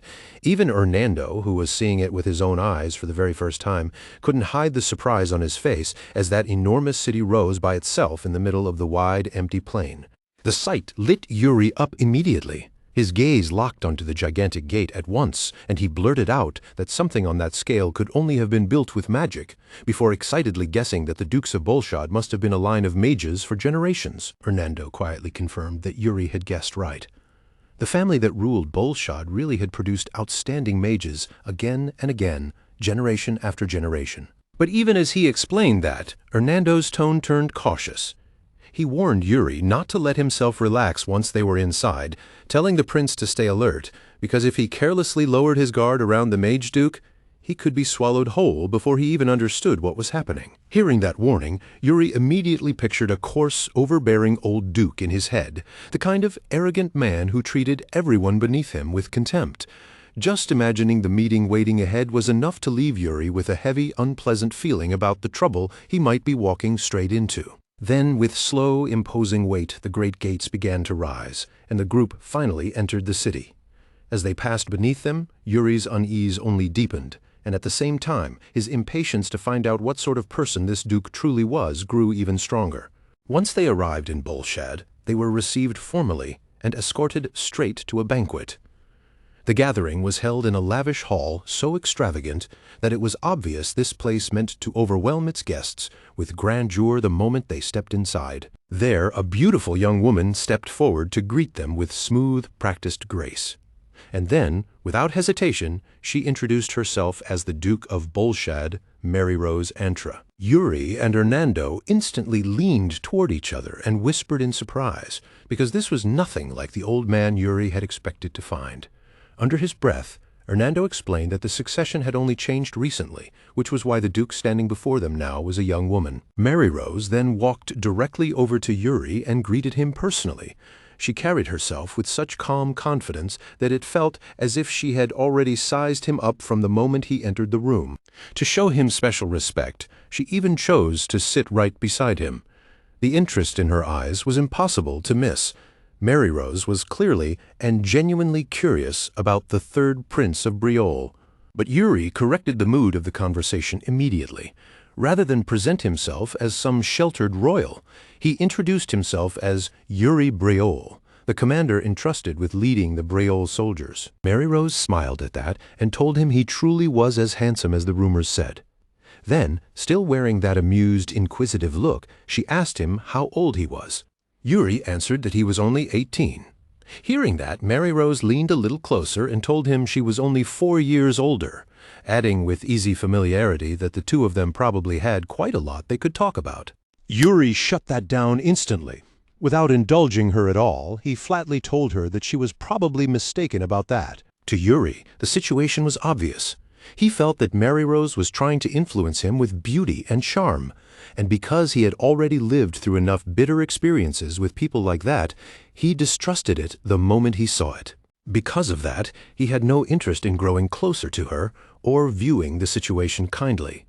In a cool, even tone, he replied that age alone had nothing to do with whether two people would ever think alike. He went on to say that if two people truly shared the same values, then they could become friends regardless of status, age, or even gender.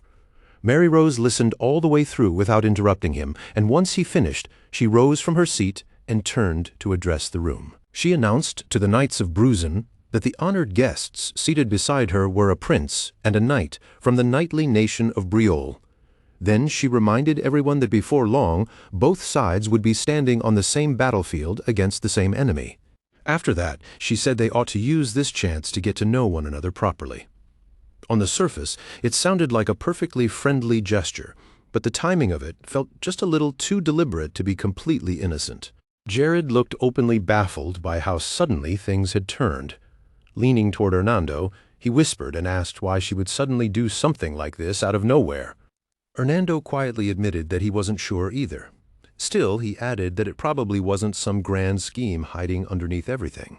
As far as Hernando could tell, Mary Rose was simply trying to make friends. At least from the outside, that was all it seemed to be. Jared still didn't look convinced, and he immediately pressed further, asking why Brusen of all places mattered here. To him, Brusen was nothing more than a small country sitting out on the edge of the continent. This time Yuri answered for himself. He explained that because Brusen lay close to the sea, it had produced many capable seamen, and beyond that, its people were known for being stubborn, resilient, and fiercely strong-willed. Then a man stepped forward from the opposite side and addressed Yuri, the third prince of Briol, directly. His bearing was confident, though he still carried himself with proper formality. He introduced himself as Jonathan Eagle, the commander responsible for Brusen. The moment he did, the mood in the room shifted because it was clear at once that this man was the one representing their side. Jonathan then politely asked Yuri for permission to pour him a cup. Yuri accepted the gesture with the outward courtesy expected of him, at least on the surface. But rather than simply receive it, Yuri answered with a sharp, cutting remark. Looking down at the drink being poured, he said the sight before him was unexpected, wondered aloud whether that really was wine in the cup, and loaded every word with enough disdain that the insult was impossible to mistake. He pushed it further still, sneering that such refined liquor hardly seemed to belong in a rustic place like Brusen. The contempt was so blunt that everyone close enough to hear could feel the sting of it immediately. Yuri added that he was impressed they appeared to know so much about something so sophisticated. Jonathan heard him out in silence, but the men standing behind him reacted at once, bristling as they snapped back that coming from the countryside did not give anyone the right to look down on them. One of Jonathan's men even lurched forward in anger, clearly on the verge of confronting Yuri then and there. The only reason the situation didn't erupt on the spot was because the others rushed to restrain him before he could go any farther. Jonathan then stepped in and stopped his subordinate himself. With that single intervention, he kept his men from surging forward any further. After that, he turned back to Yuri and calmly asked whether he should understand those words as an insult aimed at Brusen itself. He never raised his voice, but the weight behind the question was unmistakable. Yuri didn't back down even a little. He told Jonathan he was free to take it that way, if he wished, then asked what, exactly, he planned to do about it. Yuri pressed him again, almost as if he were deliberately trying to provoke him. He asked whether they expected him to apologize for showing them disrespect. Jonathan stayed calm through all of it. In the same steady tone, he answered that there was no need for any apology. By then, nearly everyone in the room had turned to watch them, and the tension in the air had grown hot enough to burst at any moment. Even so, Jonathan remained composed and said there were only two ways he could interpret Yuri's insult. The first, Jonathan said, was that the third prince of Briol truly was the crude troublemaker the rumors described. The second was that Yuri was deliberately testing them to judge whether they were worthy of becoming allies, and that answer only made Jonathan's men more furious, because now it felt as though they were being weighed, measured, and openly challenged. At that, Yuri rose from his seat. He declared that nothing on the battlefield was more dangerous than an ally who could not be trusted, and that was exactly why he was questioning them here and now. Then he asked them plainly whether they could prove themselves. Jonathan answered without the slightest hesitation that they could, and said that for a knight there was only one real way to prove his worth: the sword he carried in his hand. Mary Rose had been listening to the entire exchange, and the instant it reached that point, she moved. Without wasting a moment, she proposed taking them to the training grounds immediately so the matter could be settled there instead. Before long, they were standing in the training grounds. The quarrel that had started in the banquet hall had now taken on a far more direct and unmistakable form. The knights of both nations lined up opposite each other, facing off in silence as they prepared for the clash to begin. Just from the way the two lines stood, the rivalry between them was impossible to miss. Meanwhile, Yuri, Jonathan, and Mary Rose took their seats where they could see the field clearly. The three of them watched in silence, each waiting to see what kind of outcome this contest would bring. As they sat there, Mary Rose asked Yuri whether he had started that fight on purpose. At the same time, she freely admitted that she had never intended to stop it either, because in her own selfish way, this had given her something entertaining to watch. Yuri sharply pointed out that he was not the one who had truly set everything in motion. He told her that she had known from the start this was exactly the kind of thing that could happen, and yet she had still arranged for everyone to gather and get to know each other, which made Mary Rose admit that he wasn't wrong. Even so, Yuri had been the one sharp enough to seize the opening once it appeared. And now that events had gone this far, there was only one thing he truly cared about. He wanted Bruzen to show what they were really capable of, because there was something he absolutely needed to confirm for himself. In the future, he remembered, one man from Bruzen would one day receive a title reserved for one of the continent's mightiest figures, the same kind of distinction associated with his father. There was a list that named the 10 strongest men on the continent, and Yuri intended to see with his own eyes whether the roots of that future were already standing right here in front of him. And out of every man gathered in that place, there was one thing Yuri wanted to know more than anything else. Which one of them was the man from Bruzen he needed to find? That was the real reason behind all of this for Yuri. Before the future revealed that man on its own, Yuri wanted to spot him now with his own eyes and identify him ahead of time. The first duel was just about to begin, and the two knights stepped forward to exchange a proper greeting before their blades ever met. One of them was Proen, and standing across from him as Briol's representative was Laurent Flandre. Both men settled into their positions with the kind of poise that showed they intended to enjoy the fight in their own way. Before long, the attention of the entire arena had narrowed down to those two alone. But Yuri wasn't watching this match as simple entertainment. He was studying every movement, waiting for something in that exchange to reveal the answer he was looking for. Across that vast continent, overflowing with warriors, nobles, and even monsters, the title of the 10 strongest was treated as undeniable proof of absolute power. It was a name reserved for those who stood only a single step below the true summit of strength, the kind of figures ordinary people could do nothing but look up at from far below. Some among them were so overwhelming that their names alone could halt armies in place, narrow the distance between nations, and force even the fiercest conflicts into silence. From his seat above the training grounds, Yuri watched the field below without so much as blinking. The duel was about to begin, but part of his mind was already weighing something larger. To him, forging ties with people who had genuine potential was never a bad choice. After all, plenty of lasting alliances had begun with nothing more than a clash of steel.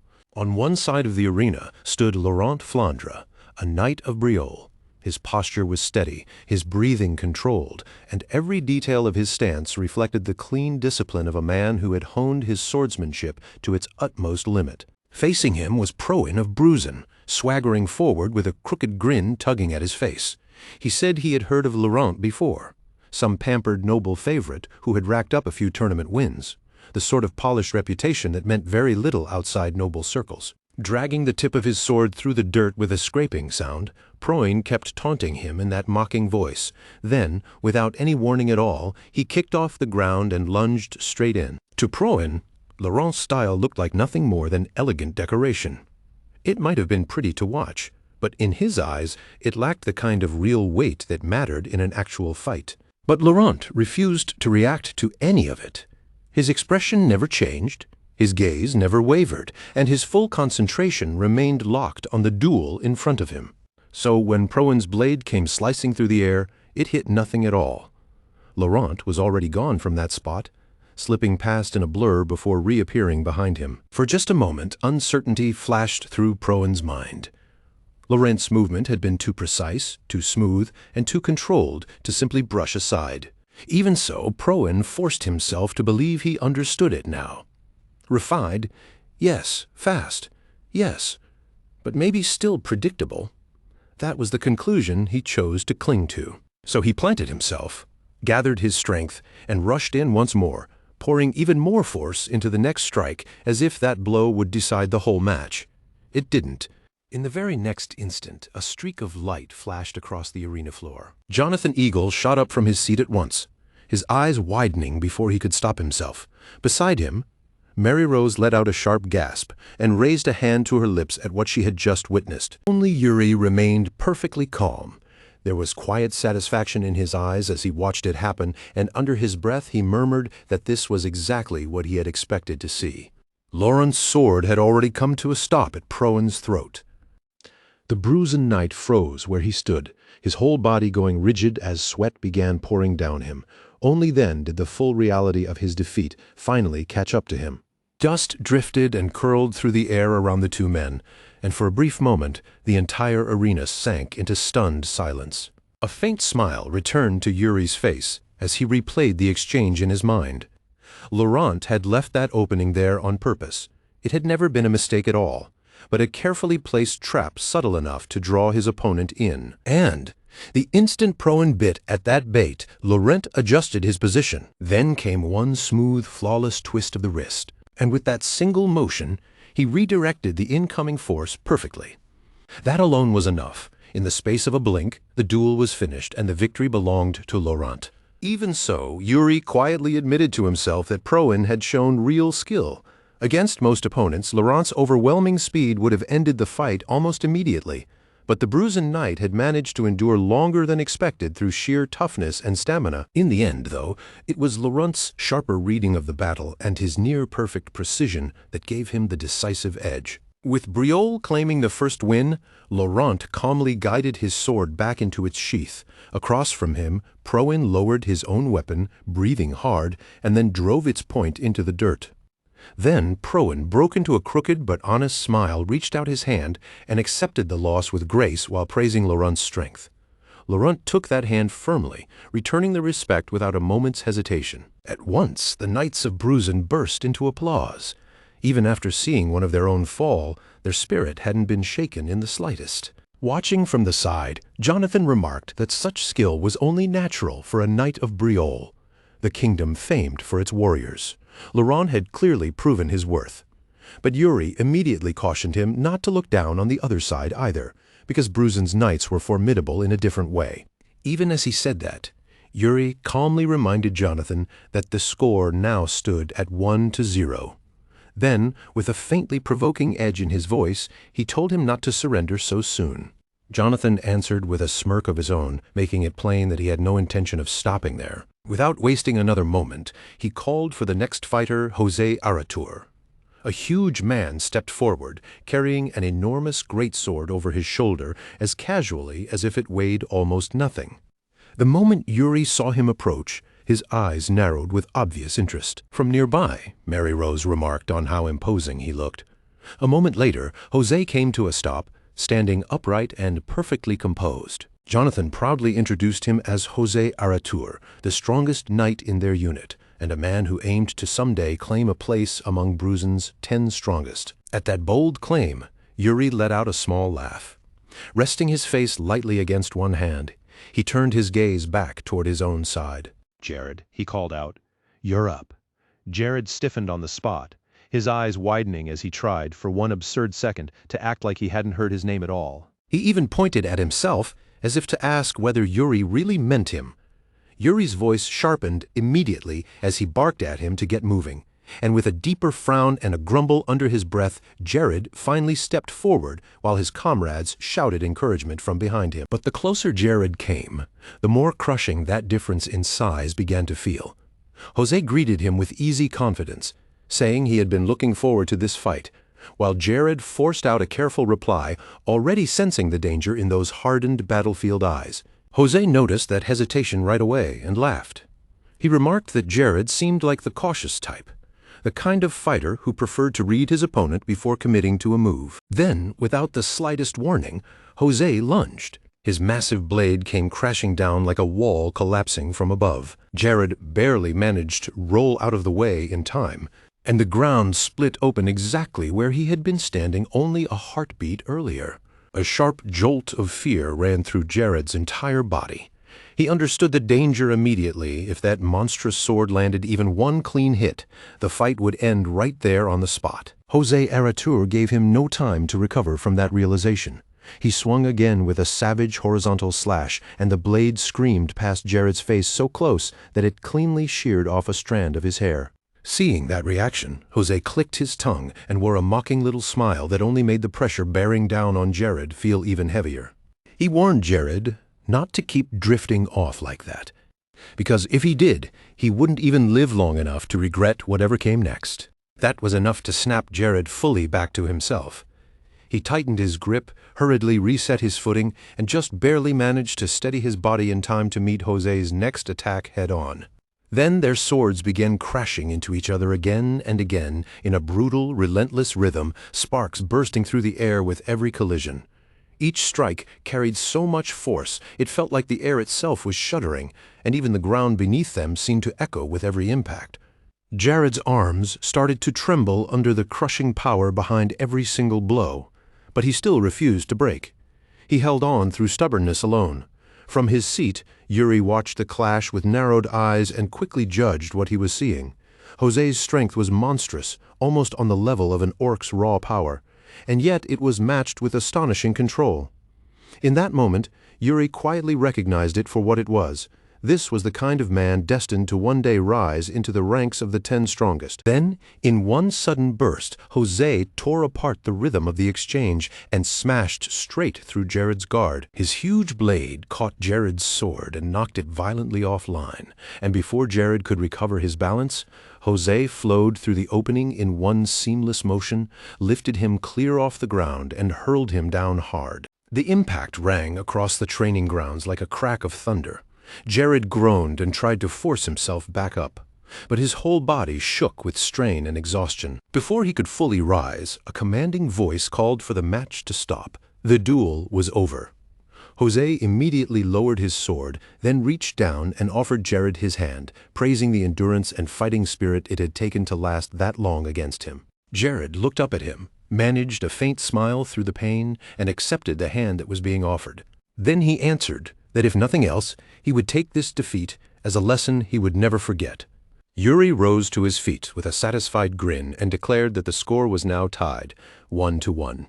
The moment he said it, applause broke out from the spectators all around them. The sound rolled through the arena with genuine respect behind it, because everyone there had just watched 2 men throw everything they had into that fight. Amid the cheering, Mary Rose gently lowered her wine glass until it touched the table with a soft clink. Then she turned toward Yuri with a light, pleasant smile and remarked, in a tone that sounded casual on the surface but clearly carried intent underneath, that it seemed they were finally starting to become familiar with one another. Yuri let out a small chuckle, clearly understanding exactly what she was implying, and smoothly replied that trust between allies was always worth building. But Mary Rose wasn't done yet.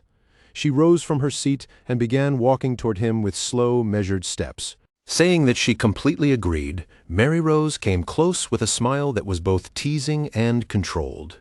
Then she lightly placed her hands on Yuri's shoulders and leaned in just enough to guide him back down into his seat. In a low voice that sounded almost intimate, she reminded him that he had spoken so warmly about deepening the bond between Bruzen and Briol. And then, still wearing that playful smile, she added that he seemed to be taking quite a long time to get to know her personally.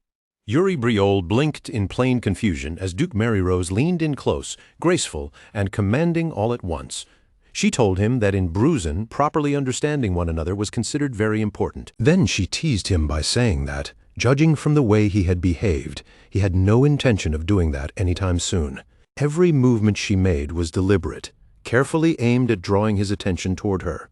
With practiced ease, she tilted his chin upward, her fingertips brushing his cheek while she spoke in a soft voice layered with playful temptation. Her narrowed eyes, the faint flush warming her cheeks, even the subtle way she drew her arms together, it all made her intentions impossible to miss. She was using every ounce of her charm on him, but the response she wanted never came. Yuri simply let out a quiet sigh, his face calm and utterly unmoved, as he looked back at her with cool indifference. That awkward silence hung in the air for a moment before a familiar voice cut neatly through it. Jonathan Eagle stepped forward with composed courtesy and addressed her, reminding Duke Mary Rose that she had said earlier she would show them her office. Mary Rose froze right in the middle of what she was doing, her hands still resting lightly on Yuri's shoulder. After a short pause, she lifted one hand to her forehead as if she had only just remembered. Wearing an awkward smile, she admitted that yes, she had said exactly that. Yuri quietly let out a breath and muttered under his breath, just loud enough to be heard, that it really had all been an act. Jonathan gave a soft chuckle, easing the tension as if none of it were a problem at all. Then he suggested that this would be a good time to go, since everyone seemed rather curious to see that office anyway. Mary Rose was clearly irritated by the interruption, but she concealed it beautifully behind a polished, elegant smile that didn't slip for even a second. Turning back to Yuri, she sweetly asked whether he would care to join them. Yuri returned the smile with perfect courtesy and answered that he would love to, but he had matters to attend to with his knights. Then he stood, straightened his uniform, and gave a casual little wave as he excused himself. Before Mary Rose could stop him or even answer, he was already walking away, cheerfully tossing back over his shoulder a light-hearted wish of good luck with the tour. For a brief second, Mary Rose simply stood there in total stillness, as if her mind needed time to catch up to the fact that he had actually walked away. Then her composure finally cracked. Her face turned bright red, her fist clenched tight, and she glared furiously in the direction Yuri had gone while Jonathan, still nearby, failed completely to hold back his laughter. Still clearly amused, Jonathan remarked that this had turned out to be unexpectedly entertaining. That was enough to push Mary Rose over the edge. She shouted in frustration and threw a mock punch into the air, yelling that the man was impossible. Jonathan, still chuckling, blinked in genuine confusion and asked what exactly Yuri had done this time, which only made Mary Rose glare even harder before she turned away in exasperation. The scene then shifted to Bolshad, where the Allied armies had gathered in full force. Beneath the open sky, banner after banner from different kingdoms fluttered in the wind, their colors blending together until the sprawling camp looked like a sea of shifting light. The arrival of the Empire's supreme commander sent an immediate stir through the entire encampment. Clad in gleaming armor and carrying an authority so heavy it needed no announcement, his mere presence alone was enough to tighten the mood. Whispers spread quickly after that, as commanders and knights from nation after nation quietly sized each other up, measuring who might become an ally and who might instead turn into a rival. Everyone was doing that except the forces of Briol. Away from the heart of the camp, at the edge of a quiet field, Yuri stood alone with his sword in hand, his eyes resting on the blade as sunlight slid over its sharpened edge. Hernando approached him carefully, bowed his head, and then asked whether Yuri was truly certain this was the right way to handle things. While every other nation was busy discussing plans and trying to form alliances, they were still out here training. Yuri didn't even lift his gaze. In a calm, unwavering voice, he answered that this was precisely why they had to continue. Hernando frowned, hesitated, and then pointed out that the other nations were already exchanging strategies. At least on the surface, they were preparing together. A faint, knowing smile touched Yuri's lips then. He cut in and said those alliances were fragile, shallow things built on half-formed ideas dressed up as cooperation. Hernando blinked at the bluntness of that answer, while Yuri slowly tilted his sword and watched the reflection ripple along its polished steel. He explained that when the strongest warriors from every nation were gathered in one place, their pride would naturally rise up like a wall between them. Every one of them believed he stood above the rest.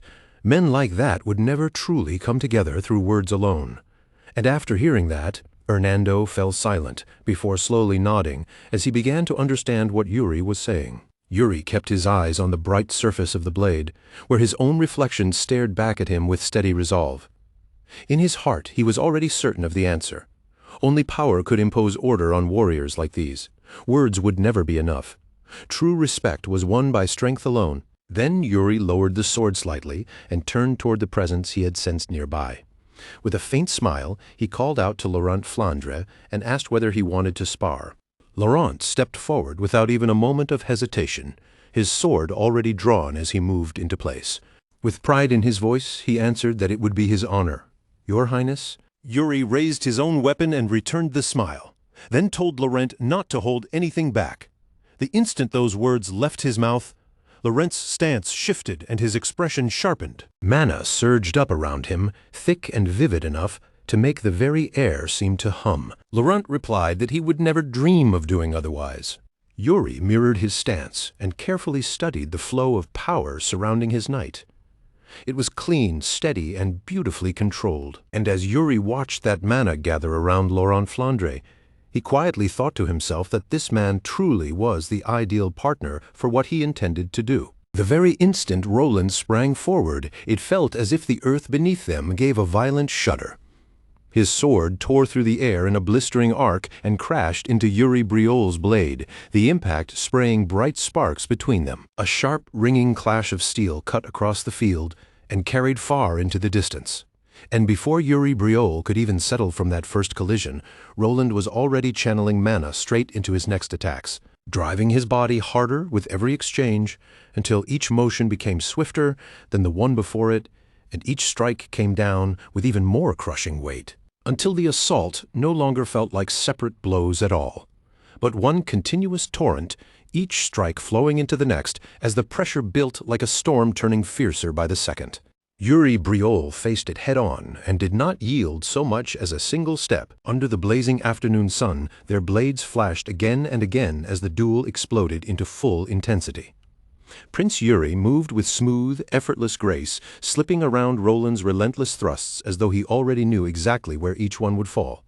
One slash passed so close it carved through the air right beside him, yet even then, not the slightest crack appeared in his calm expression. The longer Yuri Briol watched Roland, the more obvious it became that the man's form was flawless. Every strike was exact, every angle clean, and not even the faintest hesitation ever touched his movements. Not a single motion is wasted, Yuri Briol thought as he continued matching him blow for blow, and in that instant, faint remnants of another life brushed across his thoughts, like old memories rising unbidden from somewhere deep in the past. He remembered that moment with painful clarity, the instant Roland's sword had ended his life. Even then, there had been no hatred in that strike at all, only perfect skill and a resolve so firm it never faltered once. A quiet smile touched Yuri Briol's lips as he deflected the next attack. If there really was a future in which he could entrust this man with his back, then he needed to meet him sincerely here, in this very moment. Their swords slammed together once more, and a shower of sparks burst outward, like scattered shards of light. Then Yuri Briol shifted his footing in one crisp motion and unleashed a wide, sudden swing, the force of it driving Roland backward several full steps. Dust billowed up beneath Roland's boots as he skidded across the ground. Even while being forced back like that, however, his composure never slipped for even an instant. The moment he regained his balance, Roland tightened his grip on his sword and threw himself forward again, fresh determination blazing in his eyes. Steel clashed over and over, and with every exchange the duel only grew faster, heavier, and more intense. Before long, the rhythm of it felt almost musical, like a contest that had turned into a dance between overwhelming power and absolute precision. And through all of that heat and pressure, both men were smiling, not with arrogance, but with the sheer thrill of finding someone who could meet them head-on. The soldiers, watching from all around, could not contain themselves any longer, and burst into cheers, openly marveling at the sight of two warriors moving as if they shared the same rhythm. Off to one side, Gerald let out a long, tired sigh and muttered under his breath, wondering whether they really needed to go this hard in what was supposed to be nothing more than a spar. Then a deep, steady voice rose from behind him, rumbling with calm approval. "Your prince's skill is truly remarkable."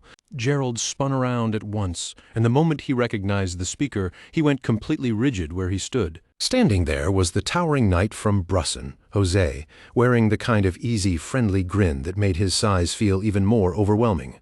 "Sir Jose," Gerald blurted out in surprise. Jose only gave a light chuckle and a small nod. "That's right. Good to see you again." Then he lifted his voice toward the field and called out brightly, "Prince Yuri, may I also have the honor of a spar?" Both Yuri Briol and Roland halted in the middle of their exchange and turned toward him.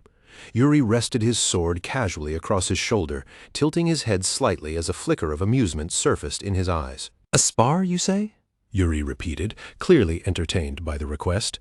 "Of course," Yuri Briol answered immediately, without even a trace of hesitation. But then a grin spread across his face as he casually added that, instead, he would lend Jose Gerald. Gerald's face drained of color on the spot. "Wait, what?" Before Gerald could even think about making a run for it, Jose burst out laughing and effortlessly swung him up onto one shoulder as if he weighed nothing at all. "Then I shall borrow him for a while," he declared in high spirits.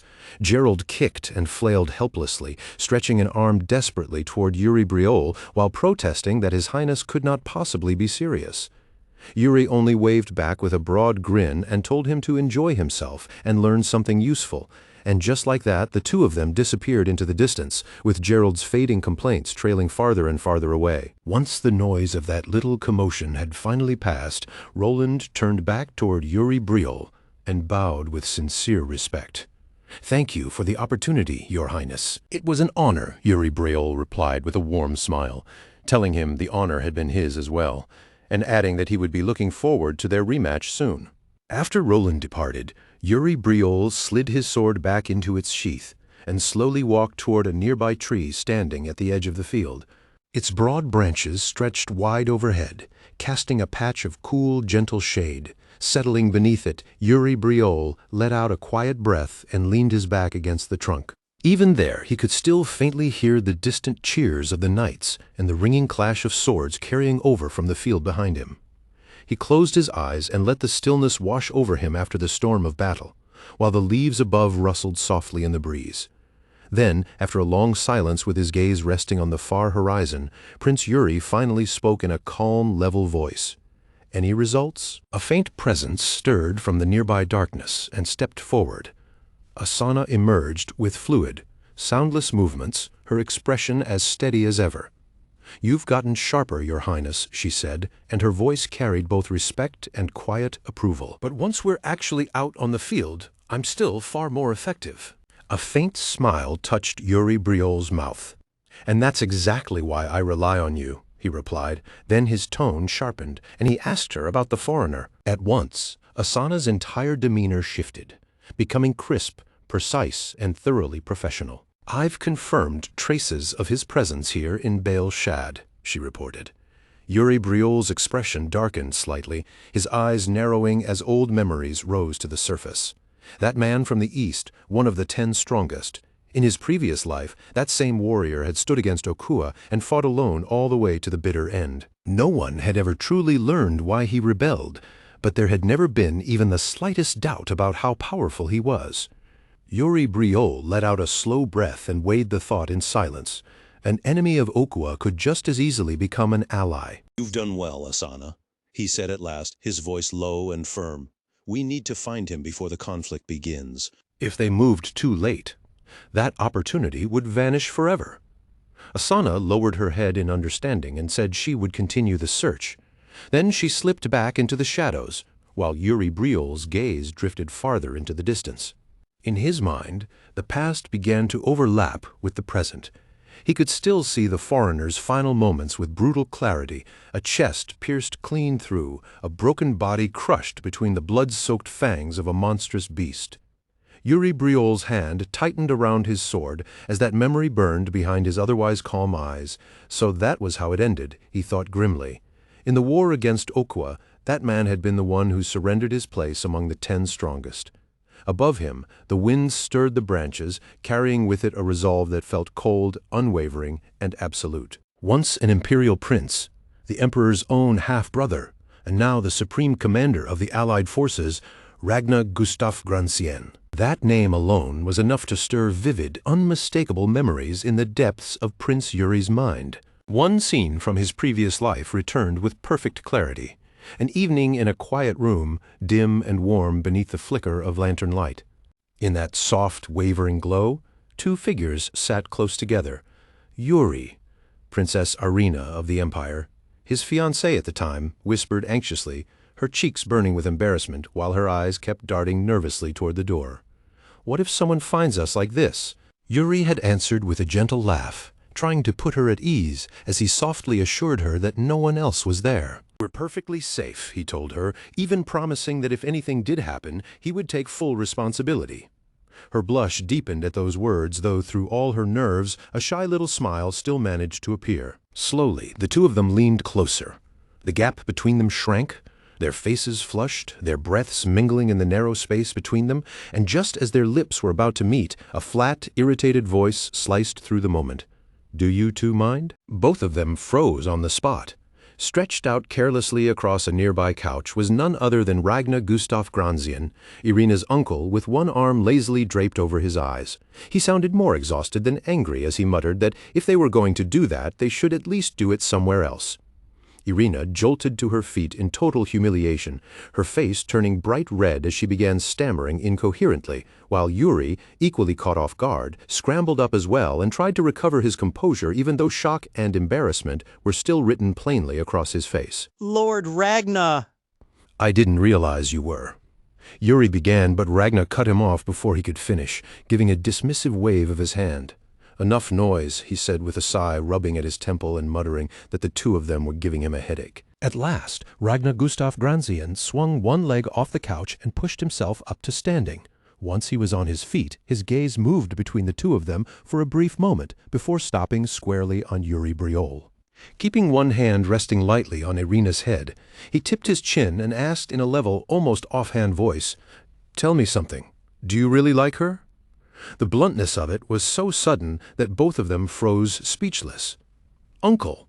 Irina cried, her face burning even hotter with embarrassment, while Yuri Briol, completely stripped of his composure, blurted out at once that, of course, he did. Ragnar Gustaf Gransien studied Yuri Briol in silence for a moment, then let out a deep breath like he'd already decided the answer wasn't worth the trouble.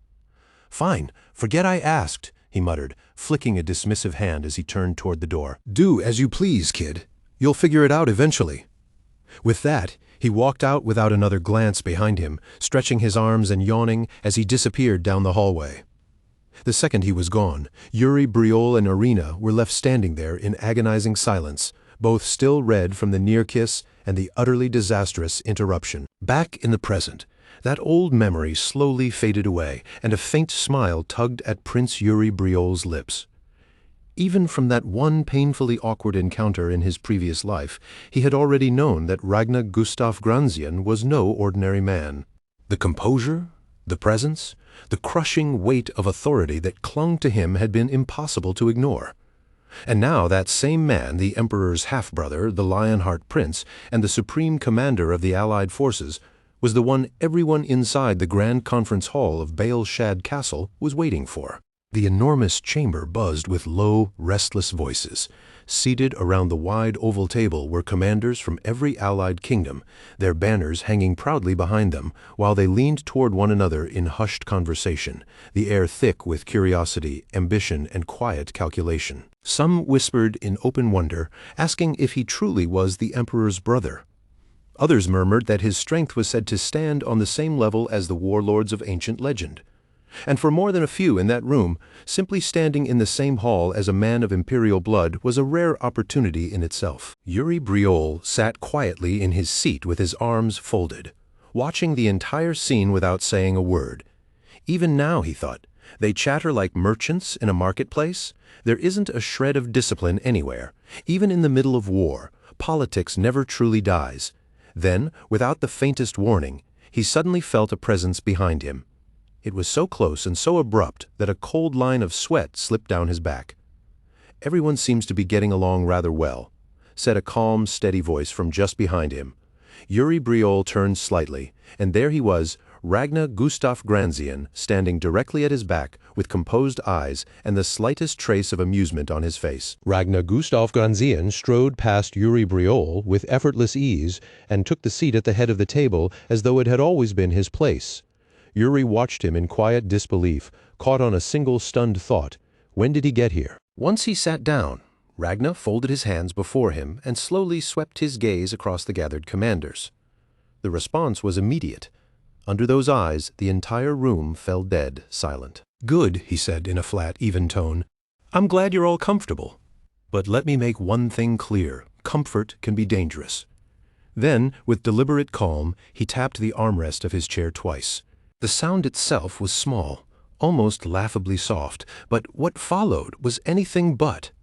A suffocating pressure spread through the chamber, an invisible force so heavy it felt as if the air itself had thickened into something solid. Around the table, commanders went rigid in their seats, their expressions cracking beneath the sheer weight of his presence. Some of them gritted their teeth so hard, their jaws trembled, fighting just to remain upright where they sat. Even Yuri Briol felt the pressure bear down on his body. His breathing grew uneven, and sweat slowly gathered at his temple. "So this is the Lionheart Prince," he thought, "a man who can wring obedience from everyone in the room without ever needing to draw his blade." A hard, dangerous glint flashed in Ragnar's eyes, and his voice turned cold as iron. He said he despised cowards, and if any of them even thought of fleeing on the battlefield, he would personally cut them down himself. A visible shiver passed through the room. Then his tone eased by only the slightest degree, though the authority in it never weakened. Those who proved their strength and produced results, he said, would be rewarded as knights of the empire. After that came a silence so total that no one dared shift, let alone speak. Then, with one quiet exhale, the crushing pressure vanished just as suddenly as it had appeared. Ragnar Gustaf Granzian leaned back in his chair and spoke a single word. Questions. And for a long, painful stretch of time, not one person answered. Then, at last, one hand rose. Prince Yuri Briol stood from his seat. Ragnar turned his gaze toward him, and for the first time a flicker of curiosity appeared in his eyes. "Yes." Meeting Ragnar's stare head-on, Yuri Briol asked what the Empire's current assessment was of the Orc army's strength. The moment those words left him, the room stirred. Some commanders looked openly surprised by how directly he had asked, while others fell perfectly still, waiting to hear how Ragnar Gustaf Granzian would respond. For a brief instant, Ragnar did nothing but stare at him. Then, slowly, a grin spread across Ragnar's face. "And who," he asked, sounding almost amused, "might you be? Yuri Briol?" The prince answered him in an even voice, introducing himself as Yuri Briol, commander of Briol. At that, Ragnar's grin widened a fraction more. "Ah, so you're the one Georg mentioned," he said, recognizing him immediately. Ragnar Gustaf Granzian rose from his seat in one slow, deliberate motion. "A good question, Commander." Each step he took toward Yuri Briol echoed through the chamber, heavy and measured, impossible for anyone in the room to ignore, one by one. Every eye followed the Lionheart Prince as he crossed the hall toward the young commander, bold enough to speak first. Then his deep voice filled the chamber, quiet yet absolute. The Empire had confirmed the rise of a new force, he said, an orc named Okua, one who had accomplished what no other had managed before by bringing the three great orc tribes together under a single banner. He stepped even closer, the faint clink of armor sounding softly in the tense silence. Then he placed a firm hand on Yuri Briol's shoulder and continued, saying that Okua's growing power threatened every nation gathered in that hall, and that his army, his vanguard, had already set up camp just beyond Baal Shad. After that, Ragnar Gustaf Granzian turned away and gestured toward the map spread out across the massive table. The surface was covered in detailed markings, terrain lines, troop positions, routes, and battle points all laid out in full. Ragnar's voice sharpened as he declared that in 2 days the Allied forces would move to engage and that the first major clash of troops would begin then. Then, wearing a faint smile that held both challenge and respect, Ragnar made his announcement. The one who would lead the charge, he said, would be Yuri Briol, commander of Briol's forces. Yuri would take command of the vanguard. Do you accept? The instant those words dropped into the room, everything seemed to lock in place. Shock spread visibly through the gathered commanders, and several of them stared in open disbelief. Others said nothing at all, only exchanged stiff, uneasy glances across the table. For one heartbeat, Yuri Briol remained silent, his expression unreadable. Then he drew in a steady breath, looked Ragnar Gustav Granzian straight in the eye, and bowed his head slightly. Without the slightest hesitation, he accepted the post and declared firmly that as vanguard commander, he would advance at the very front. Good, Ragnar said simply. The murmurs that followed were low and uncertain, but he paid none of them any mind. He kept his eyes on Yuri Briol for one moment longer, then turned away and returned to his seat, looking fully satisfied with the answer he had received. That night, beneath a wide sky filled with stars, the camp remained quietly awake. There was the soft crackle of campfires, the faint clink of armor somewhere in the dark, and the low murmur of soldiers speaking under their breath. Yuri Briol sat alone beside a fire near the outer edge of the camp, the shifting orange glow reflected in his eyes while his thoughts wandered somewhere between battle plans and the weight of old memories. Then soft footsteps approached from behind him. "What's got you looking so serious, Commander?" came a familiar voice, carrying a teasing note. Yuri Briol turned slightly and saw Mary Rose Entry approaching, the Mage Duke of Bresson wearing a light, knowing smile as she drew near. The firelight traced the graceful outline of her figure as she lowered herself beside him. Smoothing the hem of her dress with practiced elegance, she folded her hands neatly in her lap, without taking his eyes off the flames. Yuri Briol admitted that he hadn't expected to see her there. He remarked that the camp was hardly a place suited for nobles. Mary Rose let out a soft laugh and answered playfully that he was in no position to say that, considering their noble prince was sitting out there alone in the cold. She went on to say that he had taken the very role everyone wanted with almost effortless ease, and yet somehow he still did not look pleased by it. That, she admitted, was exactly why she had come to talk to him. At that, Yuri Briol finally turned his head toward her. One brow lifting slightly, he remarked that she seemed unusually interested in him. Mary Rose met his eyes and smiled softly before asking if he could really blame her. After all, she said, he never let anyone come close enough to truly know him. The lighter air between them faded after that, replaced by something much more sincere. She told him this battle was not about rank, title, or glory alone. The people of Baal Shad would live or die depending on how this war was fought, and because of that, she could not bring herself to follow just anyone without question. As she said it, her eyes drifted briefly toward the fire. "You're troubled," she said quietly. "I can see it." Then she turned back toward him and asked him, honestly and directly, what he planned to do out there. Yuri Briol did not answer at once. Instead, he studied her in silence, hearing the real concern underneath every word she said. Mary Rose leaned a little closer, and her voice dropped into something low and steady. She promised that if he would give her a straight answer, she would fight beside him and offer him everything she had. Yuri Briol tilted his head slightly at that and asked what exactly she meant to lend him. Her lips curved into a knowing smile as she asked whether he had already forgotten who she was. Raising one hand, she opened her palm toward the fire. At once, the flames answered her call, lifting and coiling upward as though pulled by her will alone, until a small, brilliant ember hovered and danced above her skin.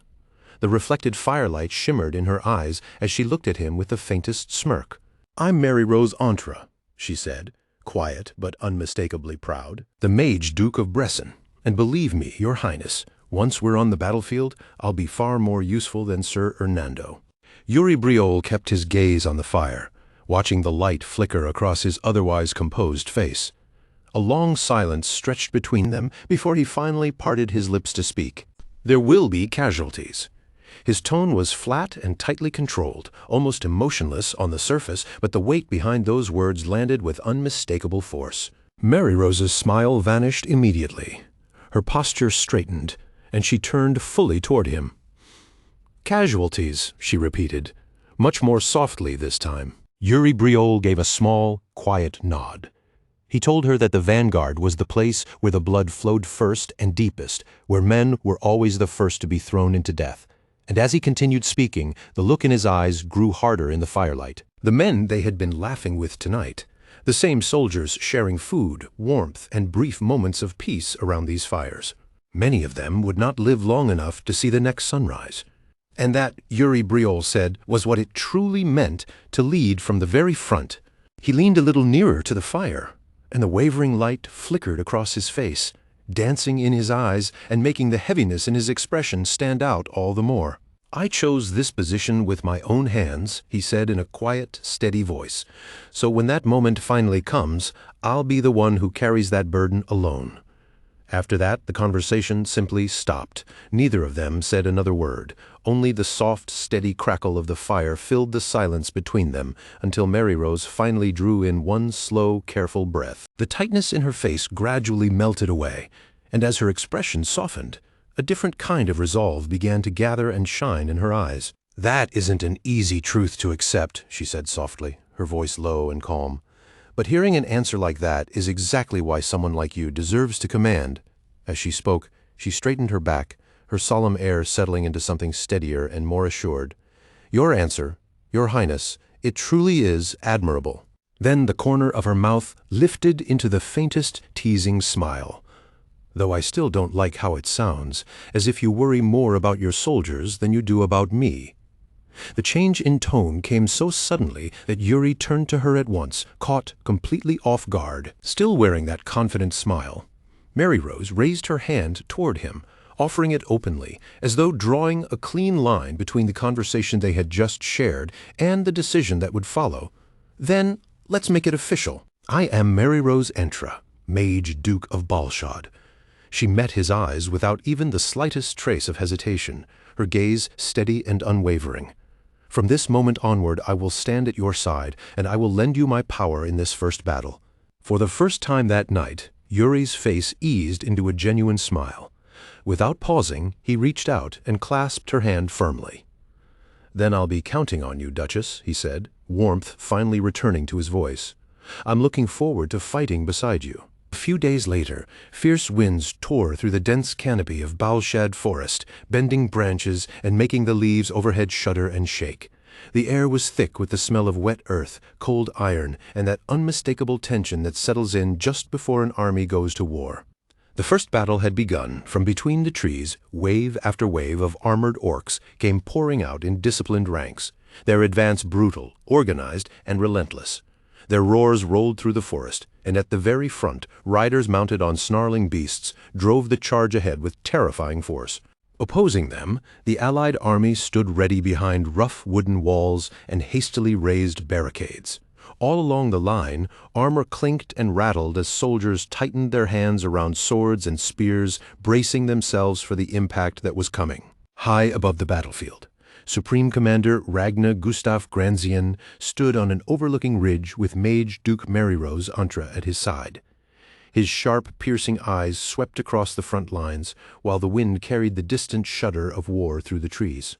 And below them, at the very front of the field, clad in Briol's armor and surrounded by his knights, stood Prince Yuri Briol. His sword was already drawn. His footing was solid, and when he raised his voice, it rang across the ranks with absolute resolve. "Ready yourselves," he called, his tone sharp, clear, and commanding. "Those who stand with me, fight with pride. We are Briol's shield, and today we strike first." At once weapons rose with a thunderous clatter for one breathless instant. Even the forest itself seemed to fall still as both armies poised for the collision that would decide the fate of Balshad's first battle. Commander Ragnar Gustaf Granzian stood tall at the edge of the ridge, his gaze fixed on the battlefield below, where the tension had grown so thick it felt as though the very air might split apart at any second. Behind him, the banners of the Allied forces snapped violently in the wind as he spoke, his deep voice carrying authority across the entire command post. "It's time," he declared. "The vanguard will advance. Then he tilted his head just slightly, his sharp eyes shifting toward the figure standing behind him, Mage Duke Mary Rose Antra. "I have to ask," Ragna said in a calm, controlled voice, "what brings the Mage Duke herself all the way to the front lines? You've never been the type to attend a battle in person." Mary Rose gave a faint, easy smile and brushed a loose strand of hair away from her face as the wind tugged at her cloak. "I'm here on a special assignment," she replied smoothly. "A personal request from someone I simply couldn't refuse." Ragna studied her in silence for a brief moment, but in the end he let the matter go. Without another word, he turned his eyes back toward the battlefield below. On the front line, Prince Yuri Briol sat astride his horse beneath the dull gray sky, his spear catching the faint little light that filtered through the gloom. Around him hooves pounded, armor rattled, and the restless sound of an army readying to move rolled through the air. Behind him, his knights waited in perfect formation. Every man held steady, every breath seemed to move in unison. Yuri lifted his weapon high, and his voice rang out over the entire line, strong, direct, and unwavering. All units ready. A single roar came back from the soldiers as one. "Ready, Commander."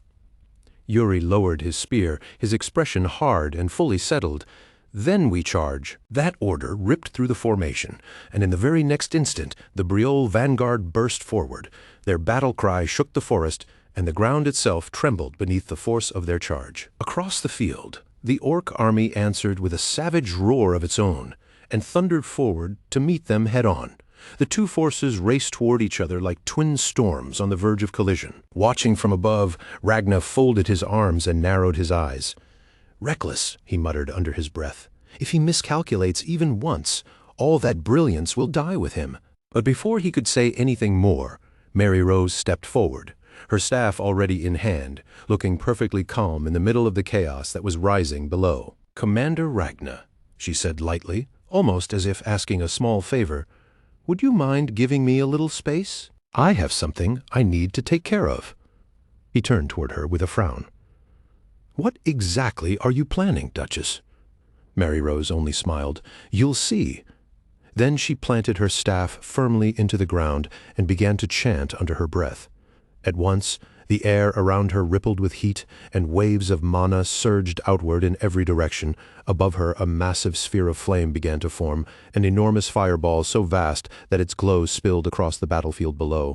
And then, with one clean, decisive motion, she released it. The blazing mass shot high into the sky, arcing overhead before plunging down toward the very spot where the two armies were about to collide. In the next instant, the world burst into a searing orange blaze. Fire raced violently across the field, swallowing the ground as it spread outward with overwhelming force. Ragna's eyes snapped wide open. "Are you insane?" he shouted. "You'll burn our own troops alive." But Mary Rose didn't flinch in the slightest. Her voice remained calm, almost faintly amused. "Don't worry," she said. "This was part of the plan. Prince Yuri asked for it." At that exact moment, Yuri came charging straight through the blaze, his spear gleaming like molten light. The inferno raged on all sides of him, yet neither he nor the men behind him slowed by even a fraction. Instead, the instant the fire rolled across their ranks, it split harmlessly around them. Thick clouds of steam burst upward as the flames hissed and died against a protective layer of magical water wrapped around the soldiers' bodies. Ragna could do nothing but stare, his eyes widening even more. Down on the battlefield below, the reason for Mary Rose's confidence was unfolding right in front of him. Yuri's knights, drenched in enchanted water, tore into the Orc formation with terrifying precision. Their armor gleamed through the rising steam, and every movement they made was smooth, swift, and relentless. Orc after orc fell before they could even raise a weapon to defend themselves. At the heart of it all, Yuri's spear flashed like lightning as he drove straight through the enemy line. "Don't stop," he shouted, his voice cutting sharply through the chaos. "Keep pushing forward. Burn nothing but the enemy." Behind them, the fire still roared across the field, while the Briol vanguard surged ahead like a storm of steel. Every orc that came within reach was cut down at once, and the enemy formation began to collapse under the sheer violence of the assault. High above the battlefield, Ragna stood locked in stunned silence. He had seen countless battles and commanded thousands upon thousands of men, but never, not even once, had he witnessed a maneuver like this. To think, he murmured under his breath. He planned all of it. Fire and water. Balanced perfectly. He turned a death trap into a weapon. Below, Yuri still rode at the very front, his expression unyielding as his knights continued carving a path across the battlefield. The flames behind them roared like a living beast, yet not a single soldier hesitated. The water covering their bodies shimmered as it protected them, glowing almost like armor forged from light itself. The ground was already littered with the fallen orc after orc dropping without mercy beneath the advance. Yuri's men followed his command exactly, pressing forward with ruthless discipline, their unity and precision turning what should have been chaos into complete battlefield dominance. And right at the center of that overwhelming charge rode Prince Yuri Briol himself, spear in hand, his banner slicing through the smoke. He was not the kind of commander who led from safety in the rear. He led from the middle of the fire itself. The soldiers stationed behind the front lines burst into cheers as they watched Yuri and his knights tear through the orc ranks like a blazing tide, sweeping everything in front of them away. At the sight of that charge, pride visibly swelled through the watching ranks. Briol's knights were fighting at the absolute height of their strength, their courage burning bright, their unity unbroken, and their presence on the battlefield overwhelming anything around them. "Truly the nation of knights," someone shouted, and in the very next breath, that cry was taken up from every direction. The roar of praise spread through the Allied army like wildfire. As the supporting forces watched the orc formation begin to break apart beneath Yuri's relentless assault, they made their decision at once. "Now's the time," one commander shouted. "Strike while their lines are open," and with that they surged forward as well. The knights of the Holy Kingdom rushed in to reinforce Briol's advance, their banners flying beside Yuri's as both allied forces crashed down on the enemy together. Steel slammed into steel. Spells ripped through the air, and the battlefield echoed with the cries of men and monsters until the orc formation finally broke apart for good. From the ridge above, Commander Ragnar Gustaf Granzian watched the entire collapse with his arms folded across his chest, and for once the corner of his mouth lifted into a faint, rare smile. "Impressive," he murmured under his breath. Prince Yuri Briol threw himself straight into the front line, crushed the enemy formation with his own hands, and dragged his soldiers forward along with him. Even as he spoke, his eyes never left the field below. That is what true leadership looks like. Then he shifted his gaze sideways toward the woman standing beside him. "And that firestorm of yours? Mage Duke?" It was devastating. His tone stayed measured, but the weight of the praise was unmistakable. Once it was paired with his water enchantment, the enemy had no chance to recover. Mary Rose tilted her head just slightly, looking calm on the surface, though a quiet pride rested in her expression. "Dangerous, yes," Ragnar continued, and now there was a faint trace of reproach in his voice. "And yet you still went along with it. That plan could just as easily have ended in catastrophe." Mary Rose gave a soft, amused little laugh. "You think I didn't try to stop him? But once he sets his mind on something, there's no pulling him away from it." As she said that, her eyes drifted back toward the battlefield below. "Still, it worked," she admitted at last. "That boy keeps finding ways to surprise me." Ragnar let out a slow breath and gave the slightest shake of his head. "Then he's a reckless genius. I may not approve of how he did it, but I can't deny what it accomplished." A small smile touched his mouth again. For a first battle, he and his knights fought exceptionally well. By the time the last war cries faded and silence finally settled over the field, Balshad's first battle was over. Orc corpses lay scattered across the ground, and above the smoke, ash, and wreckage, the banners of the Allied forces rose high in unmistakable victory. A few days later, deep within a chamber of Balshad Castle, Mage Duke Mary Rose Antra sat alone in her study. Dim candlelight flickered over towering stacks of parchment, scattered notes, and half-finished magical formulas that seemed to spread across the room like the visible shape of her thoughts. Her quill moved quickly over the page, and in that still, enclosed room the soft scratch of ink against paper was the only sound to be heard. The moment she finished signing her report, the door behind her opened with a low creak. Without even looking up from the desk, she spoke in a sharp, cutting tone. "I don't recall granting anyone permission to enter my room." A familiar voice answered her with easy, almost lazy casualness. "You wound me, Mary. Is that really how you greet your old student's teacher?" Only then did she slowly lift her eyes, and there in the doorway stood Hernando, wearing that same relaxed smile he always seemed to carry. "I suppose it must be satisfying," she said dryly, "to watch your student perform so well on the battlefield." There was a faint sharpness under the words. Hernando merely shrugged. "I'd call it natural, though I did think the Mage Duke of Balshad might at least ask how her old colleague has been." Mary's eyes narrowed immediately. "And I thought teachers weren't meant to abandon their students halfway through training. So why are you here now, after all this time?" Hernando answered simply as he stepped further into the room. "Curiosity. I wanted to see how far my former pupil has come, and perhaps how far yours has as well." His gaze dipped briefly toward the papers scattered across her desk. "So," he said, "how is your research on the transcendental interpretation formula progressing?" Mary Rose leaned back in her chair, and some of the irritation on her face gave way to a quieter kind of pride. "It's advancing more smoothly than I expected," she said. "The formula can now bridge more than written languages alone. It's starting to interpret ancient magical scripts as well. With this, we may be able to translate spells from forgotten eras." Hernando's brow rose slightly, genuine interest flashing across his face. "So you've really connected the formula to ancient magic itself?" Mary Rose gave a single nod and set her quill down with deliberate calm. "Exactly. Before long, the boundary between old magic and modern magic will disappear." Her voice softened as she turned her face toward the window, where pale moonlight spilled across the distant walls of Balshad. "And when that day comes," she murmured, "we'll finally begin to understand the true language of the world." Hernando's eyes narrowed with interest as he leaned a little closer over her desk. "You always did have a gift for making the impossible sound simple," he said quietly. "But indulge me. Explain it properly. I want to hear how you managed to fuse the transcendental formula with ancient magic." Mary Rose did not even bother to look up. Her quill began moving again across the parchment, slow, precise, and controlled. "And why?" she asked flatly. "Should I tell you anything?" Hernando let out a low chuckle. "Because I'm not asking for my own sake."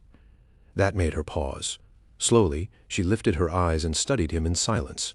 He held her gaze, and when he spoke again, his voice had turned more earnest than before. "You care about Prince Yuri, don't you? I'm asking because your research may help him.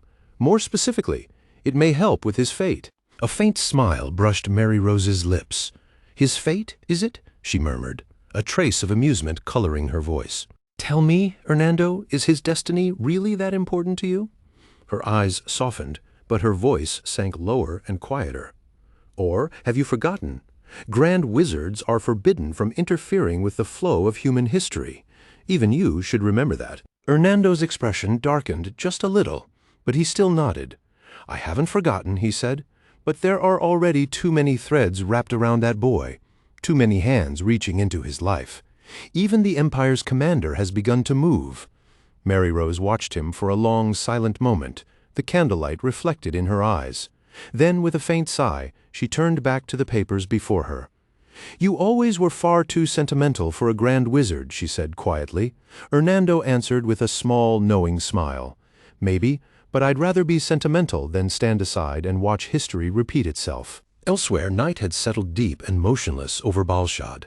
The castle corridors were nearly silent, and the only sound in the air was the low, distant hum of torches burning along the walls. Prince Yuri Briol strode briskly through the hall, the sound of his boots echoing in the quiet stone passage until he reached the chamber where Commander Ragnar Gustaf Granzian was waiting. The heavy doors opened with a low groan inside. Ragnar stood beside a broad table covered with maps and documents, his face unreadable in the flickering torchlight. "Commander Ragnar," Yuri said, bowing respectfully, "I was told you summoned me. May I ask the reason at this hour?" Ragnar did not answer at once. He rested one hand on the map spread before him and tapped a finger against a marked region far to the east. When he finally spoke, his voice was calm, level, and deliberate. "I have a mission for you," he said. "A reconnaissance operation." Yuri straightened slightly, and a hint of confusion crossed his face. "A scouting mission at this hour?" Ragnar lifted his eyes to Yuri's, and the force in that stare made the younger prince go still. "Yes," he said, "you'll understand the reason soon enough. For now, you'll move under cover of darkness with only a small unit. He pointed toward the marked area on the map, a deep stretch of forest where the shadows seemed to swallow the land whole. Your task is to discover what lies beyond that ridge. Reports mention unusual movement in the woods. Whether it's orcs or something else entirely, we don't know yet. Yuri studied the map in silence for a brief moment, then looked back up. Understood, Commander. I'll prepare at once, but if I may ask, who will be accompanying me? A faint smile touched Ragnar's mouth, though his eyes remained sharp. That, he said, depends on who is willing to follow you into the dark. The torchlight flickered and stretched long shadows across the room as his words hung heavily in the air. By the time full night had settled over the camp, Yuri had come to a stop outside Ragnar's tent. The air was cool, and the camp beyond felt strangely quiet, as though even the soldiers were holding their breath for what was about to happen. Inside, Yuri finally gave voice to the question that had been weighing on him. "Are you truly entrusting this reconnaissance mission to me, Commander?" Ragnar answered without even a moment's hesitation, his expression fixed and certain. "By tomorrow, we march into the eastern plain, straight toward Orc territory. An ambush is almost guaranteed. The entire army will be moving forward under constant pressure." As he spoke, he lowered his hand to the map, and his finger stopped on a single marked route. "I need you to go ahead and scout that path. Once we know what's waiting for us, the main force will move in behind you." Yuri's brow tightened as calculations raced through his mind. Within the Allied formation, will a separate unit be assigned to secure it? A faint smile touched Ragnar's lips, sharp as ever. Yuri fell silent for a moment, clearly turning over the meaning of that answer in his head. Then he spoke again, respectful but careful in tone. "I'm grateful for your trust, Commander. However, Briol led the vanguard in the last engagement. For the sake of balance among the allied nations, another force should be given that opportunity this time." Ragnar let out a short, dismissive laugh. "Fairness?" He shook his head, and the amusement vanished from his face almost immediately. "Among commanders who all believe they're the strongest, I trust only one thing, ability. And I've already seen yours with my own eyes." His gaze locked onto Yuri as he began to explain what he intended to do next. But before he could finish, Yuri cut in sharply, addressing him with urgent respect as Your Highness. Ragnar's grin returned at once, easy and steady. He gave a single nod. "Then I'll test them. I already have a plan." That very same night, the announcement spread through every Allied camp. At the Holy Kingdom's base, a knight passed a sealed notice to a messenger, and not a single person questioned whether it was genuine. Supreme Commander Ragnar had issued a direct order. The main army would advance, and a reconnaissance unit would be assigned to secure the formation. Not long after that, the same order reached the prison knights. Commander Jonathan read through the parchment and understood its true meaning almost immediately. Ragnar had no intention of accepting volunteers based on words alone. The units allowed to take part would be decided through direct competition, open to any force bold enough to step forward and prove itself. Jose glanced over at Jonathan, and a dry chuckle slipped from his lips. "Looks like the Supreme Commander wants to find out who's actually worth trusting." Jonathan rolled the scroll shut, and a sudden heat flashed through his eyes as something long dormant seemed to stir awake inside him. "It's been a long time since I've felt this kind of drive," he said.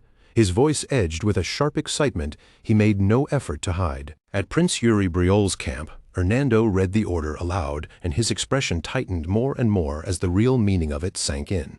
The directive was brutally simple. They were to locate any orcs along the marching route and return with their right ears. Their results in this mission would determine the assignments they received from that point onward. He lowered the parchment and looked toward Yuri, one brow lifting slightly. Then he asked the question directly. Was this really Yuri's idea? Yuri answered without even the smallest pause. Yes. His voice was steady and calm, carrying no uncertainty whatsoever. Since this falls under the Supreme Commander's authority, every nation has to participate. And this, he added more quietly, is the best possible way to measure what each force is truly capable of. A ripple of unease moved through the group. Jared, one of Yuri's knights, stepped forward and gave voice to the concern the others were plainly feeling. A reconnaissance mission isn't the same as open warfare. Our unit wasn't built for this kind of operation. Yuri met his gaze head-on without the slightest sign of hesitation.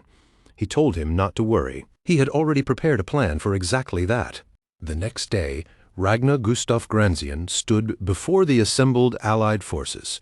Right in front of him sat an hourglass, placed where everyone could see it, and when he began to speak, his voice carried cleanly across the entire field without the slightest strain. The main army will advance toward the plains. Each unit will move to its assigned sector, hunt down the orcs in that area, and eliminate them. His tone was calm and even, but there was not the slightest room in it for hesitation, doubt, or misunderstanding. The nation that returns with the greatest number of ears will be granted priority in future operations. The instant those words left his mouth, a heavy silence spread across the gathered forces, as every soldier and commander fully grasped what was being put on the line. Sibylla, our saint, Jonathan Eagle, and Prince Yuri Briol all fixed their eyes on Ragna at once, each one visibly taut with focus as the pressure of the challenge tightened in the air around them. Without saying another word, Ragna simply bent down, took the hourglass into his hand, and turned it over. The sand began to pour, and with that single deliberate motion, the contest officially began. At that exact same moment, the three commanders split off, and their forces burst away in different directions beneath the hard, cutting light of the morning sky. Ragna watched them ride out across the open plains. A knight stepped up beside him, the faintest smile curling at his lips as he remarked that it seemed His Highness had placed quite a bit of trust in the Briol prince. Ragna glanced sideways at him, one eyebrow lifting just a fraction. Was it really that obvious? His gaze remained fixed on the distant line where Yuri's force was vanishing into the plains. Then, in a tone that sounded thoughtful and faintly amused, he admitted that the young prince had caught his interest, and if Yuri proved himself again, that interest might very well grow into something closer to genuine fondness. At the very front of his formation, Prince Yuri Briol pushed his knights and soldiers onward, leading them at full speed straight into the vast open plains. As they thundered across the grasslands, Jared pulled his horse in beside Yuri and shouted over the rush of wind, demanding to know whether he actually had any real plan at all. Yuri only turned his head slightly, and a confident smile spread across his face. Of course, he had a plan. They were going to win this, and the first thing they needed to do, he said, was find the orcs.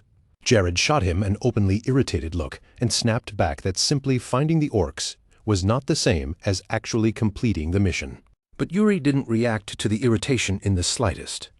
His voice stayed calm and level as he repeated that he had already prepared a method for this. Then, all at once, a shout rang out from the front ranks. One of the lookouts called for everyone to look to the northeast. Yuri's eyes swept across the horizon, and the instant he caught the movement, his expression hardened there. Racing over the fields was a formation of mounted orcs. Orc cavalry. They were moving at speed and had no idea Yuri's force had already spotted them. A grin spread across Yuri's face. Perfect. He reached into his pouch and pulled out a necklace set with a glowing red gem. It was time to lure them in. The moment it left his hand, the stone began to pulse. Its crimson light swelled brighter and brighter, spilling out across the plains in a vivid red glow. One by one, the orcs' eyes flared red. Their attention snapped violently toward Yuri's unit, their minds dragged into alignment by the gem's unnatural pull. With savage roars, they wheeled around and charged.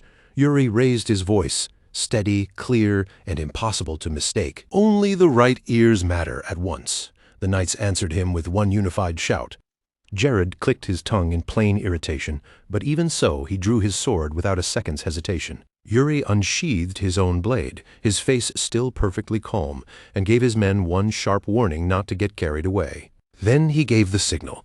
The Briol force slammed forward, and Jared, driven by pure aggression, launched himself off his horse in the middle of the charge and crashed into an orc before it could even react. His blade flashed once, and cut clean through the creature's neck in a single stroke.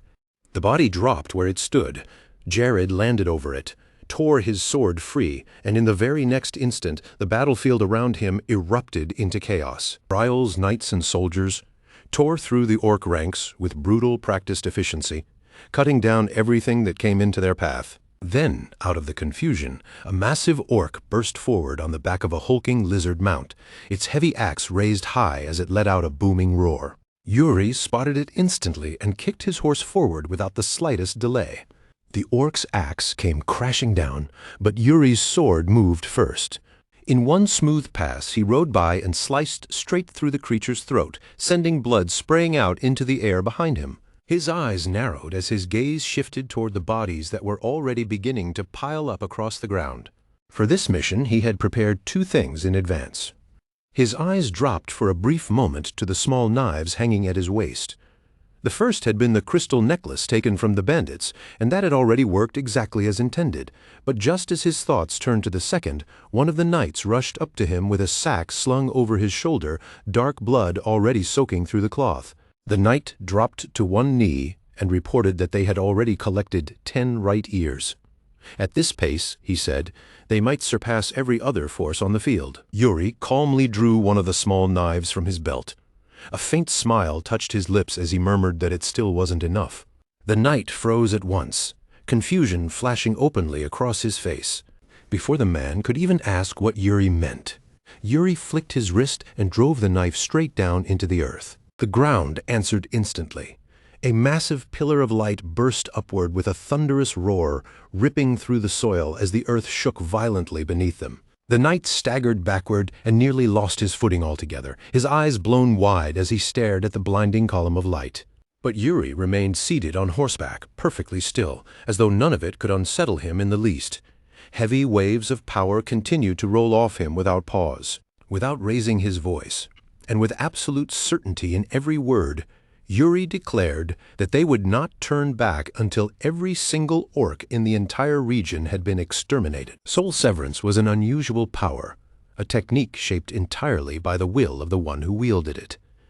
Yuri lowered his eyes to the dagger buried in the ground, his gaze tightening with focus as he explained it. That blade could sense vibrations through the earthquake sword, a weapon infused with the strength of the land itself. He gestured toward the knife, where a faint hum still trembled in the air. And by feeding that pulsing sensation through soul severance and spreading it out across the earth, he could perceive every movement around him, whether it was visible to the eye or not. His voice remained calm, almost reverent, as he said that nothing within that range could escape him, and in the very next instant the positions of the orcs bloomed clearly inside Yuri's mind. The shape of the land, the shifting flow of the battlefield, even the exact positions of the Briol soldiers fighting beside him, all formed inside his awareness with perfect clarity. A thin, colorless mist began to seep slowly from his eyes, marking the activation of the technique. Even so, Yuri clicked his tongue under his breath. It still wasn't enough. Then he turned toward his men, his tone steady but utterly uncompromising, and repeated the order. They would not retreat until every orc in the region was dead. His aura surged outward with such force that it almost seemed visible as it coiled around him. Then, finally raising his voice, Yuri gave the order to advance. By the time dusk finally settles over the camp and the light begins to fade, Supreme Commander Ragnar Gustav Granzian is already standing before an hourglass, saying nothing at all. He watches the final grains of sand slip downward in complete silence, and the very instant the last one falls, he raises his head and coldly announces that the allotted time has expired. The first unit from one of the allied nations steps forward carrying a sack. With only a single tap of his finger against the desk, Ragnar signals them to begin and orders them to show what they managed to bring back, his tone making it painfully clear that he has no patience to spare. They loosen the pouch and tip it open, but nothing comes out. The moment Ragnar sees that, his expression turns hard. His voice drops into an icy edge as he demands to know which nation they are from, then reminds them that this was a reconnaissance mission, not a leisurely walk around the battlefield. Irritated beyond hiding it, he tosses the empty sack aside and calls for the next report. The next group steps up, and the result is exactly the same. Once again, there is nothing to show for their mission. Then the group after that comes forward as well, only to suffer the same humiliating outcome in front of everyone gathered there. By the time the final report is being presented, it is obvious that whatever little patience Ragnar had left has been completely worn away. He delivers his judgment with brutal sharpness, declaring that this unit has failed too. Once every nation has finally made its report, Ragnar lets out a long breath and slaps his own cheek in open frustration. So many armies had gone out, yet not a single one had returned with proof that they had killed even one orc. Then, all at once, something in the atmosphere changes, and that subtle shift pulls Ragnar's attention away from his irritation. When Ragnar looks up, he sees Commander Jonathan of Brusen stepping forward, clearly struggling to contain his excitement. Ragnar takes the pouch from him, flips it over, and empties it onto the table. A small pile of right ears scatters across the surface, undeniable proof that they succeeded, and the soldiers from the other nations can do nothing but stare in stunned silence. Ragnar gives a small nod of approval and openly commends the Brusen troops. 6 years. Up to this point, that is the best result anyone has shown. Jonathan lowers his head slightly in response, but the pride written across his face is impossible to hide as he modestly says they were simply fortunate enough to run into the right target group. A quiet chuckle slips from Ragnar as he reaches for another pouch, this one handed over by an imperial soldier. Turning it once in his hand, he remarks that luck itself is a kind of strength, because many men have lost their lives simply because fortune never stood with them. Then, wearing a confident grin, he brings that pouch down onto the table and begins counting what spills out from inside. 12 ears. Ragnar nods again, this time clearly satisfied by the total. Not bad at all. At once, a low murmur spreads through the hall as soldiers from the other nations whisper among themselves, unable to hide how impressed they are by the Empire's result. The pride Jonathan had been carrying only moments ago fades right out of his face, replaced by a bitter, unmistakable sense of defeat. The Empire had started an hour later than everyone else, and even so, they came back with twice as many ears. Even the second princess of the Holy Kingdom presses her lips together, frustration flashing openly in her eyes as the truth sinks in. To the Empire, none of the others had ever been treated as equals. To them, the rest were nothing more than bait. Ragnar notices the disappointment spreading through the room and the defeated looks falling across one face after another, but the pleased curve of his smile never leaves. Lifting one hand to quiet the murmuring, he tells them not to dwell on what is already over. What matters now is what they choose to do from here on. After that, he turns slightly and asks the soldier standing beside him whether that had been the final report. The man stiffens in surprise for a moment, then hurriedly replies that there is still one left. A moment later, another pouch lands on the table with a thick, heavy thud, a sound far weightier than any of the others before it. The soldier announces that this one came from Briol. The reaction is immediate. Heads snap around in unison, and shock races through the assembled forces like a visible wave. Ragnar is still smiling, but something in that expression tightens the moment his eyes settle on the pouch, packed full of right ears. Slowly, almost deliberately, he lifts his gaze from the table and looks straight at Prince Yuri Briol, who stands there without moving so much as an inch. Yuri stands before him in armor darkly stained with orc blood, looking like a man who has just walked straight out of the battlefield itself. Ragnar studies him for a brief moment, then asks with quiet interest just what it was Yuri had been seeing out there. His voice remains calm, but there is a sharp curiosity beneath it as he asks Yuri directly what his secret is. Yuri does not hesitate for even a heartbeat.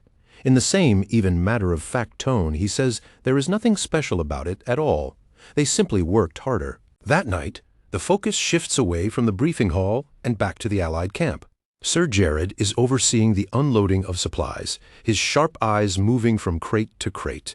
While he warns the soldiers to handle everything with care, he keeps the entire area under strict watch, making sure not a single item is treated carelessly. As he makes his way through the camp, a knight from another nation passes close by him and deliberately drives a shoulder into him as he goes. Jared winces from the impact and turns immediately, just in time to catch the man glancing back at him with open contempt before walking on as though nothing happened. Left standing there, Jared rubs his shoulder and frowns, honestly confused about what exactly that was supposed to be. Later that same night, over in Briol's camp, Jared goes to find Yuri. Yuri is sitting on a log beside the campfire, eating with another soldier, and he looks up when Jared calls out to him. Jared steps over, stops in front of him, and gives his report. Knights from the other nations have been openly trying to provoke them. Yuri rises at an unhurried pace, his face calm and unreadable, and asks if that is really what has been happening. As the two of them begin walking, Jared explains that it has not been just one isolated incident. There has been constant whispering behind their backs, and none of it has been friendly. Yuri answers with a small, knowing smile and says it was inevitable. Briol has attracted too much attention, and now that they have taken the reconnaissance role, jealousy from the others was bound to follow. They come to a stop in front of the holding cell where the captured orcs are being kept. Yuri tells Jared to simply enjoy the attention and not waste any energy worrying about it. Given enough time, he says, it will settle down on its own. Cory is already waiting nearby, and the moment Yuri notices him, his focus shifts at once away from camp politics and onto the matter that truly matters. What matters now is the orc sorcerer being held among the prisoners. Yuri gives Cory a light pat on the shoulder and asks if he managed to learn anything useful. Cory hesitates, just about to answer, when one of the imprisoned orcs suddenly shouts something from inside the cell in its own harsh, grating language. Yuri turns his head slightly toward the cell, then asks Cory what the orc just said. After a short pause, Cory carefully replies that the word it used was black dog. He then explains that a rumor has been spreading among the orcs about a knight who can sniff them out the way a hunting dog tracks its prey. Yuri glances back at the orc, then turns his eyes to Cory and asks if they are talking about him. Behind him, Jared is already struggling not to laugh. Cory nods, still sounding unsure how best to phrase it, and explains that among the orcs, the name is actually intended as an honor, a title born out of both fear and respect. Yuri's brow tightens immediately in irritation. A dog? He mutters that if they were going to compare him to anything, they could at least have called him a wolf. That is the moment Jared finally loses the battle with himself and bursts out laughing. Annoyed, Yuri whirls around and pins him with a sharp glare, demanding to know whether Jared finds any of this amusing. Jared instantly jerks his eyes away and tries to compose himself, insisting that he does not, even though the grin still pulling at the corner of his mouth betrays him completely. Yuri turns back toward the cell and rubs at his chin, a reluctant smile slowly appearing despite himself. At the very least, he says, it means his name has spread among the orcs. Considering how effective he has been lately, that does make sense. Cory nods, but then hesitates, his voice faltering slightly as he adds that there is still more Yuri needs to hear. The orcs did not merely call him the Black Dog. What they actually said was that the Emperor's Black Dog is coming for Okua's life. Yuri goes completely still. Those words begin echoing inside his head again and again, the Emperor's dog. In the very next instant, his aura erupts outward like a storm breaking loose. Every line of his face hardens with fury, and a suffocating killing intent floods the air around him. So that is how the orcs see him. Not just as a man to fear, but as the Empire's obedient hound. The pressure around him grows heavier as his hand moves to the hilt of his sword and the blade starts to slide free. Jared reacts without hesitation and lunges forward, shouting for Yuri to stop. If Yuri takes even a single step further, there will not be one prisoner left alive. Realizing just how close Yuri is to the edge, Jared throws himself between him and the cell, speaking firmly even as that crushing pressure bears down on him. He says he will handle the interrogation himself. Yuri's hand freezes on the hilt, stays there for a brief second, and then he slowly exhales before pushing the blade back into its sheath. The raging aura withdraws, though the anger burning beneath it does not fully fade. Cory carefully resumes his report and shares the rest of what the captured orc revealed. In the Garen region, there is a major barracks under the command of Kurui, the chieftain of the Garen tribe and a direct subordinate of Okua. Kurui has already mobilized his entire tribe and prepared for the advance of the allied army. He is the kind of commander who believes in ruling through overwhelming strength alone, and among the orcs, he is infamous as a monstrous warrior. More importantly, his intention is clear. He plans to wipe out the allied armies before they can get anywhere near Okua. Yuri reaches out, rests a hand on Cory's head, and breaks into a bright smile as he praises him for bringing back such valuable information. Cory flushes slightly at the compliment, then bows and turns to leave. Yuri tells Jared that the rest is in his hands now. Jared answers with a crisp nod to show he understands, and Yuri immediately heads off to report everything directly to the Supreme Commander. Then, the moment Yuri steps inside Ragna's tent, all of that heavy tension shatters in the strangest way imaginable. Ragna repeats the question like he is asking about the weather, as though nothing about it is strange at all, and calmly asks Yuri whether he has a lover or at the very least a girlfriend. Yuri stops cold on the spot, but this time it has nothing to do with war, tactics, or danger. He stammers through a clumsy denial, insisting that he has neither. Ragna, completely unmoved by how badly that lands, casually lifts his wine, takes a slow sip, and then asks Yuri how old he is. Yuri answers that he is 18, then immediately shoots back, tense and defensive, demanding to know what any of this has to do with the report he came to give. Ragna leans back in his chair, looking far too comfortable for a conversation like this, and admits in the most casual tone imaginable that, while the timing may not be ideal, he just so happens to have a niece. And not just any niece either, a very pretty one. Yuri nearly chokes on nothing but air. Across from him, Ragna simply takes another drink and brushes the whole matter aside with infuriating ease, saying they can discuss it properly another time. Still looking slightly pale, Yuri forces out a stiff bow and backs out of the tent as quickly as he can without completely losing his dignity. The instant he makes it outside, his balance gives way and he nearly pitches forward, whispering to himself like a man who has just been cursed. Ragna's niece. Ragna's pretty niece. Then the memories crash into him without warning. Scenes from his previous life surge back to the surface, and one image after another flashes through his mind, all tied to his past entanglement with the Empire's princess. His stomach twists so violently, it feels like it is folding in on itself. No way. The words spill out of him in raw horror, loud enough that a few soldiers nearby glance over in surprise. He grabs both sides of his head, dread settling over him with brutal clarity as one conclusion locks into place in his mind.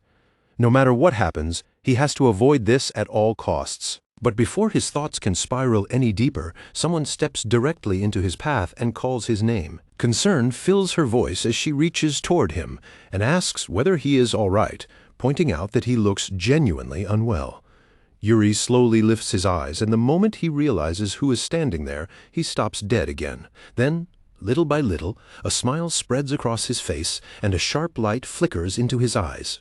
Found her. Standing right in front of him is Sibylla Arsant, commander of the Holy Kingdom's army and its second princess. In Yuri's eyes, beneath the dim glow of the camp lights, she suddenly seems almost radiant. In that instant, she rises from princess to savior, like a goddess sent down at the perfect moment to pull him away from looming disaster, completely unaware of the chaos racing through his head. Sibylla brushes a strand of hair aside, tilts her head slightly, and asks why he is staring at her like that. That night, outside Briol's military camp, Prince Yuri Briol paces beneath the silent sky. His boots keep tracing the same short stretch of ground over and over, while his mind circles the same problem without giving him any peace. He turns the idea around from every possible angle until, at last, one answer settles into place. If he wants to escape Ragna's matchmaking, then he needs to act like he is already involved with someone else. It does not even matter who it is, as long as the story sounds believable. No, not just anyone. The more he thinks about it, the more specific the answer becomes. It has to be someone with no romantic interest in him, someone who owes him a favor, and someone who will not reject the request the moment he asks. And just as that realization clicks fully into place, he hears footsteps approaching. The second princess of the Holy Kingdom, Sibylla Arsant, steps into view. To Yuri, it does not feel like chance at all. It feels like the world itself has just handed him the perfect answer. Perfect. A broad grin spreads across his face as the pieces of his plan fall neatly into place. Without hesitating for even a second, he strides straight toward her with absolute resolve in his eyes. He stops directly in front of her and places both hands firmly on her shoulders. Sibylla blinks in startled confusion, her whole body stiffening as her lips part like she is about to demand what exactly he thinks he is doing. Yuri, meanwhile, only smiles with the bright, almost triumphant relief of a man who feels like he has just dodged execution. After steadying himself, he looks straight into her eyes and asks whether she remembers the time he saved her. She gives a slow nod, but the confused look on her face only deepens. Yuri leans in just enough for his tone to turn serious and tells her that he is going to need her help very soon, and that it absolutely has to be her. But before those words can properly settle in, he suddenly spins around and breaks into a run, throwing back over his shoulder that he will see her then. Sibylla is left standing there in total confusion. A beat later, she snaps out of it just enough to shout after him and demand to know what in the world he is even talking about. But by then, Yuri is already gone, swallowed by the darkness. Sibylla lets out a sharp breath and mutters to herself, wondering what on earth is wrong with that man. Then a voice suddenly calls out from behind her, "Princess." She turns stiffly, irritation already simmering in her face, only to find Sir Fennec standing there with that same shamelessly bright grin of his. Without missing even a beat, he cheerfully announces that she and Prince Yuri actually look surprisingly good together. Sibylla can do nothing but stare at him. Meanwhile, Fennec proudly thumps his chest and declares that he will support the two of them with all his heart. She opens her mouth as if to answer him, then stops halfway. Whatever strength she had left seems to drain out of her all at once. Instead, she lifts her eyes toward the glowing night sky, exhaustion washing through her from head to toe, and quietly wonders whether everyone around her could please disappear for a little while so she can breathe. By the next morning, clear sunlight pours down over the battlefield, its harsh brightness laying every inch of the land bare. Supreme Commander Ragnar Gustaf Granzian rides at the very front of the Allied advance, leading the formation onward without a shred of hesitation. A short distance behind him, Jared nudges his horse closer to Yuri, who is riding with the column while his thoughts are obviously somewhere far away. Breaking the silence between them, Jared says that he has been hearing rumors. Yuri keeps his eyes fixed straight ahead, his face giving nothing away, and asks what rumors Jared is talking about. Jared answers immediately. It is about why the Supreme Commander keeps summoning him. Yuri lifts a brow at that, already having a very good idea where this is going. Then Jared says it outright. People are saying it has something to do with marriage. Yuri lets out a scoff of pure disbelief and shuts the idea down on the spot, telling him he is completely wrong and needs to wake up. Laughter suddenly breaks out from the knights riding behind them. Yuri throws an irritated glance over his shoulder and sees the wide grins on their faces. Clicking his tongue, he snaps that they must be unbelievably bored if they have enough spare breath for nonsense like that. But the march continues only until a sudden movement overhead drags Yuri's attention upward. A swarm of crows sweeps across the valley, their harsh cries ripping through the air. Yuri looks up at them with a frown, immediately struck by how unnatural it is for so many birds to be gathering in one place. Then, almost at once, his horse jerks violently beneath him, rearing and screaming in alarm. Several mounts near the front react the same way, and the formation jolts into confusion. Yuri clamps both hands down on the reins, struggling to steady his horse, and demands to know what is happening. After a tense stretch of seconds, the horse finally settles, but the feeling that something is terribly wrong only grows heavier.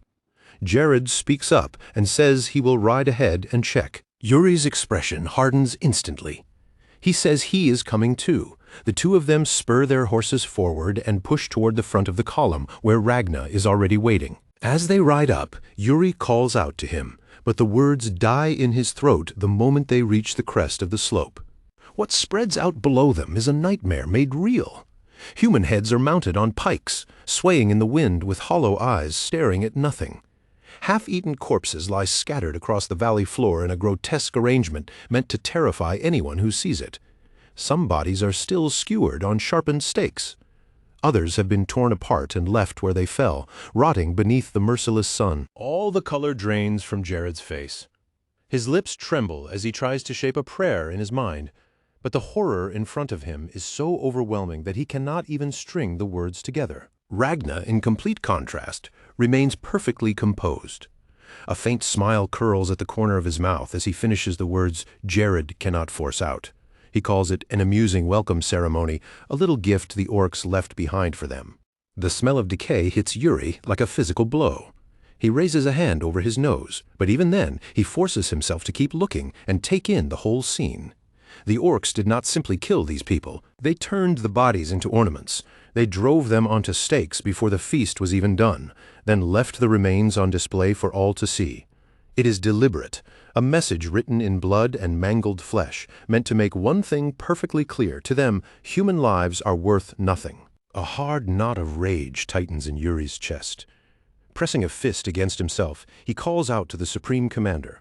If these corpses are left here, the soldiers' morale will be crushed. His voice remains under control, but the anger under it is impossible to miss. He requests permission for the Briol forces to handle the cleanup. Ragna turns his head, studies Yuri for a short moment, and then gives a single nod. That one motion is all the permission Yuri needs. He immediately raises his voice and starts issuing orders to the Briol soldiers and knights, commanding them to prepare their torches at once. Moments later, flames burst to life as they move down into the valley below. The crackle of fire cuts sharply through the dreadful silence hanging over the scene. They work without speaking. Pikes are torn from the ground. Bodies are gathered together. Fire is set without hesitation. The smell of burning flesh spreads through the valley, while the soldiers move with grim, practiced efficiency, carrying out a duty none of them wants, and yet none of them refuse. Yuri keeps watch over the work until his eyes stop on one soldier who has gone completely still. The man stands there staring at the burning corpses, all color gone from his face, his hands shaking as he mutters under his breath, unable to understand how anyone could commit something this cruel. Yuri steps quietly to his side and speaks in a low, steady voice, telling him not to let the sight swallow him whole. The soldier swallows hard, gives a shaky nod, and forces himself back to work. Yuri lifts his gaze again, and the look on his face tightens immediately. Two soldiers, Guinness and Dyke, have moved too far ahead and drifted away from the others. Yuri sharply calls out both of their names and orders them to stop right there and return at once. Both men freeze where they are. They turn around immediately, salute, and call back that they are returning. As they begin making their way back, Guinness glances down at the ground, unease pulling his brow tight. In a low voice, he tells Dyke that something about this place feels wrong. Dyke barely looks at him, still tense and distracted, and asks what exactly he means. Guinness lowers his hand toward a corpse lying nearby, then points toward the arrows scattered around it, as if forcing Dyke to really look. Their heads are sunk deep into the dirt at a steep downward angle, and the direction is completely wrong for the way the orcs had impaled the bodies, making the whole scene feel wrong the instant he points it out. To Guinness, those arrows don't look like they were fired from the ground at all. They look like they came pouring down from somewhere high above, and the moment he says it out loud, something stirs overhead. Shapes begin rising along the cliff edge behind them. Orcs, several of them, already in position with bows raised, strings drawn tight, and arrows aimed straight down. But neither soldier reacts fast enough to lift his head. Dyke is still crouched over the arrows in the dirt, half trapped in his own thoughts, quietly repeating the words shot from above. Then a sharp whistle cuts through the air, and before he can even register what it means, an arrow punches straight into Guinness' back. The impact is savage. Guinness jerks forward from the force, and a spray of blood splashes right across Dyke's face. The sound that tears out of him is wet and broken, more of a shattered gasp than a scream. And in that instant the ambush stops feeling suspicious and becomes terrifyingly real. Guinness chokes where he stands, blood spilling from his mouth as his strength suddenly drains out from under him. A second later, his legs buckle, and he drops heavily to his knees, barely managing to keep himself upright. Dyke freezes for one stunned heartbeat, completely blank. Then panic crashes into him all at once. He shouts Guinness's name with a voice that cracks in fear, eyes locked on the wound as he stumbles backward in shock. His hands fly to his sword, fumbling for the hilt so desperately that his shaking fingers can barely close around it. And that is when the truth finally hits him with full force. This isn't an accident. They are under attack. Up on the cliff, the orcs move with cold, practiced coordination. Their bows rise in unison, a harsh command barks across the height, and then they release together. In the very next instant, a black storm of arrows comes pouring down on them. Ike lifts his head just in time to see the volley dropping out of the sky. His eyes flare wide, and his heart starts hammering so hard in his chest that it feels like it might burst.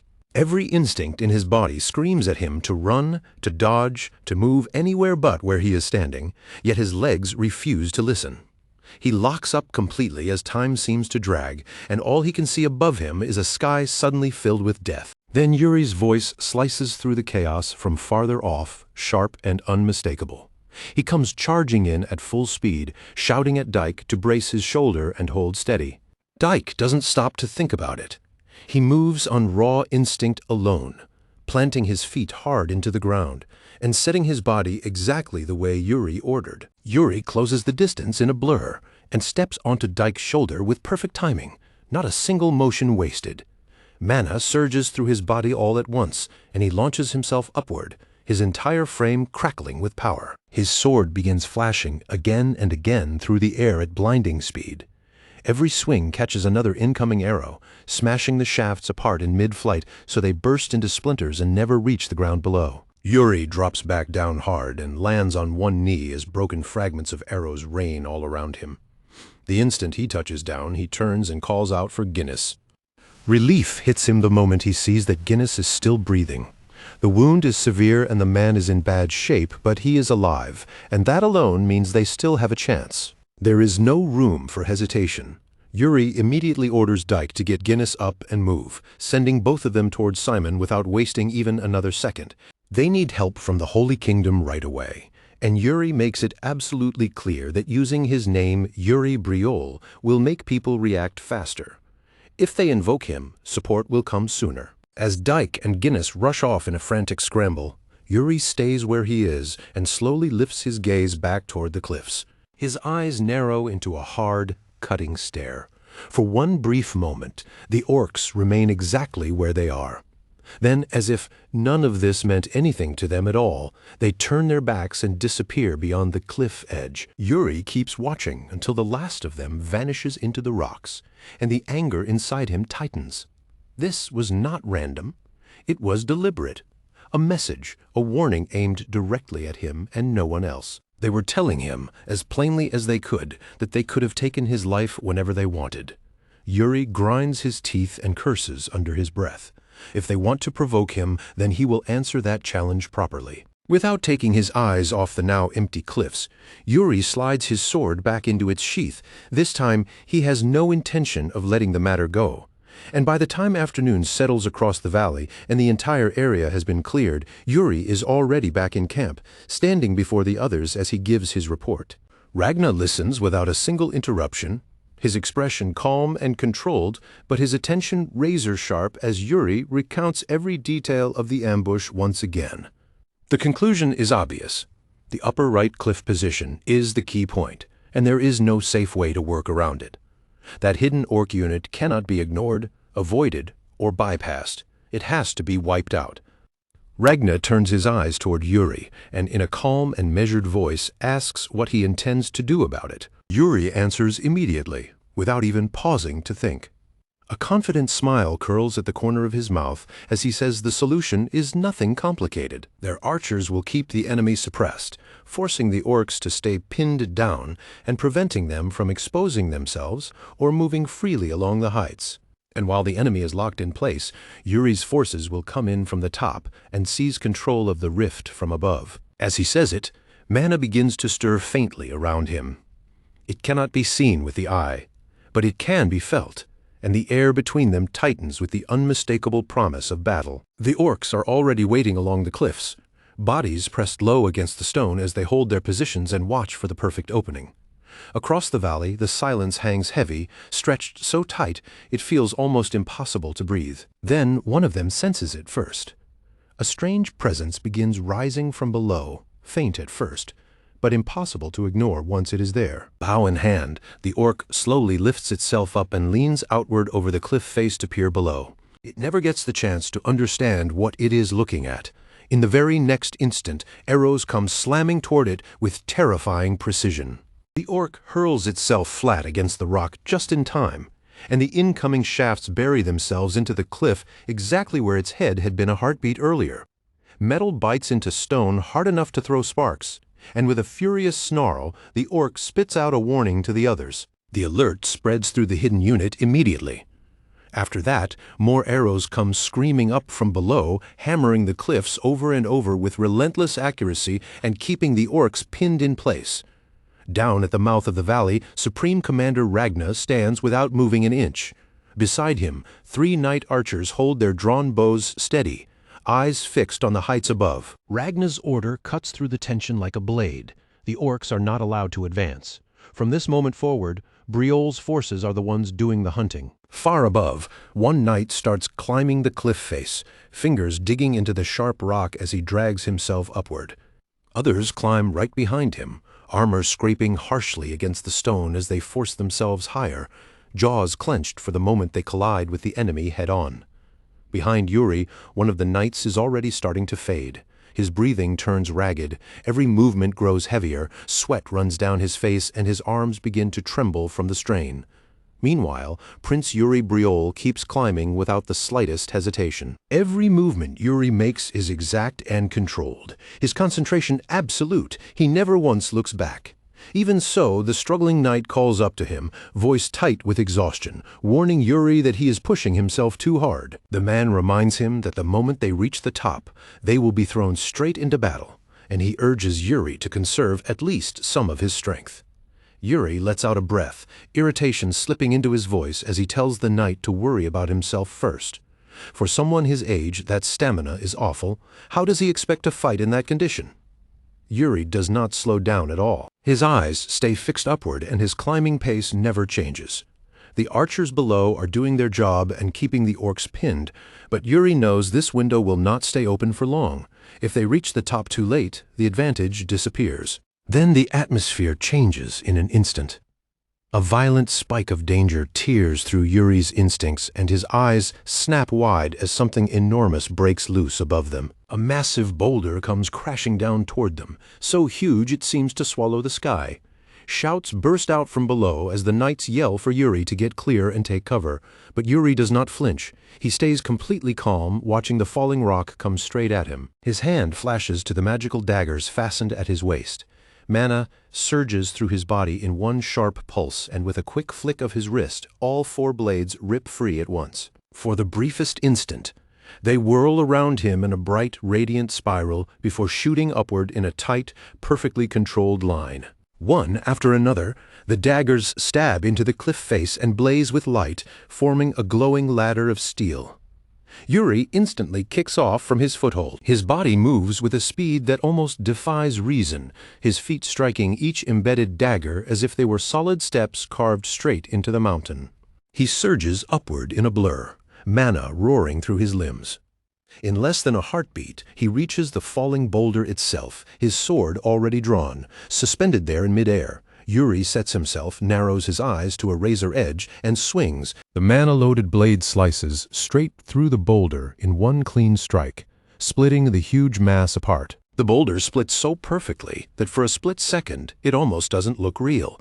Its 2 gigantic halves rip past Yuri on either side of his body, then crash into the cliff below with a thunderous roar, blasting broken rock and razor-sharp fragments out across the air in every direction. Before gravity can finally drag him down after it, Yuri drives his sword deep into the cliff wall. The blade bites hard into solid stone, and both of his hands clamp around the hilt as he catches himself in midair, hanging over the drop. His chest rises once as he steadies his breath. Then, still suspended there, he loosens one hand and looks down. And with his voice still completely level, as if none of that just happened, Yuri calls down to the men below and asks whether anyone has been injured. Hurried voices shout back up from beneath him almost at once. They're safe. No one's been hit. At that, the faintest smile touches Yuri's lips. Good. He tells them not to stop climbing, to keep moving no matter what. Then, with a violent surge through his arms and shoulders, he tears the sword back out of the cliff and uses the recoil from that motion to hurl himself upward once again. He streaks across the cliff face like a flash of light, moving so fast it almost stops looking human. His feet barely seem to touch the stone as one motion melts into the next and his whole body blurs up the rock wall. Just short of the summit, Yuri makes one final leap.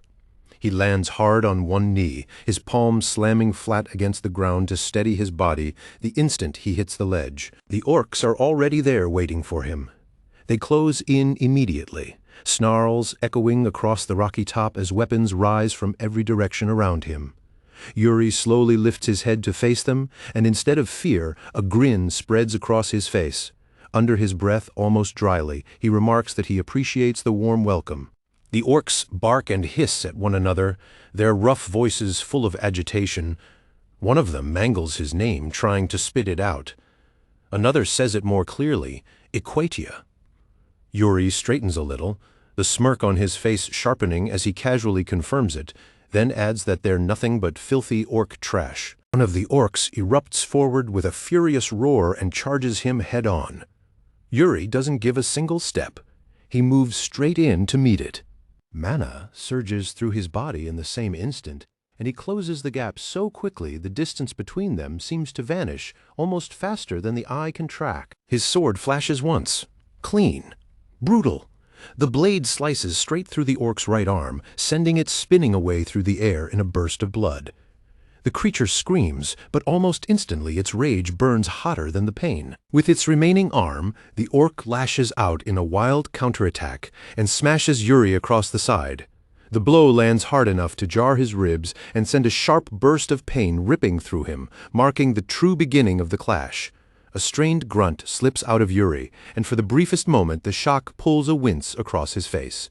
But he straightens immediately, his expression tightening back into focus. Even after losing an arm, the orc still refuses to go down, shifting its weapon into the hand it has left. The orc steps back in and attacks again. Yuri doesn't retreat even an inch.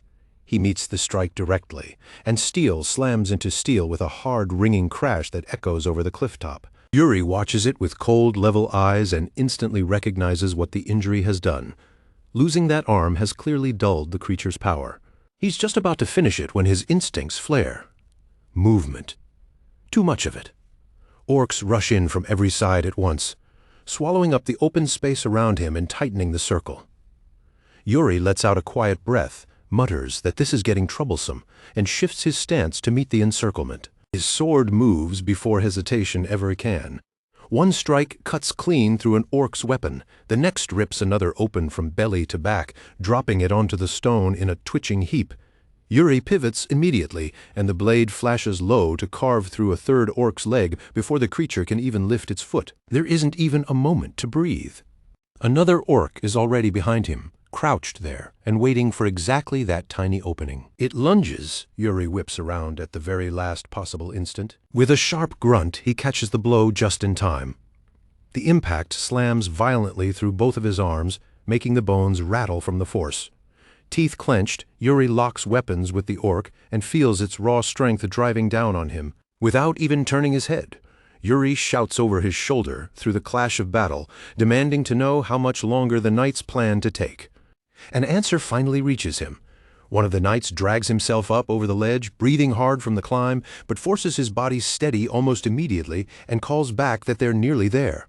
A heartbeat later, Jared and Laurent vault up beside him, pulling themselves onto the clifftop with the kind of practiced ease only seasoned fighters can manage. They don't waste even a single instant. Their swords flash in perfect rhythm, nearly like one strike split in two, and two orcs fall in that same heartbeat.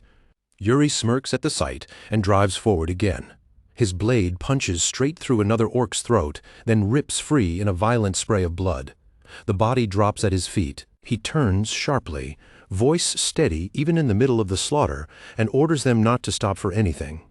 The moment they get fully onto the ledge, they are to charge. That order spreads through the men at once. The knights answer with one unified roar, hauling themselves over the edge one after another and throwing their bodies straight into the battle. In an instant, the whole clifftop explodes into chaos, steel crashing against steel from every side. The war cries of Briol's men smash into the guttural howls of the orcs. Right at the front, Yuri presses forward without the slightest hesitation, carving a path through blood, bodies, and naked stone. Then his final order slices through all the madness, sharp and absolute, as he leads the assault straight into the heart of the enemy. Kill them. Far below, at the mouth of the valley, Supreme Commander Ragna watches the clash from a distance.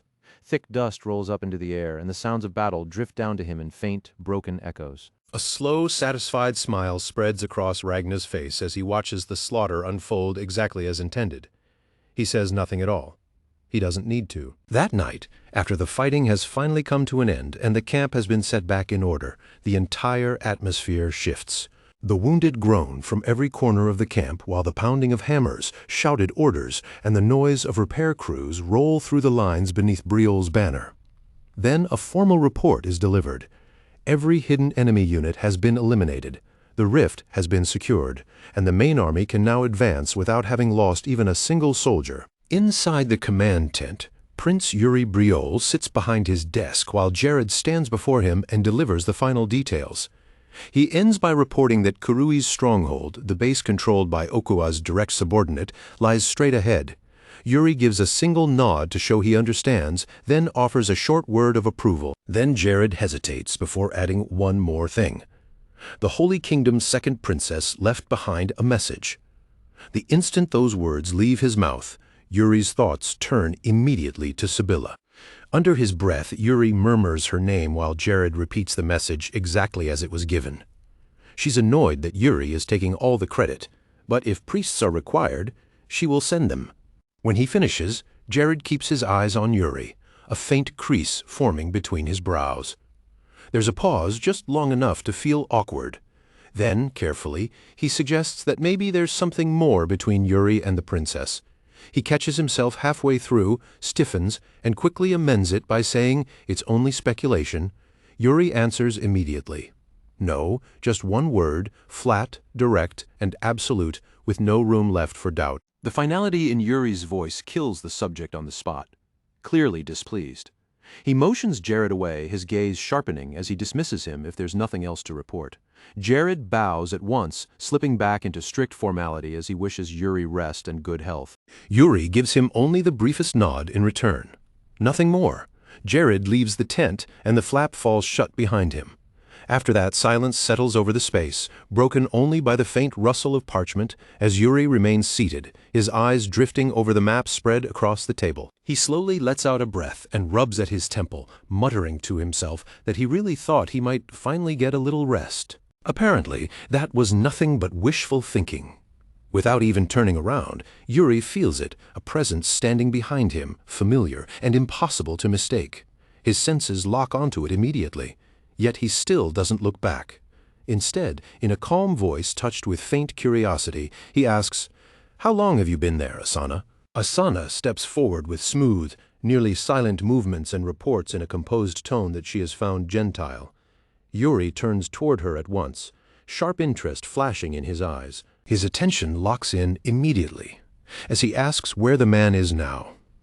Asana walks over to the map and points to a marked section, tracing along the boundary with one finger as she shows him. She tells him that Gentile is somewhere inside this area. Yuri leans closer over the map, frowning as he studies the place she indicated.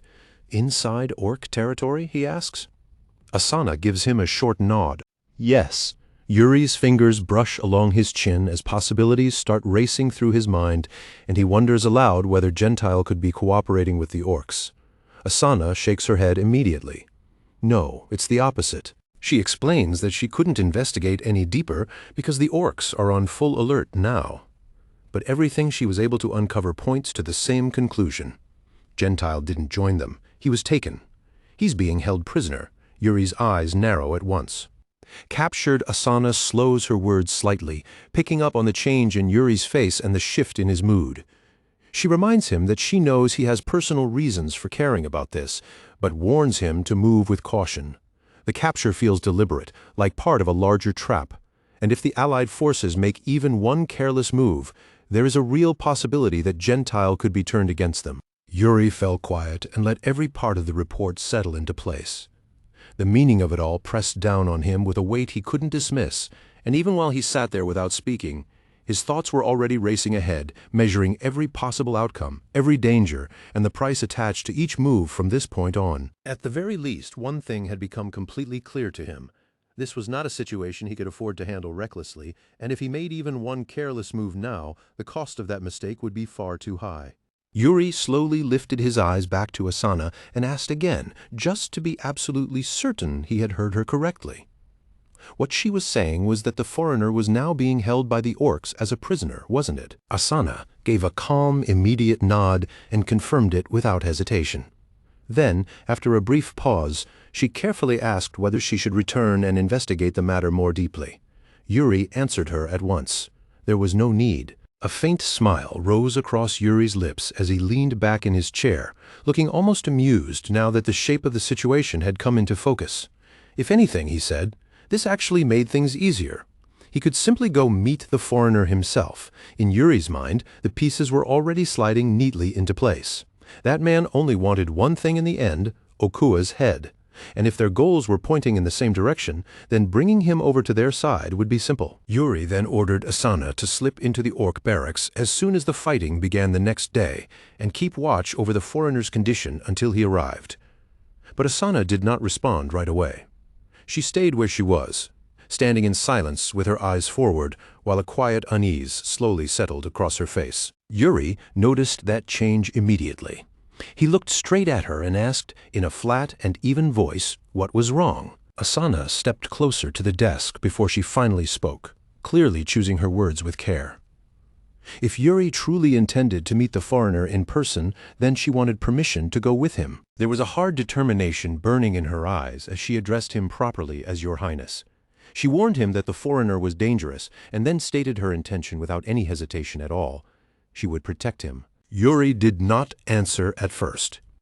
He simply looked at her for a short, silent moment, studying her face and expression without saying a word. Then Yuri rose from his seat and called her name, Asana. His voice was steady, controlled, and quiet, but the coldness in it was impossible to miss. He told her plainly that he had not hired her to act as his bodyguard. More than that, he made it clear that he was fully capable of protecting himself without needing anyone to step in on his behalf. Those words landed harder than a shout ever could have.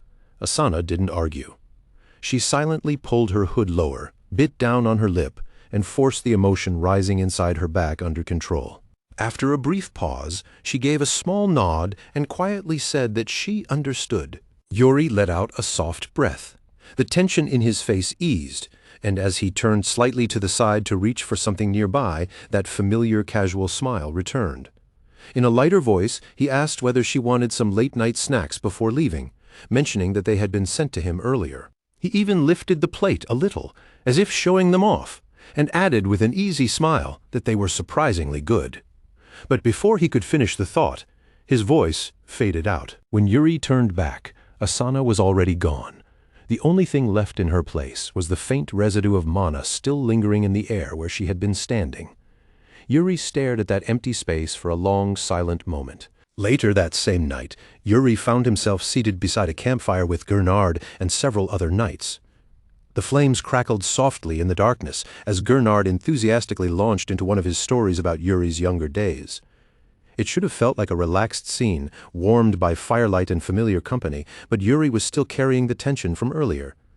Then, in the middle of his dramatic retelling, Gernard boomed out the next part, how a Death Knight had suddenly appeared right behind His Highness. Gernard puffed out his chest and declared it with as much flair as he could possibly squeeze into the moment. Without the slightest trace of shame, he proudly continued, saying that he had stepped in and protected Yuri himself. It was completely, unmistakably, Gernard casting himself as the heroic senior knight. The younger knights sitting around the fire leaned in with wide, shining eyes fully pulled into the story. Their faces were full of awe as they listened to every word. Yuri, meanwhile, looked utterly unimpressed and kept chewing on his snacks, knowing perfectly well that Gernard was shamelessly lying through his teeth. The real memory was still crystal clear in Yuri's mind. Gernard had actually been lying face down on the ground until Yuri kicked him awake. Even so, a quiet laugh slipped out of him. Exaggeration aside, Gernard really had changed a great deal from the man he used to be. Eventually, one of the knights turned toward Yuri and asked whether Sir Gernard's story was actually true. For the briefest instant, the real answer nearly came right out. But Yuri caught himself in time. Instead of exposing him on the spot, he simply said that yes, Gernard had done his best. That only deepened the knight's admiration. He turned back toward Gernard, called it incredible, and asked how he had managed to stand against something as horrifying as a Death Knight. Swollen with pride, Gernard answered that the Death Knight still had a body. And if it had a body, then it was something a sword could cut down. Then his tone shifted. The bragging gave way to something firmer, almost like instruction, as he told the younger knights that the truly frightening enemy was not the one you could clearly see standing in front of you. No, the worst kind of enemy was the one without substance. Something like a ghost, something no blade could ever hope to touch. Yuri listened quietly with a faint smile on his lips, watching how naturally the knights were beginning to bond around the fire. Then, all at once, something else slipped into Yuri's field of vision. Behind Gernard, a figure was standing in the darkness. At first, Yuri only frowned, wondering who on earth would be wandering around at this hour dressed in rags that filthy. Then his focus sharpened, and the truth struck him in an instant like a bolt of lightning. Yuri's eyes snapped wide open, and his mouth parted in shock. He was on his feet in the very next second, his hand shooting straight to the hilt of his sword. "Raise your swords!" Yuri shouted. The knights froze, thrown off by this sudden command, and one of them immediately called back in confusion, asking what was wrong. Yuri already had his hand on his sword, ready to draw at any moment, but before he could do anything more, that strange substance washed over him anyway. A sick wave of revulsion crawled up his spine, and under his breath, he muttered in disgust, asking what this thing was. Mana burst out of Yuri's body in an instant, surging outward and blasting the substance away from him. As it burned off his skin, Yuri stared grimly at his own hand and said that some kind of impure aura had spread through his body. He had forced it out almost entirely on instinct, but even after purging it, the unease never left his eyes. What in the world was that? Later that same night, Yuri stood inside Hernando's tent and recounted everything that had happened. When he finished, Hernando's brow tightened and he asked whether it had really been an avatar invisible to the naked eye, saying the entire thing sounded deeply suspicious. Yuri gave a firm nod. What made it especially dangerous, he said, was the fact that the enemy had been standing right beside them the whole time and not a single other person had noticed. Seated cross-legged inside Hernando's tent, Yuri went on to explain why he had come to see the royal family's personal mage so late at night. The scene around them was anything but dignified. Playing cards and gambling tokens were scattered all over the table, and Hernando let out a nervous little laugh while several knights stood stiffly nearby with miserable expressions, clearly still in the middle of receiving punishment. Yuri let his eyes travel around the tent once, taking in the entire situation, and then dryly remarked that he seemed to have arrived at a particularly busy time. Hernando scratched the back of his head and tried to wave the whole thing away with awkward ease. He suggested that the orc had probably concealed itself with sorcery, and that Yuri's sharper senses had simply picked up what the others couldn't. But Yuri immediately pointed out that the real issue was not just the concealment itself. The true problem was the danger that unknown trick would introduce into the next battle. It created a variable they had no way to account for. Yuri asked whether there was any way to counter it, something on the scale of the huge fireball Mary Rose had used before. Hernando shook his head and said that kind of spell was only realistic near Ball's hat, and besides, magic cast that openly could be disrupted far too easily. Yuri pressed him further and asked what kind of sorcery this actually was. At that, the playful ease dropped from Hernando's face. He admitted that he couldn't be completely certain, but from what he had seen, it appeared to be a forbidden sort of power, most likely something mixed together with black magic. Yuri's expression hardened immediately, and he asked whether that meant the threat was severe. Hernando, however, waved the concern aside with surprising calm and said it was not a major problem. The magic tower had already finished analyzing it, and if they responded fast enough, it would actually be easier to deal with than most ordinary spells. He added that he would personally focus on breaking apart whatever tricks the enemy sorcerers tried to deploy on the battlefield. "Yes," Yuri replied quietly, his fingers lacing together as he settled on that answer. "Then I'll be counting on you," Yuri said. After a short pause, he spoke again, almost as though another thought had just occurred to him. Hernando looked back and answered, "Yes, Your Highness." Yuri picked up one of the playing cards from the table, and his gaze turned unexpectedly sharp. He said he would let this incident pass just for tonight, but the next time Hernando decided to gamble again, he had better invite him too. Hernando answered with a grin far too casual for the situation. The knights, still enduring punishment, could only stare blankly as the two of them kept talking, the conversation already drifting off into light-hearted jokes about winning and losing. Before long, laughter started spreading through the tent. Even the punished knights couldn't help loosening up a little, though they were still stuck standing there the whole time. Elsewhere that same night, the sky was blackened by a great mass of crows wheeling overhead. Beneath that living cloud of wings, skeletons hung swaying from crude makeshift crosses, turning the entire place into a grim, ominous sight. Not far from there, deep in the heart of the orc stronghold, a harsh voice rang out in the orc tongue, barking orders with brutal force. Inside, hordes of savage orcs knelt on one knee in total silence, their crimson eyes glowing through the dark. Above them, their leader sat on his throne, and from him spilled a heavy, oppressive aura that seemed to smother the entire chamber. Seated there in complete, unquestioned control, the leader spoke in the orc tongue with a calm, even tone that never once needed to rise. He didn't have to shout or force anything. The authority in that command alone was enough to press down over the entire room and make everyone present submit to it. The shaman responded instantly, a greedy, almost ravenous grin spreading across his face. Speaking back in the same language, he lifted both hands, and the next second, dark red mana came flooding violently out from his palms.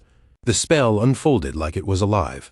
Its power spread outward over the gathered orcs, then drove into them one after another, forcing its way deep into their bodies as the ritual fully took hold. When the spell finally ended, the orcs slowly raised their heads. The look in their eyes had completely changed. They stared ahead like starving beasts that had just been unchained and turned loose. Their eyes now burned with a savage red glow, and low, heavy growls began rolling through the hall from every direction. Dark mana rippled off their bodies in thick waves, making the already oppressive chamber feel even heavier and more suffocating. Then their leader spoke again. This time he gave only 2 short words in the orc tongue, a brief final order that sounded all the more absolute because of how little needed to be said. At dawn, silence still hung over Kurui's camp for one last fragile moment before it was violently ripped apart by the blare of a war horn. An allied soldier sounded the signal for a full-scale assault, and that single note sent a tremor across the battlefield as the attack truly began. At the very front of the advance, Supreme Commander Ragna charged ahead in person. He wasn't directing the battle from a safe position behind the lines. He had placed himself right at the vanguard and was leading the assault head-on. Mounted high on his steed, Yuri Briol straightened in the saddle and hurled out a raw, commanding order. Without the slightest hesitation, he sent the bull army surging forward. His voice cracked across the battlefield like a peal of thunder. In the very next instant, his soldiers answered him with a roar of their own, their united cry shaking the air around them. Blades rose together in perfect unison as the formation lunged ahead, tight, disciplined, and fast. Yuri forced his way all the way to the very front, every muscle in his body wound taut as he personally led the charge straight toward the gates of the orc camp. But before they could close the distance, orcs suddenly appeared behind the fortifications. They were already in position, bows drawn back and ready, and the sharp gleam of arrowheads flashed coldly in the morning light. At one sharp signal, a storm of arrows was released into the sky. The volley tore through the wind in a deadly arc, screaming downward at terrifying speed as it fell toward them. Yuri jerked hard on the reins and wrenched his steed into a brutal turn. Shifting his weight with the motion, he shouted at the troops to pull back at once. Hooves tore the ground apart as the formation tried to wheel away in retreat. But even as they turned, arrows still ripped straight through their ranks, cutting into them before they could fully escape. Gernard and Laurent managed to veer aside just in time, barely avoiding the worst of it. Behind them, though, steel-tipped arrows slammed into flesh, and agonized screams burst into the air beneath the pounding thunder of retreating horses. The sound struck Yuri right in the chest. He heard every cry behind him, every ragged breath, every voice breaking in pain. His jaw clenched so hard it hurt, but he forced down the urge to turn back and kept his eyes fixed straight ahead. Move forward. Yuri repeated it to himself again and again, like he was hammering the words into his own mind. Move forward. Even while the orcs prepared another volley, he refused to look anywhere but ahead. And then he saw it, an opening. In that instant, he understood exactly what was happening. His force was being used as bait, and the orcs' attention was now completely locked onto the prince's army. And just as Yuri had expected, the moment the enemy kept its focus fixed on his formation, Supreme Commander Ragna unleashed a thunderous command from the front lines. The soldiers carrying the battering ram exploded into motion and rushed the main gate together, shouting as one. Their combined roar rolled over the battlefield like a shockwave. Then the ram crashed into the gate with one savage, brutal impact. Wood and metal burst apart instantly, and splinters, dust, and shattered debris blasted outward into the air. Ragnar declared the breach in a voice sharp enough to cut through the chaos itself, then immediately ordered the Imperial forces forward. Soldiers poured through the shattered entrance in a surging tide of steel, momentum, and pure killing intent. After retreating far enough that the enemy's arrows could no longer reach them, Yuri pulled back on the reins and brought his horse to a stop. His troops halted with him. Beneath the fading roar of battle, Yuri steadied his breathing, listened carefully, and then caught the sound he had been waiting for. From the distance came the relentless crash of Ragnar's assault smashing into the camp through the front gate. Feeling some of the pressure ease, even if only slightly, Yuri declared that their role as bait was finished and ordered the troops to regroup with the main force. That was when another voice cut through the moment. Yuri turned and saw Sir Jose Aratur standing among the battered soldiers. Jose argued that if the front gate was already under such fierce pressure, then the orcs had to be stretched thin in other parts of the camp. If that was true, Jose said, then striking from the rear could break them even faster. Yuri nearly laughed at the sheer boldness of the idea. He admitted there was real value in the suggestion, almost enough to call it brilliant, but then raised a hand and pointed toward the enemy's rear wall. They didn't have a battering ram, and that side of the camp had been reinforced heavily. Jose only let out a low, amused sound in response, his hand settling around the hilt of his greatsword, as if that alone were answer enough. Mana began to coil thickly around the blade, gathering in a dense, rising current. In a calm, matter-of-fact voice, Jose replied that siege weapons were not always necessary. With his mana fully awakened and surging around him, Jose swung himself down from his horse. Resting the massive sword against his shoulder, he began walking straight toward the rear wall, without the slightest pause. Yuri watched him go, admiration rising clearly in his eyes, though a faint trace of unease was mixed in with it. Incredible. Jose locked both hands around the hilt and forced even more mana into the blade, compressing that power tighter and tighter. The pressure became so intense that the ground beneath his feet started to tremble. He twisted his torso back, drawing every last bit of strength into the swing. Then he brought the blade down. The slash landed with a deafening impact that shook the earth itself. The ground split open, and a torrent of mana surged forward in one straight, devastating line. As Yuri watched it race ahead, he couldn't help thinking it looked like a tsunami bursting directly out of the earth. That overwhelming wave of power slammed into the rear barricade and obliterated it the instant it hit. Stone, wood, and metal were blown apart in every direction, and a violent burst of dust swallowed the whole area in a choking haze. Inside that swirling cloud, the dark silhouettes of orcs staggered and reeled in confusion. They had been left stunned by the sheer destruction that had just torn through their defenses. As the dust slowly began to thin, one orc warrior finally realized what had happened. Its eyes flew wide, and it opened its mouth to scream a warning in its own tongue. Yuri gave it no time at all. He drove his horse straight through the breach, and as he passed, he snapped out a sharp word of praise toward Jose. Moving so fast it felt as if the air itself had been ripped apart. Yuri crossed the distance in an instant. The orc's warning died halfway out of its mouth as Yuri's blade flashed once, clean, blinding, and merciless, and sent its head flying from its shoulders. Yuri reined in immediately after the kill. His voice rang out, cold, sharp, and absolute as he ordered the bull army to advance. He raised his sword, still wet with blood, and pointed it toward the battlefield ahead. With that crimson blade held high, he declared that this was their moment. He charged straight toward a hastily built orc barricade and ordered his soldiers to clear the way.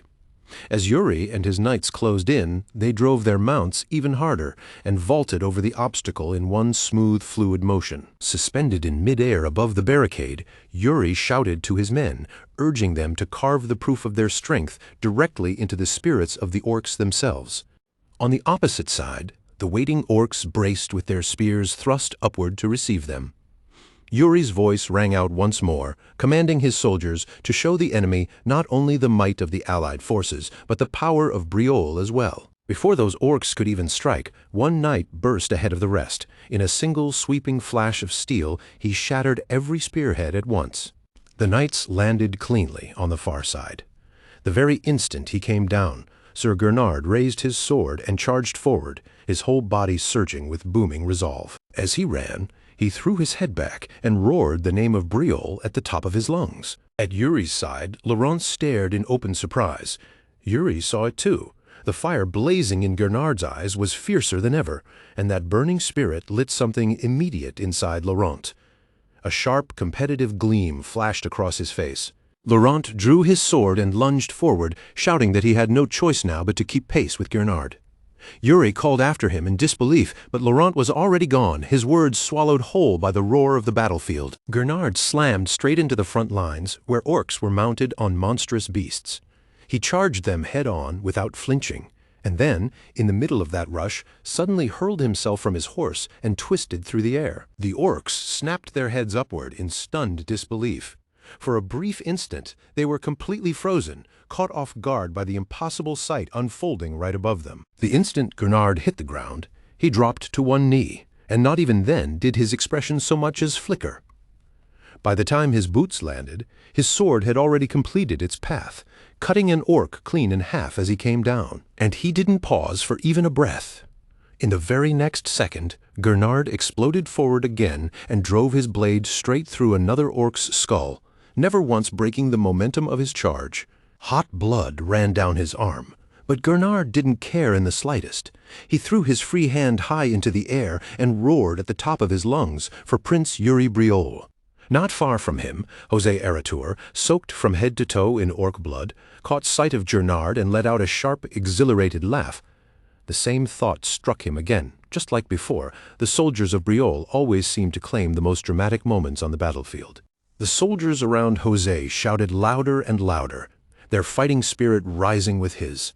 He plunged right back into the chaos and barked at the battered troops to push harder and keep moving forward. They had no intention of letting Briol outshine them. As the clash dragged on, Yuri began to feel the shift more and more clearly. The pressure he was applying was working. The orcs' defenses were thinning, their lines were beginning to bend, and little by little, the flow of the battle was starting to turn in their favor.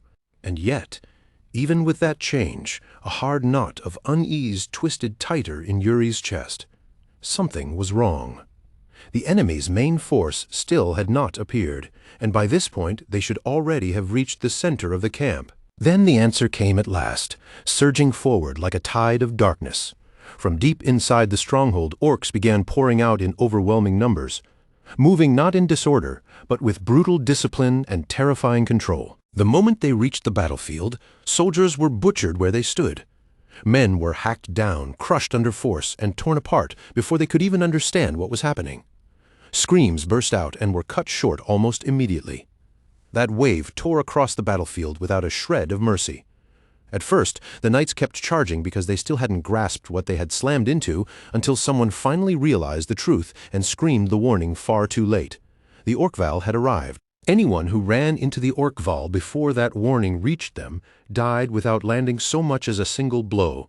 Bodies dropped one after another in a grotesque chain, as if the battlefield itself had begun swallowing men whole. Still seated on his horse, Gernard could only stare ahead in stunned disbelief at the slaughter unfolding right in front of him. Panic climbed straight into his chest, and his thoughts began racing out of control.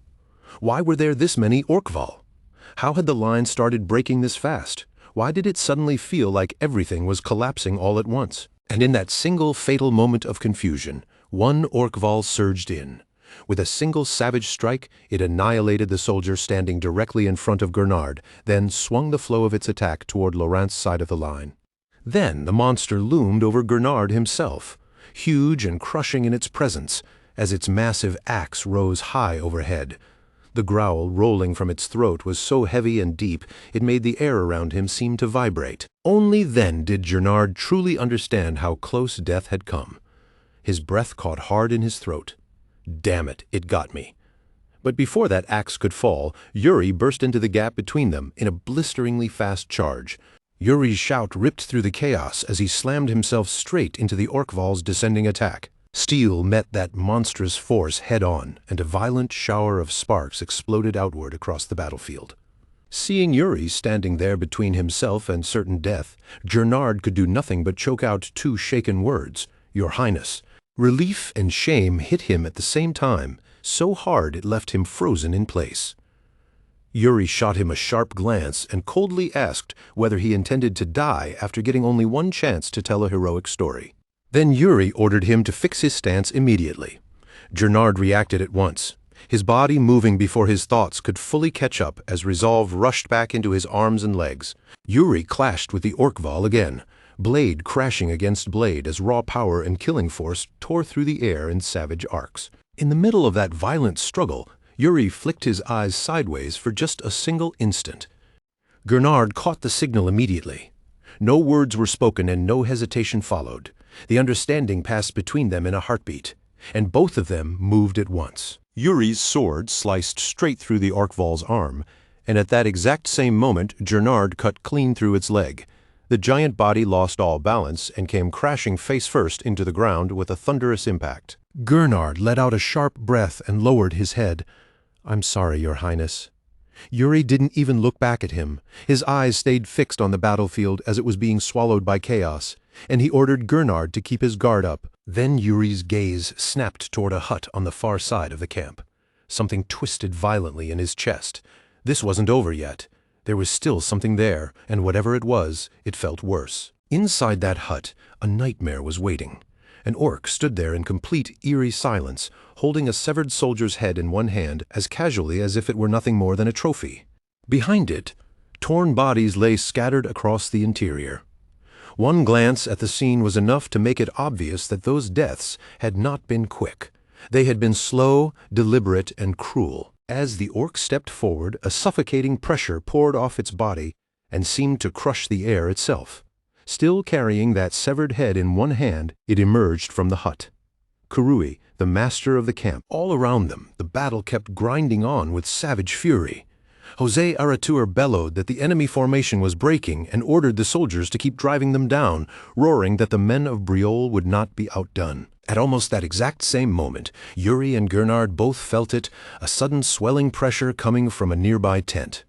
Yuri's eyes snapped toward it instantly, and he called Gernard's attention to it as well. Before Yuri could say anything more, Gernard answered that he felt it too. Tension had already crept into his voice as he asked whether Yuri meant to go there. Yuri didn't hesitate for even a heartbeat. He said yes, ordered Gernard to follow, and declared that the two of them would enter that tent together. As they sprinted toward it, Gernard called out to him, "Your Highness," and asked whether he thought the main force had already run into whatever was inside. Yuri answered that all they could do now was hope they weren't too late, and hope the main force was somehow still holding on. But that thought never got the chance to finish. A soldier's body suddenly blasted out of the hut, hurled with such brutal force that it flew straight toward them like a projectile. Yuri and Gernard barely managed to twist aside in time as the corpse tore past them and slammed into the camp wall with a thunderous crash. Then, from inside the hut, a massive leg came stomping down. The impact shook the ground beneath their feet. Using that planted force, the orc launched itself upward in one violent leap. It shot past Yuri and Gernard at a speed so terrifying it hardly seemed real. Gernard could only blink in shock, unable to fully process what had just blasted right by them. Yuri, however, understood enough the moment he saw it. His face tightened into a scowl, and he cursed under his breath. The orc never slowed for even an instant. It charged straight toward the soldiers fighting behind them, its axe already raised and ready to kill. When it reached the cluster of men, it planted one foot, leapt again, and hung in the air for the briefest instant, suspended there like death itself before the fall. The soldiers below could only stare upward in frozen terror. Yuri roared out to the bull soldiers. Before the orc came down, it locked both hands tightly around the shaft of its axe.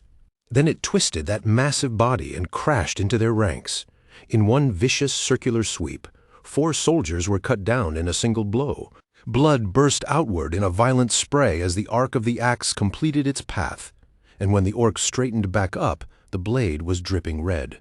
Its eyes gleamed with a cold, ravenous hunger.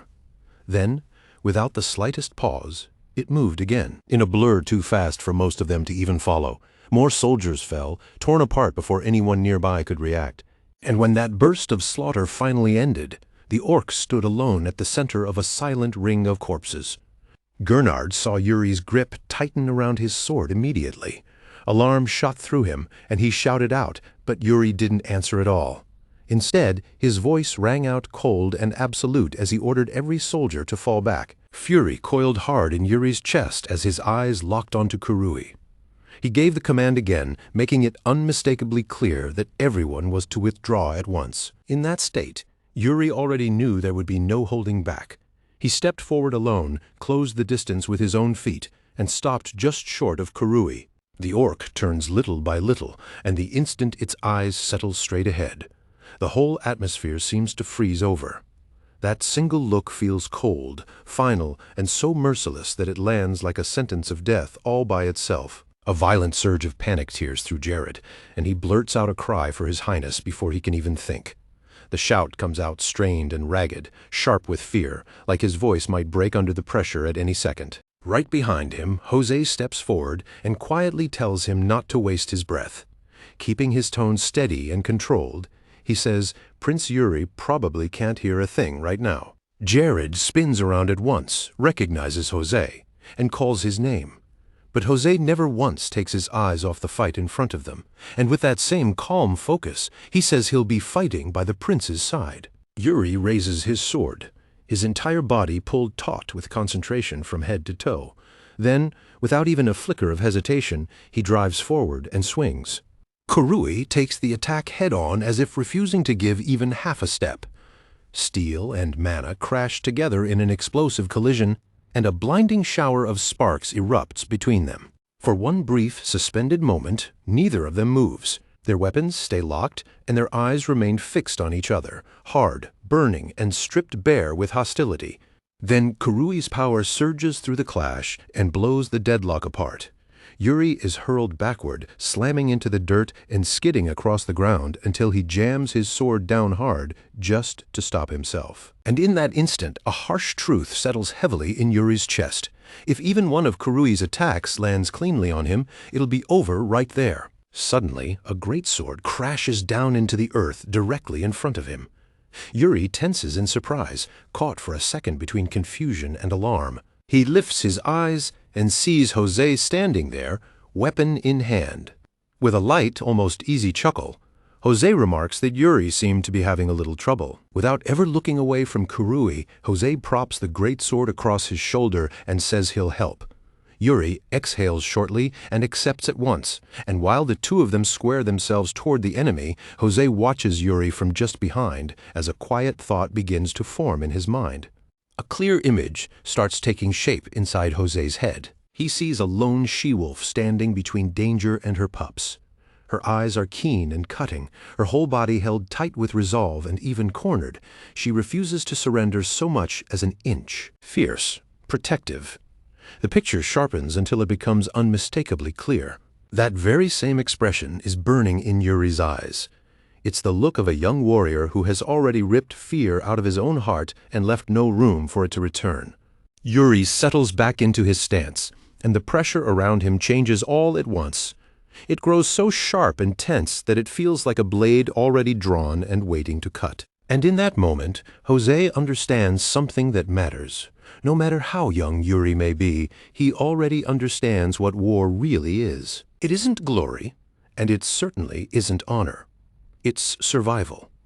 Across from them, Kurui grins in open amusement, then crooks a finger with a mocking little gesture, inviting both of them to come. Yuri glances back over his shoulder and gives the smallest signal. Jose catches its meaning instantly and answers with one firm nod. By the next heartbeat, both of them are already moving. They explode forward at blinding speed, with Jose sweeping in from Kurui's left. Yuri cuts in from the right just a half step behind him, closing the gap at once.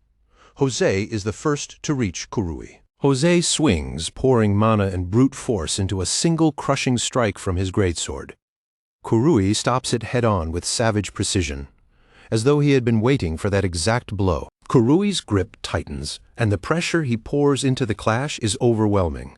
Even so, Jose digs in and answers that force with everything he has, refusing to be shoved back. Their weapons tear away from each other in a violent recoil. The impact ripples downward into the earth, sending a tremor through the ground beneath their feet. For a split second, Jose meets Kurui's eyes, and in that single look, he understands immediately what kind of being he's facing. A monster. The two of them plunge straight into a rapid exchange of blows, striking again and again without a moment's pause. The clash turns savage and non-stop. Every attack met by another, neither side surrendering even the smallest bit of ground. In the middle of that furious storm, Yuri spots an opening. He bursts in from behind, lining up his blade for one decisive finishing strike. But just before Yuri can bring it down, Kurui slips neatly out of range without even turning to look. Yuri goes still for the briefest fraction of a second, stunned by that speed. In the very same motion, Kurui's huge hand shoots back and clamps onto Yuri's shoulder. Then he throws Yuri aside, like he weighs nothing at all while still keeping Jose's blade pinned and controlled. The sheer ease of that display makes Kurui's strength impossible to deny. Jose shouts a warning, but Yuri is already being sent crashing into the dirt, and as Yuri is flung away, Kurui suddenly notices blood trailing down from his own palm. Kurui lowers his gaze to it, and a frown pulls across his face. Meanwhile, Yuri slowly forces himself back up from the ground. Even now, with the dust still settling around him, a faint smile begins to curl at the corner of his mouth. Blood runs from the corner of Yuri's mouth, but he wipes it off with his thumb, spits to the side, and stares straight at Kurui. Then, in a calm voice, he asks whether Kurui has figured it out yet. As he adjusts his armor, Yuri adds that the wound may be small, but it should still be irritating enough to matter. His tone stays level and controlled, almost casually so. He asks Kurui if he agrees, and irritation flashes across the orc's face immediately. Yuri keeps speaking in that same measured voice, declaring that Kurui's precious horde will be cut down by their knights no matter what. Yuri raises his sword again, and this time a hint of excitement flickers in his eyes. He tells Kurui to go ahead and find out for himself how long he can keep enduring both of them at once. Beside him, Jose tightens his grip around the greatsword. There's a sharp, restless anticipation running through him now, like the air itself is humming before the next collision. Then the two of them charge again, shoulder to shoulder, with mana roaring around their bodies. Kurui braces and swings his axe in a broad arc, catching Jose's blade with the axe while stopping Yuri's strike with his bare hand. The force pressing down on both of them is absolutely crushing, so heavy it feels like it could break them where they stand. Yuri's whole body trembles as he throws every ounce of strength he has against that pressure. Then, all at once, Kurui shatters the bind himself, throws back his head, and unleashes a roar so violent it makes the air quake. An ominous power explodes outward from him in a brutal, surging wave. In the very next instant, the clouds overhead darken as if the sky itself is reacting to him. They roll and rumble with a sound that feels completely wrong, unnatural in a way that chills the battlefield. Jose goes stiff where he stands, shock flashing openly across his face. He blurts out a demand to know what the hell is happening. Yuri feels it just as clearly, and his expression hardens immediately. His brows draw tight, his teeth grit together, and disgusted irritation rises inside him at the foul energy spreading through the field. Kurui now stands wrapped in thick, churning black smoke. His red eyes burn through the darkness, and a grin stretches slowly across his face. His muscles begin to swell in a grotesque, unnatural way, bulging as that sinister power courses through him. The moment Yuri sees it, something horribly familiar crawls up his spine. Yuri shouts for Jose to fall back, but he's one heartbeat too late. Kurui's axe tears across Jose's chest in a savage arc, and the instant it lands, blood sprays through the air. Yuri cries out, panic ripping straight through his voice as he screams for Jose to dodge. The warning tears out of him in pure desperation. The blow makes Jose stagger, his body pitching off balance for a moment as he fights to stay on his feet. But when Kurui lifts that axe high above his head, making it painfully clear he intends to finish him right there, Jose raises his head instead of dropping. There's fire in his eyes now, bright and unwavering, and in that instant, a single thought settles inside him with the weight of iron. He is not falling here. And in the very next second, Kurui's axe comes crashing down. Jose meets it head-on, driving up his greatsword with mana packed deep into the blade.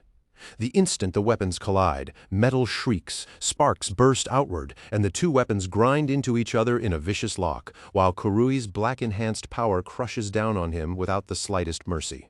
Jose's arms shake under that brutal weight. Then he roars and floods his weapon with a violent surge of mana, ripping the bind apart just as Yuri drops in from above, with his sword already set to strike, only for Kurui to pivot in an instant and catch Yuri's falling blade on his axe. The collision detonates through the air like a blast. Even the space around them seems to shudder from the sheer force of that impact. Yuri jerks backward in a sharp retreat, barely escaping the counterattack as Kurui's return swing smashes into the ground where Yuri had been standing only a heartbeat before. The moment he lands, Yuri calls out to ask if Jose is all right, and Jose answers immediately that he's fine and still in fighting shape. Now the two of them stand close, nearly shoulder to shoulder, both staring at Kurui with sharpened focus. Jose says plainly that the moment that black smoke appeared, Kurui's raw physical strength jumped dramatically. Yuri agrees at once and says he felt the same thing. But even as he says it, unease tightens inside his chest, because that sensation is exactly like what he felt from the Phantom Sorcerer before, and that should be impossible. Hernando should be dispelling the black magic right now. And before Yuri can sort out that contradiction in his head, the dread only deepens when the fallen orcs scattered around them begin to move and rise again. Those bodies are wrapped in that same creeping black smoke. And above that nightmare scene, there's something even worse looming over it all. A dreadful presence hangs in the air, almost impossible to see, and even harder to understand. The only thing that gives it away is a pair of glowing red eyes staring down from above. Over the battlefield, the clouds darken all at once without warning. Lightning twists through them, and thunder rolls overhead like a war drum pounding across the sky. Orc warriors that should already be dead start hauling themselves back to their feet. Their bodies move in stiff, unnatural jerks, horribly wrong to look at, while their eyes burn with a savage red light that feels both feral and hollow. Their weapons are still locked in their hands. They stagger in broken, twitching motions, then slowly tip their heads up toward the sky as guttural growls rip out of their throats and make the air itself tremble. And with that cry, their ruined flesh begins to twist and mend. Wounds crawl shut in grotesque, writhing motions that are almost too sickening to watch. One of them lurches toward a wounded soldier lying helpless on the ground. The man desperately drags himself backward with shaking arms, his breath snagging in his throat as terror chokes the life out of him. The orc towers over him like a wall and raises its axe high above its head. The injured soldier has no way to resist and can only let out one final scream, raw and stripped bare by fear. Even while he and Jose are still keeping pressure on Kurui, Yuri breaks away the instant that scream reaches him. He snaps around and bolts toward it without a second of hesitation. As he runs, Yuri shouts over his shoulder that he's leaving this side to Jose, and Jose answers immediately that he understands. Yuri reaches the fallen soldier at the very last instant, and steel crashes against steel as he intercepts the descending axe, making the wounded man stare up at him in disbelief before relief floods his face and he cries out, "Your Highness." The orc immediately leans harder into the clash, pouring more and more strength into it and forcing Yuri downward little by little. Yuri bares his teeth, a rough growl rumbling up from his chest as he drives his heels into the earth and resists with everything he has. Then, in one sharp, practiced motion, Yuri twists his blade. Metal grinds harshly against metal until the deadlock suddenly breaks apart and Yuri attacks the very next instant. The slash is clean, fast, and merciless. It's a killing blow, the kind meant to end everything in a single motion. His sword tears a broad line across the orc's chest. The creature shrieks as thick blood spills from the wound, but almost immediately after that, black smoke starts pouring out in a heavy gush. Yuri throws up an arm to shield himself, grunting as a suffocating pressure slams into him all at once. It feels dense and crushing, like the air itself is being forced out of his lungs. And then he sees it. Yuri's eyes narrow sharply as he stares straight into that torn-open wound. Something inside the orc's chest is staring back at him. A dark figure lurks within the cavity, and its red eyes glow with a vile hatred that makes his skin crawl. A hand pushes out through the ripped flesh first. Black blood oozes around it, and then a head begins to force its way out after it. The thing drags itself out from inside the orc's torso as if it's climbing free from a discarded shell. Yuri goes still for a split second, his thoughts racing in confusion. Regeneration? Sorcery? What in the world is this? The newly emerged orc-like figure stretches one hand toward him. A huge wave of black smoke erupts from its palm, and that blast of foul energy crashes straight into Yuri before he can fully react. Something suddenly coils tight around his neck, and in that same instant realization slams into him all at once. Yuri curses under his breath, his jaw locking hard. Then his sight is swallowed completely, and the entire world around him turns black. He falls, dropping into a vast and empty void. Waiting there in the darkness is something enormous, a single gigantic eyeball hanging in the black and staring right at him, its presence crushing everything around it, its aura heavier, more suffocating, and more ominous than anything Yuri has ever faced before. His instinct recognizes it before his mind can catch up. Black magic. Before Yuri can even move, a voice slices clean through the darkness and calls his name, and when he turns, he sees his brother from his previous life standing there, wounded and dying exactly as Yuri remembers him at the end.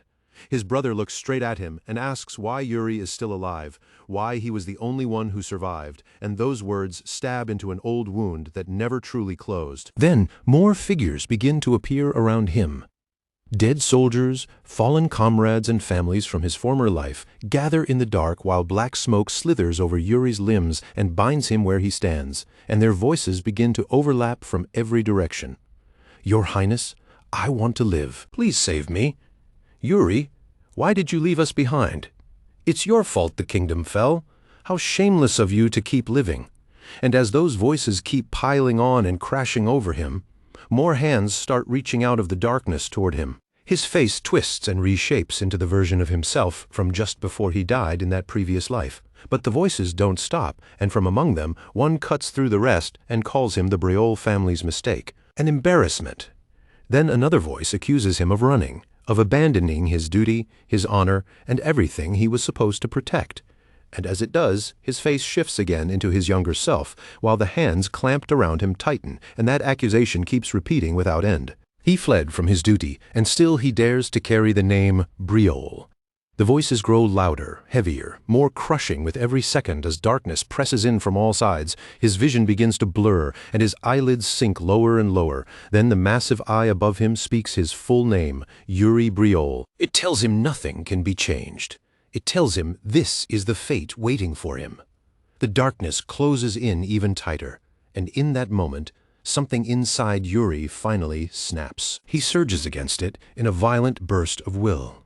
Tearing through that suffocating black, Yuri growls through clenched teeth that this is... The ground under him explodes the instant he plants his foot.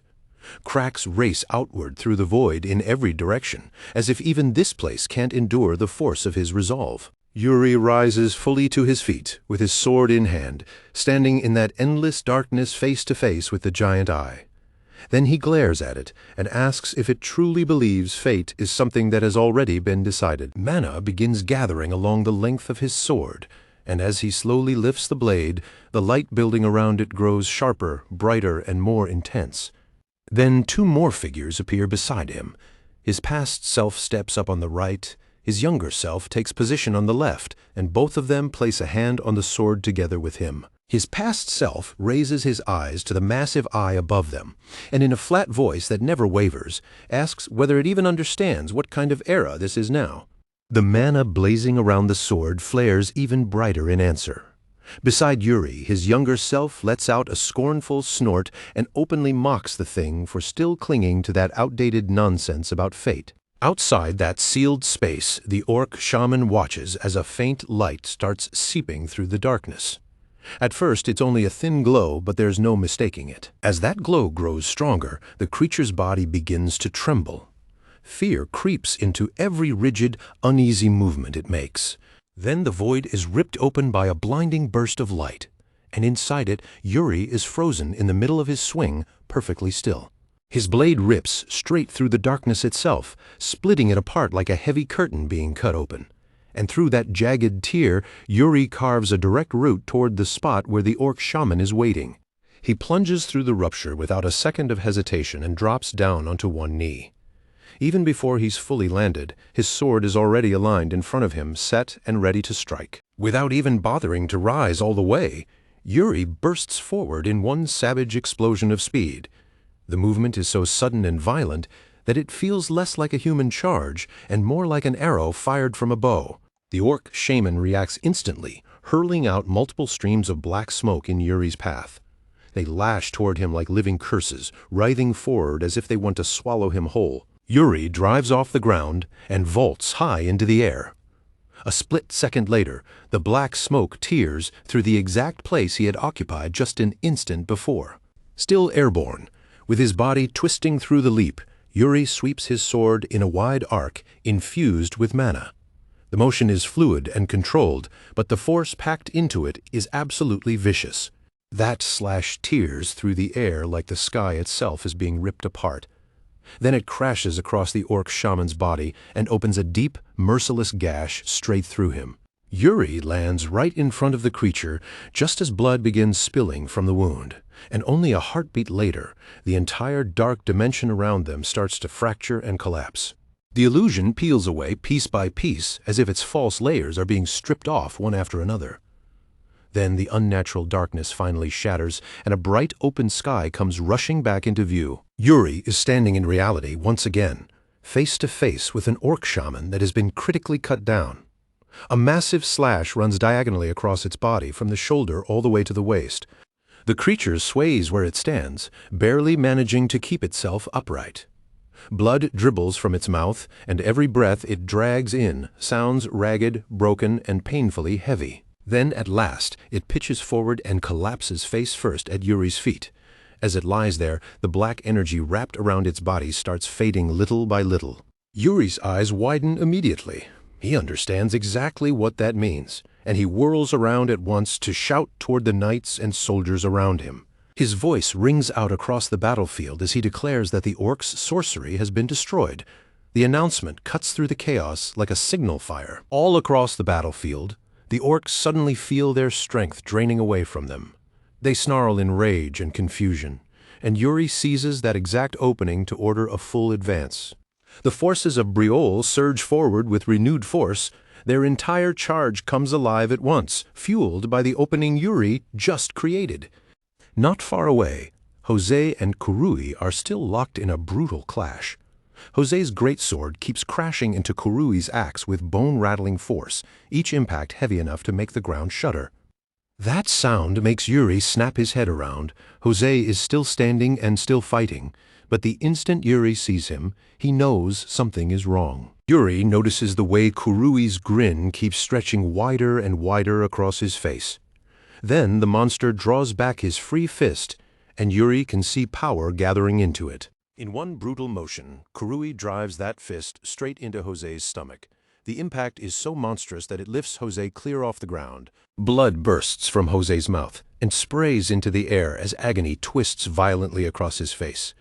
The blow lands with such absurd force that the whole scene feels unreal for a split second. Yuri freezes where he stands. Horror locks his body in place, and his eyes can't tear themselves away from the nightmare unfolding right in front of him. Jose crashes down onto the ground with a heavy, sickening thud.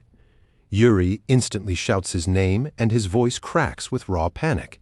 Kurui raises his axe again, and now there is open delight written across his face. He looks like he's savoring every second of what's about to happen. The monster is already setting up the killing blow. There isn't even the slightest trace of hesitation in the way he prepares to bring it down. Yuri lunges forward immediately, screaming for him to stop. The cry tears out of him before he can even think. Jose weakly lifts his head from the ground, blood running down his chin while his lips tremble. With what little strength he has left, he forces out a broken warning and begs Yuri not to come any closer. Kurui's grin only widens as he lifts the axe even higher, completely convinced that the kill is already his. Yuri reaches them and throws himself between Jose and death, but he's a fraction too late to raise his sword in time. So instead, Yuri plants his feet and refuses to move. His heart is pounding so hard against his ribs it almost hurts. But one thought stands absolute in his mind now. He will not retreat anymore. Kurui fills his entire field of view, the monster's shape reflected clearly in Yuri's eyes. And in that instant, Yuri swears to himself that until the moment he dies, his gaze will never waver again. Then, suddenly, blood erupts into the air. Kurui's axe arm spins away from his body, severed so cleanly that the orc doesn't even seem to understand what happened at first. Only when the severed limb sails past his face does the realization finally strike him. A scream rips out of his throat as blood gushes violently from the stump. Yuri jerks back in shock and twists toward the side. That's when he finally sees who stepped into the fight. A man stands there with his sword lowered, wearing a calm smile touched with quiet pride. As casually as though he were making small talk, he remarks that Yuri is actually a pretty cool guy, isn't he? Yuri can only stare, too stunned to answer a word. Still smiling, the man steps past him to face Kurui directly and adds that he genuinely likes how cool Yuri is. Then, with a single swing, the man's blade slices clean through Kurui's remaining arm. The cut is so effortless that it almost doesn't feel real. Blood bursts into the air from the severed limb. The man straightens immediately afterward and gives his wrist a light flick, shaking the blood from his sword as if it means absolutely nothing. A heartbeat later, Kurui crashes down onto his knees. He howls while clutching at his ruined body, his giant frame twisting in rage and unbearable pain. Now that Kurui's head is completely exposed, the man steps forward without the slightest fear. He grabs one of Kurui's horns and yanks the orc's face in close. His eyes burn as he tells Kurui to shut his mouth. Bitter resentment leaks into his voice when he coldly adds that Kurui never even bothered to feed him properly while he was imprisoned. Behind them, Prince Yuri watches the entire scene unfold while his mind races. He studies the stranger's foreign accent, his sturdy, grounded build, and the restrained way he moves without wasting a single motion, and each of those details sharpens Yuri's suspicion. Then the man raises his sword for the finishing blow, and Yuri notices something he cannot mistake. The movement is nothing like the techniques used here. It's smooth, direct, efficient, and unmistakably Eastern. As the rhythm of that swordplay becomes clear, Yuri parts his lips. He's sure now that he knows exactly who this man is. But the thought dies before he can speak it aloud. The answer is already unfolding right in front of his eyes. The blade completes one final, elegant arc. In a single clean stroke, it severs Kurui's neck. Blood explodes upward from the stump in a horrifying spray, and the man turns away without so much as a glance behind him. Kurui's severed head hangs firmly in his hand, and as Yuri watches that cold, unhurried retreat, he realizes with complete certainty that this is the very man he has been searching for all along. After putting a little distance between them, the man finally comes to a stop and turns back around. His glare hits Yuri like a physical blow, and Yuri straightens immediately to meet it head-on. The man's face stays stiff as he explains that he only stepped in because Yuri did something impressive. But that same action also ruins several of his plans, and just as his tone sharpens and he starts to explain what Yuri did a moment ago, Yuri cuts right across him. He bows so deeply it borders on ridiculous and loudly thanks the man for saving his life.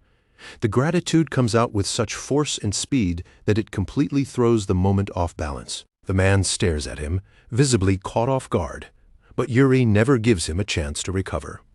He barrels ahead with relentless praise, marveling at how the man brought down an orc commander in a single strike, praising his overwhelming presence, his handsome face, and his absurd level of skill, and every time the man tries to cut in, Yuri steamrolls right over the attempt. Yuri steps in so close that it borders on uncomfortable, lowering his voice into an eager whisper that still trembles with barely contained excitement. Keeping his eyes locked on the man's face, he presses him hard, saying there is no way he could be anyone other than that famed foreigner, one of the 10 greatest warriors on the entire continent, and he demands to know if he's guessed right. The man immediately throws Yuri a guarded, faintly suspicious look, clearly irritated by how near Yuri's face has gotten to his own, and asks what exactly he's trying to say. Yuri doesn't pause to soften it or circle around the point. He answers at once, saying he already knows the man allowed himself to be captured by the orcs on purpose. A small knowing smile creeps onto Yuri's face as he follows that conclusion to its natural end. A move like that could only have been aimed at one target, Okwa, the king of the orcs.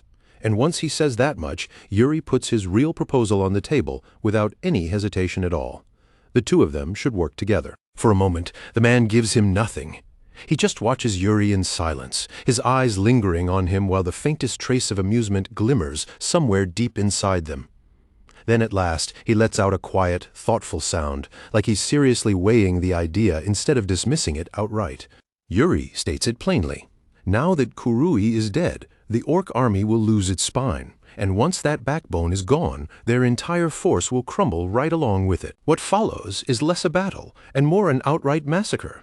It doesn't take long before the barracks are clogged with bodies, and in every direction the ground is strewn with dead orcs, turning the entire area into a scene of brutal carnage. Right in the middle of that blood-soaked aftermath, Ragna raises Kurui's severed head high above the field so that everyone can see it clearly, and then thrusts it down onto the tip of a spear, leaving it displayed there for all eyes to witness.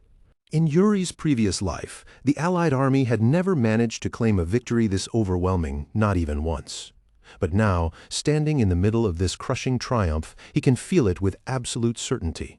The flow of history has already started to bend away from the course he once remembered. That night, Yuri finally returns to his tent, his armor still slick with dark orc blood, every step weighed down by the kind of exhaustion that seeps all the way into the bones. Jared is already there waiting for him, and the moment Yuri arrives, he bows formally, addresses him as Your Highness, and offers him sincere praise for what he achieved on the battlefield. Once he's inside, Yuri takes a damp cloth and slowly wipes the blood from his face, not wasting any time, before getting to the point and asking for a report on the damage. Jared tells him the numbers are still being compiled, but from everything they've seen so far, their casualties do not appear to be especially severe. But Jared says the real concern lies elsewhere. What troubles him more than the casualty count is the state of the soldiers who entered Kurui's barracks, because too many of them came out visibly shaken by what they saw inside. Yuri falls quiet for a moment, then admits in a low, heavy voice that trauma of this kind was unavoidable. His mind drifts somewhere he does not want it to go, dragged toward memories steeped in horror. Human women imprisoned by orcs. Women forced to carry and give birth to orc children, trapped in such a merciless nightmare that they begged for death and still couldn't escape it. And from what was discovered inside, Kurui's barracks may have been even worse than that already unbearable image. After drawing a grim breath, Yuri gives Jared a firm order. The soldiers who were shaken by what they witnessed must be handled with the utmost care, and under no circumstances can their minds be allowed to break any further. Jared responds immediately and sharply, making it clear he understands exactly what must be done. Yuri then changes the subject and asks about the foreigner. Jared answers that every single thing the man requested was provided exactly as ordered, but the moment he says that, the frustration he has been holding in spills right out, and he starts unloading complaint after complaint without restraint. According to Jared, the man is never satisfied. He is always hungry, always complaining, always finding some fresh reason to grumble. He said the soup was too salty, then ate an entire meal anyway, demanded a bath, shaved himself clean, and almost the moment that was finished, started asking for more food as if he had never eaten in the first place. Jared bluntly declares that the foreigner is a complete nuisance. He says the man specifically asked for salted soup, received exactly that, and then still flew into a rage and flipped the whole table over. Now, on top of that, he refuses to eat unless at least 5 separate dishes are laid out before him. Yuri listens to all of it in silence, already sounding inwardly exhausted by the situation before Jared has even finished speaking. In the end, Yuri tells Jared that he'll deal with the man himself and asks where he is at the moment.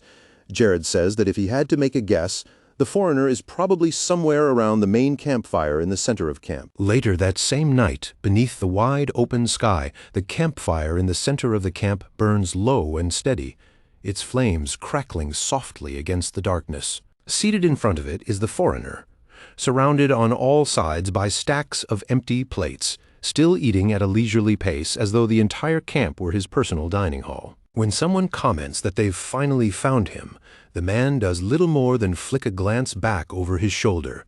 After that brief acknowledgement, he turns his gaze right back to the fire, acting as though the interruption is hardly worth his attention. Yuri walks over and casually asks if the food suited his taste. The foreigner, still chewing, answers in a lazy, offhand mutter that it wasn't bad. After polishing off the last of the meal, the man pats his stomach, exhales long and contentedly, and then, sounding much more satisfied now, murmurs that yes, it really was good. Yuri lets that moment settle before speaking again, then says that if the man has finished eating, there are a few things he would like to ask him. But the foreigner doesn't allow Yuri to take control of the conversation for even a moment. He cuts him off immediately and says he'll be the one asking questions first. Then, without any warning, the atmosphere changes.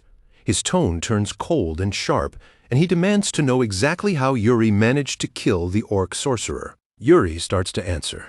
But before he can say more than a few words, the foreigner suddenly rises to his feet and shuts him down.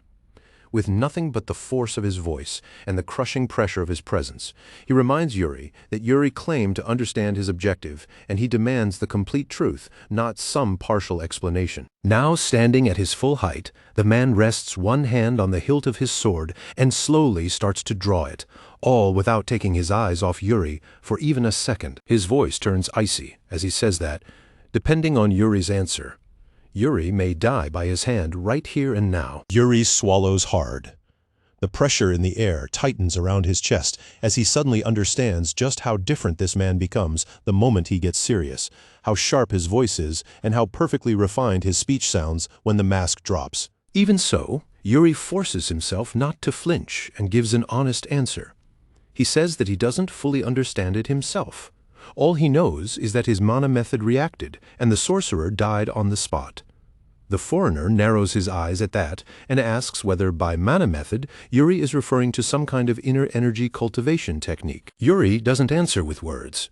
Instead, he releases his mana, letting it gather and coil around his body in a dense, vivid aura, moving with calm control rather than erupting wildly. Only then does he explain that this is the mana method handed down to him from his ancestor, Epic Manhwa. The foreigner does not respond right away. He simply stares at Yuri in silence, his eyes tightening as he studies him with intense concentration. Then he looks away slightly and murmurs, almost as if speaking to himself, that it seems their meeting was destined from the very beginning. Yuri, clearly thrown by that comment, asks what he means. The foreigner explains that both Yuri's cultivation technique and the name of his ancestor carry a significance far greater than Yuri realizes. Then, with no warning at all, the man brings one fist into his opposite palm and bows in a formal gesture of respect. In that solemn posture, he introduces himself as the final direct disciple and sect leader of the Chongshang sect. He then offers his respect to Yuri as the descendant of their ancient benefactor, declaring that his sect has never once forgotten the debt it owes to the heaven-crushing swordsman. Yuri freezes completely, managing only to repeat the word benefactor in stunned disbelief.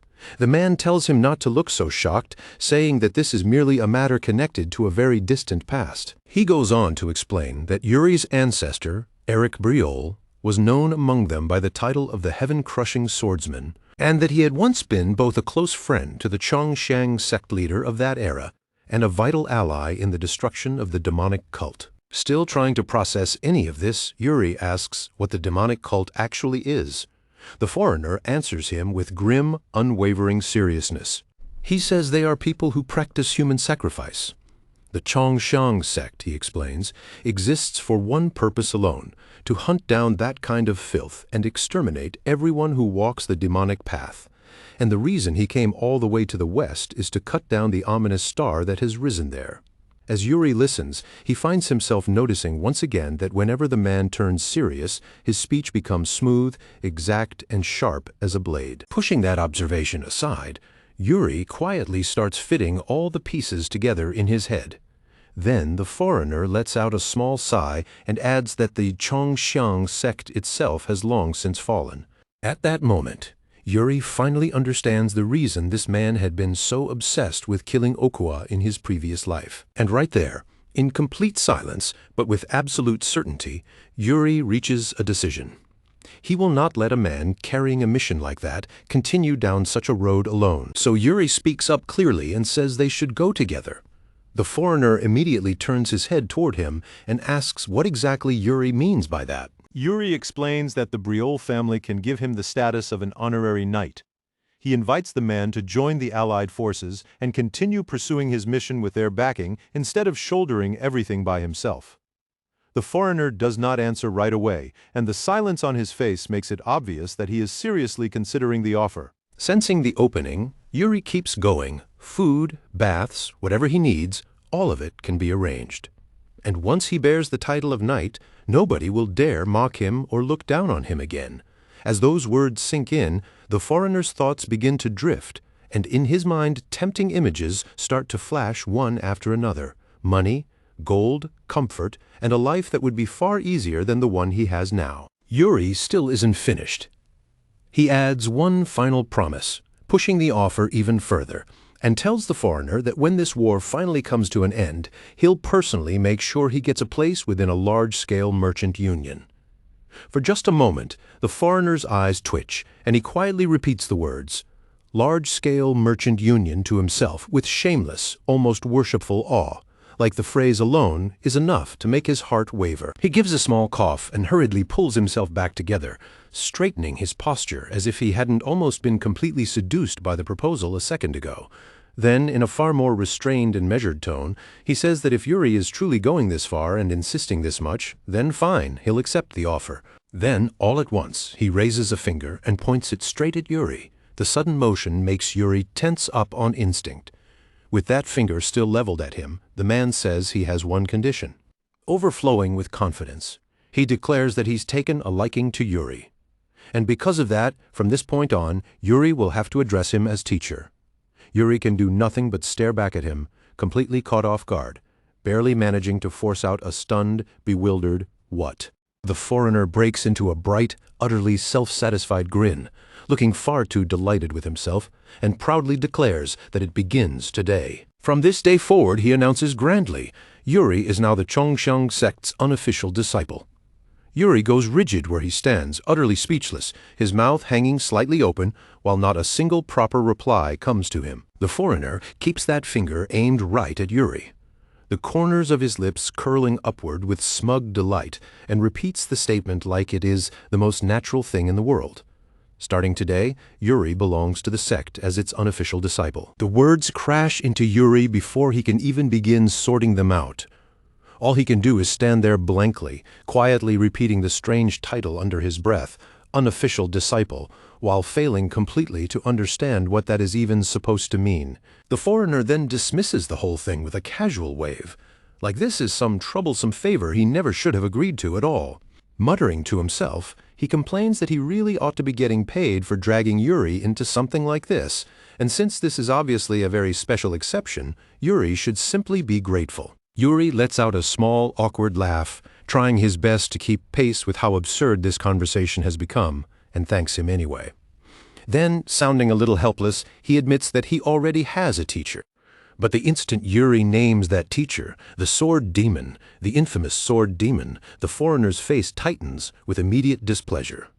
Without even pausing to think it over, he snaps back that there's no problem whatsoever with Yuri having two teachers. Then, as if personally offended that his generosity is not being properly appreciated, he folds his arms tightly across his chest and turns away with exaggerated arrogance.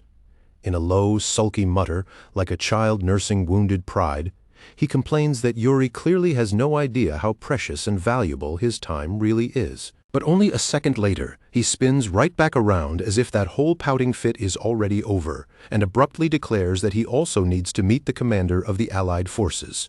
Since that's the case, Yuri will take him there himself. Yuri blinks at the sudden shift and can only let out a confused little sound in response. The foreigner flatly reminds him that Yuri already agreed to help with his objective, and since there is something important he needs to explain about the orcs, there is no reason to waste any more time. They should leave right now. And just like that, the strange conversation comes to a close, its bizarre energy fading away as the evening deepens more fully into the quiet of night. Later that night, inside the tent of Supreme Commander Ragnar Gustav Granzian, the foreigner repeats the same grim explanation he gave before. And at the center of everything are two words heavy enough to chill the entire room: human sacrifice. Ragnar sits behind his desk with his fingers interlocked, his posture firm and unmoving, his eyes sharp and impossible to read. In a low, grave voice, he asks whether the orc known as Okwa is truly offering human beings as sacrifices. Seated beside Yuri, the foreigner answers without the slightest pause or hesitation. Yes, the orcs are trading human lives in exchange for sorcery, and if that is truly what Okuwa is doing, then there can be no doubt at all he has already fallen into corruption. Those words pull Yuri's thoughts straight back to the last battle. He explains that during the fighting, there was a brief but unmistakable moment when the enemy orcs' combat strength rose sharply. At the time, the only explanation they could come up with was that some kind of sorcery had to be involved. As Ragna sinks into deeper thought, Yuri continues and adds that if the orcs really do possess a way to keep drawing on that kind of power, then the Allied forces will need real countermeasures, and soon. Ragna's expression darkens as he listens, and he mutters that what the orcs are doing is utterly unforgivable. The foreigner clicks his tongue in open irritation and says this is exactly why he disguised himself as a sacrifice in the first place, so he could get close enough to Okuwa to kill him. Then he turns and addresses Ragna directly, complaining without any restraint that their interference completely ruined that plan. Yuri tenses immediately at the disrespectful sharpness in his tone toward the Supreme Commander, and he quickly steps in, addressing Ragna with proper courtesy while explaining that the foreigner has decided to cooperate with them this time. Once the atmosphere settles a little, Yuri continues. He explains that the man's goal is to eliminate Okuwa, and because of that, Yuri is convinced he will be an enormous asset to the Allied forces moving forward. Ragna does not answer at once. He simply rests one hand against his chin and sinks into silence, thinking. Yuri watches him for a moment as he sits there without a word, then finally calls out to him softly. Ragna comes back to himself, straightens in his seat, and folds his arms across his chest. He says he understands, and that he will have his men begin investigating ways to counter the orcs' sorcery. Then he turns his gaze to Yuri and informs him that the foreigner will be placed under Yuri's supervision. Yuri answers with gratitude, thinking to himself that, in the end, he actually managed to bring the foreigner into the Allied forces after all. Just as Yuri is collecting his thoughts and assuming the discussion is over, Ragna suddenly calls his name once more. He says that he has heard Prince Yuri Briol has been traveling together with half-orcs. Yuri answers immediately, calmly confirming that it is true. Ragna exhales slowly, glancing away for a moment before turning his eyes back to Yuri, and the concern sitting on his face is impossible to miss. He explains that the captured half-orcs have, for the moment, been left under Graham Hartfall's care. But there has been constant debate over what should ultimately be done with them. Then he places that decision directly into Yuri's hands. Later that same night, beneath a bright moon outside the camp, Yuri walks alone past the area where those captured half-orcs are being held. He watches them silently, his thoughts growing heavier by the second. Ragna putting trust in him is not necessarily a bad thing, but this feels less like sincere trust and more like the Supreme Commander handing Yuri an ugly, uncomfortable burden because he doesn't want to face it himself. And as that thought settles completely into place, a cold film of sweat slowly creeps down Yuri's back. Then the quiet night is broken by an angry voice cutting through the air.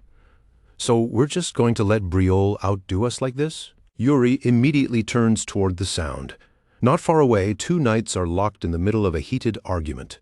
One of them glares at the other in open frustration, demanding to know why he's being so stubborn while repeatedly jabbing his hand toward the imprisoned half-orcs as though the answer should be obvious to anyone with eyes. He argues that if they make proper use of those half-orcs, the Empire could gain what would become its greatest source of interpreters for the orc language.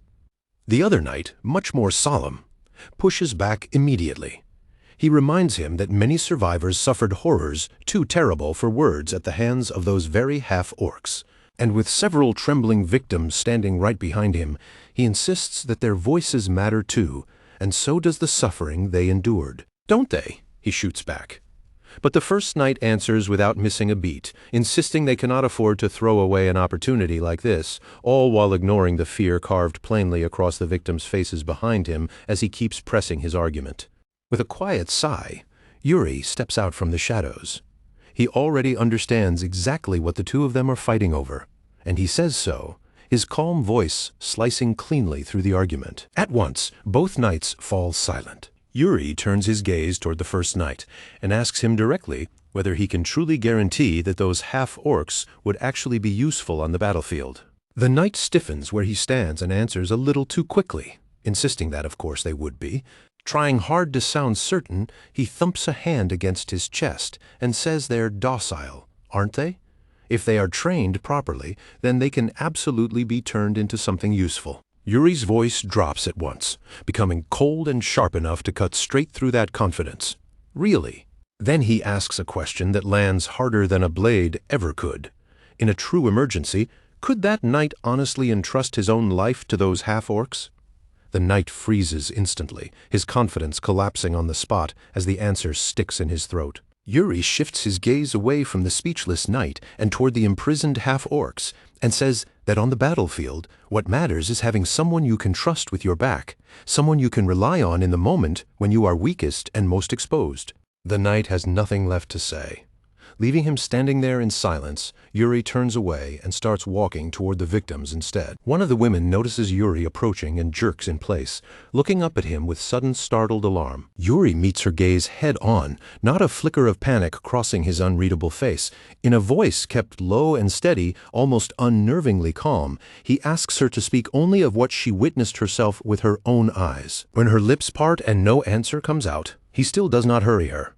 He continues gently, his tone soft enough to give her room to breathe while making it clear that what he needs from her now is the truth. Then he strips the question down to its barest form, leaving no place for anything to be hidden. What exactly did the orcs do to the humans who had no strength to fight back, the ones too helpless to even defend themselves? At that, a tremor runs through her entire body. Her jaw clenches so tightly it looks painful, and the hatred rising inside her catches in her throat before she can force it out. When she finally speaks, she starts with her little sister, injured, helpless, and unable to move. The sentence barely survives. Halfway through it, her voice breaks apart, as if the memory itself has reached back into her chest and torn the words out of her all over again. She says her sister was torn to pieces, and the instant those words leave her lips, it becomes painfully obvious that the nightmare has swallowed her whole. She is no longer standing in the present anymore. In her mind, all she can see is her sister's body scattered in fragments. That horrific sight burned so deeply into her memory that there is no escaping it. She remembers another woman wrapping both arms around her shaking body and holding her tight while she trembled uncontrollably. The two of them trapped there with no way to run and no choice but to watch. Right in front of them, the orcs tore her sister apart with the same casual cruelty someone might use to rip the wings off a tiny insect. They laughed while they did it, laughed over the screams, and treated that little girl's death like some sick game. To them, her sister was never a person at all, just entertainment. Tears stream down her face as she looks back at Yuri, her whole body still quivering. Through choking sobs, she cries out that this right here is what the orcs truly are. Yuri quietly reaches toward her and places a firm, reassuring hand on her shoulder. Keeping his voice gentle and controlled, he asks her for her name and the place she came from. Fighting through the tremor in her breath, she answers that her name is Jane, and that she is from Sitter. Yuri says nothing at first, and only studies her in silence. Then Jane slowly lifts her eyes, and they stop at his hair. The moment she notices it, recognition flashes across her face, and staring at him, she asks if he is a prince of Briol. Yuri gives her a plain, direct answer he is. And the moment he confirms it, the grief in Jane's eyes sharpens into anger as she begs him, with all the desperation in her voice, to avenge them. A violent fury surges up inside Yuri, but not a trace of it disturbs his composure. He keeps himself perfectly steady and, in an even, controlled voice, gives her his word. Still standing right in front of her, Yuri calls out for Sir Graham. Graham answers immediately, without even the slightest delay. Then Yuri makes his position unmistakably clear.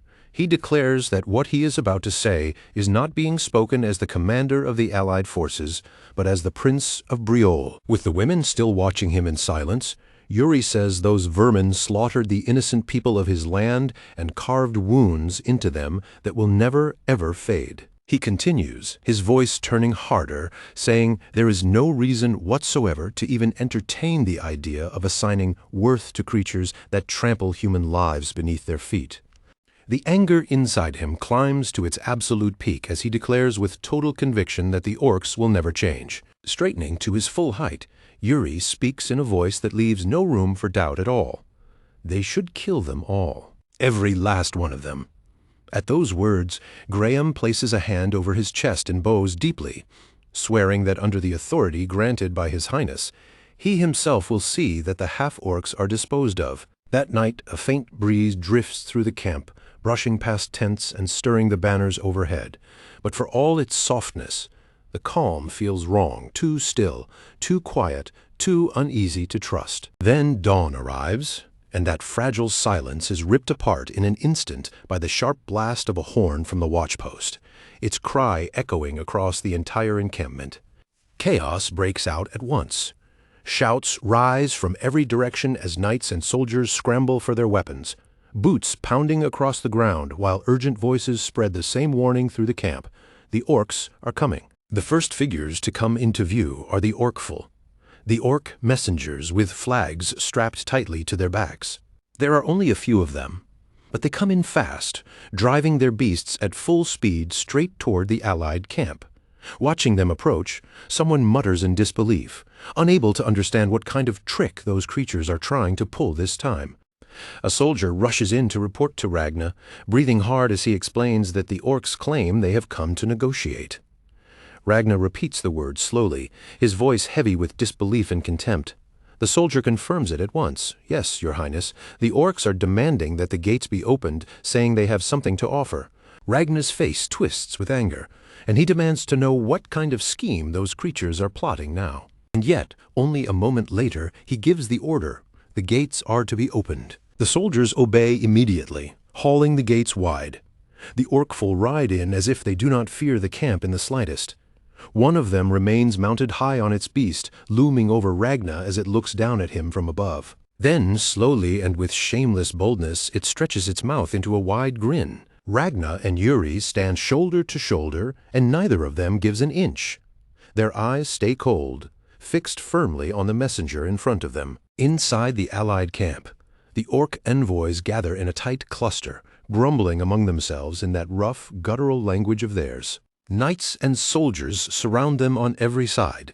The hostility in the air is impossible to miss, written plainly in every stiff posture, every disgusted glare, and every pair of narrowed eyes aimed at the envoys. Inside one of the command tents, Supreme Commander Ragnar sits behind his desk with an opened letter in his hands, his full attention fixed on the words spread before him. Standing across from him is Prince Yuri Briol, posture straight and expression sharp. Addressing him respectfully as Your Highness, Yuri asks if he may know what the matter is. Ragnar answers, without even lifting his eyes from the parchment. He says Yuri's name in a voice weighed down by exhaustion, making it obvious that whatever is written there is pressing heavily on him. After a brief silence, Ragnar lowers the letter and asks Yuri why he thinks he was appointed Supreme Commander of the Allied Forces. The question catches Yuri off guard, and for a moment he hesitates. Yuri asks what he means by that. Then, after thinking it through, he answers that it must be because Ragnar is exceptional in war and tactics. Ragnar straightens slightly and tells him that is not the reason. Yuri studies him more carefully after that, and asks whether he is speaking about political considerations instead. A heavy silence follows before Ragnar drops his gaze and admits that he does not know whether Yuri is already aware of it, but he and the Emperor are not on good terms. Then he lifts his head again, and some of his authority returns to his voice.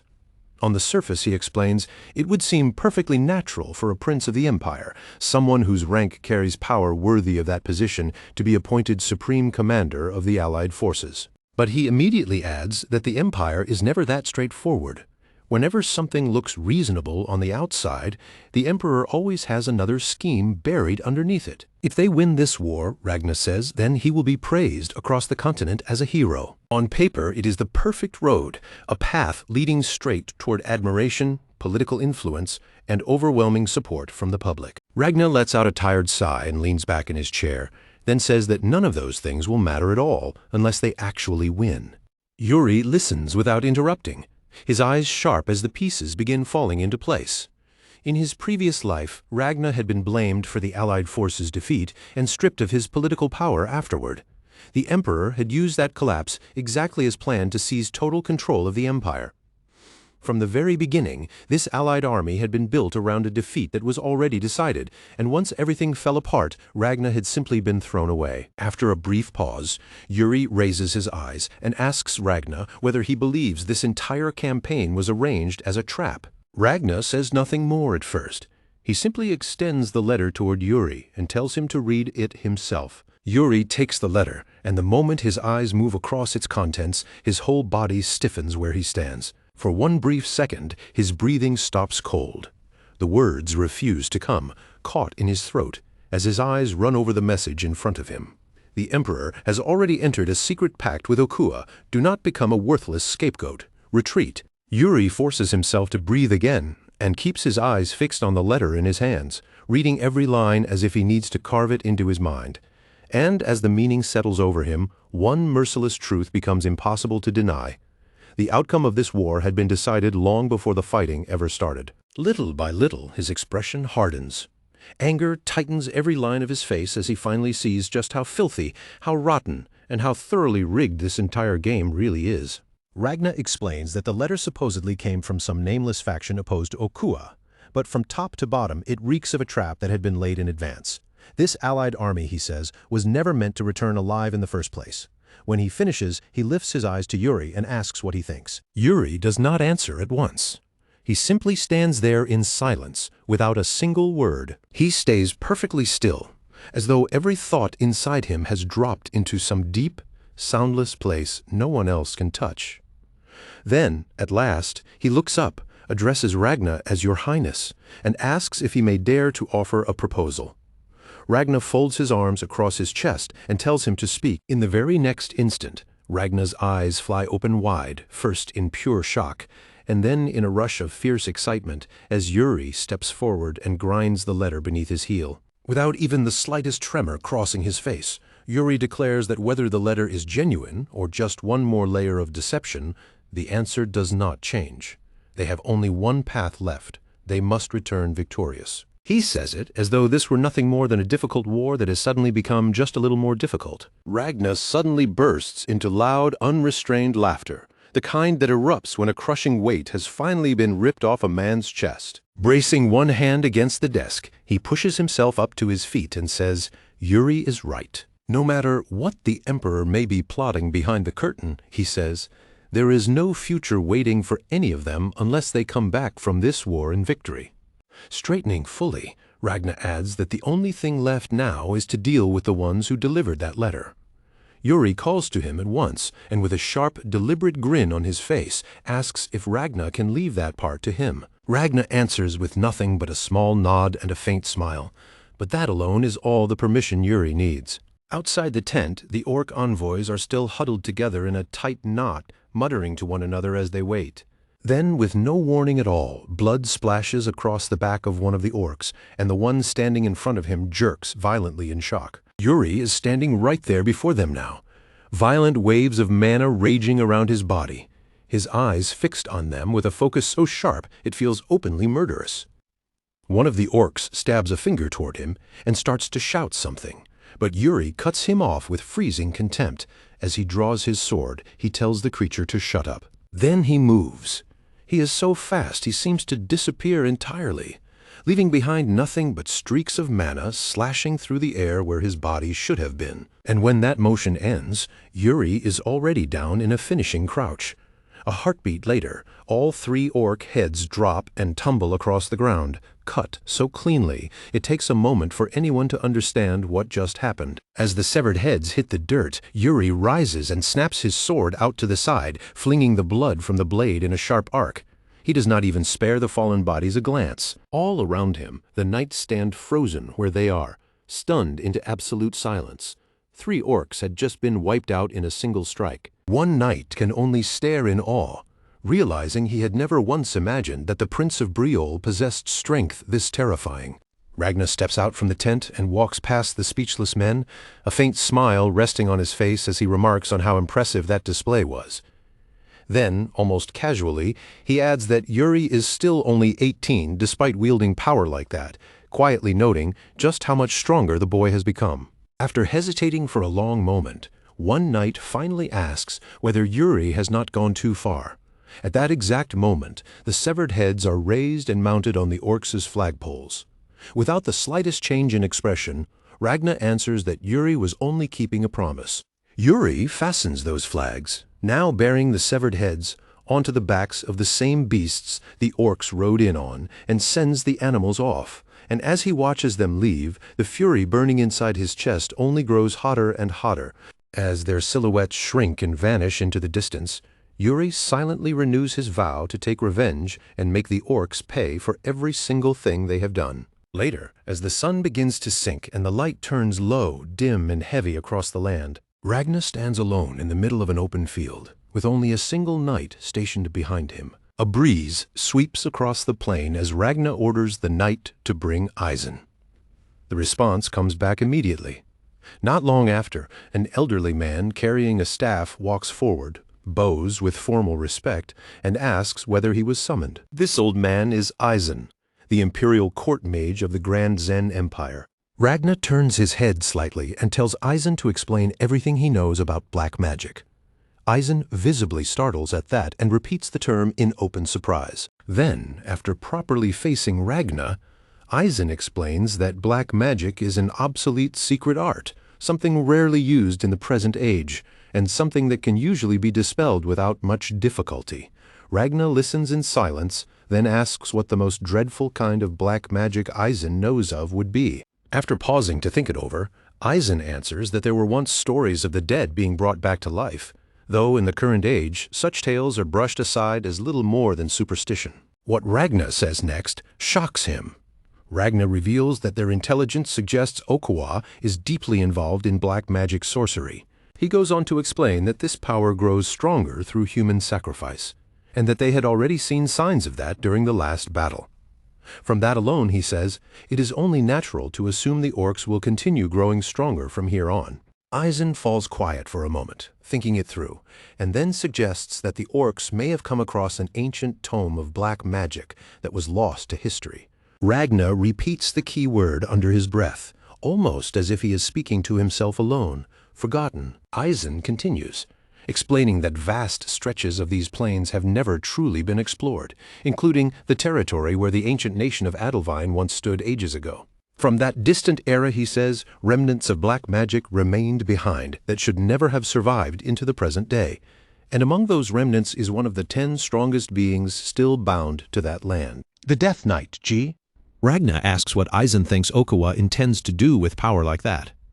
Eisen immediately admits that what he is about to say is only speculation. But in his view, Okawa is preparing to summon something. Ragna murmurs that word back under his breath, and in that moment the truth settles over him. Okawa has been deliberately slowing their advance, willingly spending his own forces just to buy time. Eisen agrees and adds that Okawa may have discovered a dungeon hidden deep somewhere within the ruins of that ancient kingdom. Quietly, Ragna arrives at the conclusion that something dangerous is sleeping beneath their very feet. Elsewhere, in a place that seems shaped from the very fears they carry inside them, the night stretches on without a trace of mercy. A faint, ominous light pulses from a lone staff embedded in a structure like an altar, and that eerie glow throws long, warped shadows through the darkness. Then the light suddenly swells and throbs as if something inside it has begun to awaken, while piles of human skulls lie heaped all around it. Morning light spreads across the wide plains, washing over shattered ancient pillars scattered everywhere like the bleached bones of a civilization that died long ago. At the very front of the marching formation rides Prince Yuri Briol, seated firmly atop his horse. The banner of Briol streams behind him in the wind, while rank after rank of knights and soldiers advances in disciplined order at his back. From somewhere behind him, a knight calls out and addresses him as Your Highness, reporting that support from the supply unit stationed in Balshad has been cut off. Yuri listens to the report without the slightest visible change crossing his face. Keeping his tone steady and restrained, Yuri asks if the report is really that certain. The knight answers at once, without the slightest pause, saying the enemy raids have come so relentlessly and so often that the men had no choice but to abandon any hope of expansion and throw everything they had into protecting the small amount of food still left to them. Hearing that, Yuri slowly raises his eyes again and fixes his gaze straight ahead. In the same calm, measured voice, Yuri says there is nothing they can do about it now. His fingers drift to his chin as he thinks, and he quietly admits to himself that even though they had prepared well and stored what should have been enough provisions, the reality unfolding in front of them has already become far worse than he ever expected. His gaze moves out across the vast plains, stretching endlessly into the distance. They have already advanced deep into the innermost part of this region, and with Okua so close ahead, it would not be surprising in the least if the entire orc army suddenly came pouring over the horizon at any moment. If the orcs are trying to force this into a drawn-out war of attrition, then the conclusion is obvious. They have to end this before the fighting is ever allowed to sink to that stage. Then, all at once, the ground beneath them lurches. A savage tremor tears through the earth without warning, sending a brutal shockwave through everything underfoot. The horses scream and rear in panic, their hooves scraping wildly at the dirt as they struggle to keep their footing. Yuri nearly gets thrown in the sudden chaos, but he clenches his teeth, yanks the reins tight, and forces both himself and his mount back under control before either of them can go down. He wastes no time at all. Snapping around sharply, Yuri raises his voice and shouts a firm order for everyone to dismount immediately. Yuri is the first one out of the saddle. The rest of the army follows his example at once, dropping from their horses in a hurried chain one after another. Knights and soldiers alike go down to one knee beside their frightened mounts, gripping the reins tightly with both hands to keep the animals from breaking loose. Nearby, Herod lowers himself as well and asks if this is some kind of sudden earthquake, but Yuri cuts in right away and tells him flatly that it is not. Yuri gathers mana into his palm and presses his hand against the shaking ground. The moment he senses what lies beneath the surface, his face hardens and a sharp, knowing look flashes into his eyes. Something is, the thought barely has time to form before the answer comes crashing in on its own, because the earth suddenly splits apart. With a thunderous roar, the plain rips open, and a gigantic structure erupts upward through the soil, as if it has been clawing its way out from the depths below. It keeps rising and rising, and as Yuri stares at it, his unfinished realization finally becomes clear. Something is coming up from under the ground itself. At last, the structure stands fully exposed, towering above them like some ancient watchtower hauling itself back into the world after centuries of burial. Its stone surface is scarred, worn and weather-beaten, every inch showing the passage of immense time, and yet not a single part of it looks ruined beyond use. If anything, it feels unnervingly whole, giving off a dark, oppressive presence that makes even the air around it seem wrong. Some time later, Ragna pulls back to a safe distance and gathers several mages around him. From there, they begin sending probing spells toward the ruin, layering magic over its outer surface again and again as they try to examine the strange structure from the outside. Then a voice calls to Ragna from behind. He turns with mild curiosity, only to find Yuri walking toward him across the field. Ragna acknowledges the prince with his usual quiet composure. Yuri gets straight to the point and asks him exactly what this structure is supposed to be. Ragna turns away from the towering ruin and faces Yuri, his hands folded behind his back. Giving a small, resigned shake of the head, he says they still have not found any sign linking this place to the orcs, and from everything they can tell by examining the exterior, it looks no different from an ordinary ruin. He clicks his tongue, openly irritated, and admits the worst part is that they still cannot see anything inside. Yuri answers without delay, saying that if that is the case, then they should simply go in and confirm it themselves. A faint smile reaches Yuri's face as he places a hand over his chest and gives a slight, proper bow. He remarks that for something like this to burst up from beneath the earth so suddenly, there must be something hidden inside worth seeing. He lets out a light, easy laugh and adds that the fastest way to learn the truth is to see it with their own eyes. Ragna indulges him and agrees, and for a brief instant, Yuri feels a quiet flicker of satisfaction at having gotten his way. That small satisfaction disappears almost immediately. In the same calm voice, Ragna adds that Yuri should take the Empire's knights along with him. The energy drains right out of Yuri the moment he hears that. Not long after, several men approach him, address him as Prince, and inform him that for this mission they have been assigned to serve under his command. The man at their head steps forward first and introduces himself as Rodain. With formal courtesy, he says it is an honor to meet Yuri, and states that he is an Imperial Knight. As Rodain turns away to speak to the others, Geralt leans in close and lowers his voice, asking Yuri if they really have to bring those men with them. Yuri quietly answers that he has no choice. then says nothing more, left to sit with his own thoughts. Yuri reflects that while the order leaves him no room to refuse, he never imagined Ragna would involve the Imperial Knights this directly. The decision plants a faint but nagging unease in the back of his mind. As Yuri climbs back onto his horse and takes the lead once more, that small lingering hope still remains inside him. He wants to believe Ragna is not concealing some other purpose behind this decision. Before long, the group arrives at the base of the massive structure. Seen from up close, it feels even more enormous and far more oppressive than it did when they first looked at it from a distance. Everyone dismounts again. Yuri stops in front of the enormous door, while Geralt and Laurent Flandre move into place at his sides, taking up protective positions close beside him. Staring up at the giant stone entrance, Yuri remarks that this must be the way in. Yet no matter how obvious it looks, the door itself will not budge. Geralt immediately offers to search the area around it in case some hidden switch or mechanism has been concealed nearby. The group spreads out around the entrance to inspect it. Laurent keeps one hand resting on the hilt of his sword, tense and ready, while Geralt scans the surroundings with sharp, alert eyes, searching for even the slightest thing out of place. Yuri steps closer to the sealed stone door and places a hand against it, as though testing it for himself. Then he says it is fine and adds almost casually that if it comes to that, he can simply break it open a little. He has not even fully finished the thought when mana begins to spill from his body. It flows down through his arm and into the wall in a quiet, steady stream. Keeping his palm pressed firmly against the surface, Yuri does not let his focus waver. He draws in his strength with the full intention of forcing the door open through sheer power, if that is what it takes. Then a low, steady vibration runs through the entire structure. Yuri's eyes widen as the sealed door trembles in place, and to everyone's astonishment, begins to slide upward on its own. Every man there goes still.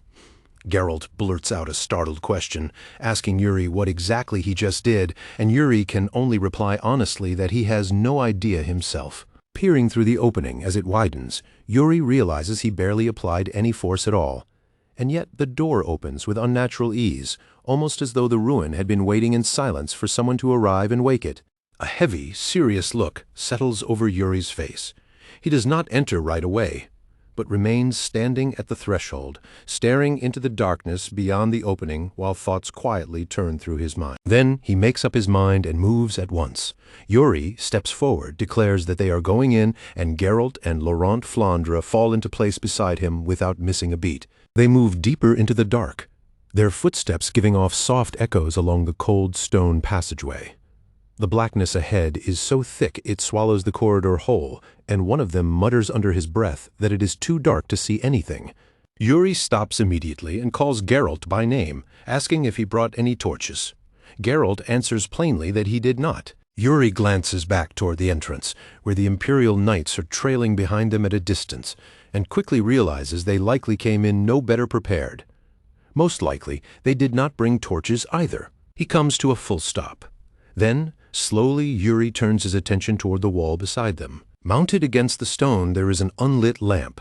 As Yuri reaches toward it, his thoughts return to the outer door and the strange way it responded when he sent mana into it. If the inside of this ruin works by the same principle as the outside, then the answer should be simple. With that in mind, Yuri channels mana into the lamp just as he did with the door. The lamp flares to life instantly. Light bursts out in a sudden blaze, and Yuri can do nothing but stare at it in stunned disbelief. Then the other lamps begin responding one after another, igniting in rapid succession until the spreading glow races down the corridor and lights up the ruin much farther ahead. Behind Yuri, the knights murmur in confusion and ask if he has been here before, but he answers immediately that he has not. Geralt stares at him in open amazement and tells him, without trying to hide it, that he is incredible. Yuri steps back from the lamp and turns to face the others. He tells them they are heading farther in and orders everyone not to lower their guard for even a second, and both Geralt and Laurent Flandre answer sharply at the same time. Behind them, the Imperial Knights continue forward without a word. Even in silence, their eyes stay on Yuri the entire time, following every move he makes with close, unwavering attention. Rodain watches Yuri with narrowed eyes, silently turning over everything he has seen since they arrived at the ruin.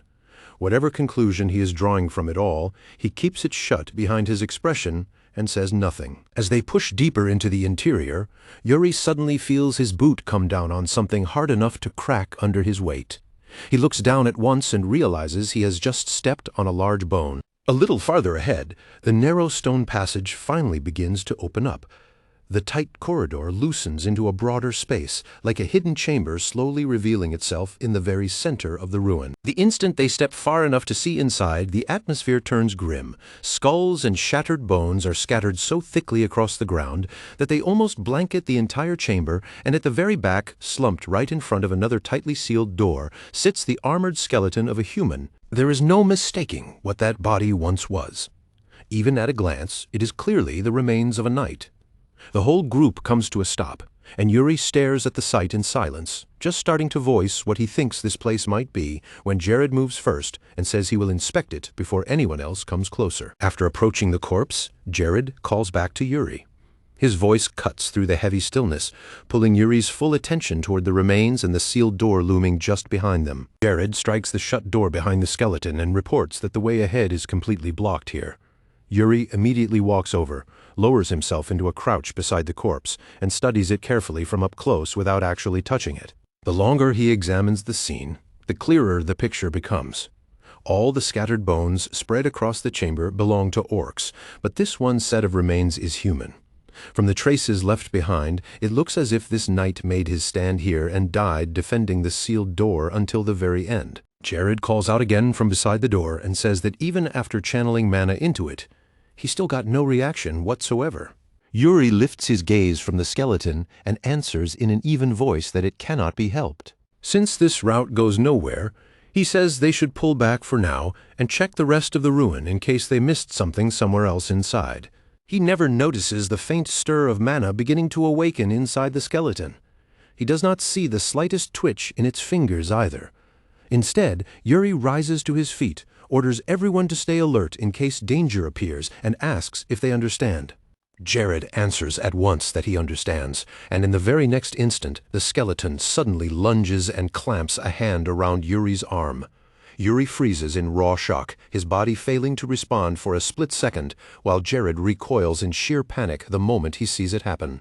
A heartbeat later, a blinding light explodes out from the skeleton and surges across the entire chamber. Jared shouts in alarm, demanding to know what the hell that thing is, while Laurent cries out Yuri's name from the side. The Imperial Knights rush in immediately as well, their boots pounding over the stone floor while several voices break out at once in confusion and alarm. But even as they close the distance, the light only intensifies. It keeps swelling brighter and brighter until it starts to swallow the entire chamber around them. And then Yuri notices something that sends a chill straight down his spine. The glow has the same mist-like color as his own aura. He lets out a strained grunt, squeezes his eyes shut, and throws up his free hand to shield himself from the overwhelming brightness. The skeleton still does not let go. Its bony fingers only tighten around Yuri's arm as a voice suddenly speaks. It does not ring through the chamber like normal sound. Instead, it resonates directly inside Yuri himself. Please remember, the words hit him deep enough to shake him to the core, and his eyes snap open as he stares straight into the hollow eye sockets of the skeleton. The light pulses even harder now, surging in heavy waves as the voice echoes through Yuri's mind once again, calm, clear, and impossible to mistake. This is our salvation. Then, in the very next moment, Yuri is swallowed whole by the echo of a collapsing memory. When his senses finally settle, he finds himself standing beside an enormous structure, with no understanding of where he is or what kind of place he has been pulled into. Before he can gather his thoughts, a young boy comes running across the area with a book clutched tightly in both hands. The boy eagerly calls out to his master and excitedly asks him to take a look. Yuri says nothing at all. He simply stands where he is, and watches as the instructor turns and asks the boy where he has been this whole time. The boy smiles with innocent ease and casually answers that he was just reading. At that reply, Yuri's eyes narrow. The image of the armored skeleton flashes through his mind again, and a realization slowly begins to settle into place. That instructor, could he be the same knight whose skeleton they just found? The answer comes almost immediately. What Yuri is seeing now is the skeleton's memory. Watching from a short distance away, Yuri realizes it must have taken extraordinary magic for a memory to remain preserved this vividly for so long. And even with that much understood, he still has no idea what the owner of this memory is trying to show him. The boy sits down and opens the book across his lap, revealing page after page filled with strange arcane symbols Yuri does not recognize at all. The instructor tells him that today was meant to be devoted to study, then asks whether his advanced lessons have been progressing properly. The boy does not answer the question head-on. Instead, he slips around it so smoothly that the mood in the air changes right away. The instructor's voice hardens, and he demands a proper answer, warning the boy not to dodge the subject. The boy gives a small scoff and complains that doing nothing but read all day is boring. The instructor immediately scolds him and asks whether he truly thinks he can become a proper hunter with such a lazy attitude. As Yuri watches the exchange, the corner of his mouth lifts just slightly. There is something oddly familiar about this kind of back and forth, and in that moment, the boy reminds him of Bernard. Then the instructor reaches into a pouch and pulls out a red crystal, holding it up clearly where the boy can see it. He explains that this crystal is the mark of an orc hunter, and that only those who bear one are acknowledged as true, full-fledged hunters. Yuri watches the lesson closely, realizing that details like this had existed in the past all along, and he had completely overlooked them before. The boy hesitates for a brief moment, then quietly asks why they even have to hunt orcs in the first place. There is a naive sincerity in his voice, as though some part of him still wants to believe there could be another answer. He continues, suggesting that maybe peace might still be possible, or that perhaps negotiation could take the place of fighting. The instructor does not cut him off and listens all the way to the end. Only after the boy finishes speaking does the instructor respond. In a calm voice that leaves no room for argument, he says the time has come for the truth to be revealed, and he tells the boy to listen carefully. A trace of unease spreads across the boy's face at once, as though he can already feel how heavy the truth he is about to hear will be. The instructor explains that orcs were not monsters from the beginning. Long ago, they were human beings, ordinary people whose bodies were twisted and transformed through black magic. As those words sink in, Yuri feels his breath catch. The truth crashes into him with enough force to leave his chest tight. This war had never been a simple war against monsters. It was a war against humans, who had been changed into something else. The weight of that realization presses heavily onto Yuri's chest, and then another memory begins unfolding before his eyes. A noble appears, one who indulges freely in violence, killing without restraint while dressing his cruelty up in empty excuses and convenient justifications. When killing is finally outlawed, that noble sinks into despair. Stripped of the pleasure he used to indulge in so openly, he falls further and further into darkness until a mysterious black mage appears before him and offers him another path. The mage tells him that while killing humans may now be forbidden, turning them into something that is no longer human is not. Temptation wins. Using forbidden magic, the noble begins transforming people into orcs. To him, it is the perfect loophole, a way to keep slaughtering while avoiding the consequences of directly murdering humans. The black mage pours dark power into a glowing sphere, and from that cursed force, the transformation starts to spread. Screams tear through the air as bodies begin to twist and warp in agony. Flesh reshapes, bones crack and bend, and what had once been human is violently stripped away before the eyes. Their minds collapse soon after that, replaced by madness, hatred, and an overwhelming instinct to kill. The newly transformed creatures turn on humans immediately, attacking without even a moment of hesitation. That is how orcs come into being, brutal and powerful, their bodies warped by sorcery into monstrous forms, yet beneath all of that, they are still humans cursed to remain trapped inside those bodies forever. The truth hits Yuri with crushing force. The enemies he has cut down on the battlefield were never born as monsters. They were ordinary people first, victims of greed, manipulation, and a fate forced onto them by someone else. His chest tightens painfully as the realization sinks in deeper than any blade ever could. The boy, now pale with shock and horror, asks in a trembling voice whether the black mage was ever captured in the end. The instructor answers with calm finality. No. Before the truth could ever fully come to light, the mage vanished and escaped punishment entirely. After that, the kingdom tried every method it could to reverse the transformation, but every single attempt ended in failure. In the end, every effort to break the curse was given up. As the instructor quietly says those words, the boy's whole body starts to shake, disbelief hitting him so hard it looks like his legs might give out under the sheer weight of what he has just learned. The tragedy was never undone. No miracle appeared. No one was rescued. In a grave voice that never wavers, the instructor explains that this is why hunters exist now, to bring death to the orcs as an end to their suffering, and to offer peace to those who can never be turned back. It is mercy, but only the harshest and most bitter kind, born out of regret, helplessness, and failure. Yuri watches the scene in silence, unable to stop himself from wondering whether something like that can truly be called honoring the victims at all.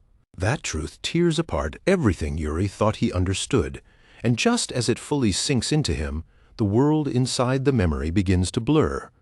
The outlines of the buildings waver and distort, as if the past itself is being dragged into a different shape. Time stutters. Reality bends. One memory begins ripping away from another, and the scene shifts again as though the past is forcibly turning to a new page.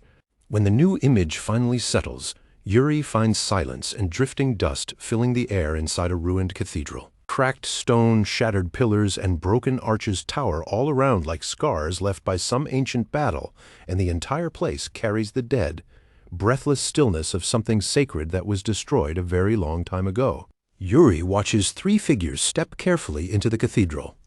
The boy hesitates for a moment, fear plain on him, but the one in front keeps moving, pulled onward by a quiet certainty that something inside is waiting. Then the youngest loses his nerve completely. He rushes forward, grabs his master's arm, and desperately begs him not to go in there alone. The instructor pulls his arm free and curtly tells the boy to let go. There's not even a trace of hesitation in him. His resolve is absolute. The boy cries out in panic, demanding to know how his master plans to face all of them by himself, shouting that if he goes any farther like this, he is going to die. The instructor spins back and shouts at him, his voice rough with urgency as he demands whether the boy expects him to stand there and wait for reinforcements. There is no time left for that anymore. His words strike even harder when he declares that this may be the final battle for all of Applesbean. That name slices into Yuri like a blade. Memories from his previous life surge upward and lock into place with terrifying clarity. He knows this place already, not through the body he has now, but through what came after another life. The same land, the same desperate choice, the same pattern of sacrifice followed by regret. History is not moving forward at all. It is circling back again and again, paid for each time in blood. The boy's panic spills over as he demands whether his master truly means to throw himself into a tide of orcs like disposable bait, asking how that could possibly make any sense. And even as he speaks, the enemy is already closing in ahead of them, the orcs pressing nearer with naked killing intent burning in their eyes. Without the slightest hesitation, the instructor fires back that waiting will only make the enemy stronger. If he does not act now, then the chance to act will be lost for good. Then he places a steady hand on the boy's shoulder. His voice softens, but his determination does not weaken in the least. Someone has to remain behind. Someone has to buy time. He tells the boy to survive and to carry their story into the future so the generations that come after will not repeat the same mistakes. The boy answers bitterly that even if he runs alone, there is no real way for him to escape anyway. Pain and emotion twist across his face as he swears he will remember everything. The orc hunters, the decisions they made, the failures they carried. He refuses to let any of it vanish into silence, as though none of it ever meant anything. Yuri listens without speaking, and at last he understands why this ruin feels so unbearably heavy. These memories were never preserved by chance. They were left behind as a warning. At the center of the chamber, a magical seal suddenly awakens. A pillar of light erupts upward, locking the memories into the structure itself, as if the entire ruin is being transformed into a vessel built to preserve history. And there, at the very center of it all, stands a sword glowing with blue light. Sealed within it are knowledge, the traits of the orcs, methods of battle, and the accumulated experience of the greatest orc hunter who ever stood against them. The vision continues, revealing the knight who once carried that sword. Though he died on that battlefield, The last thing he left behind was not destruction. It was preservation. In the present of that memory, the boy drops to his knees and lowers the sword into its pedestal, finally completing the ritual. Light rises around him and swallows him whole as the past is sealed away into a legacy meant to guide whoever comes after. When the ritual comes to an end, the boy collapses where he is, utterly spent by the power he was forced to carry. His final wish echoes through the chamber, begging that their deaths never be allowed to become meaningless. Yuri watches him closely, and for one fleeting instant wonders whether the boy's eyes actually met his. Crystal light shimmers across the ruins and memory and will resonate together in a sacred stillness that feels frozen beyond time itself. With the last of his strength, the boy breathes out a warning, "Beware the devil's grimoire." And Yuri holds on to those words at once, turning them over carefully in his mind as if some part of him already knows they may matter far more than he can yet understand.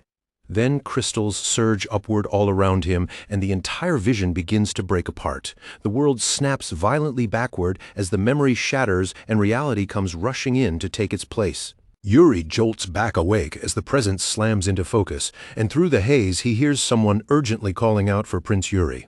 Still dazed, he asks where they are, and one of the knights quickly answers that they are still inside the ruins. Another knight adds that the skeleton began to glow and then vanished completely.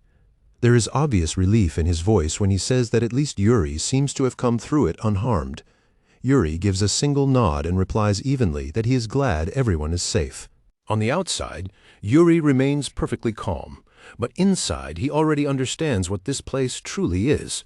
Those memories were never random fragments left behind by accident.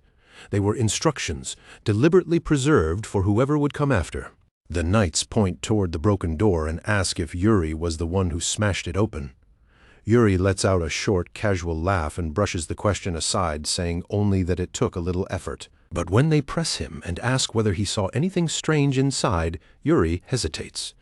The truth now resting in his chest is far too heavy and far too dangerous to speak aloud that easily. Before he can answer, the ground beneath them suddenly heaves in a violent tremor.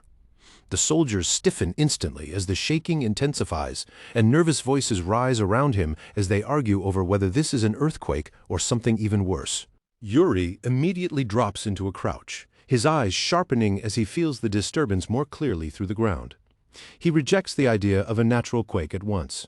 This is not an earthquake. Far beyond the hills, something enormous begins surging forward, like a black tide rolling across the land toward them. Yuri rises at once as the truth strikes him. The orcs are coming. His mind races. How did they appear so suddenly? Had their presence at the ruins been discovered? Or had this assault already been set into motion long before Yuri and the others ever arrived here? Dropping to one knee again, he senses something deeply wrong hidden beneath the unnatural stillness hanging over the area. Even so, his voice remains controlled as he orders the knights not to panic. Then, farther inside the ruins, Yuri's eyes catch a faint blue glow shining through the darkness ahead. An ancient altar slowly comes into view, buried under neglect and decay. Bones are scattered across the stone floor, and at the center, a sword stance embedded upright, still glowing with an unnatural light, as though time itself has failed to dim it. Yuri understands at once what this place means. This was once where the orc hunters lived. And if their ancient enemies are rising again, then this ruin would be the very first place they would come for. As Yuri studies the vibrations traveling through the ground, his eyes narrow. The rhythm is too heavy, too ordered, too deliberate.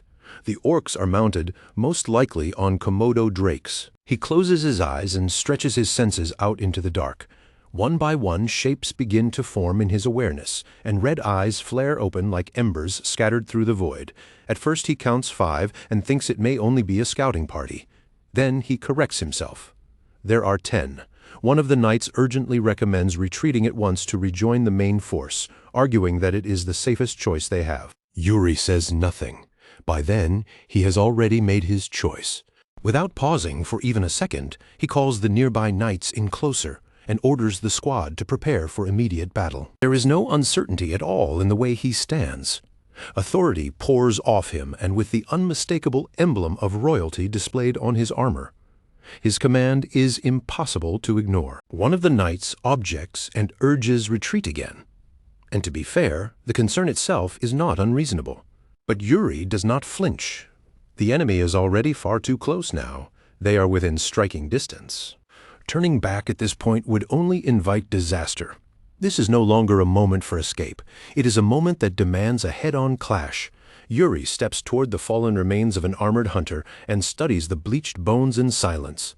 Dropping down onto one knee beside the corpse, he reached toward the dead body and pried the weapon free from its stiffening grip.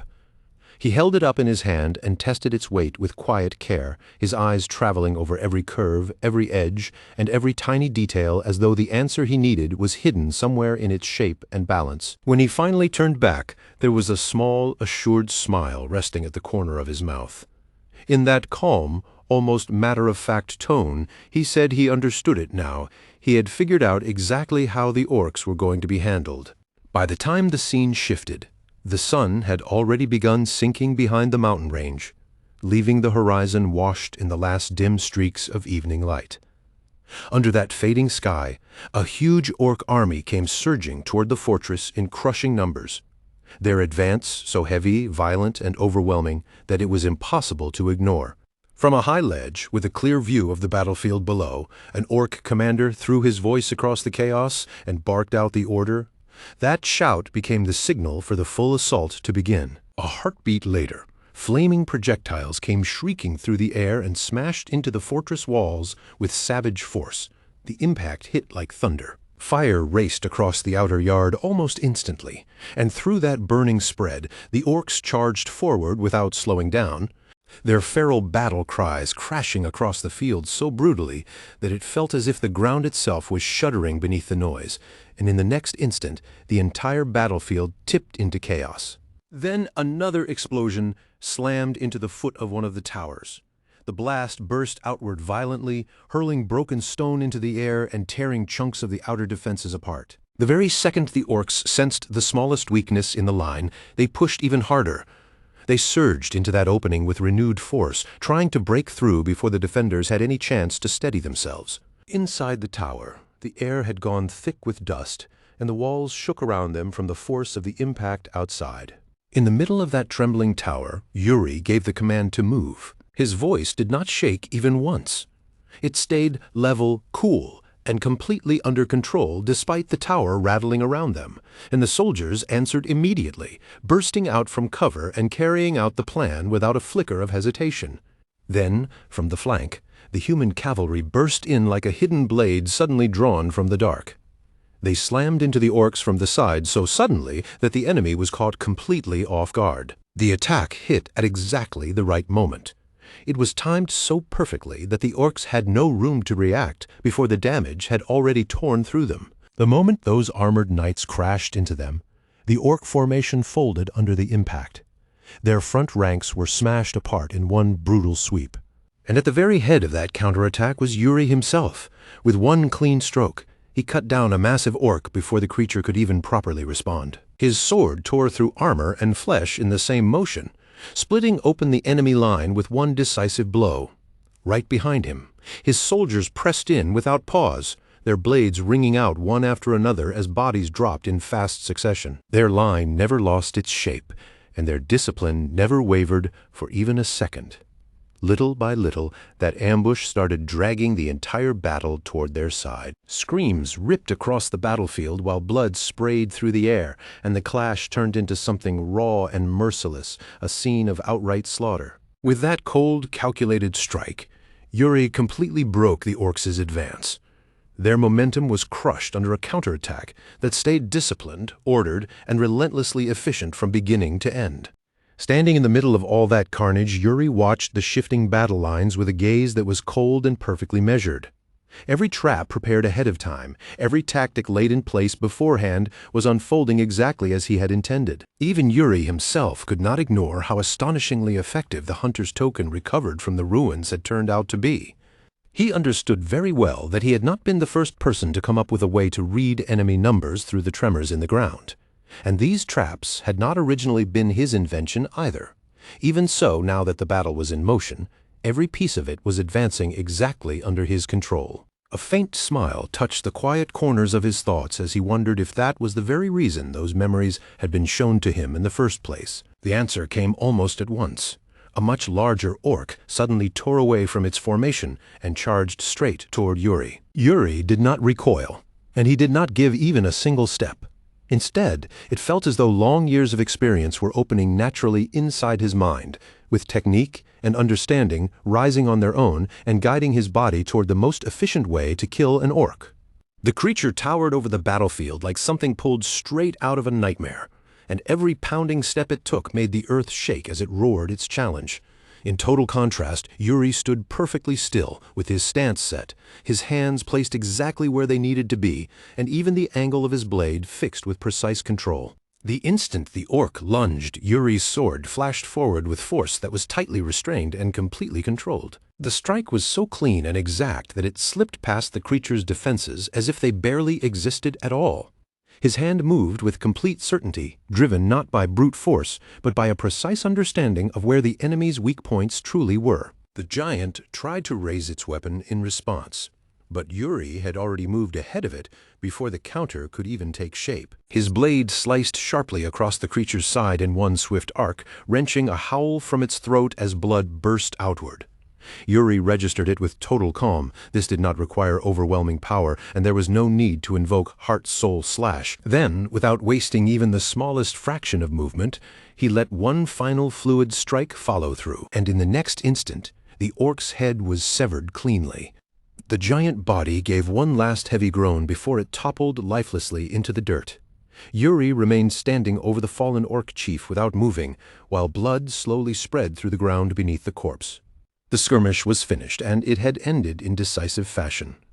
Yuri did not spend even a moment basking in the win, moving through the aftermath immediately, while already thinking about how everything left behind could still be turned to use. Weapons, armor, even tactical artifacts. None of it was going to be wasted, because every piece could still serve a purpose in the battles ahead. Then he turned his eyes toward the tower glowing beneath the last light of sunset and quietly murmured, "Hunters of Adalbane," not as a cry of victory, but like a name he was carving into his memory. As full night settled over the battlefield, the war camp gradually fell into an uneasy kind of silence. Inside a command tent, Yuri sat down with Ragna, and it became clear there that the ruins had been secured largely because Yuri had controlled the battle with such exact precision. Ragna praised how flawlessly the operation had been executed, but Yuri accepted the words without the slightest flourish. Almost immediately, he shifted the discussion toward what he considered the more important issue. He brought up the remnants discovered inside the ruins and explained that they pointed to something much deeper behind the recent enemy movement. As he spoke about the traces of dark power still lingering there, his tone sharpened, making it plain that the orcs were most likely nothing more than pieces being manipulated by a far more dangerous force. After a brief pause, Yuri raised one more concern. When Ragna asked him what exactly was troubling him, Yuri quietly spoke the words Devil's Grimoire and watched him closely for even the faintest reaction. Ragna dismissed the name right away, saying he had never heard of anything like that before, and then he asked Yuri whether it was connected to the ruins. Yuri confirmed that it was, and added that black magic was almost certainly tied to it as well. Ragna's expression darkened immediately, and he agreed to look further into the matter. Yuri gave him a restrained nod of thanks, but there was no softness in his face at all. Whatever they had beaten back tonight, he was already sure of one thing: it was not the true threat. After leaving the tent, Yuri stepped out into the cold night air, and there he found a knight already standing nearby, clearly waiting for him. The man introduced himself as Rodain, an imperial knight, and said he had been observing Yuri for some time before finally deciding to approach him face to face. Rodain made no effort to hide what he thought, openly voicing his admiration for Yuri's decisiveness and for the level of control he had shown on the battlefield. Yuri received those words with the same unadorned calm as always, mentioning that he had already noticed Rodain during the fighting, though it was just as clear that praise and recognition meant very little to him. Yuri studied the man a little more closely and remarked that Rodain had seemed stiff, almost severe, earlier, while now he looked noticeably more relaxed. Rodain answered in a straightforward way that it was nothing more than discipline, Imperial knights were trained to keep their composure rigid and unwavering at all times. Then Rodain brought up the one detail that had stood out to him more than anything else. For a man who was supposedly facing real war for the very first time, Yuri had shown no hesitation at all. No panic, no confusion, not even the slightest pause in his movements. He had fought with the composure of someone who had already walked through countless battlefields and survived every one of them. The mood between them shifted in an instant when Rodain suddenly asked something much more personal. The second that question left his mouth, Yuri's expression did not change much, but his guard rose at once. Yuri answered carefully, choosing each word with deliberate control, because he already had the sense that Rodain was not asking out of mere curiosity. And when Rodain paused, even for that tiny brief moment, it only confirmed what Yuri had already suspected. So Yuri stopped playing along with the act and cut straight through it.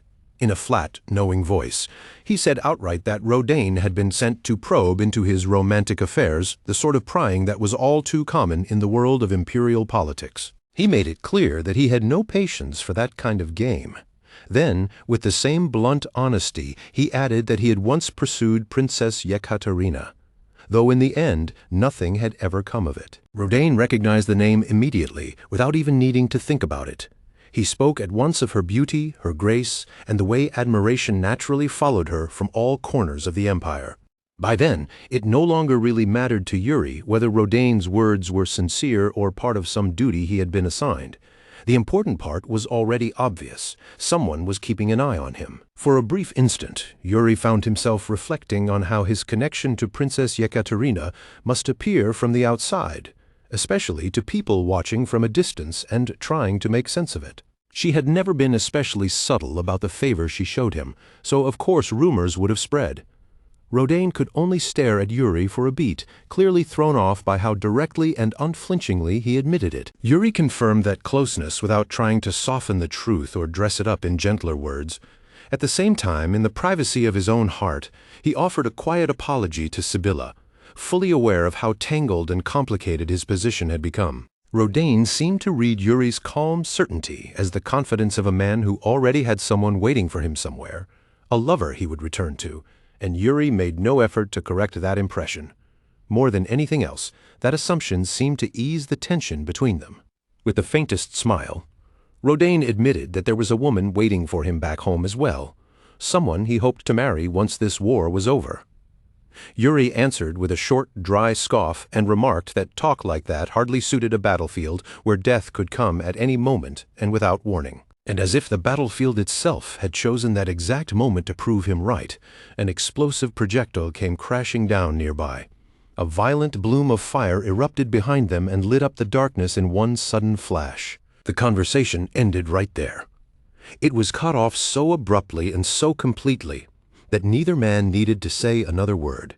Both of them shifted into combat readiness at once as chaos tore through the camp around them from every direction. Rodain froze for the barest fraction of a second, caught off guard by how suddenly everything had turned, while Yuri's eyes hardened immediately. Yuri understood at once that this was no accident.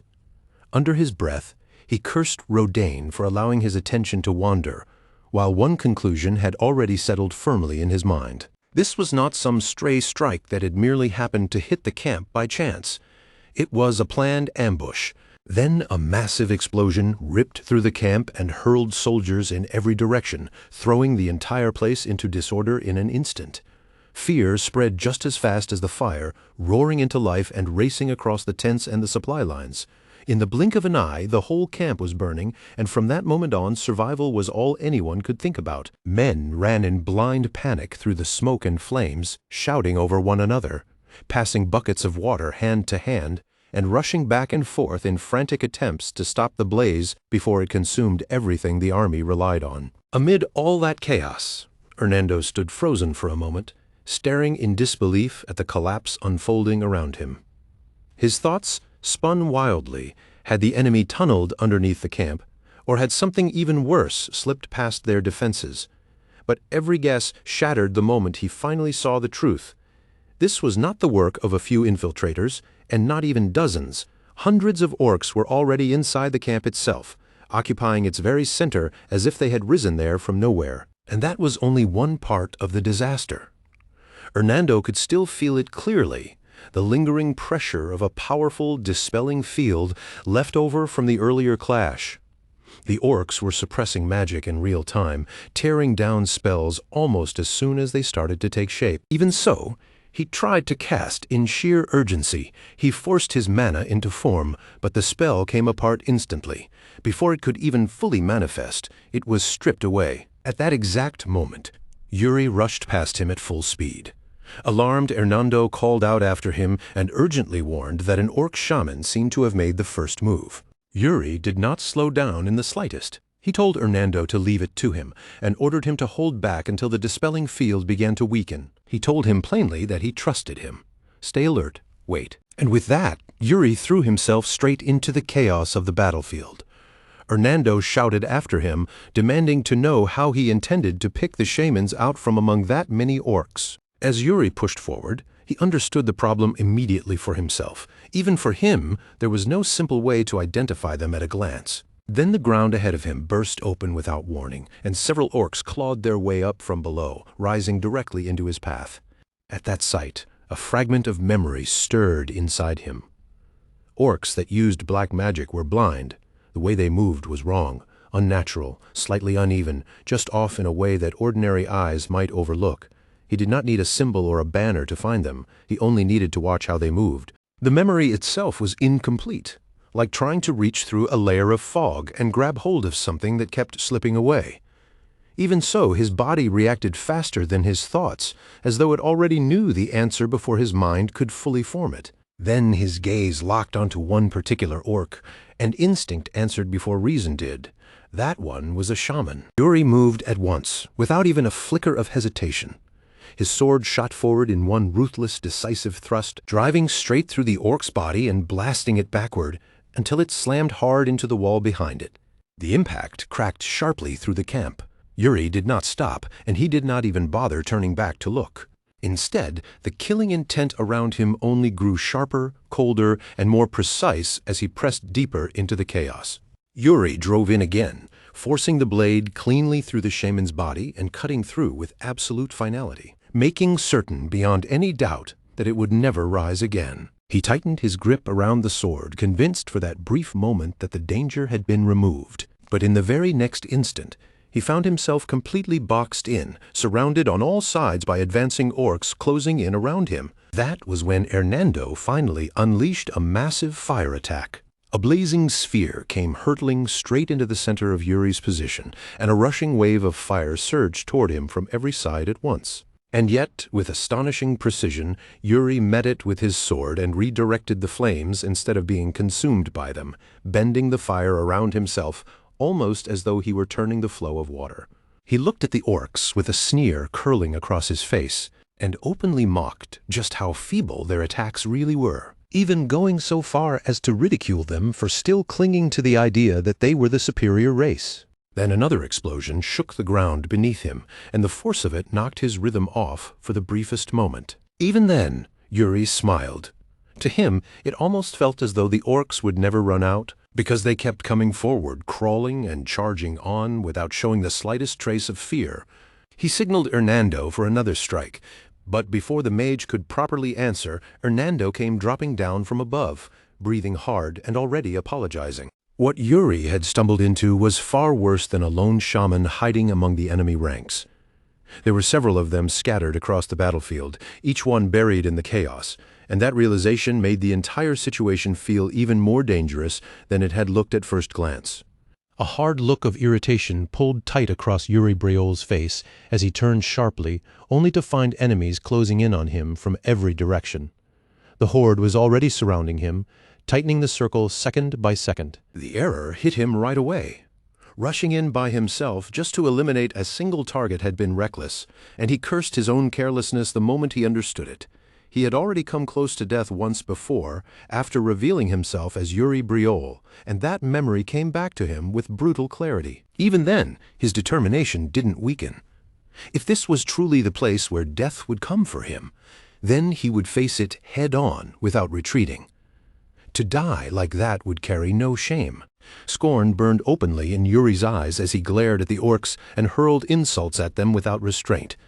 He looked at the swarm around him as if they were nothing more than crawling vermin, creatures too low to deserve even the smallest trace of fear. Then, slicing through the roar of battle, a rough voice rang out and rebuked him. It called him out for doing nothing but talking, its harsh tone cutting straight through the noise. A man strode directly into the middle of the fighting, moving through the mass of orcs as though they weren't even there. He advanced with effortless ease, and the instant Yuri laid eyes on him, he knew exactly who it was. His master had arrived, Mo Yongchan. Yuri lowered his head at once, acknowledging him as the weight of authority seemed to radiate from every single step Mo Yongchan took.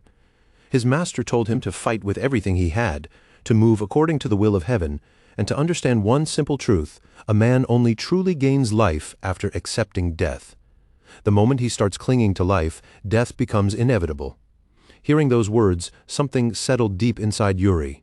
If he truly wanted to become this man's disciple, then he had to reach that state with his own strength. Without wasting even the smallest pause, Mo Yongchan drew out the Blue Star sword, and in one seamless motion flowed straight into the clear sky scarlet cloud sword technique, half-moon force. In that single instant, every orc standing in front of him was wiped out. Bodies were torn apart where they stood, and a blazing arc of force surged outward in a wide sweep as fire curled and rushed along the length of his sword. Each strike that came after that carried overwhelming heat and power, fierce enough to feel unstoppable. It was the kind of force that made it seem as though nothing standing in its path could ever hope to survive. And once that destructive power had passed through, all it left behind was a battlefield burned black and fallen eerily silent. The ground itself looked as if it had been seared by the attack. For a brief second, Yuri could only stand there in stunned silence, shaken by the sheer scale of what he had just seen. Orc corpses were strewn across the field, blood soaking heavily into the earth, and somewhere inside that savage scene he sensed something strangely familiar. In Mo Yongchan's blade, he caught an echo of his father Fiore Briol's Ten-River sword, that same union of perfect precision and crushing force. Then Mo Yongchan turned toward him and spoke with calm certainty, saying that he would take half of them and leave the rest to Yuri. Yuri didn't hesitate for even a heartbeat. The moment those words left his master's mouth, he lunged right back into the middle of the battle. This time, his movements had changed. They were steadier now, more deliberate, and every swing of his sword landed with clear purpose. From the edge of the battlefield, his master watched him in silence, and a faint smile slowly rose at the corner of his lips. Yuri carved through the orcs with deadly grace, his blade cutting cleanly through their bodies even as they attacked with savage, erratic ferocity. As Mo Yongchan observed him, he recognized the balance in Yuri's swordsmanship. It was fierce but practical, untamed in spirit, yet never reckless or out of control. That kind of talent, Mo Yongchan thought, was the kind that naturally drew people in. It was the sort of strength that could gather followers around itself and, in time, bend destiny. Mo Yongchan slowly raised his eyes toward the sky above. Darkness was spreading there, and even the stars overhead seemed distorted, sinister, and wrong. And yet, toward the western sky, a few faint lights still remained. They were tiny, stubborn points of brightness holding on against the gloom, and for a moment he wondered if that was heaven's will guiding those who were meant to endure. Flames burst up around him and rose even higher, flaring violently in the darkness. But despite that, his gaze never left Yuri for even a single moment. He found himself wondering what kind of fate awaited this child. Would Yuri rise only to be devoured by the looming black star? Or would he survive long enough to become a star in his own right? Yuri's very next strike offered part of that answer. His blade split an orc cleanly in half, blood spraying across his face and armor, yet he never faltered.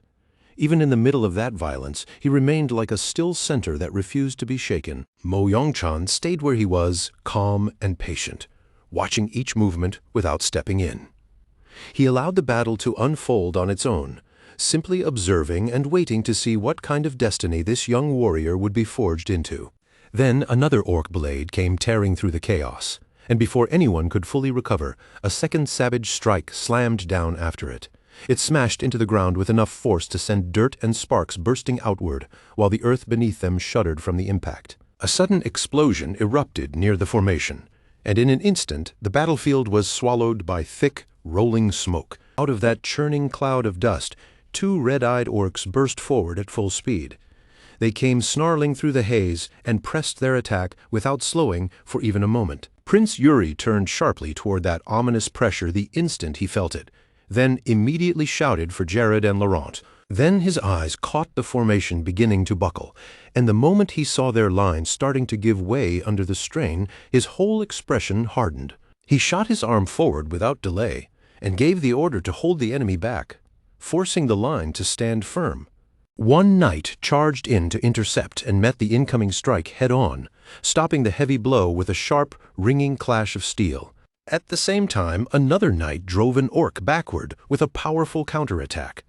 But even in the middle of that exchange, the sound of someone crying out in pain still pierced through the constant crash of weapons. Jared swept his eyes across the battlefield and shouted over the noise that there were too many underground tunnels.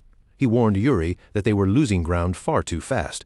Yuri went quiet for a brief moment and focused on the tremors moving beneath his feet before finally admitting Jared was right. A force this large moving underground, he said, meant that something was clearly wrong. His eyes narrowed as he reached further into the vibrations beneath the earth, and that was when he realized it. There was something else moving below them, something beyond the orc shaman. Jared called out to him again, but Yuri lowered himself and pushed his awareness deeper into the shifting ground instead, ignoring everything else around him. In his mind, he kept asking the same question over and over. Where was it? Then he pressed even harder, trying to seize the pattern more clearly as he demanded to know where exactly they were digging. As he followed that faint, uneven rhythm running through the soil, the shape of it finally began to form in his mind. What he sensed below felt like some enormous sandworm dragged straight out of legend. The instant the pattern became clear to him, Yuri declared that he had found it. He sprang forward at once and signaled for everyone to follow him. His men rushed after him without hesitation, while Jared, still unconvinced, shouted after Yuri and demanded to know if this was really the right direction. Laurent cut him off immediately and without the slightest hesitation, saying that no one questions Yuri. That firm reply landed hard enough to leave Jared visibly shaken. They came to a sudden stop when the tremors under their feet grew even stronger than before, the ground pulsing with unmistakable force. Yuri fixed his eyes on the spot ahead of them and stated with certainty that this was the center. It was the one place, he said, where the vibrations had stayed constant the entire time without shifting. Even the air around them seemed to tremble. Then a hooded orc shaman stepped into view, teeth bared in a nasty grin as it lifted a crooked staff into the air. The shaman began chanting, and then it slammed its palm into the ground. At once the earth answered with a deep, groaning rumble. Cracks tore outward in every direction as the stone bent and split apart, and then something massive started forcing its way up from below. The surface burst open, huge figures tore through the shattered earth and lunged forward through a storm of flying debris, and behind them the ground collapsed and caved in on itself. Yuri watched the entire thing unfold without blinking, then quietly remarked that this was exactly what he had expected to see. Then 3 orcs came surging forward with their weapons raised high, red eyes burning and cruel grins spread across their faces. Looking at them, Yuri remarked that he had known they would appear sooner or later. More orcs rushed in behind those frontliners and spread out in a tight line, shoulder pressed against shoulder until they formed a solid wall of living bodies. In an instant, Yuri Briol's group was completely cut off, sealed away from the shaman they had been trying to reach. Then the shamans began chanting again. Their voices rose together in that eerie, unnatural unison, blending into one another so perfectly that it felt less like several spells being cast and more like one gigantic incantation descending over the entire battlefield. Jared leaned in through the noise and shouted that the enemy was clearly focusing everything on Yuri. But Yuri didn't flinch or raise his voice. He answered with calm certainty that he already knew. Then he lifted his sword, turned his eyes toward his men, and gave them a simple order. Each of them was to take one opponent for himself, and none of them were to lose. The moment that command was given, his knights moved without the slightest hesitation.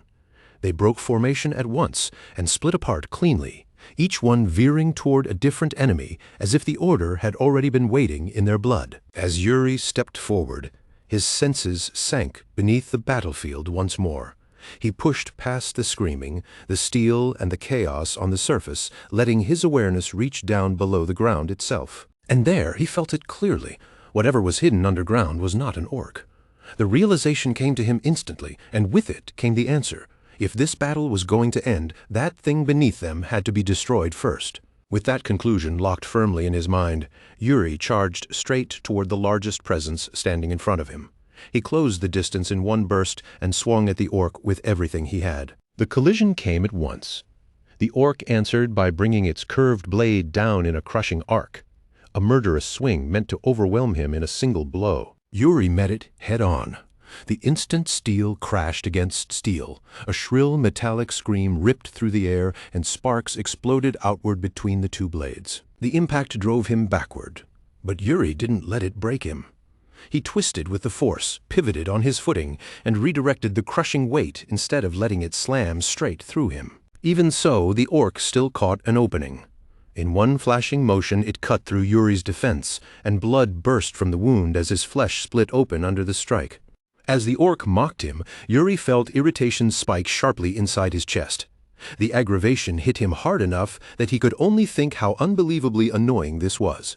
At the same time, he immediately understood what made this creature such a problem. That orc knew exactly how to exploit the strengths of its curved weapon, and it was using that advantage with precision. Behind him, the battle only grew louder and more disorderly, the sounds of fighting swelling into complete chaos. Yuri steadied his breathing and told himself he had to end this fast. He had to finish here and return to his people. The orc responded with nothing but a grin, and Yuri launched himself forward again without delay, fully intending to end the fight right there. He unleashed a fast, relentless storm of attacks, one strike rolling into the next. But the orc evaded them with the smallest possible movements, and every time a blow came close, it blocked at the very last instant. Attacks that should have settled the battle right then and there were reduced to nothing more than showers of sparks. Frustration dug deeper into Yuri as he realized what was happening. The orc was reading him, turning aside everything he threw at it, and most likely stalling on purpose while the battlefield around them continued to fall apart. For one brief moment, Yuri's concentration slipped. Then, just as quickly, it tightened again when a memory of his master's teaching surfaced in his mind. A voice he remembered clearly. Hernando's echoed inside him, telling him that once the mind scatters, the blade follows after it. And no matter how urgent this situation became, if the sword could not keep pace with the mind, then it would never reach the target it was meant to strike. In that memory, a much younger Yuri snapped back in frustration, demanding to know what he was supposed to do. He complained that his master should talk less and stop swinging already because he had nearly killed him. Hernando's answer had been simple. Yuri himself had to decide. He told him that battle was never fixed. It shifted constantly, changed from moment to moment, and always contained paths beyond the one that looked most obvious at first glance. And before that lesson ended, Hernando gave him one last order. Remember why he was fighting in the first place. Back in the present, Yuri pulled himself back together and admitted inwardly that this really was exactly like his master. That endless nagging of his, irritating as it always was, had dragged Yuri's scattered focus back into place. Pressure gathered beneath his feet like a spring wound to its limit, ready to explode at any second. At the same time, pale energy began to coil visibly around his body in streaming ribbons. Far away, the shaman suddenly stiffened. At the exact same moment, the orc's eyes flared brighter as well. Both of them had sensed it instantly, the sudden change in Yuri's rhythm. Yuri lowered his blade into position and said that they had been trying to provoke him from the very beginning. Then he burst forward and declared that his true target had never been them. It had always been the thing buried beneath the earth. With absolute force, he drove his sword straight downward, and the strike detonated through the space below them. The blow tore the earth open and caught hold of the massive presence hidden underground, and dragged that buried creature up to the surface, where it released a sharp, ringing scream the instant it was exposed. Before the dust had even finished settling, Yuri was already in motion again. He drove himself forward through the spiraling white surge of his own momentum, eyes locked dead ahead, and stated that forcing his way straight through like this had always been the best choice. After that, the entire battlefield seemed to collapse into total disorder at once, as if every part of the situation had suddenly spun out of control together. That left Jared facing the goblins by himself. Panic rose hard in his chest, and he turned sharply as he shouted a warning back toward the prince behind him. And on the other side of it all, Yuri stood there alone, staring straight ahead at the danger unfolding before him. Then, without the slightest warning, a sword slammed into the ground and shattered the surrounding stone, cracking it apart in all directions. Yuri, completely spent, dropped to one knee, and his thoughts turned inward as the weight of what he had just done caught up to him. He realized then that he had burned through every last trace of mana in both his core and his body. And he grimly admitted to himself that the backlash was even worse than he had expected, and that it was going to take time for him to recover from this. Even so, he still believed his strike had to have done damage to the underground tunnels. At the same time, Jared kept getting pressed by the goblins without any pause at all. Their blades flashed at him one after another, fear filling his eyes as he struggled to keep up, until, suddenly, a bizarre creature burst up from beneath the ground. Startled by the sight, Jared shouted toward the prince that things had become dangerous. Seeing that, Yuri clicked his tongue and stepped in. Yuri Briol reacted instantly, reaching out without a second of hesitation to hook an arm around Jared and catch him before his legs gave out, and together the two of them staggered back and pulled away from the danger side by side. By retreating at that exact moment, they only just managed to slip clear of the immediate threat, escaping by the narrowest possible margin. After putting a little distance between themselves and the chaos, both of them finally stopped, turned, and watched as the monster in the distance kept rampaging forward, smashing through everything in its path like nothing could stop it. Jared gripped his sword hilt with both hands until his knuckles tightened, then swung with all the force he had left, making it obvious he meant to put that thing down before it could wreck anything else. At the same time, Yuri leaned heavily against him, and for a brief moment the two of them were practically holding each other upright, their faces turning hard and grim as they fixed their eyes straight ahead. Yuri thanked him, but Jared shot back in a blunt tone that if he was really that grateful, then next time he should at least warn people before doing something so reckless. Right on the heels of that, he asked the question that mattered most now, whether Yuri could still fight. Yuri answered him honestly, saying that his spirit still hadn't broken, but his body had already reached the point where it could no longer keep up with that resolve. Then, through the fading noise of the battlefield, the sound of footsteps began to draw closer, one step after another. A voice spoke up, the hesitation in it impossible to miss, and asked if the situation had really become this hopeless, and whether any of them were actually going to survive. Jared let out a bright, almost fearless laugh and said that dying in battle at the prince's side would be the greatest honor he could ask for, even as he noted that the enemy had already started moving again. Forcing strength back into his legs, Yuri pushed himself upright again and declared that even so, they could not afford to fall here. And if this truly was where it ended, then until his very last breath, he intended to drag at least one more enemy down with him. Without wasting another second, Yuri ordered Jared and Laurent Flandre to spread out. The two of them answered in unison that they understood, and at that same instant Yuri burst forward, charging ahead like a warrior declaring with his entire body that he would carve open the path himself. But in that exact instant, a voice rang out sharply and stopped Yuri in the middle of his step. The moment Yuri heard the name Sir Graham, he moved like a sudden gust of wind, kicking off the ground and leaping away in one swift, clean motion. At almost the very same time, Graham Hartfall stepped in front of him to shield him, and a flood of light burst outward, washing over the surrounding area as he took the forward position. Yuri stared at that familiar face in visible confusion, then called out Graham's name once more, unable to hide the disbelief in his voice. Graham then walked toward him and explained that they had come under direct orders from His Highness Ragnar Gustaf Granzien. From this point on, he said, they would be joining the battle in support of Prince Yuri. Later, once they were back at the encampment, someone asked whether the enemy forces had finally withdrawn, and another voice answered immediately that they had. Graham explained that by the time they arrived, the largest creature of all, the sandworm, had already been taken down by Prince Yuri, and once the entrance was sealed, the enemy most likely concluded that victory was no longer within reach. Ragnar remarked that it was still a pity, since capturing a few of them alive and forcing information out of them would have been useful. But he still praised Sir Graham, saying that if he had arrived even a little later, Then the Alliance Army's main force might have been annihilated altogether, and Graham answered that praise with quiet words of thanks. Then, once the focus narrowed and Ragnar turned to Yuri directly, he let some of his irritation show, telling Yuri that he could stand down now and remarking that Yuri somehow had a talent for turning every situation into a spectacle. He went on to say that it almost felt as if the entire Orc Alliance had existed for no purpose other than serving as the stage for Yuri's grand debut. Ragnar then added that this was only to be expected, because if Yuri intended to stand beside Yekaterina Ivarna Granzayan, then he ought to be capable of at least this much. As the setting sun slowly washed the forest in a deep crimson red, Yuri finally woke, only to find that every inch of his body felt completely drained and heavy. He gasped for air, pressed a hand to his head, and wondered what kind of dream he had just seen, left with the lingering, unpleasant sensation that he had witnessed some dreadful future. At that moment, Sibylla Arsaint stepped into the tent and asked if he was awake, and the instant Yuri saw her, he softly spoke her name.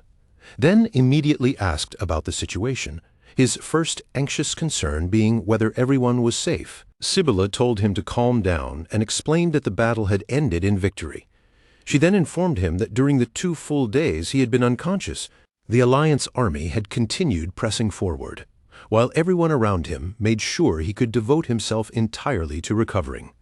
She then asked how he was feeling, noting that his mana had recovered considerably, and added with a proud little edge that he should be grateful to her, because receiving direct holy magic treatment from a princess of the Holy Kingdom was not something anyone should take lightly. At that, Yuri let out a bright laugh and thanked her with complete sincerity. Then, sounding genuinely curious, he asked where they were now. Sibylla rested a hand on her knee and slowly rose to her feet, suggesting that instead of explaining it here, they should go outside.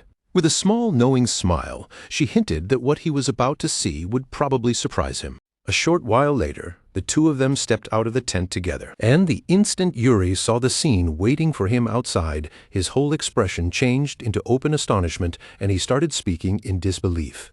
Sibylla asked him how it felt, then told him that this place was the Alliance Army's final destination, Okua's fortress. Overcome with excitement, Yuri blurted out that they had finally made it. Sibylla gave a small nod and added that, if anything, she believed she was the one who owed him thanks. Yuri looked at her in confusion and asked what she meant, and Sibylla explained that without what he had achieved, they might never have reached this place at all. And even if they somehow had managed to arrive here in the end, she said, the price in lives would have been far, far greater. Then, with complete sincerity in her voice, she told him that she was truly glad he had been there with her, and she thanked him. Yuri hesitated as he looked back at her, his eyes carrying a complicated mix of emotions, and then he gently placed his hand over hers as he asked whether, since she felt that grateful, she might be willing to grant him one request. Caught off guard by that, Sibylla stiffened on the spot and asked what kind of request he was talking about. Yuri lowers his voice until it is barely more than a whisper. Then, after a short pause, the hesitation in his eyes hardens into resolve, as he carefully asks whether, if she is willing, she would at least listen to one rather unexpected proposal. And then he finally says it outright, asking her to pretend that the two of them are dating. Sibylla reacts on the spot, flaring up immediately as she demands to know what in the world he is suddenly talking about. Yuri hurriedly explains that marriage talks will probably begin very soon, and there is one particular person he wants to avoid at absolutely any cost. He goes on to say that as far as possible choices go, Sibylla would not be a bad option either, and then adds that once they return, her brother will most likely start trying to marry her off right away as well. After hearing him out, Sibylla eventually agrees, and the instant she does, Yuri's whole face lights up so fast that his relief is impossible to miss as he asks if she truly means it. But before he can fully relax, Sibylla suddenly lifts a finger and points it straight at his face. Yuri freezes where he stands, and with that finger still aimed right at him, she flashes a bright smile and says she has one condition. Then her voice softens just a little, though she repeats herself clearly enough that there can be no mistake. There is still one requirement attached to this arrangement. Caught completely off guard, Yuri asks what kind of condition she could possibly mean. And Sibylla calmly explains that if this arrangement is going to be made under her name, then there is no way she can simply agree to it for free. So in exchange, the simplest and fairest price would be a wish token placed on the line. Yuri awkwardly rubs the back of his neck, looking visibly uncomfortable, and says that sounds like a bit too much. Then he asks whether she thinks he is hesitating because he is afraid she might demand some strange kind of wish. Seeing that hesitation written plainly all over him, Sibylla replies in an easy, casual tone that it makes no difference to her. If he dislikes the condition that much, then he is perfectly free to go and find someone else. That answer leaves Yuri standing there in uneasy silence, and as Sibylla's curiosity only deepens, she narrows the issue down and asks who exactly the marriage candidate is that has him this desperate to run. Yuri answers plainly that it is the crown princess of the empire, and the instant those words leave his mouth, Sibylla freezes before questioning why he would react that way at all, adding that he should be grateful instead. Yuri pushes back immediately, insisting that he is a prince too, so there is no reason he should feel thankful over something like that.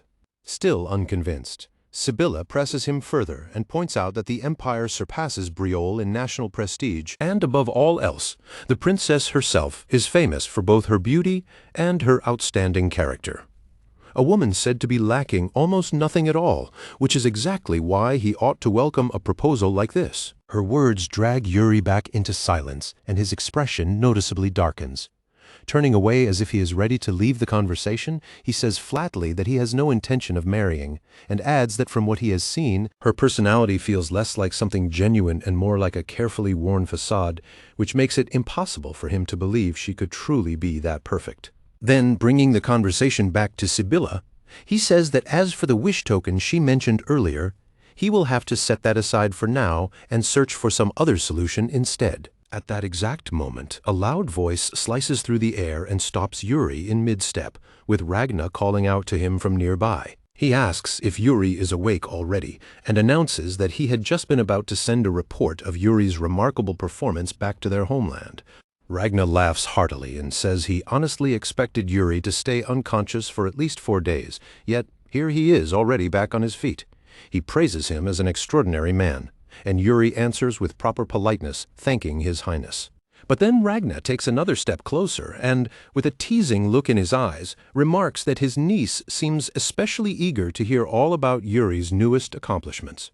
Those words hit Yuri the instant he hears them, almost like a spell taking hold, and a cold shiver runs down his back as sweat begins to gather on him.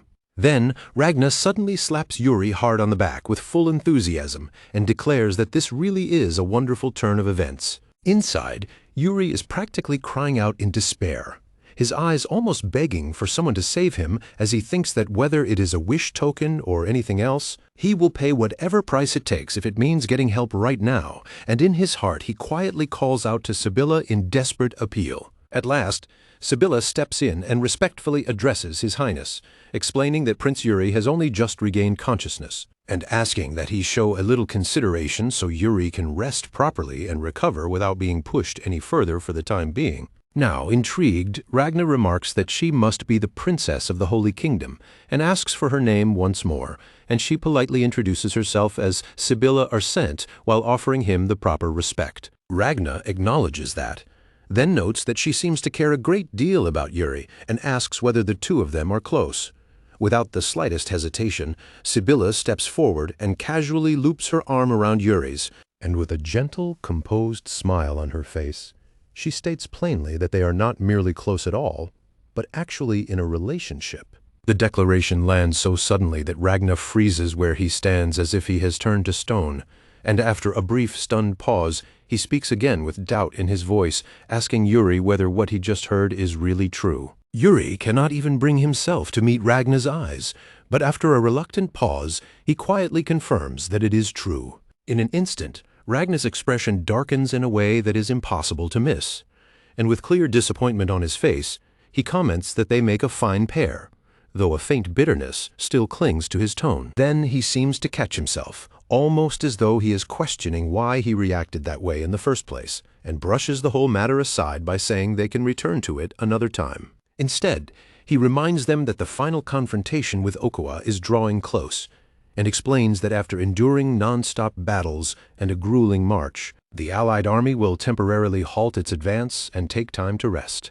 He stresses that they must be in perfect condition, because the clash waiting ahead is the long-awaited decisive battle they have all been advancing toward. At the same time, he warns them not to lower their guard, because the orcs will surely try to use this vulnerable pause to launch new tactics of their own. Even so, he points out that they have gathered powerful figures from all across the continent, including forces from the Empire, Briol, and the Holy Kingdom, and insists that there is no way they could lose to mere orcs at this stage. With his voice rising higher, he declares that the extermination will begin at once, that those filthy creatures of unknown origin will be completely wiped out, and that their names will become known throughout the entire continent. Lost in thought, Yuri reflects that he joined the Allied forces for one unwavering reason alone: to correct the failures of his previous life. He recalls that, this time, he has advanced all the way to Okua's doorstep without suffering even a single defeat. He notes that 5 years have passed since he returned to being 13, and during all that time, he trained his body and honed his skills without pause, reclaimed the legacy carried in his bloodline, and kept close the people destined to walk beside him, all of them drawn together by fate. He knows without question that this road is far better than the one he walked before, and now that he has reached a level where he can stand beside the strongest on the continent, he finds himself face to face with the very first cause behind Briol's downfall. So Yuri reaffirms his purpose once again. He exists to prevent the collapse of Briol, and this time, no matter what happens, he will protect his country. Far from the battlefield, deep within the imperial palace of the Granzian Empire, a grand banquet is in full swing, with rows of red wine glasses stacked neatly beneath the glittering lights. An elegant woman moves gracefully among the assembled guests, weaving her way through the hall while beautifully dressed couples, their restraint loosened by drink, lean closer and closer together as they sink into intimate conversation. And right in the middle of that refined, glittering atmosphere, someone casually raises a fresh topic, asking whether anyone has heard any news about the Allied forces. A beautiful woman answers with mild, almost detached curiosity, saying that this is not usually the sort of matter she pays attention to, though she does wonder whether there is anything important enough in it to be worth hearing. In reply, someone informs her that the Allied forces are now drawing close to their final battle. Another guest reacts at once, visibly surprised, and says that, as far as anyone knows, the Allied forces have not suffered even a single defeat up to this point. Someone else joins in as though that outcome could only be expected of His Highness, praising just how impressive it all is, before adding with a slightly amused note of complaint that His Majesty still has not spared him so much as a glance. A ripple of light laughter spreads through the gathering, but another woman quickly cuts across it and warns them that careless remarks like that should not be spoken so casually inside the imperial palace. She then urges them to move on from such a dull subject and reminds the group that surely they all remember the third prince of Briol, who has been producing remarkable results in the war. Someone immediately agrees, saying it would be impossible to forget him because his appearance left such a strong impression, and then asks whether there has been any recent news about him. At that very moment, the sharp, measured sound of white high heels begins to ring across the room, each step echoing cleanly through the hall. Right after that, a clear and elegant voice follows, drawing every eye toward her as she remarks that, according to what she has heard, he has been discussing a marriage proposal with a princess of the Holy Kingdom. The instant the guests recognize the young woman who has entered the conversation, they immediately lower their heads, unable to hide the shock that flashes over their faces. Then she speaks again in that captivating voice of hers and calmly asks whether the name they were just discussing was Yuri Briol. One of the guests quickly answers with excited energy, saying it must be love that bloomed right there on the battlefield, and adds that it sounds almost unbelievably romantic. But in the very next instant, a hand slams down hard against a chair, and the two people seated there jolt in alarm from the sheer force of it. Her voice turns cold enough to freeze the room as she remarks that they all seem to be discussing something rather interesting. The people who had been laughing and drinking only moments earlier go pale immediately, then bow in a rush as their voices begin trembling with panic. Under the crushing pressure of her presence, the entire atmosphere in the room changes in a single instant. Cold sweat breaks out among them as they hurriedly speak in unison, saying that it is an honor to meet her. Wearing nothing more than a faint smile, she calmly steers the conversation back to the subject and asks them to explain that earlier piece of news in greater detail. Under a bright open sky, the soldiers chat among themselves in an unusually relaxed mood, with one of them saying that once he returns home, he plans to start a large business in his hometown. He asks another man whether he tried the food he gave him last time and whether he liked it, and the talk carries on brightly as they trade hopes for the future, saying that once they finally make it home, they are going to chase the dreams they put on hold. Not far from them, Proing moves quietly through the camp, watching the men in silence as he thinks to himself that lately everyone has been getting along surprisingly well. He remembers how, on that very first day, they would not even speak to one another, and as Bresson Proin, a knight who has witnessed that change with his own eyes, he reflects on how far they have come. Before long, he catches some of his subordinates talking among themselves, with one of them saying he heard they have become quite popular in the empire. Another answers immediately that it is not them at all, but Prince Ragna and the Prince of Briol, and he adds with open envy that he cannot help feeling jealous of the two of them. Bresson Proin lifts his gaze toward the flag overhead and thinks of Prince Yuri of Briol, recalling the strong impression Yuri made on him from the very beginning. He reflects that something like wine does not really suit a place like this, and yet, even so, he has to admit that Yuri's achievements have been overwhelming. More than that, he realizes Yuri was the one who shaped the very atmosphere around them, the one who drew all these people together and made them fight as a single force. Once again, Bresson Proin arrives at the same conclusion. All of this only became possible because of Yuri. Just then, someone notices him and asks when he got there. Bresson Proin scratches the back of his head, walks over, and answers that he saw them sparring and came to watch for a while. Yuri teases him immediately, saying it sounds like Bresson Proin wants to join in too, and that instantly brings back the memory of Yuri once asking whether he wanted to spar, even offering to report it to his master and mentioning that his master had looked rather bored lately. Flustered by that, Bresson Proin quickly waves the idea away and refuses, insisting that he is perfectly fine and that he truly means it. Then he changes the subject and says that after the war is over, Yuri should come visit him, adding that he wants to show him the sea of Bresson Proin. Yuri laughs openly at that and says he will remember it, answering without hesitation in a tone that feels light for once. He even takes it a step further and says that once the war is over, once they have defeated the orcs, they should all hold a grand feast together. Then, without the slightest warning, bells begin ringing violently all across the soldiers' camp. Beneath the open sky, a fierce black aura comes rushing toward them at terrifying speed, swallowing up the calm in an instant. A panicked voice immediately cries out that the enemy is attacking. Ragna's eyes sharpen at once as he fixes his gaze on the force charging straight toward them.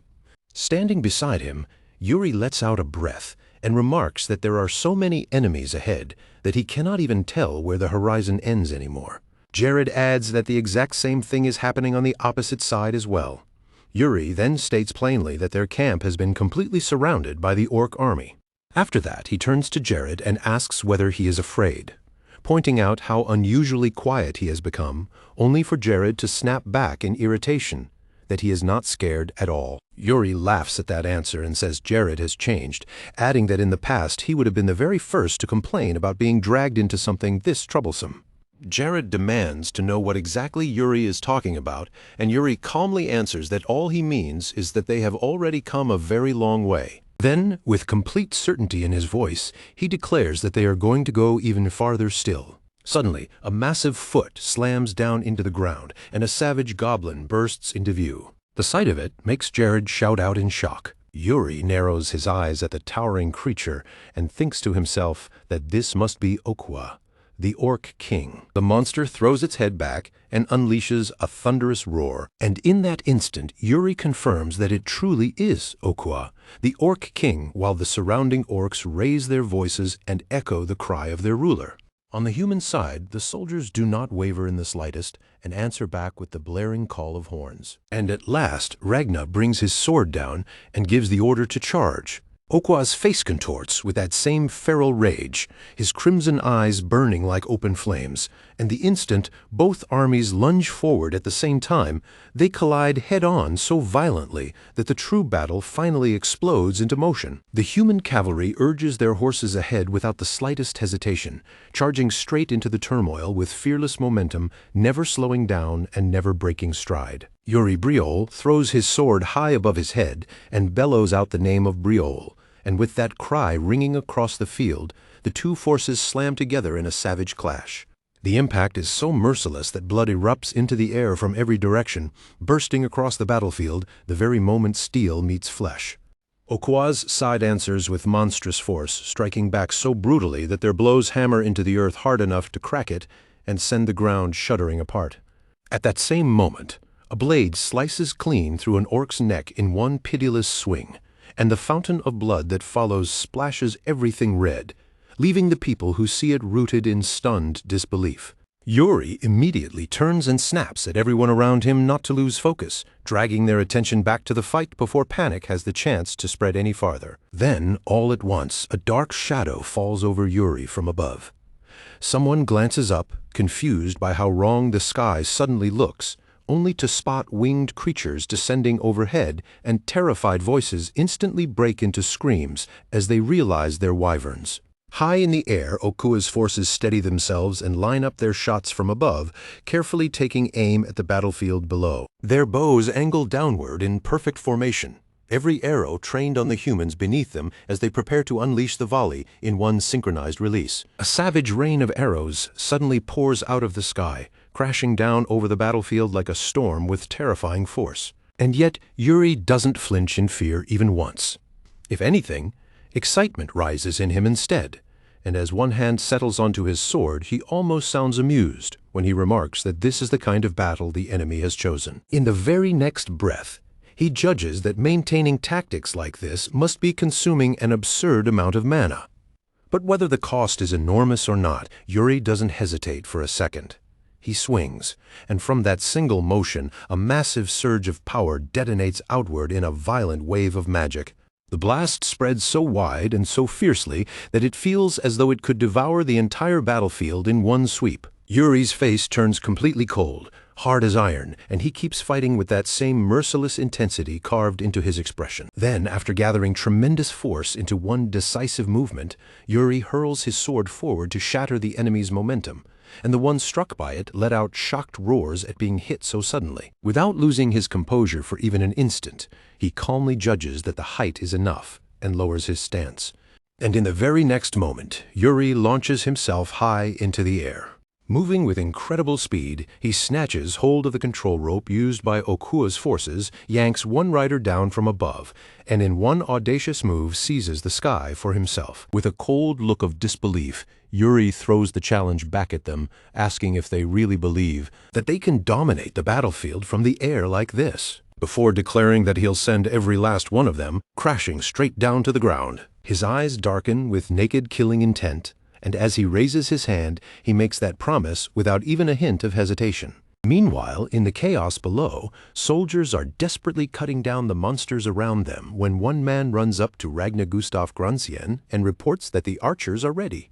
When Ragnar gives no response at all, the soldier calls out again, asking if he can hear him. But Ragnar never looks away. His eyes remain fixed on the impossible sight unfolding right in front of him. Watching the whole thing, he bluntly mutters that there really is no one crazier than Yuri. And the reason is obvious, because right in front of him he can see members of Okua's forces mounted on dragons chasing after Yuri through the sky. Up above, Yuri still shows absolutely no fear. At first there's only excitement on his face, but then his expression sharpens as he carefully studies everything around him. The instant Okua looses an arrow at him, and more arrows start tearing through the air behind it, voices from every direction cry out that it's coming.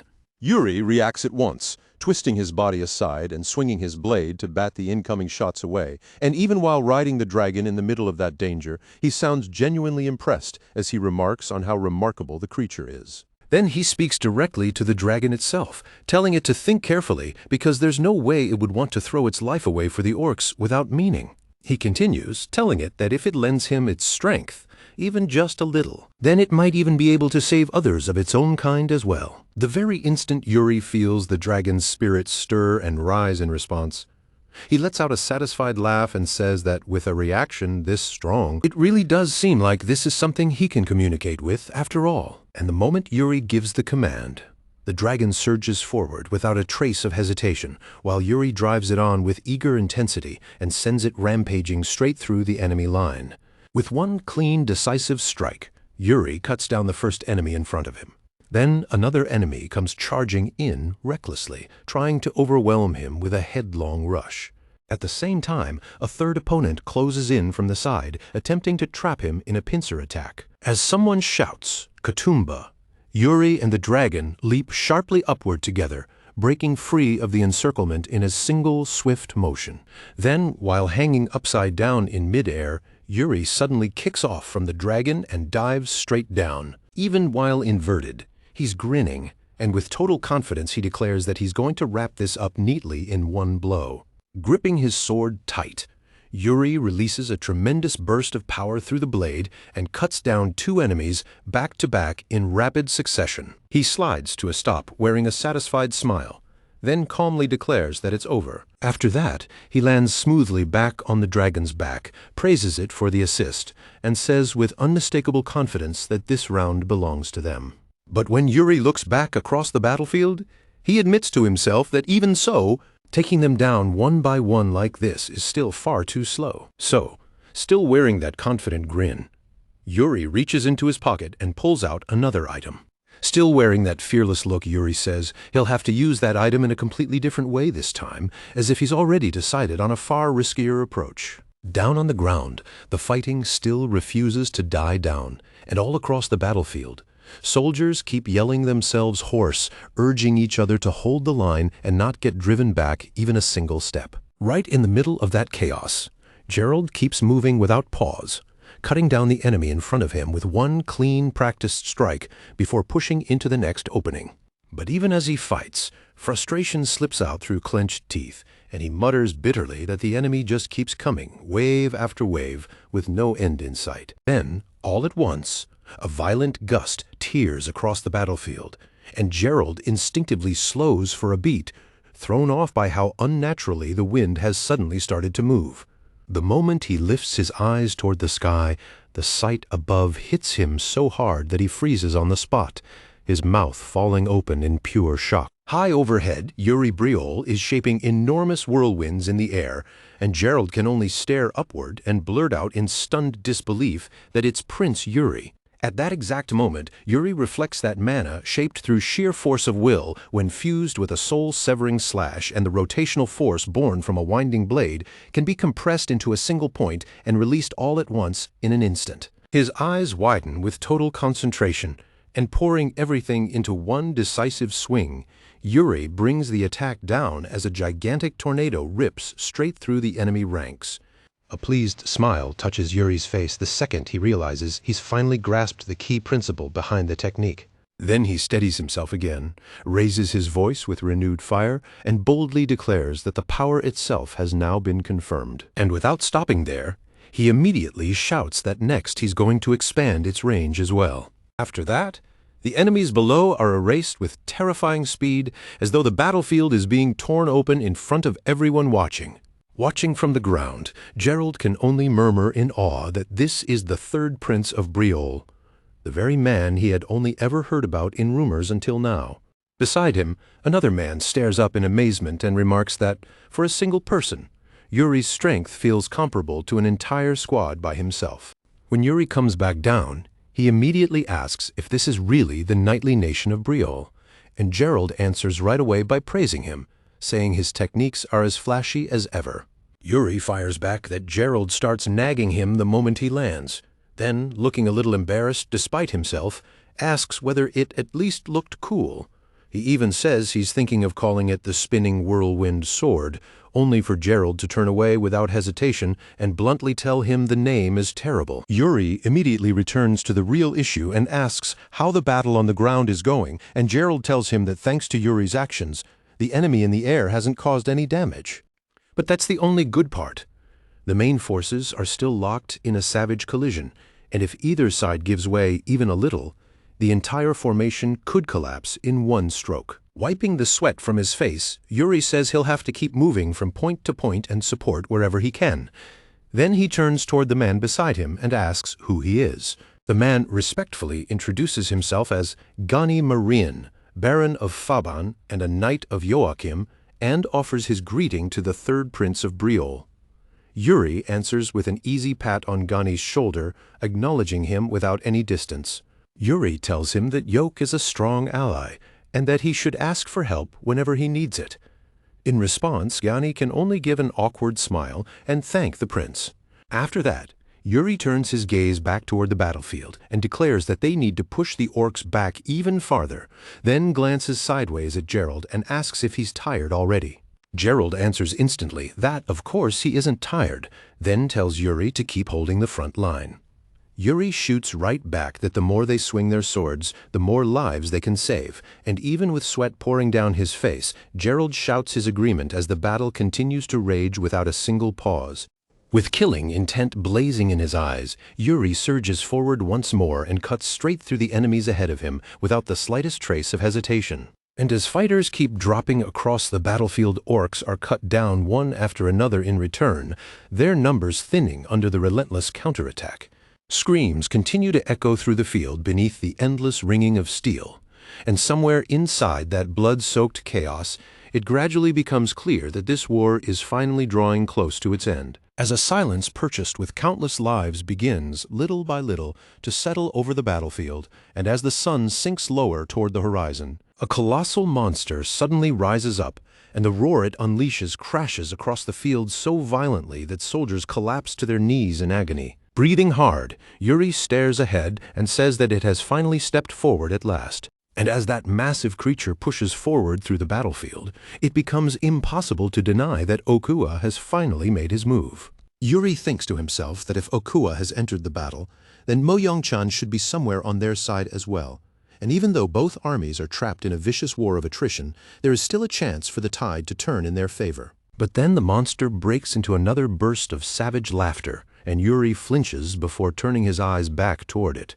At the same time, the screaming around them only becomes even more unbearable to hear. Cursing under his breath, Yuri realizes that the people caught there are already as good as dead. Then he raises his voice and shouts for Briol to brace themselves, warning that the orcs are about to go berserk. At that exact instant, a brutal orc charges straight at him and brings its axe down with savage, crushing force. Yuri barely gets his weapon up in time to block, and the instant the two weapons crash together, a sharp, metallic blast rings out. As he twists his body to pivot from the impact, he shouts to everyone around him that they must not surrender even a single step of ground, with both sides struggling under the pressure of the orcs closing in all around them. Yuri calls out for the prince to look and points out that Okuwa is trying to pull back, and with his teeth clenched hard, he keeps fighting on as the sounds of impact go on, ringing out again and again without end. In one swift, merciless motion, Yuri cuts off an orc's head and immediately shouts that they cannot let Okuwa get away, ordering everyone to chase after him at once. But while another orc comes charging through the confusion, somewhere else a lone figure quietly slips away under cover of the chaos. And in that same confusion, knights begin falling one after another in rapid succession. Back at the camp, two soldiers remain standing guard when a loud laugh suddenly rings out, declaring that victory belongs to them, and that with Okuwa having fled, this can only be counted as a major success. The speaker goes on, saying that since the enemy is already retreating, it would be wiser to rest for a while. In his view, Okuwa must have taken heavy damage too, so for now they should focus on recovering their strength. The man beside him agrees immediately, saying the forced march just to reach this place was exhausting enough already, and that all the fatigue they've been carrying has clearly dragged down their combat ability. But before he can even finish that thought, Yuri cuts him off and flatly calls the whole idea nonsense. He demands to know whether they've already forgotten where they are, reminding them that they're deep inside enemy territory, that they have no idea what kind of scheme Okuwa may be preparing, and asking how they can seriously talk about resting in a place like this. With absolute certainty in his voice, Yuri says that Okwa was the one directing the orcs and was obviously hiding something far deeper behind all of this. And he insists that they cannot afford to sit and wait, but need to start pressuring him immediately. At that point, Ragnar Gustaf Granzian adds that during the earlier clash, he had already sent mages to watch Okwa's camp, and as he gestures toward the map, he explains that they detected a dark and ominous aura rising from that location, concluding that there is no reason left to delay any longer. In a sharp, commanding voice, Ragnar Gustaf Granzian declared that their march would begin at dawn the next morning, and that not a single part of the operation could be allowed to go wrong. After everyone answered in unison that they understood, the officers began leaving the room one after another. Just as Yuri Briol started to step out with the others, Ragnar called out and stopped him mid-stride. Yuri paused, turned back, walked over to him, and asked whether he had summoned him. Ragnar answered that there was something he needed to discuss with him, and added that it would only take a moment. Then he took out a necklace and told Yuri that what he was about to share had to remain strictly confidential. He asked if Yuri could accept that condition, and Yuri answered without hesitation that of course he could. A faint, satisfied smile appeared on Ragnar's face as he activated it. In the next instant, a protective circle spread around the two of them, and Yuri was visibly startled by it, staring as he wondered whether Ragnar was actually using mana to block out every sound from the outside world. Ragnar admitted that he had hesitated to bring this up at all, because Yuri was not a member of the Empire. Even so, out of everyone in that room, Yuri was the only one he felt he could trust with it. Then he asked him whether he still remembered the letter they had destroyed earlier. Yuri said he remembered that it had mentioned the Emperor making a secret agreement with Okwa, and that was what led Ragnar to reveal the fear he had truly been carrying.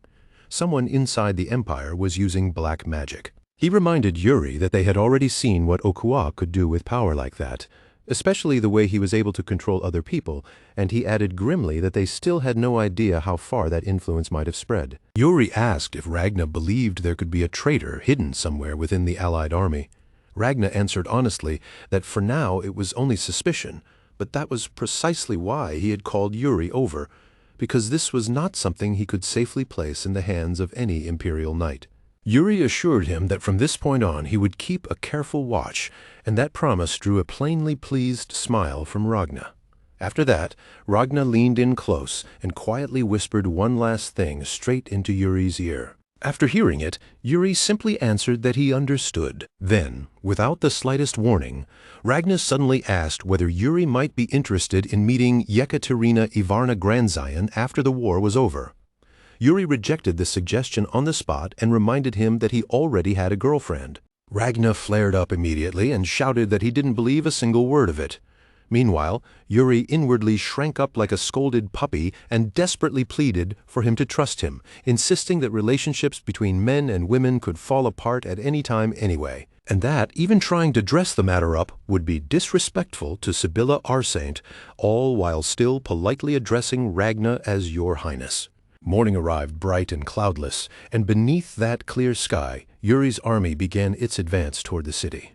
Riding at the very front, Yuri kept his horse aimed straight ahead as the entire force closed the distance to its target, little by little. When a soldier came to report that all preparations had been completed, Yuri answered that it was good, then immediately asked about Master Mo Yongchan.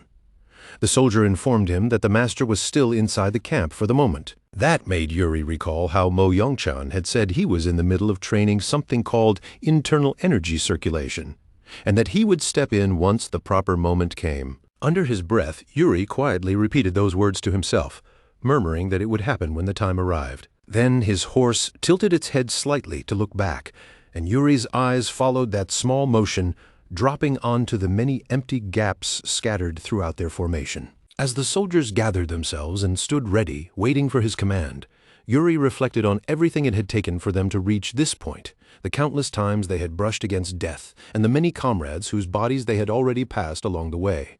After enduring all of that, they had finally come this far. All of a sudden, Yuri threw his voice out with all his strength and shouted the name of Briol at the top of his lungs. He knew perfectly well that no awkward attempt at comforting words could ever make up for the people they had already lost. So instead, he bluntly declared that this was the end of it, and that he had nothing else left to say. For a brief second, the soldiers only looked at one another in silence, and then, all at once, they burst out laughing. Then Yuri raised his voice again, firm and steady this time, and told them that they would all meet again alive. He even promised that when that happened, he would buy every last one of them one huge round. And the instant he lifted the flag high above his head, the entire army answered him with a deafening roar. A long, sharp horn blast rang out across the field, and Yuri lowered his spear toward the front before giving the order to charge. The moment the command left his mouth, he drove his horse forward with a kick and shot out ahead at full speed, amid the raging battlefield centered around Okuwa. A soldier turned toward a sudden roar as the kingdom's banners snapped and whipped wildly in the wind. Then a triumphant voice rang out across the chaos, boldly proclaiming that Briol had arrived. That same voice immediately shouted for the troops to open a path to the fortress, barking out the order with open exhilaration. At once, the soldiers began moving into position to encircle the battlefield. Yuri shouted for his men to move faster and keep up with him as they surged ahead. His subordinates answered back in perfect unison, that they would each one calling to him with a crisp "Sir." After taking one quick, sharp look at what stood in front of them, Yuri identified it as a siege tower and explained that it would become the foothold they needed to storm directly into the fortress. His face tightened with fierce concentration as he braced himself for what was about to happen next. Then, without the slightest warning, Okuwa suddenly charged straight forward. Savage roars burst out from him and rolled over the battlefield like thunder. Yuri reacted instantly, drawing his sword in one smooth motion and declaring that it really was him, while cursing Okuwa as a bastard. Right after that, Yuri drove his blade forward in a decisive swing, sending a white streak carving across the ground as the attack tore ahead. Okuwa immediately raised his weapon and blocked the strike head-on. A pained groan slipped out of him, but it was almost instantly swallowed by an enraged roar that shook the air. The two of them stood facing each other with expressions sharpened by total focus, neither showing even the slightest wavering in resolve. Then, in the very next instant, an eerie light began to glow along Yuri's sword, and as he mounted his horse, that ominous glow still clung to the blade gathered in his hand. With a look of absolute resolve locked onto his face, Yuri Briol was the first to surge forward. Then he drove off the ground in one explosive motion and launched himself high into the air without the slightest hesitation. He came down with a chillingly controlled presence, landing as if every movement had already been measured.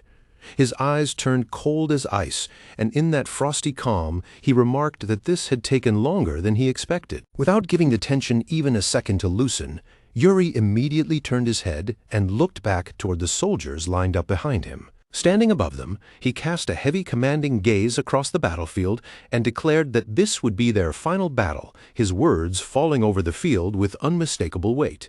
Even before anything else was said, he had already felt it, that unmistakable presence of black magic in the air, and just as he had expected, he concluded that a sorcerer had been deployed here as well. Jared reported that every single preparation had been completed exactly as Yuri had ordered.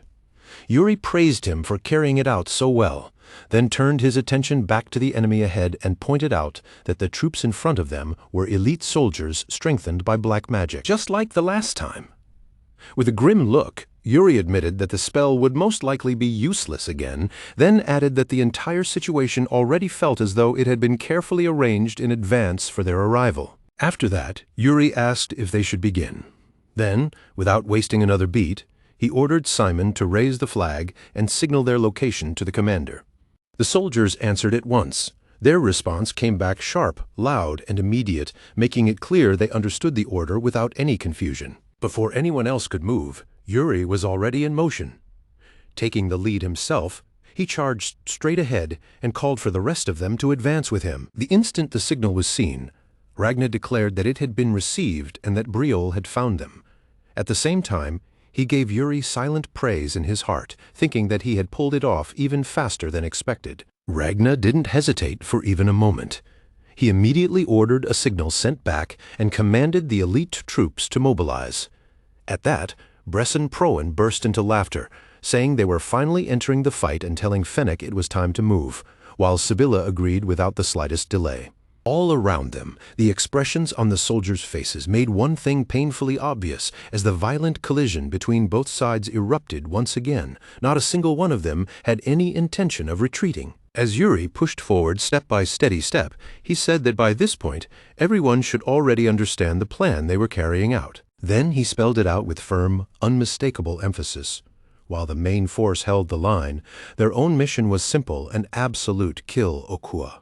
Even then, the monster's roars continued to roll across the battlefield, shaking the very air around them and making the ground beneath them tremble. Yuri lifted his sword and pointed it straight ahead. A confident smile touched his face as he looked over his men, his expression daring and steady in the middle of the chaos. Then he told them not to die and hurled himself straight at the towering enemy, attacking with strikes that came fast, sharp, and utterly decisive. And not for even a single moment did Sibylla intend to let herself fall behind. Her focus sharpened in an instant, and then she suddenly came descending from above. Calling out for Fennec to move, she gave the order without hesitation, and he answered her immediately with a respectful, "Your Highness." In that moment, Fennec thought to himself that people from completely different origins and backgrounds were now fighting side by side, each one covering for the others where they were weakest. And looking at that sight, he felt with complete certainty that for this one night alone, there could not possibly be any battlefield anywhere more glorious than the one spread out before his eyes. Meanwhile, Yuri kept gathering power, and then, with a powerful shout, he brought his sword crashing down. He drove the assault onward without the slightest pause, and with every brutal clash of blades, sparks burst wildly into the air around him. At the same time, a faint smile crept across Yuri's lips as spiritual energy began to pour into him. With each passing instant, his eyes grew colder, sharper, and more dangerous, as if his very presence were turning into a blade. Then all of it swelled at once into a massive surge of power that spread out and swept across the entire battlefield. After only the briefest pause, Yuri stopped in place just as Okuwa came lunging at him once again. Catching that attack with razor-sharp precision, he barely managed to get his guard up in time and block the crushing strike before it could break through. In that instant, Yuri realized that Okuwa still had not shown its true move yet. And even with the battle having escalated this far, Master Mo still had not appeared. And despite the fact that their side was clearly holding the advantage by that point in the fight, that uneasy feeling of déjà vu still clung to Yuri's mind, making him wonder if he had missed something important somewhere along the way. Then, without the slightest warning, Okuwa suddenly collapsed straight to the ground. Yuri froze on the spot in shock as Okuwa's body immediately began to twist and warp into something grotesque before his eyes. The sight hit him with such violent horror that he could barely believe something like it was even possible. Rage and panic surged through him at the same time, and his whole body began trembling uncontrollably. He rushed forward at once, shouting Okuwa's name as he moved, and there before him stood Okuwa in the most terrifying form it had shown yet. Its eyes blazed with savage fury as it raised its sword high overhead and then brought it slamming down with overwhelming force. The impact unleashed an explosion so violent that even the ground itself shook beneath it. Then, in a chilling voice, Okuwa asked Yuri if he had finally realized it. Right after that, it mocked him with cruel, ugly laughter and spat out the word fool. Still sneering openly at him, it told Yuri that he was already far too late.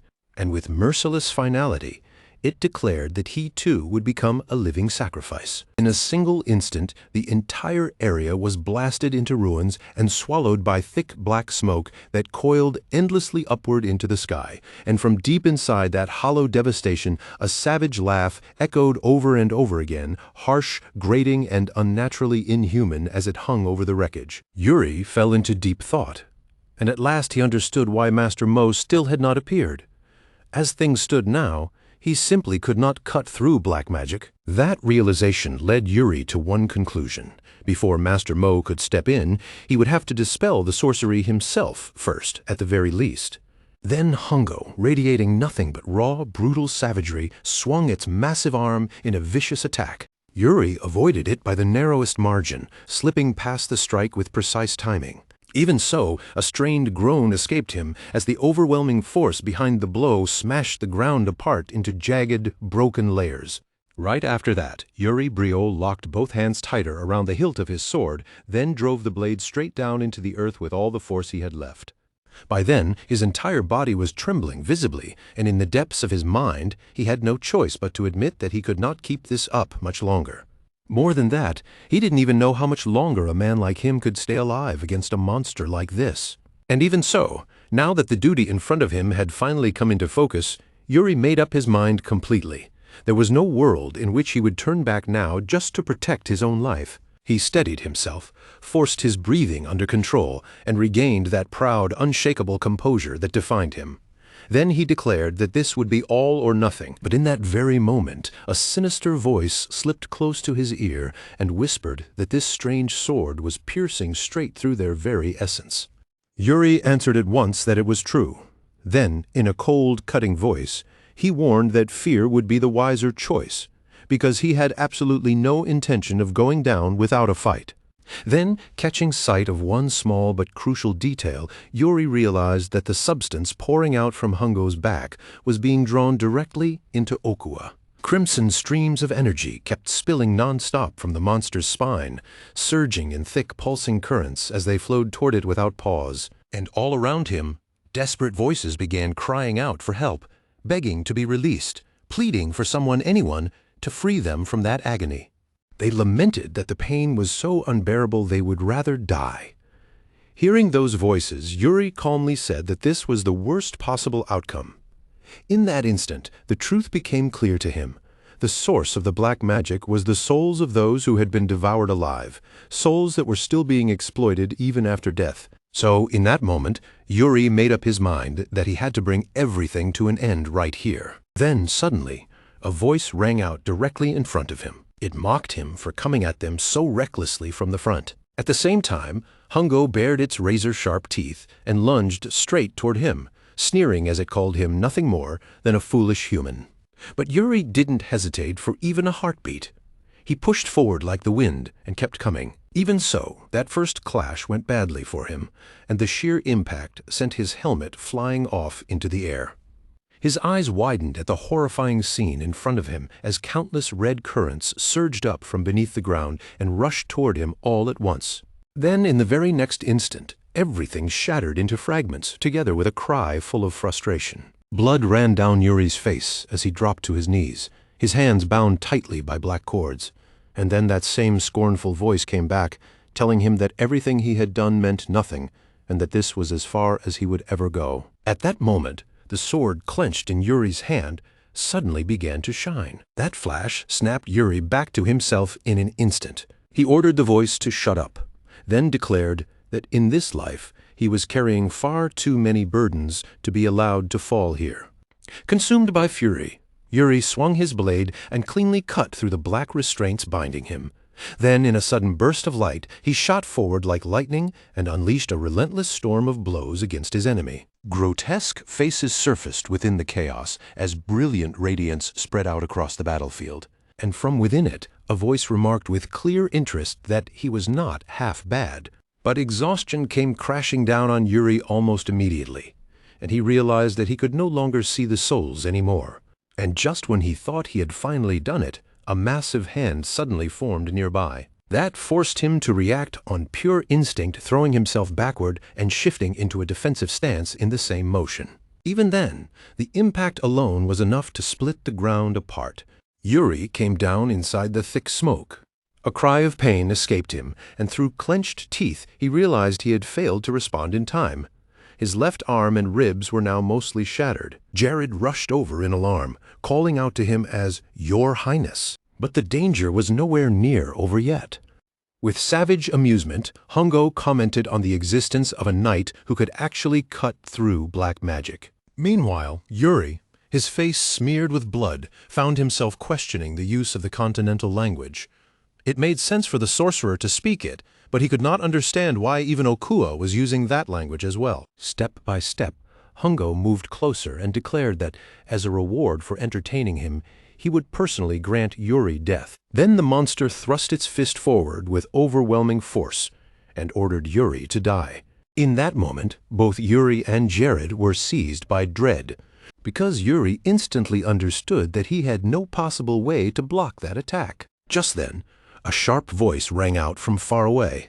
At the same time, a figure appeared in the distance, straining forward as he rushed in to intercept Hongo's decisive strike. The instant Yuri saw him, a faint smile touched his face, and he remarked that the man was late. The newcomer answered in a calm, steady voice, apologizing for the delay and telling them to step back. Then he said evenly that he would deal with the monster himself. Hongo roared in fury and shouted for him not to interfere. Intense heat burst from its body, and a streak of flame exploded outward in an instant. And as the clash ignited again with even greater violence than before, everything around them was swallowed by a raging sea of fire. Jared anxiously asked whether His Highness was all right, and Yuri answered in a gentle voice that he was still alive, though he couldn't hide his astonishment as he exclaimed that their opponent was incredible. At once, another voice agreed, remarking that what they were witnessing really was a clash between monsters. Yuri Briol stood his ground with a stare so cold and sharp it felt like it could cut straight through steel, his eyes fixed on his opponent without the faintest sign of fear or retreat. Next to Okua's enormous body, Yuri looked almost small enough to disappear inside the monster's shadow, and yet that only made it more unbelievable that he had just delivered a clean, decisive strike powerful enough to rip through the creature's arm. A thin, unsettling smile slowly spread beneath Okua's rows of blade-like teeth as the arm Yuri had just torn open began repairing itself before their eyes, the flesh knitting back together almost instantly.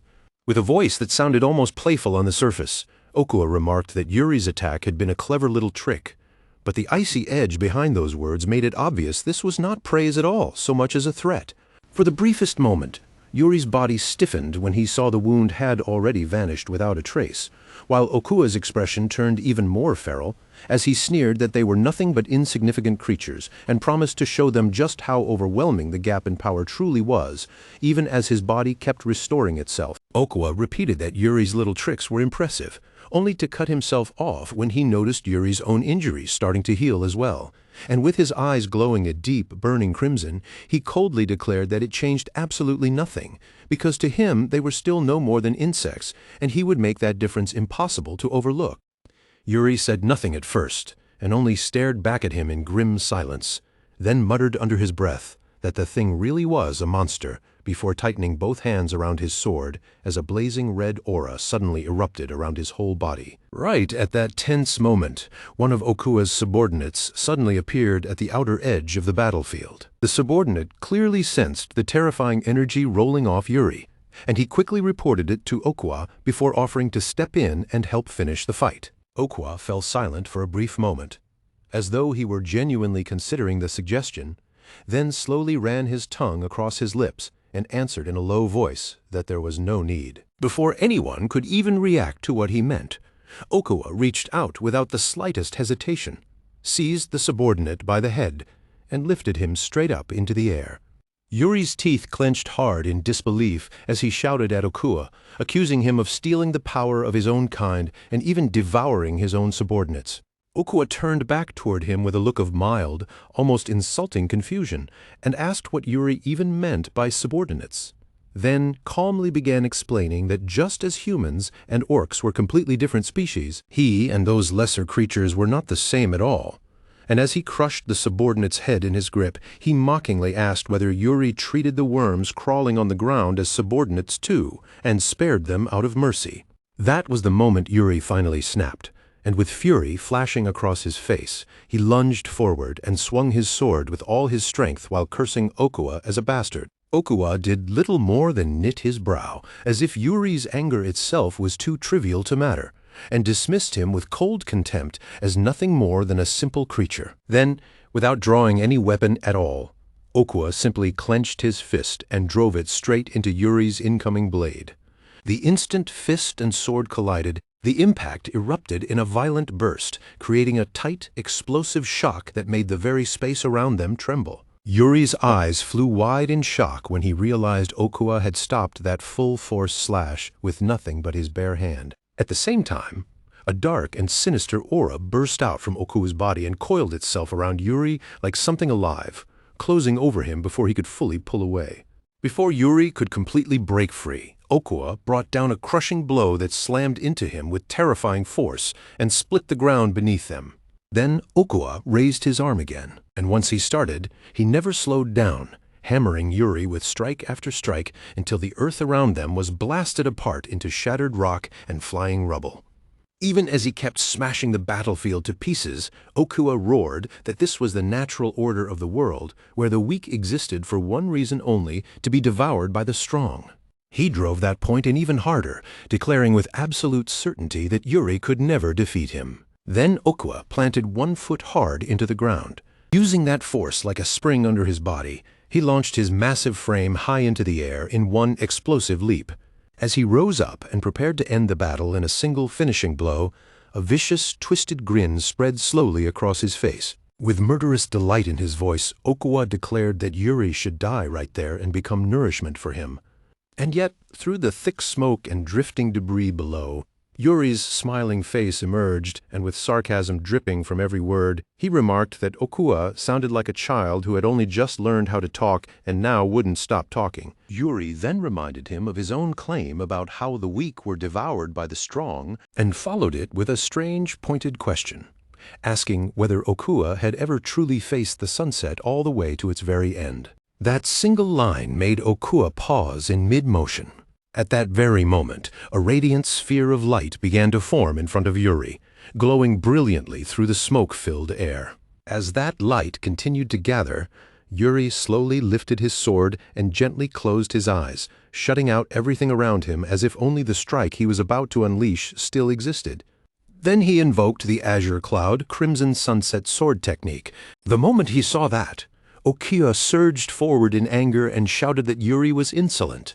He roared that he would devour Yuri whole before he ever got the chance to finish whatever he was trying to do. But at that exact moment, Yuri opened his eyes, and now his blade was wrapped in a deep crimson aura burning with terrifying intensity. With that power surging through him, he released the technique known as Empty Mountain, Bright Moon, and brought the slash crashing down onto Okuwa with overwhelming force. Okuwa flew into a furious rage and hurled curses right back at him. But Yuri did not ease up for even a second, pressing forward with one relentless heavy strike after another.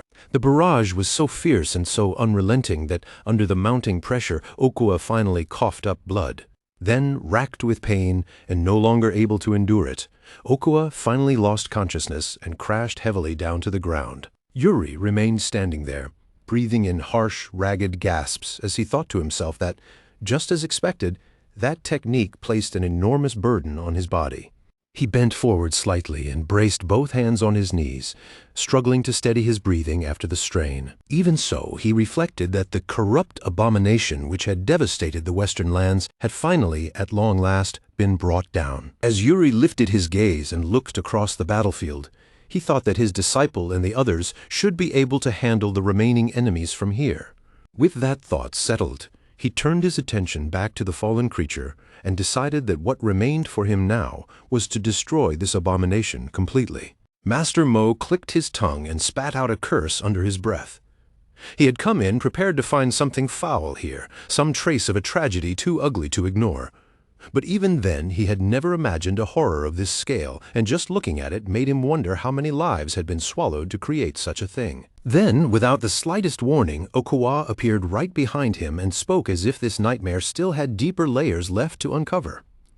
In a cold, even voice, it told Master Mo that everything he had seen so far was only a small fragment of the truth. According to Okuwa, the darkness at the center of all this stretched far beyond anything Master Mo could even picture in his mind. What lay beneath it all was more grotesque, more hopeless, and far more terrifying than imagination alone could ever prepare someone to face.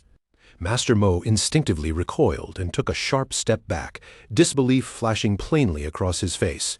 Even after seeing its head pierced through, he still could not fully process the fact that this thing was somehow alive and standing in front of him. As he stared, Okuwa's ruined body began repairing itself once again, torn flesh slowly sealing over as though the damage had never been there in the first place. And while those wounds closed, it calmly explained that the abomination before him had not been born overnight, but had been built up little by little over a very long time. Master Mo answered with another vicious slash, throwing all the strength he had into the blow, yet it achieved absolutely nothing. Okuwa kept advancing at that same dreadful pace as if the attack meant less than nothing. And while it moved, it began speaking about what happens when living creatures are driven into starvation. It said that starving creatures always end the same way, devouring one another like worms crawling through the dirt, repeating the same twisted idea it had already preached before. To Okuwa, Master Mo, Yuri, and everyone else on that battlefield were no different from insects waiting to be crushed or consumed. Okuwa slowly lifted its massive hand in front of Master Mo, and for a brief instant the sheer size of it blocked out his entire view. That one movement alone disturbed the air hard enough to draw eyes from across the battlefield. At that sudden shift, Yuri snapped his head toward the scene. The moment he realized what was happening, his expression hardened and a stunned murmur slipped from his lips as if his mind refused to accept what his eyes had just shown him. But the next second made the truth impossible to deny. By the time Yuri fully focused on the fight, Master Mo had already been completely caught inside Okuwa's enormous grasp. Okuwa closed its gigantic fist around Master Mo and sealed him inside its grip. There was no room to twist, no room to slip free, and the crushing pressure bit into his ribs so hard that the air was forced from his lungs until even breathing became a struggle. Even like that, Master Mo refused to give in. He forced one arm out through that crushing grip, reached for his sword, and the instant he drew it free, flames burst along the blade in a fierce arc of blazing light. Using that one tiny opening, he moved in a single clean stroke. The flaming slash tore through the grip and severed Okuwa's thumb. The moment the grip loosened, Master Mo ripped himself free and kicked off from the monster's hand. He dropped back to the ground in a rough, heavy landing, but at least he had escaped being crushed to death on the spot. His body was still battered and heavy from everything that had already happened, and that brief escape did nothing to change the toll the fight had taken on him. Even so, still visibly worn down, he turned right back toward the monster and faced it head-on again. He spat out a curse at the thing in front of him, the disgust in his voice rising so clearly that he made no effort at all to hide it. As if everything they had witnessed so far were not already monstrous enough, he realized this thing had even been pieced together through black magic using the dead. And just as that thought settled in his mind, Okuwa's body gave a sickening pulse, sending dark mana rippling across it in thick, heavy waves. Its entire frame twisted and writhed in a way that made the truth impossible to ignore. Master Mo could tell at once that this creature had been fused together with something else, and then it dragged itself upright again and unleashed violent surges of dark energy in every direction. Those foul waves rolled outward across the battlefield until they reached even the knights farther away. As that corrupt aura washed over them, confusion spread through the ranks and voices rose one after another, each man asking what in the world was happening. One of the knights opened his mouth, looking as though he had finally grasped the situation and was about to explain what they were seeing. But before he could truly get the words out, it became horrifyingly clear that he was already dead.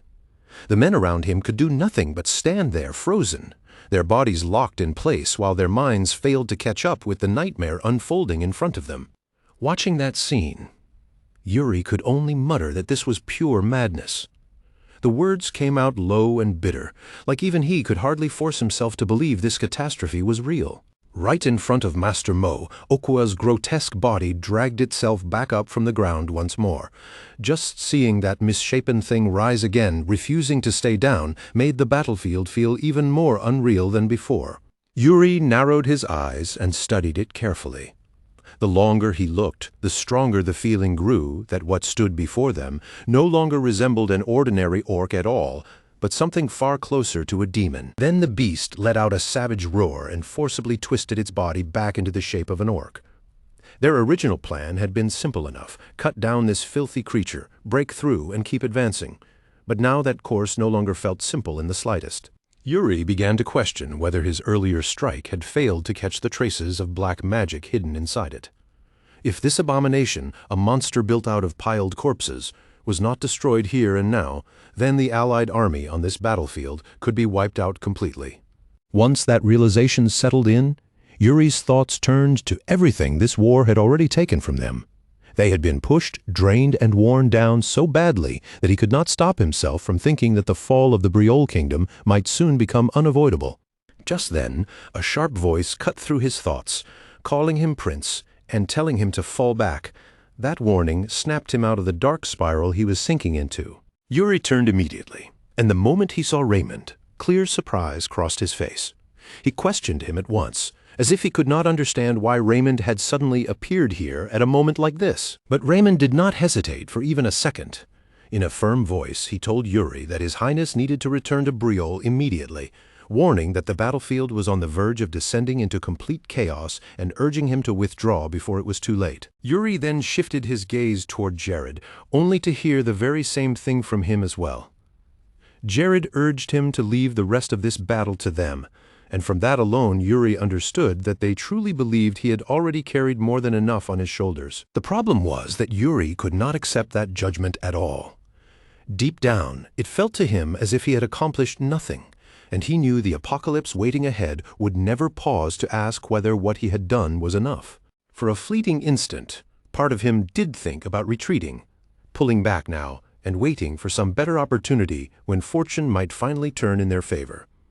But those thoughts crashed against everything else inside him so violently that he suddenly raised his hand and slapped himself hard across the face. The warriors nearby flinched and stared at him in confusion, unable to understand what they had just seen. More than one of them blurted out a startled question, asking what on earth was wrong with him. Yuri crushed that hesitation on the spot. He declared that he would not stay out of the battle, and he said it clearly enough for everyone to hear. Without him on that field, they would not be able to fight the way they needed to. Having accepted that there was no road left for him now except forward, Yuri straightened himself and began giving orders. He told his warriors to ready themselves at once and stand by for new commands. In his mind, the conclusion had already been reached. The only way to protect whatever future still remained was to bring down the monsters in front of them here and now. And the knights answered him without hesitation, immediately moving to form up in line. Yuri ordered that a message be sent out and placed Hernando on standby for what was about to come next. After that, he commanded his forces to spread through the camp and hunt down every black mage hiding inside it, and the men rushed off at once to carry out those orders. At the same time, Yuri kept his eyes fixed on Okua and noticed how grotesquely swollen its body had become. The thing had grown so huge and so overwhelming that it was obvious now ordinary physical attacks alone would never be enough to put it down. As he watched the clash between that monster and Master Mo, Yuri reached a grim conclusion almost immediately. The only possible answer was to somehow tear open a gap in the anti-magic field and force magic through that opening before the chance disappeared. But before any of those plans could be set into motion, Okua suddenly slipped into a berserk frenzy. It growled out its craving for death, and dark murderous intent began condensing into its huge fist like a storm being compressed into solid form. With that lethal force packed into its arm, Okua drove a devastating punch straight at Master Mo.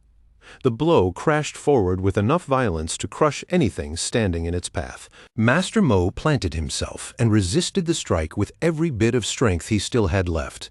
Even so, the raw force behind it was so overwhelming that it looked as if he could be overpowered at any moment. Then, from behind, knights came charging into the fight to support him.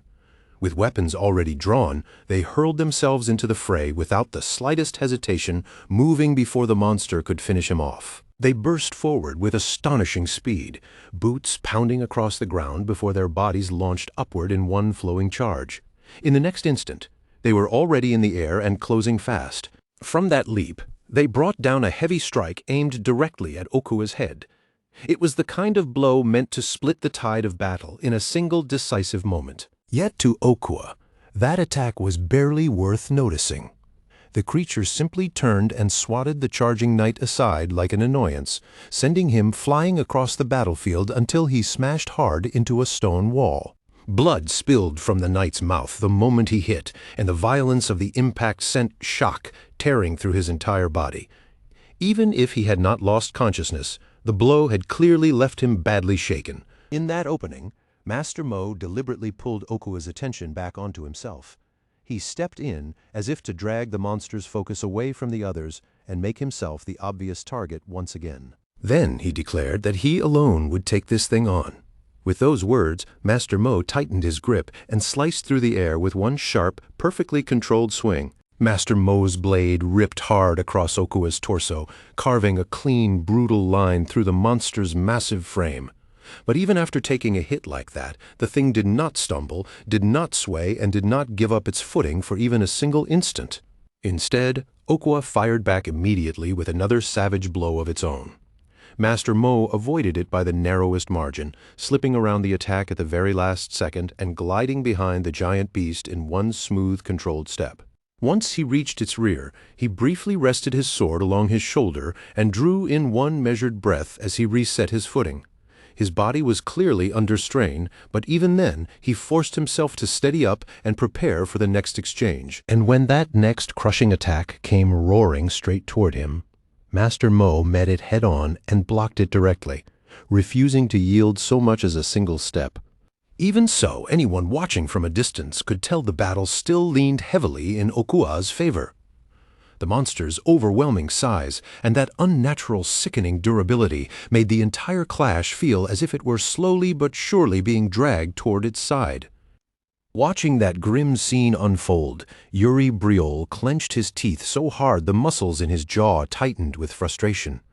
Then he slowly forced out a breath, as if he were making himself stay calm in the middle of a nightmare that was only getting worse, because by now, one thing had become painfully clear to him. There was simply no longer enough time left to search the battlefield and hunt down every hidden black mage one by one. Yuri fully drew his sword and made his decision right there on the spot. If his knights could at least reduce the number of black mages still active, then even that much might be enough to change the flow of the battle. The logic in his mind was simple and merciless. If they could thin out the black mages, then the dark magic wrapped around Okua might weaken. The anti-magic field might crack open, and Yuri knew this was probably the last real chance left to force victory out of this battlefield. At that exact moment, a brilliant white aura suddenly flared to life around Yuri's blade. The glow was sharp, pure, and intense enough to stand out even against that corrupted battlefield. Okua noticed it instantly, and for the first time, a clear jolt of shock passed across the monster's reaction. Then the creature turned its full attention toward Yuri, its fury rising the moment it saw that resistance was still standing against it. That anger swelled almost immediately into naked hostility. With that rage boiling over, Okua barked an order at the nearby orcs, commanding them to tear the humans apart and bring their severed limbs before it. The surrounding orcs did hear the command, but that brief shift in their attention gave the knights exactly the opening they needed. For veterans of a battlefield, even a lapse that small was enough. They cut the orcs down one after another in rapid succession, then turned back toward Yuri and demanded to know whether he had a plan. At the same time, they made it clear that whatever that plan was, they would back him to the end. They swore they would hold the enemy forces in place for as long as they could and urged Yuri to finish preparing his spell without hesitation. The message was simple and direct. Leave the front line to them and do what only he could do. Yuri slowly drew in a breath and felt the pressure of black magic thickening across the battlefield. It was spreading wider and heavier by the second, like a stain swallowing the land whole. That dark power was consuming everything it touched, and Yuri could feel just how badly the situation had turned against them. Worse than that, his own mana reserves were nearly dried up. His body had been pushed so far beyond its limit that simply staying on his feet was already becoming difficult. He looked like a man who should have collapsed long ago, and yet he was still forcing himself to remain standing. Then, in the middle of that desperate moment, a skeletal knight shaped from necromantic energy appeared behind him. Its figure rose in silence, unnatural and solemn, like something called forth from death itself. The figure spoke to him and urged him not to throw away his resolve. It told Yuri to cast aside his fear and keep following his conviction all the way to the very end. As those words reached him, the necklace hanging at Yuri's neck began to shine with an intense, almost sacred light. It was as though the will of Briol itself was calling on him to carry out the duty bound to that name. A massive surge of power flooded into Yuri's hands, more than his body could comfortably endure and more than he could fully control. Even so, he raised his sword straight toward the sky, and when his eyes opened, they were burning with dense white mana. Then Yuri brought the blade down in one tremendous swing. The motion carried the weight of the Briol name and the burden attached to it as if everything he had inherited was being poured into that single strike. He answered that call with every ounce of strength still left inside him and kept pushing until that duty was fulfilled. In that instant, Yuri rose to the level of a primal knight. Watching the chaos from a distance, Hernando realized that Yuri's prediction had been correct from the very beginning. Every time an orc unit was cut down and lost its ability to keep fighting, its life force was being pulled away through dark magic and absorbed into the larger orc, which meant that if this battle continued on its current course, the allied forces would eventually be annihilated. Just then, a voice called out to Hernando from behind, and the sound made him turn immediately. When he looked back, he saw the white-haired man standing there, watching him with obvious interest. The man remarked that Hernando seemed to be observing the battlefield very closely. Hernando answered calmly that he was simply carrying out an order given by His Highness. That reply made the white-haired man recall Yuri's earlier words, that he would create an opening and they were to be ready to use magic at any moment. Hernando quietly confirmed that this was exactly the plan. Even so, the white-haired man admitted that while the Prince of Briol was undeniably impressive, the difficulty of this battle was far beyond anything normal. He suggested that they might need some other plan, which immediately made Hernando ask what exactly he meant. The man then explained his reasoning. Okua, he said, had already fused completely with dark magic, and unless the flow of that dark power could be interrupted, even for the briefest moment, they would not be able to properly use magic or mana at all, regardless of whether Yuri managed to create an opening or not. He went on to add that none of the mages gathered there had the ability to unleash large-scale magic powerful enough to deal truly decisive damage. In fact, he pointed out that only a very small number of people in the entire world could accomplish something like that. But Hernando answered without the slightest tremor in his voice. To him, that would not be a problem. And, at that exact second, something caught his eye. A tremendous glow suddenly surged from the direction of the castle. Hernando recognized that light at once. Then, from the thick mass of dark clouds overhead, a brilliant radiance shot upward through the sky. The white-haired man immediately realized what that meant, and, in open surprise, noticed that the dark magic covering the battlefield had been completely sliced apart. So when he turned back, the sight in front of him left him speechless. A magic circle was forming overhead, and all he could do was call out to Sir Hernando in utter disbelief. Hernando, however, remained perfectly composed. He simply told the man to step back, reminded him that this was being done under Yuri's orders, and declared that he was about to unleash his strongest spell. With a light flick of his wrist, Hernando began the casting sequence. The movement itself was small and almost casual, but the magic building behind it was anything but. The older man tried to stop him, likely realizing just how dangerous this would be. But by then, it was already too late. The spell had already begun. Within the torn clouds above, a colossal sphere of fire started taking shape. It swelled there like a second sun being born in the sky. Then that massive burning sphere began descending toward the battlefield below. Its fall was slow enough for everyone to see, but heavy enough to feel utterly unavoidable. Countless orcs looked up and saw the blazing mass dropping straight toward them. The sight of it stole the breath from the battlefield in an instant. Even the giant orc itself lifted its gaze toward it. The creature sensed the terrifying concentration of mana packed inside that fireball and could not understand what it was looking at. The power contained within it was so immense that even Okua struggled to believe such a thing could exist. At that moment, Yuri shouted an order for all soldiers to take a defensive stance immediately. His command rang across the battlefield without delay. The exhausted troops, already pushed to their very limits, gathered whatever strength they still had left and raised defensive barriers above their heads. Even battered and worn down as they were, they obeyed. Master Mo did the same, throwing up his own defense as the blazing spell descended over the battlefield. In the very next heartbeat, that massive fireball came hurtling down and struck the ground directly in front of Okua. It landed so close, so perfectly on line with it, that there was no room for doubt anymore. That blast had been aimed at Okua from the start. And even with an attack like that bearing down on it, the creature still refused to admit defeat. It drew back its fist and raised it stubbornly, as if it honestly believed that even a strike of this scale still wouldn't be enough to put it down. But the fireball hit Okuwa with absolutely catastrophic force, and the moment it connected, a scream of pure agony burst out of the monster's throat. What came next didn't sound like a proud roar at all. It sounded like something that was finally, painfully breaking. The explosion of mana was so violent that even the soldiers huddled behind their barriers felt it shake them. Their protective walls managed to hold, but the pressure pressing against them was so overwhelming that it still rattled every one of them to the bone. Okuwa let out a savage howl, as the flames ate deeper than skin and muscle. It was as if that fire wasn't just burning its body, but scorching all the way down into the monster's very soul. The blast tore through both its body and its essence in the same instant, ripping the giant creature apart while the destruction spread across everything around it.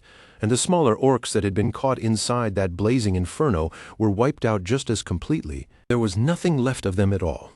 They weren't merely killed or scattered, they were erased so thoroughly that not even scraps remained behind. Watching from a distance, Yuri Briol stared as that wave of destruction came crashing down over the monstrous army. Even he, who had pushed things this far, could not ignore the sheer scale of what he was seeing. The force was so immense that it made the battlefield itself seem suddenly small. And in that instant, something became crystal clear to him.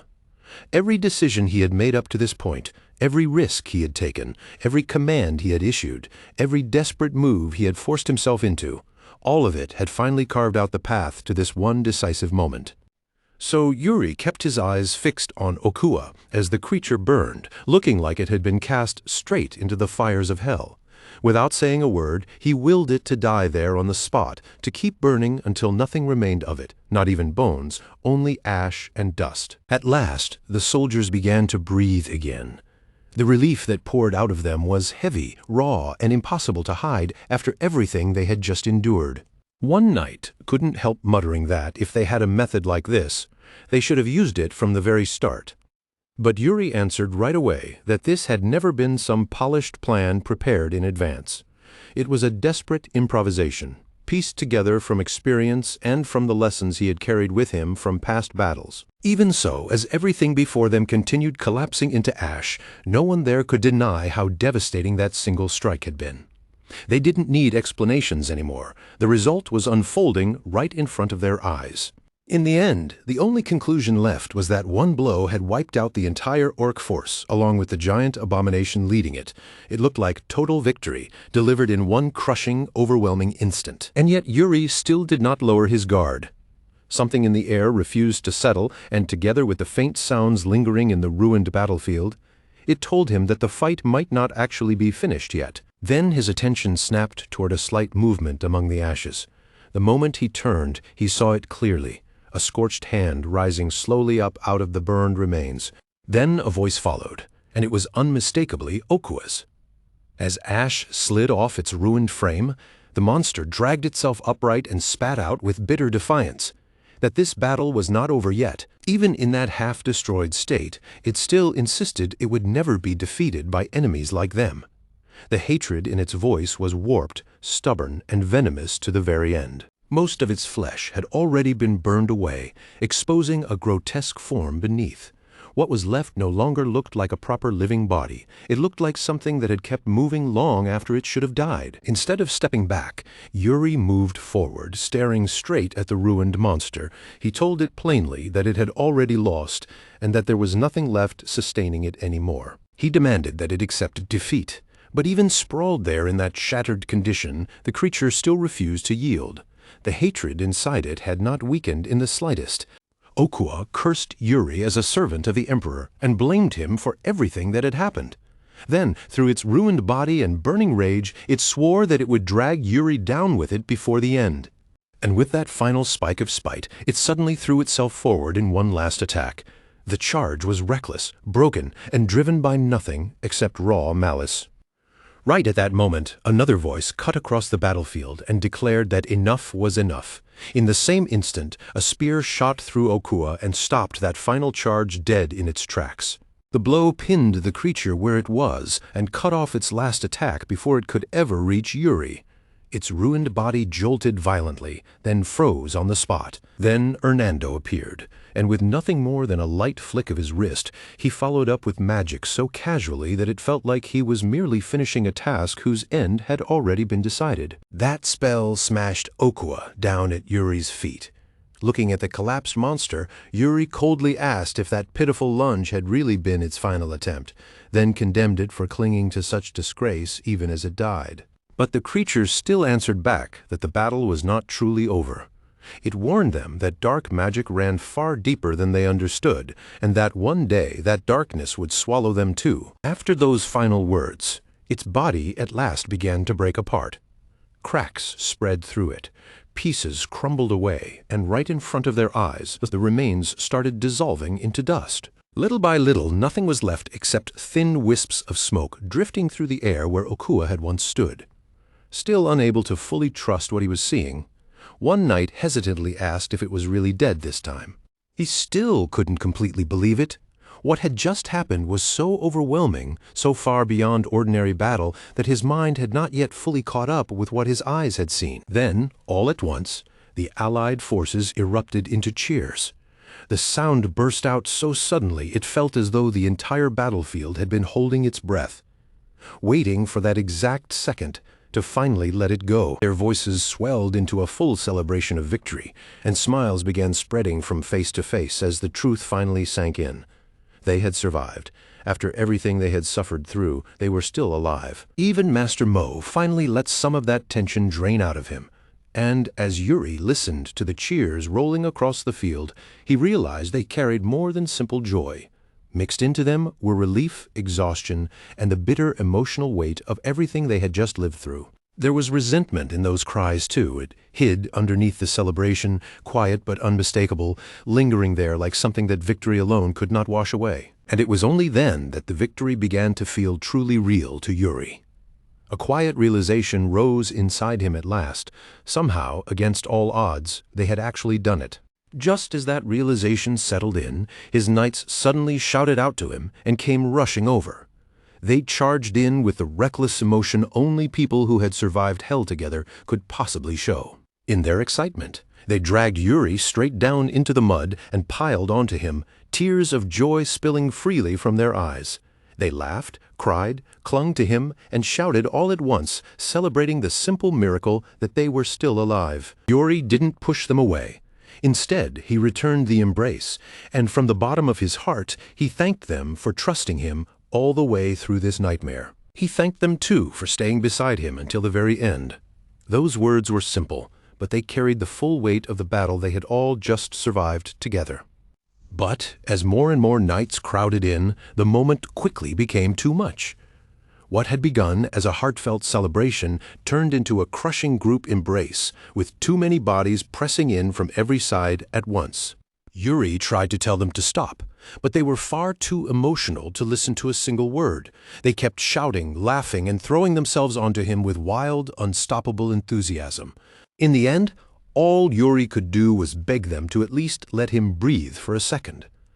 That was when they finally started to realize that if they kept this up any longer, he might actually collapse under all their combined weight. And in the middle of all that noise and chaos, someone even threw out the idea of holding a victory celebration. But when another voice immediately asked who was still left alive to even attend it, nobody had an answer. And through the smoke, which had only just begun to thin, the battlefield still looked like a place haunted by everything that had happened there. From the place where Okua had once stood, faint remnants of dark energy could still be seen drifting away bit by bit. They were slowly dispersing into the air, but they had not vanished completely yet. By the time dawn arrived the following day, the battlefield had changed completely. The long, terrible night of slaughter had passed, giving way instead to a cold, solemn morning. Even then, the echoes of victory chants still carried across the land. Standing before those assembled, the Pope declared that this hard-won triumph had only been achieved after crossing vast plains and overcoming countless enemies along the way. But before anyone surrendered fully to celebration, he called on them to honor the dead first. He proclaimed that the divine makes no distinction between high and low, and that a sacrifice like theirs could never be measured by rank. So before the graves they lowered their heads in solemn respect, and in that silence they acknowledged that the devotion and courage of the fallen had been witnessed by the Lord, and that His grace would remember them. He declares that the lives given up on this ground will not be allowed to disappear into silence. Their sacrifice, he says, will remain here as part of the very foundation that upholds the continent's future, and for that reason they must never, ever be forgotten. Then, with solemn reverence, he offers a prayer that every one of their souls may be guided safely to paradise. As the prayer goes on, the Pope lowers his gaze to the script resting in his hands. His face stays grave and composed, the full weight of the ceremony settling over him as he reads. Then, in one slow and deliberate motion, he raises both arms and releases a sacred spell. Holy flames answer his call, summoned not to destroy, but to bless the fallen and sanctify their bodies. And as that divine fire spreads among the dead, wrapping them in light instead of smoke, the whole scene becomes even more solemn. What fills the air now is not chaos, but a heavy, sacred stillness. Watching all of it unfold before him, Yuri Briol cannot help but sink into thought. Quietly, almost to himself, he begins wondering what paradise truly is. As the names of the fallen are read aloud one after another, Yuri listens in silence and turns that meaning over in his mind. Paradise is meant to be the resting place of those who protected their faith to the very end, while damnation awaits the ones who gave themselves over to sin. But Yuri is still here. He is still breathing, still standing among the living. And in that moment, he understands that what remains for him now is not only to pray for the dead, but to carry the weight of the lives they left behind on his own shoulders. By the time the final name is spoken, a quiet sense of honor has settled inside him. He knows, without any doubt, that he truly fought beside them and shared that battlefield with them to the end. Not long after the ceremony ends, a voice suddenly calls out to Yuri from behind. When he turns, he finds Jared and Raymond waiting there for him, standing at his side the same way they always have, as if that place beside him is the most natural one in the world. Looking at the two of them, Yuri tells them plainly that many more battles still lie ahead. And the next ones, he warns, may be even harsher and more brutal than the one they have only just survived. Then he asks them directly whether they truly intend to keep walking forward with him through all of it. Neither of them hesitates for even a moment. Their answer comes immediately. They are ready, and they have no other path they intend to follow. Yuri studies the unwavering resolve in their faces and quietly accepts their answer without making a show of it. Even so, he warns them not to relax. From here on out, he tells them they need to stay sharp and keep their guard up at all times. A few days later, the scene shifts to Balshad, where the night air hangs calm and cool. But while the sky above remains quiet, the city below is overflowing with celebration. Laughter spills through the streets, and wine is flowing as freely as the voices around it. Taking in all that noise, Yuri remarks that the place has gotten unusually loud. Beside him, Laurent Flandre looks over the crowd and observes that everyone seems to have cast aside their restraint entirely. Master Mo answers in his usual calm way, saying that after a victory like this, people finally feel able to loosen themselves and relax without holding anything back. Still, Laurent points out that it has only been 3 days since they were mourning the comrades they lost. Yuri responds that this is precisely why the celebration is happening now. He explains that people throw themselves into drinking, gambling, and deafening noise because it keeps their minds from sinking too deeply into the memory of the dead they could not save. Hearing that, Laurent finally understands what lies underneath all this revelry, and his respect for Yuri deepens even more. A little later, Yuri heads over to the king's table and offers his thanks for being invited there. The king looks genuinely surprised when Yuri approaches, but that surprise quickly softens into a warm smile, and he gestures for Yuri to sit. He extends the same welcome to Laurent Flandre and Master Mo as well, inviting both of them to take seats at the table. The two accept with proper humility and sit down without turning the moment into a display. Once everyone is settled, the king explains that this gathering was never meant to be just a celebration. He makes it clear that tonight is about more than food, drink, and the afterglow of victory. There is also an important matter he intends to announce in front of everyone gathered there. As the table falls quiet and all attention turns to him, the king reveals that after the most recent council meeting, the leaders of the allied forces received an invitation to attend the empire's grand festival. He adds that the event will be overseen by the emperor himself, and that each invited leader has been given permission to bring along any companions they choose. At that, a bearded noble rises from his seat and asks what kind of festival this is supposed to be. Before the man can go any further, the king cuts in and states it plainly. The event is a swordsmanship tournament. As more time passes, the mood at the table gradually shifts, and the talk naturally begins turning more and more toward the tournament itself. At one point during the discussion, Yuri turns to Sir Gandhi and asks what he thinks of it. Sir Gandhi admits, a little awkwardly, that his people are not particularly known for swordsmanship. He worries that if they entered a contest like that, they might only end up making fools of themselves. Hearing that, Yuri reflects on the fact that Sir Gandhi's homeland lies in the mountains near the empire's borders. It is exactly the kind of rugged terrain that would naturally shape its people into experts in ambushes, surprise strikes, and guerrilla warfare rather than formal face-to-face sword combat. Sir Gandhi goes on to admit that his soldiers also tend to lack discipline, and that they can be too easily lulled into complacency. Yuri listens without cutting him off, but behind his calm expression, he is already weighing every word and considering how that information might be put to use. Then Yuri answers by proposing that knights from that region be sent to train under his command. He offers to help refine both their fighting power and their discipline. The suggestion catches their leader so completely off guard that he has to ask if Yuri is truly serious. Yuri assures him that such an arrangement would strengthen both nations alike by improving each side's military power.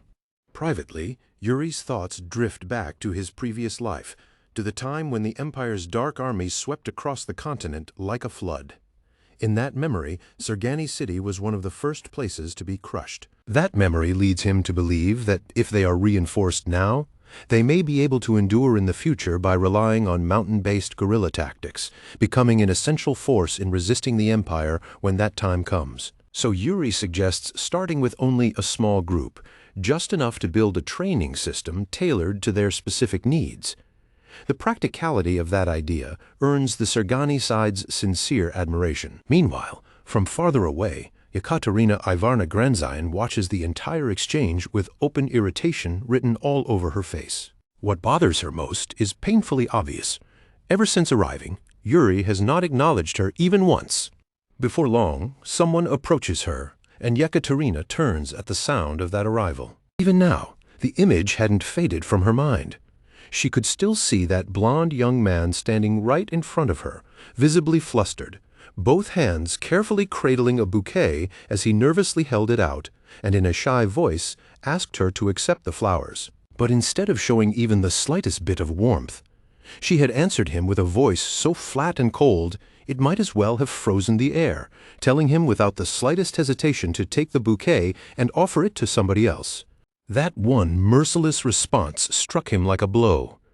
The poor young man just stood there, completely deflated, his face collapsing into such open heartbreak that he looked like he might burst into tears at any second. By the time night fell, she was back in her room alone, surrounded by silence, but the quiet did absolutely nothing to settle the foul mood still lingering inside her. She slowly pulled a comb through her hair, yet the annoyance from earlier still clung to her.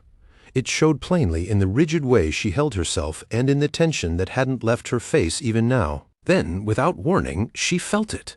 Someone else was in the room. Her eyes sharpened on the spot, and she snapped toward the hidden presence, coldly reminding whoever it was that no one entered her room without permission. And the instant she realized who had come in, her expression turned even harder. It was Hernando. With clear irritation, she demanded to know what he thought he was doing, slipping into her room without so much as announcing himself first. Hernando didn't offer some light excuse or awkward apology. Instead, he quietly cast a spell and told her in a low voice that there were too many eyes around, so whatever they were about to discuss had to stay absolutely secret. As the magic spread through the room, Mary Rose's focus sharpened immediately. She recognized the spell almost at once for what it was, an interception barrier, meant to prevent anyone from overhearing a single word of their conversation. She narrowed her eyes and remarked that, truthfully, she had expected someone else to show up. Then she pressed him again, asking what reason could possibly have brought him here at this hour of the night. Hernando didn't bother arguing. He simply told her to see for herself. The magic around them thickened, its color deepening into a rich, disturbing red. Then, from the middle of that crimson glow, a scroll slowly began to form in midair.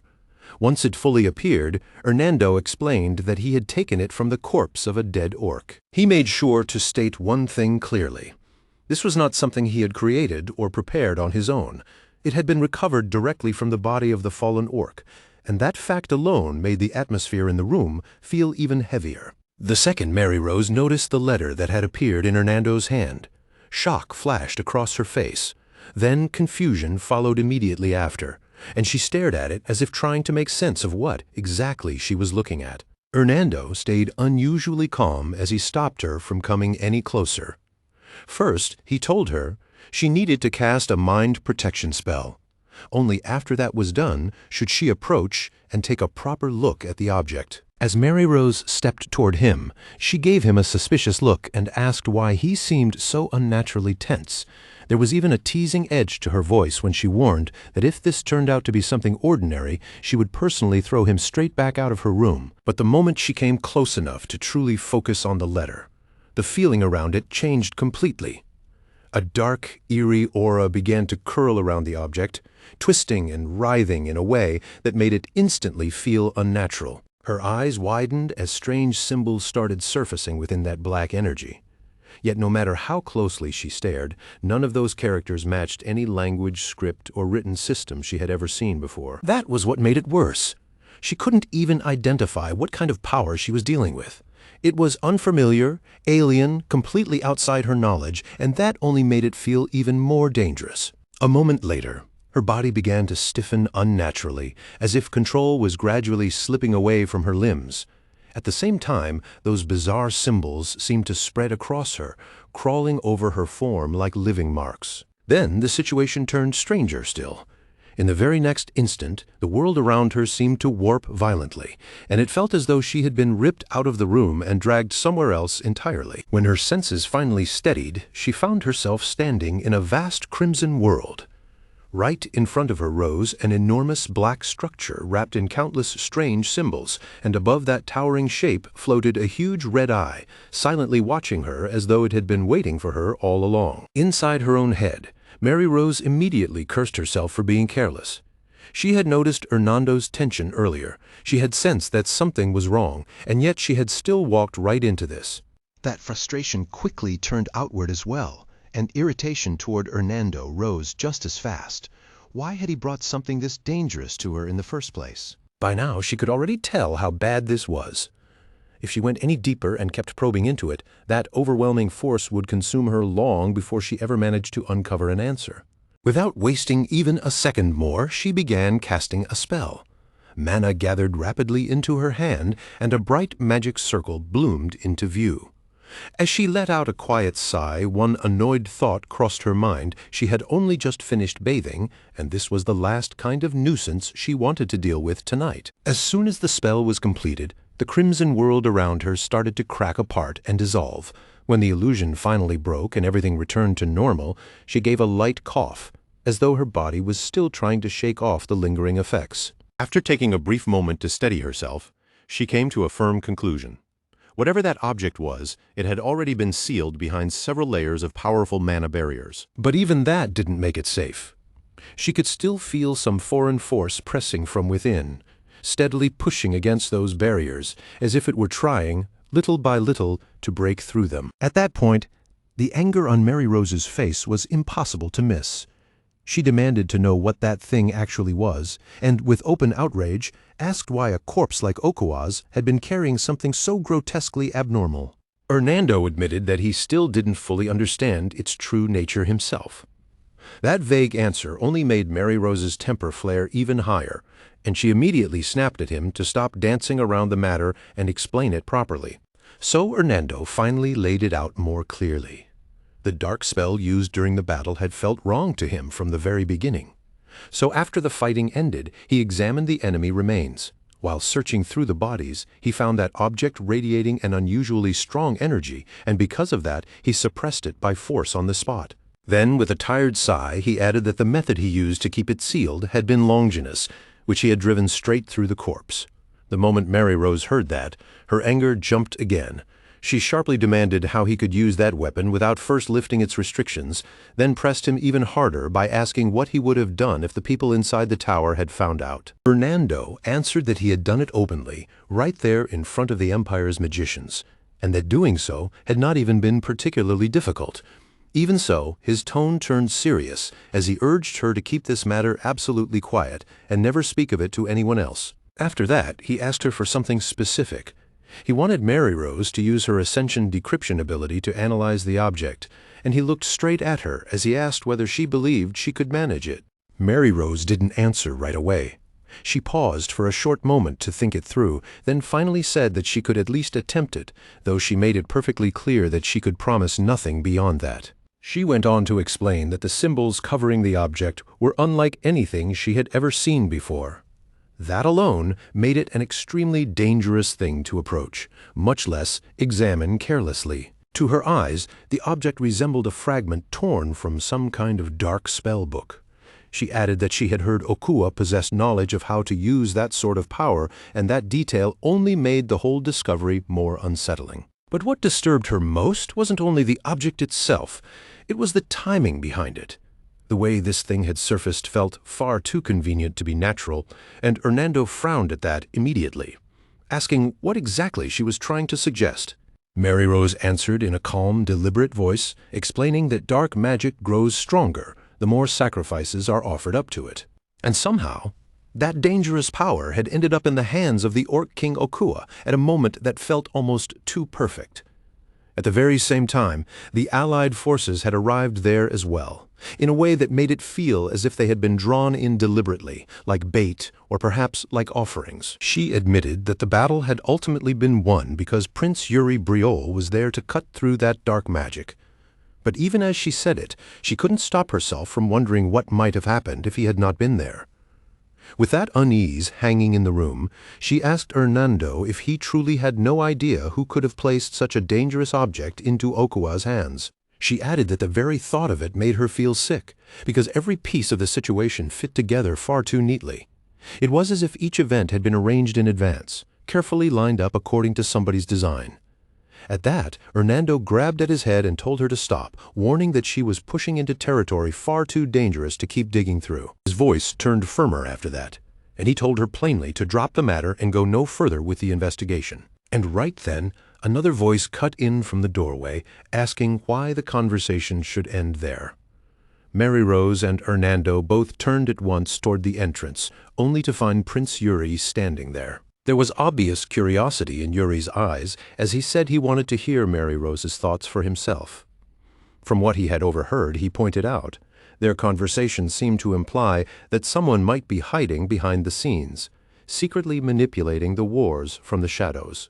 Hernando quickly warned Yuri that letting his thoughts drift too far into that kind of speculation could bring serious consequences. Yuri, however, brushed the warning aside and calmly noted that Mary Rose's suspicion clearly wasn't based on timing alone. Then he turned toward her and asked if she had any other reasons to support that conclusion.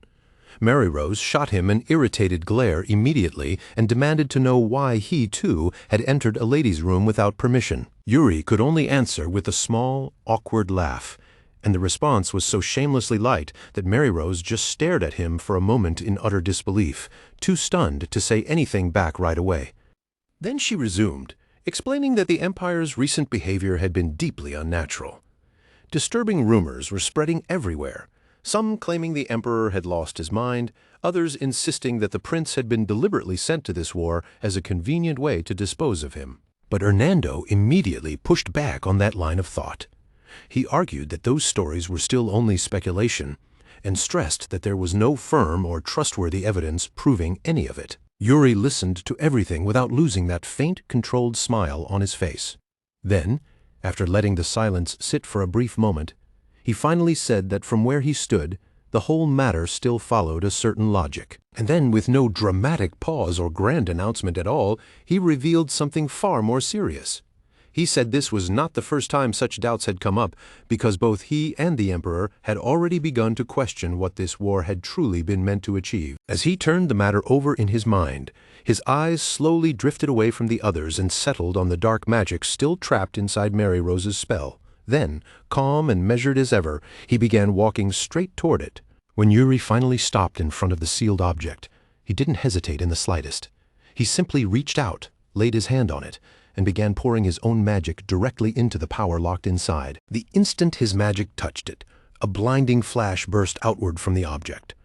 Hernando's whole body tightened at the sight, and he quickly warned Yuri to be careful, his voice tense as he reminded him just how dangerous that thing really was. The dark energy answered immediately, erupting in a violent surge as though it were striking back at him. Seeing that sudden backlash, Hernando shouted Yuri's name in alarm, but Yuri didn't flinch, and he didn't pull his hand away. He remained exactly where he was, steady and unmoving, holding his focus without the slightest sign of wavering. Then, after that short but suffocating stretch of tension, the raging force finally began to yield. Bit by bit, the dark energy started peeling away, retreating in fragments until the letter hidden inside was slowly freed from the unnatural power wrapped around it. Mary Rose and Hernando could only stare at what had just happened. Both of them were plainly stunned, left speechless by the scene that had unfolded right in front of their eyes. At last, once the dark influence had been stripped away, Yuri reached forward and took the letter into his own hands. As he examined it closely, something in his memory stirred. He remembered being warned once to stay away from the demon spellbook, and the moment his eyes settled on that page, understanding hit him at once. This was the very page that warning had been about. The second that realization clicked into place, Prince Yuri turned sharply toward Hernando and declared in a firm voice, without even a trace of hesitation, that they would be going to the Empire. After saying that, he calmly handed the letter back to Mary Rose. Hernando looked at him like he could hardly believe what he had just heard and asked if he was truly serious about deciding something like that so suddenly. Yuri, however, answered in an even, composed tone that they would have had to go there sooner or later anyway. And whatever hidden truth was taking shape behind all this, he intended to see it with his own eyes. Then Yuri turned back to Mary Rose and said there was still one last thing he wanted to ask her. When she looked at him and asked what it was he wanted to know, Yuri asked whether there was any reliable way to identify someone who used dark magic, perhaps through certain physical abnormalities or telltale changes that might appear in the body. Mary Rose didn't respond right away. She paused for a short moment to think it through, then admitted that there was indeed one possible method, though it was not information she intended to part with for free. Yuri asked what exactly she meant by that. Letting out a small sigh, Mary Rose pointed out that she was already helping him by decrypting the object and offering valuable information, yet in return she had received absolutely nothing. Then, with the same irritation still lingering in her voice, she added that he hadn't even managed the courtesy of a proper greeting and had simply walked straight into a lady's room without so much as knocking. Hearing that complaint, Yuri merely looked at her and asked quite plainly what it was she wanted from him. Mary Rose answered in a calm voice that she wasn't asking for anything right now. What she wanted was not an immediate reward, but a promise. She said that when the time came in the future, he would grant her one request. Yuri fell quiet the moment he heard that. As he thought it over, it was almost as if memories of other times just like this started surfacing in his mind one after another. Then, after a short pause, he let out an awkward little laugh, as the realization sank in that the number of favors and debts piling up around him just kept growing. Even then, Yuri still hesitated, lingering there in a visibly awkward, uncertain stall, as though he was trying to buy himself a little more time.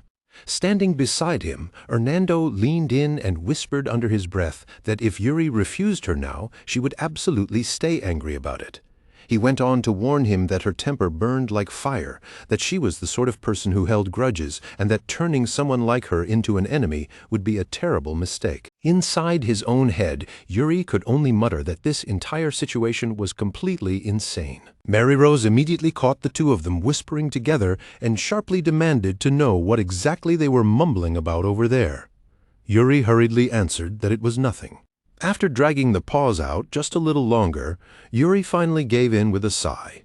Fine, he told her, it was a deal. Whenever the day came that she wanted something from him, she only had to ask, and he would make it happen. The moment those words left his mouth, Mary Rose's entire mood visibly brightened, and she sweetly remarked that this was lovely. With that promise finally settled, Yuri brought the conversation back to the real issue and said he wanted an answer to the question he had asked before. Once again, he asked whether there was a way to identify a user of dark magic, whether through some visible sign during the casting itself or through traces left behind afterward. Mary Rose gave a soft hum and took another moment to think. Then she finally said that yes, there was indeed one sign that could serve as a clear clue. She explained that people who use dark spells are, for all practical purposes, almost certain to lose their eyesight. Because of that, anyone whose vision deteriorated rapidly would be a very reasonable person to suspect. The moment Yuri heard that, he quietly repeated the word eyesight under his breath, and his thoughts immediately jumped to the orc enchanters, every one of whom had been blind. Hernando studied Yuri's expression and asked why he was bringing up a question like that now, of all times. Then he pressed him again, asking whether Yuri truly intended to go to the Empire himself.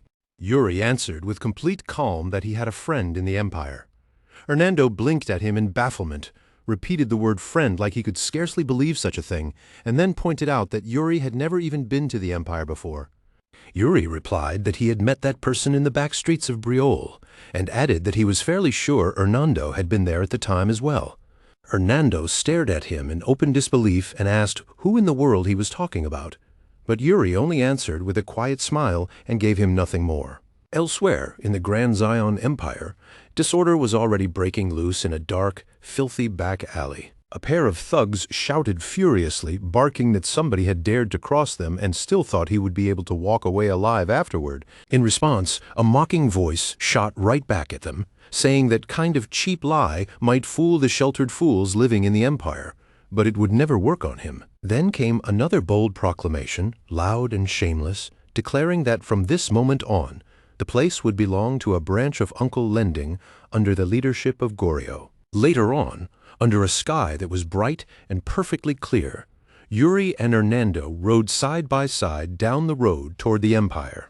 As they traveled, Hernando repeated the name Goryo of the Aquarius parlor in a tone thick with disbelief, as if he still couldn't quite accept that this was really the lead Yuri intended to chase.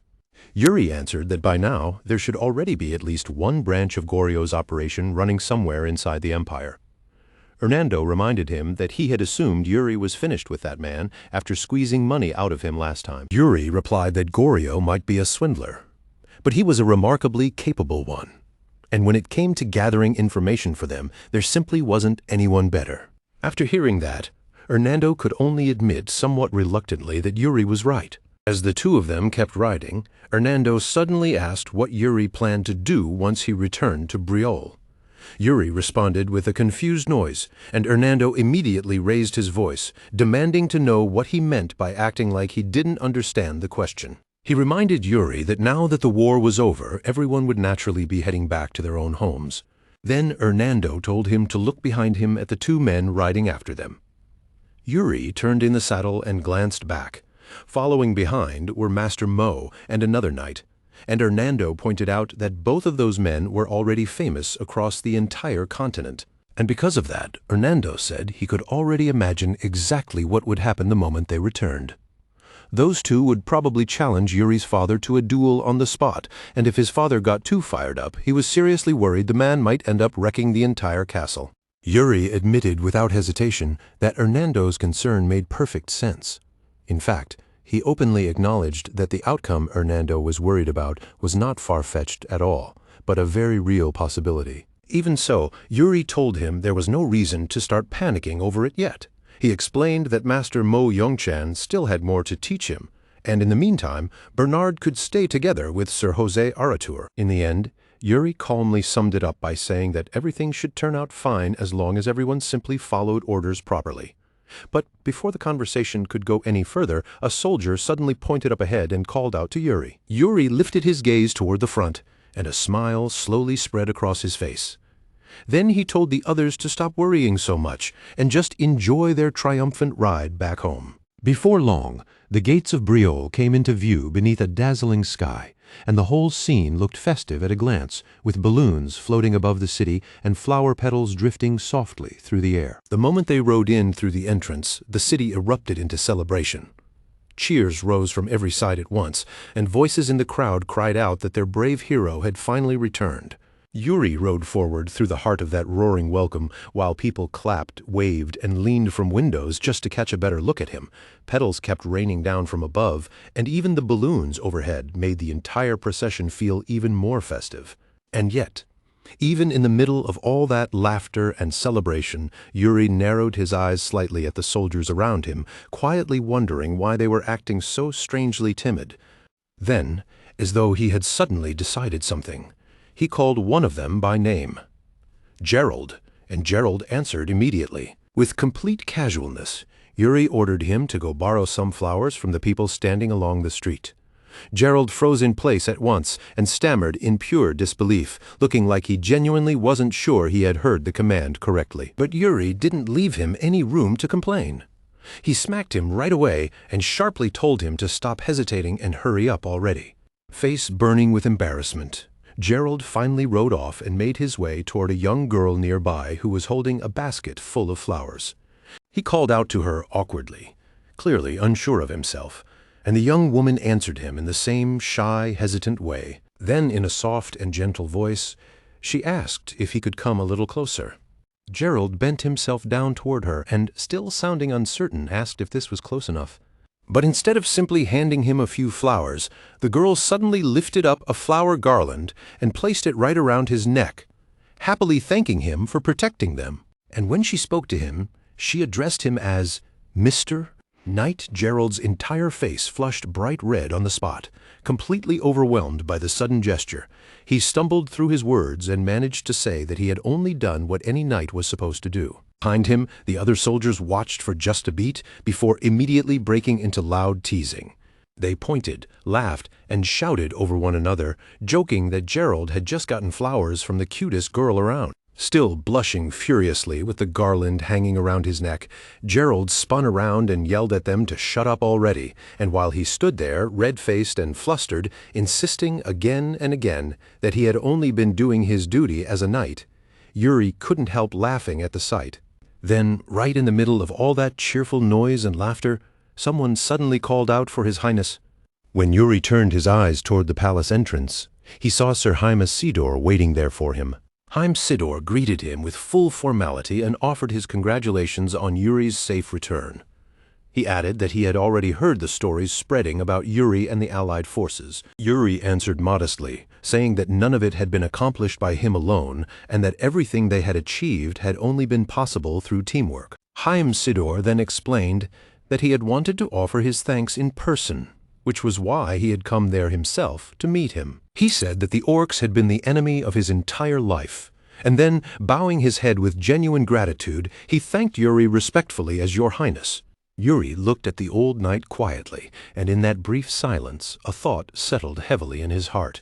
He could not allow a man like this to spend the rest of his life simply clinging to peace after revenge had already consumed so much of it. He addressed him in full as Haim Sidor, the Shield of Brioles, and thought to himself that for a knight as honorable as this, a man who had guarded Brioles' borders for so long, the only thing still left to offer him was the chance to meet a worthy end on a true battlefield. So Yuri told him plainly that his duty was not over yet. He said that the day he finally found his true enemies would be the day Haim Sidor fought his last battle, and then he asked him whether he was still willing to stand with him until that moment came. Haim Sidor answered, without even the slightest pause, that of course he was. After that, he thanked Yuri for his time and said that Yuri should go on inside now. Soon afterward, Yuri was informed that His Majesty and the other highnesses were already waiting for him, and with a faint smile still on his face, he continued forward. Not long after that, a formal ceremony began. Standing before the gathered crowd, the king declared that he usually left ceremonies like this to one of his sons, but not today. This time he said it was their third prince, the one who had risked his life on the battlefield, who had returned home crowned in glory. As Yuri listened to those words, a quiet thought passed through his mind.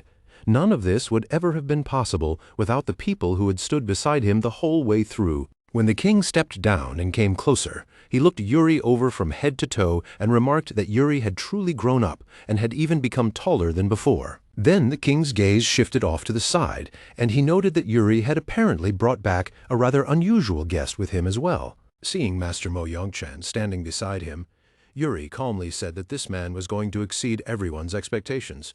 He even added, without a shred of hesitation, that his father might actually lose to him. The king dismissed that at once and replied that Yuri was still too young to understand such matters. Then, throwing one arm high into the air, the king shouted that the heroes who had brought victory back to the kingdom deserved everything Briol had to give them.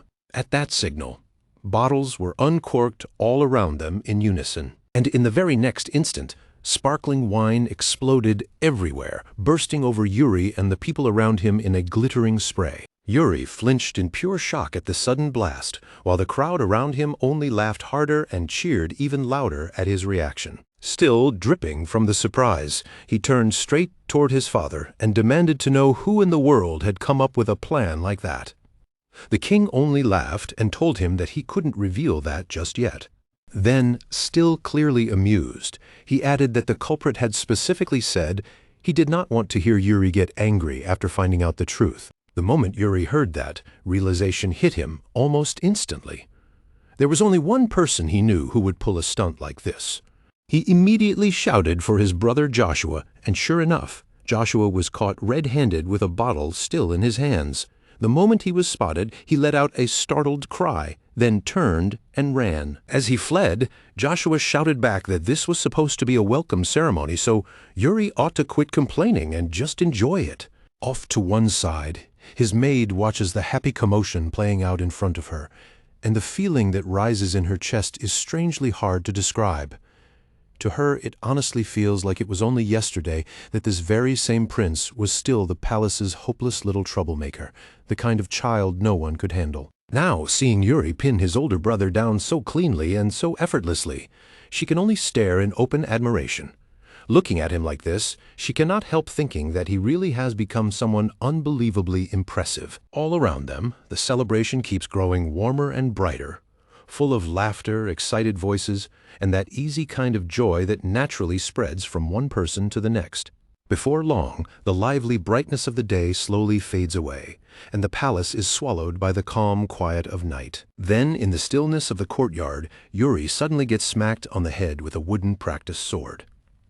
The blow comes completely out of nowhere, and he instantly lets out a sharp cry of pain. He drops down on the spot, clutching his head with a pained expression, while Mo Yongchan stands over him, looking as calm and unbothered as ever. Without showing even the slightest concern, Master Mo bluntly tells him that he is still far too weak. From below, Yuri shoots him an irritated glare, clearly offended and in no mood to take that comment quietly. Watching the whole thing from nearby, the maid can only mutter bitterly to herself that she truly believed her master would have grown up into someone much cooler than this. Still gripping the wooden sword, Yuri immediately tries to protest. He complains that yes, they agreed to have a duel, but definitely not tonight, and absolutely not right after the ceremony and welcome celebration had only just ended. Before Yuri can keep whining, Master Mo cuts him off and tells him to shut up. In his eyes, a swordsman should be prepared to draw his blade at any moment, no matter the time or situation. Left with no room to argue, Yuri mutters a curse under his breath and scrambles back to his feet. Yuri asks what happened to the duel Master Mo was supposed to have with Fiore Briol. Master Mo answers as simply as possible, saying that match is tomorrow. Then, as though that explains everything, he declares that Yuri will be his opponent for tonight instead. Standing off to the side with a flat, exhausted expression, Yuri thinks there is obviously something wrong with this man, but then quickly concludes that Master Mo is probably just bored. Letting out a long breath, he gives up on escaping and says that if this is how things are going to be, then they may as well do it seriously. The instant those words leave Yuri's mouth, Master Mo breaks into a wide grin and immediately tells him to show the inner chi technique. Yuri tightens his hold on the sword, lowers his center of gravity, and steadies his stance. Then he begins drawing up his aura, and little by little, that power starts rising visibly around him. Even while getting ready, he cannot stop grumbling. He warns Master Mo that if he ends up getting killed out here tonight, he is absolutely going to run straight to his father and cry about it. Master Mo answers with complete indifference, saying that he never accepted a child as his disciple in the first place. Under the dark night sky, the two of them finally square off for real, swords raised and eyes locked on each other. Then the duel truly begins. Master Mo makes the first move, bursting forward wrapped in blazing fire, and instead of backing away, Yuri charges straight at him, head-on. Their swords crash together in a direct clash, and the distance between them vanishes in an instant until their faces are nearly pressed close. Bright sparks burst from the point where the blades meet, and neither of them gives even an inch. Master Mo does not stop for even a moment. He follows up immediately with another overpowering slash, hurling a broad arc of flame down toward Yuri. Yuri braces himself and blocks it, but the sheer force of that strike tears violently across the courtyard floor. From the doorway, a maid watching the duel recoils in shock, visibly startled by how fierce and destructive the exchange has already become. Clearly enjoying himself, Master Mo praises Yuri and says that he is not bad at all. But even as he gives that compliment, he adds that there is no way this can possibly be everything Yuri has. By then, white wind has already started coiling around Yuri's body. As that power gathers tighter and tighter around him, he answers back that of course this is not all he can do. As the pressure in the courtyard rises, and the storm around Yuri thickens, Master Mo watches him closely and admits that this technique of his is a good one. Then Yuri releases the first technique of Yuri Briol's sword style, the whirling wind sword. At once, a huge spiral of wind erupts outward around him, whipping up with enough force to shake everything nearby. In the very next moment, that spiral swells into a roaring vortex, growing wider and wider until it seems to dominate the entire courtyard.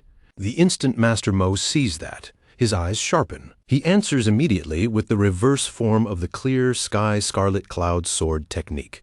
Flames gather around Master Mo in a blazing ring, then twist backward in a reversed flow, spreading through the air in a way that bites directly into Yuri's wind current. Yuri notices the change right away and cries out in realization that Master Mo is turning his own winds against him. Master Mo tells him that his wind is too straightforward, too honest. Then, without the slightest hesitation, he adds that Yuri is still nowhere close to his level, and coldly tells him to make do with what he has. With a roar, Yuri forces even more power into the storm, driving the spinning current harder and harder as the pressure surges upward. Master Mo pushes straight forward through it, and unleashes the heavenly net form of the clear sky scarlet cloud sword technique. Fully convinced that once those flames close around Yuri, there will be no point in struggling any further. But at that exact moment, something in the flow suddenly changes. Deep inside the white vortex, Yuri's hand shifts, and one blade after another begins crossing and weaving through the wind itself. The storm no longer feels like one simple technique anymore. It becomes layered, sharper, stranger, and far more lethal than it had been only moments earlier. The hidden web of swords buried inside that storm tears straight through Master Mo's flaming net, and in the same motion knocks the weapon cleanly from his hand. For the first time, Master Mo is visibly shaken, and he blurts out that he can hardly believe what he is seeing. As he stares into Yuri's technique, he realizes what makes it so abnormal. This martial art was built from the legacy of a swordsman who conquered the heavens, and yet somehow, within it, the martial art of the heavenly demon has also been woven in. Through the raging storm, Yuri flashes a grin and says that his ancestors really did leave him something fun to play with,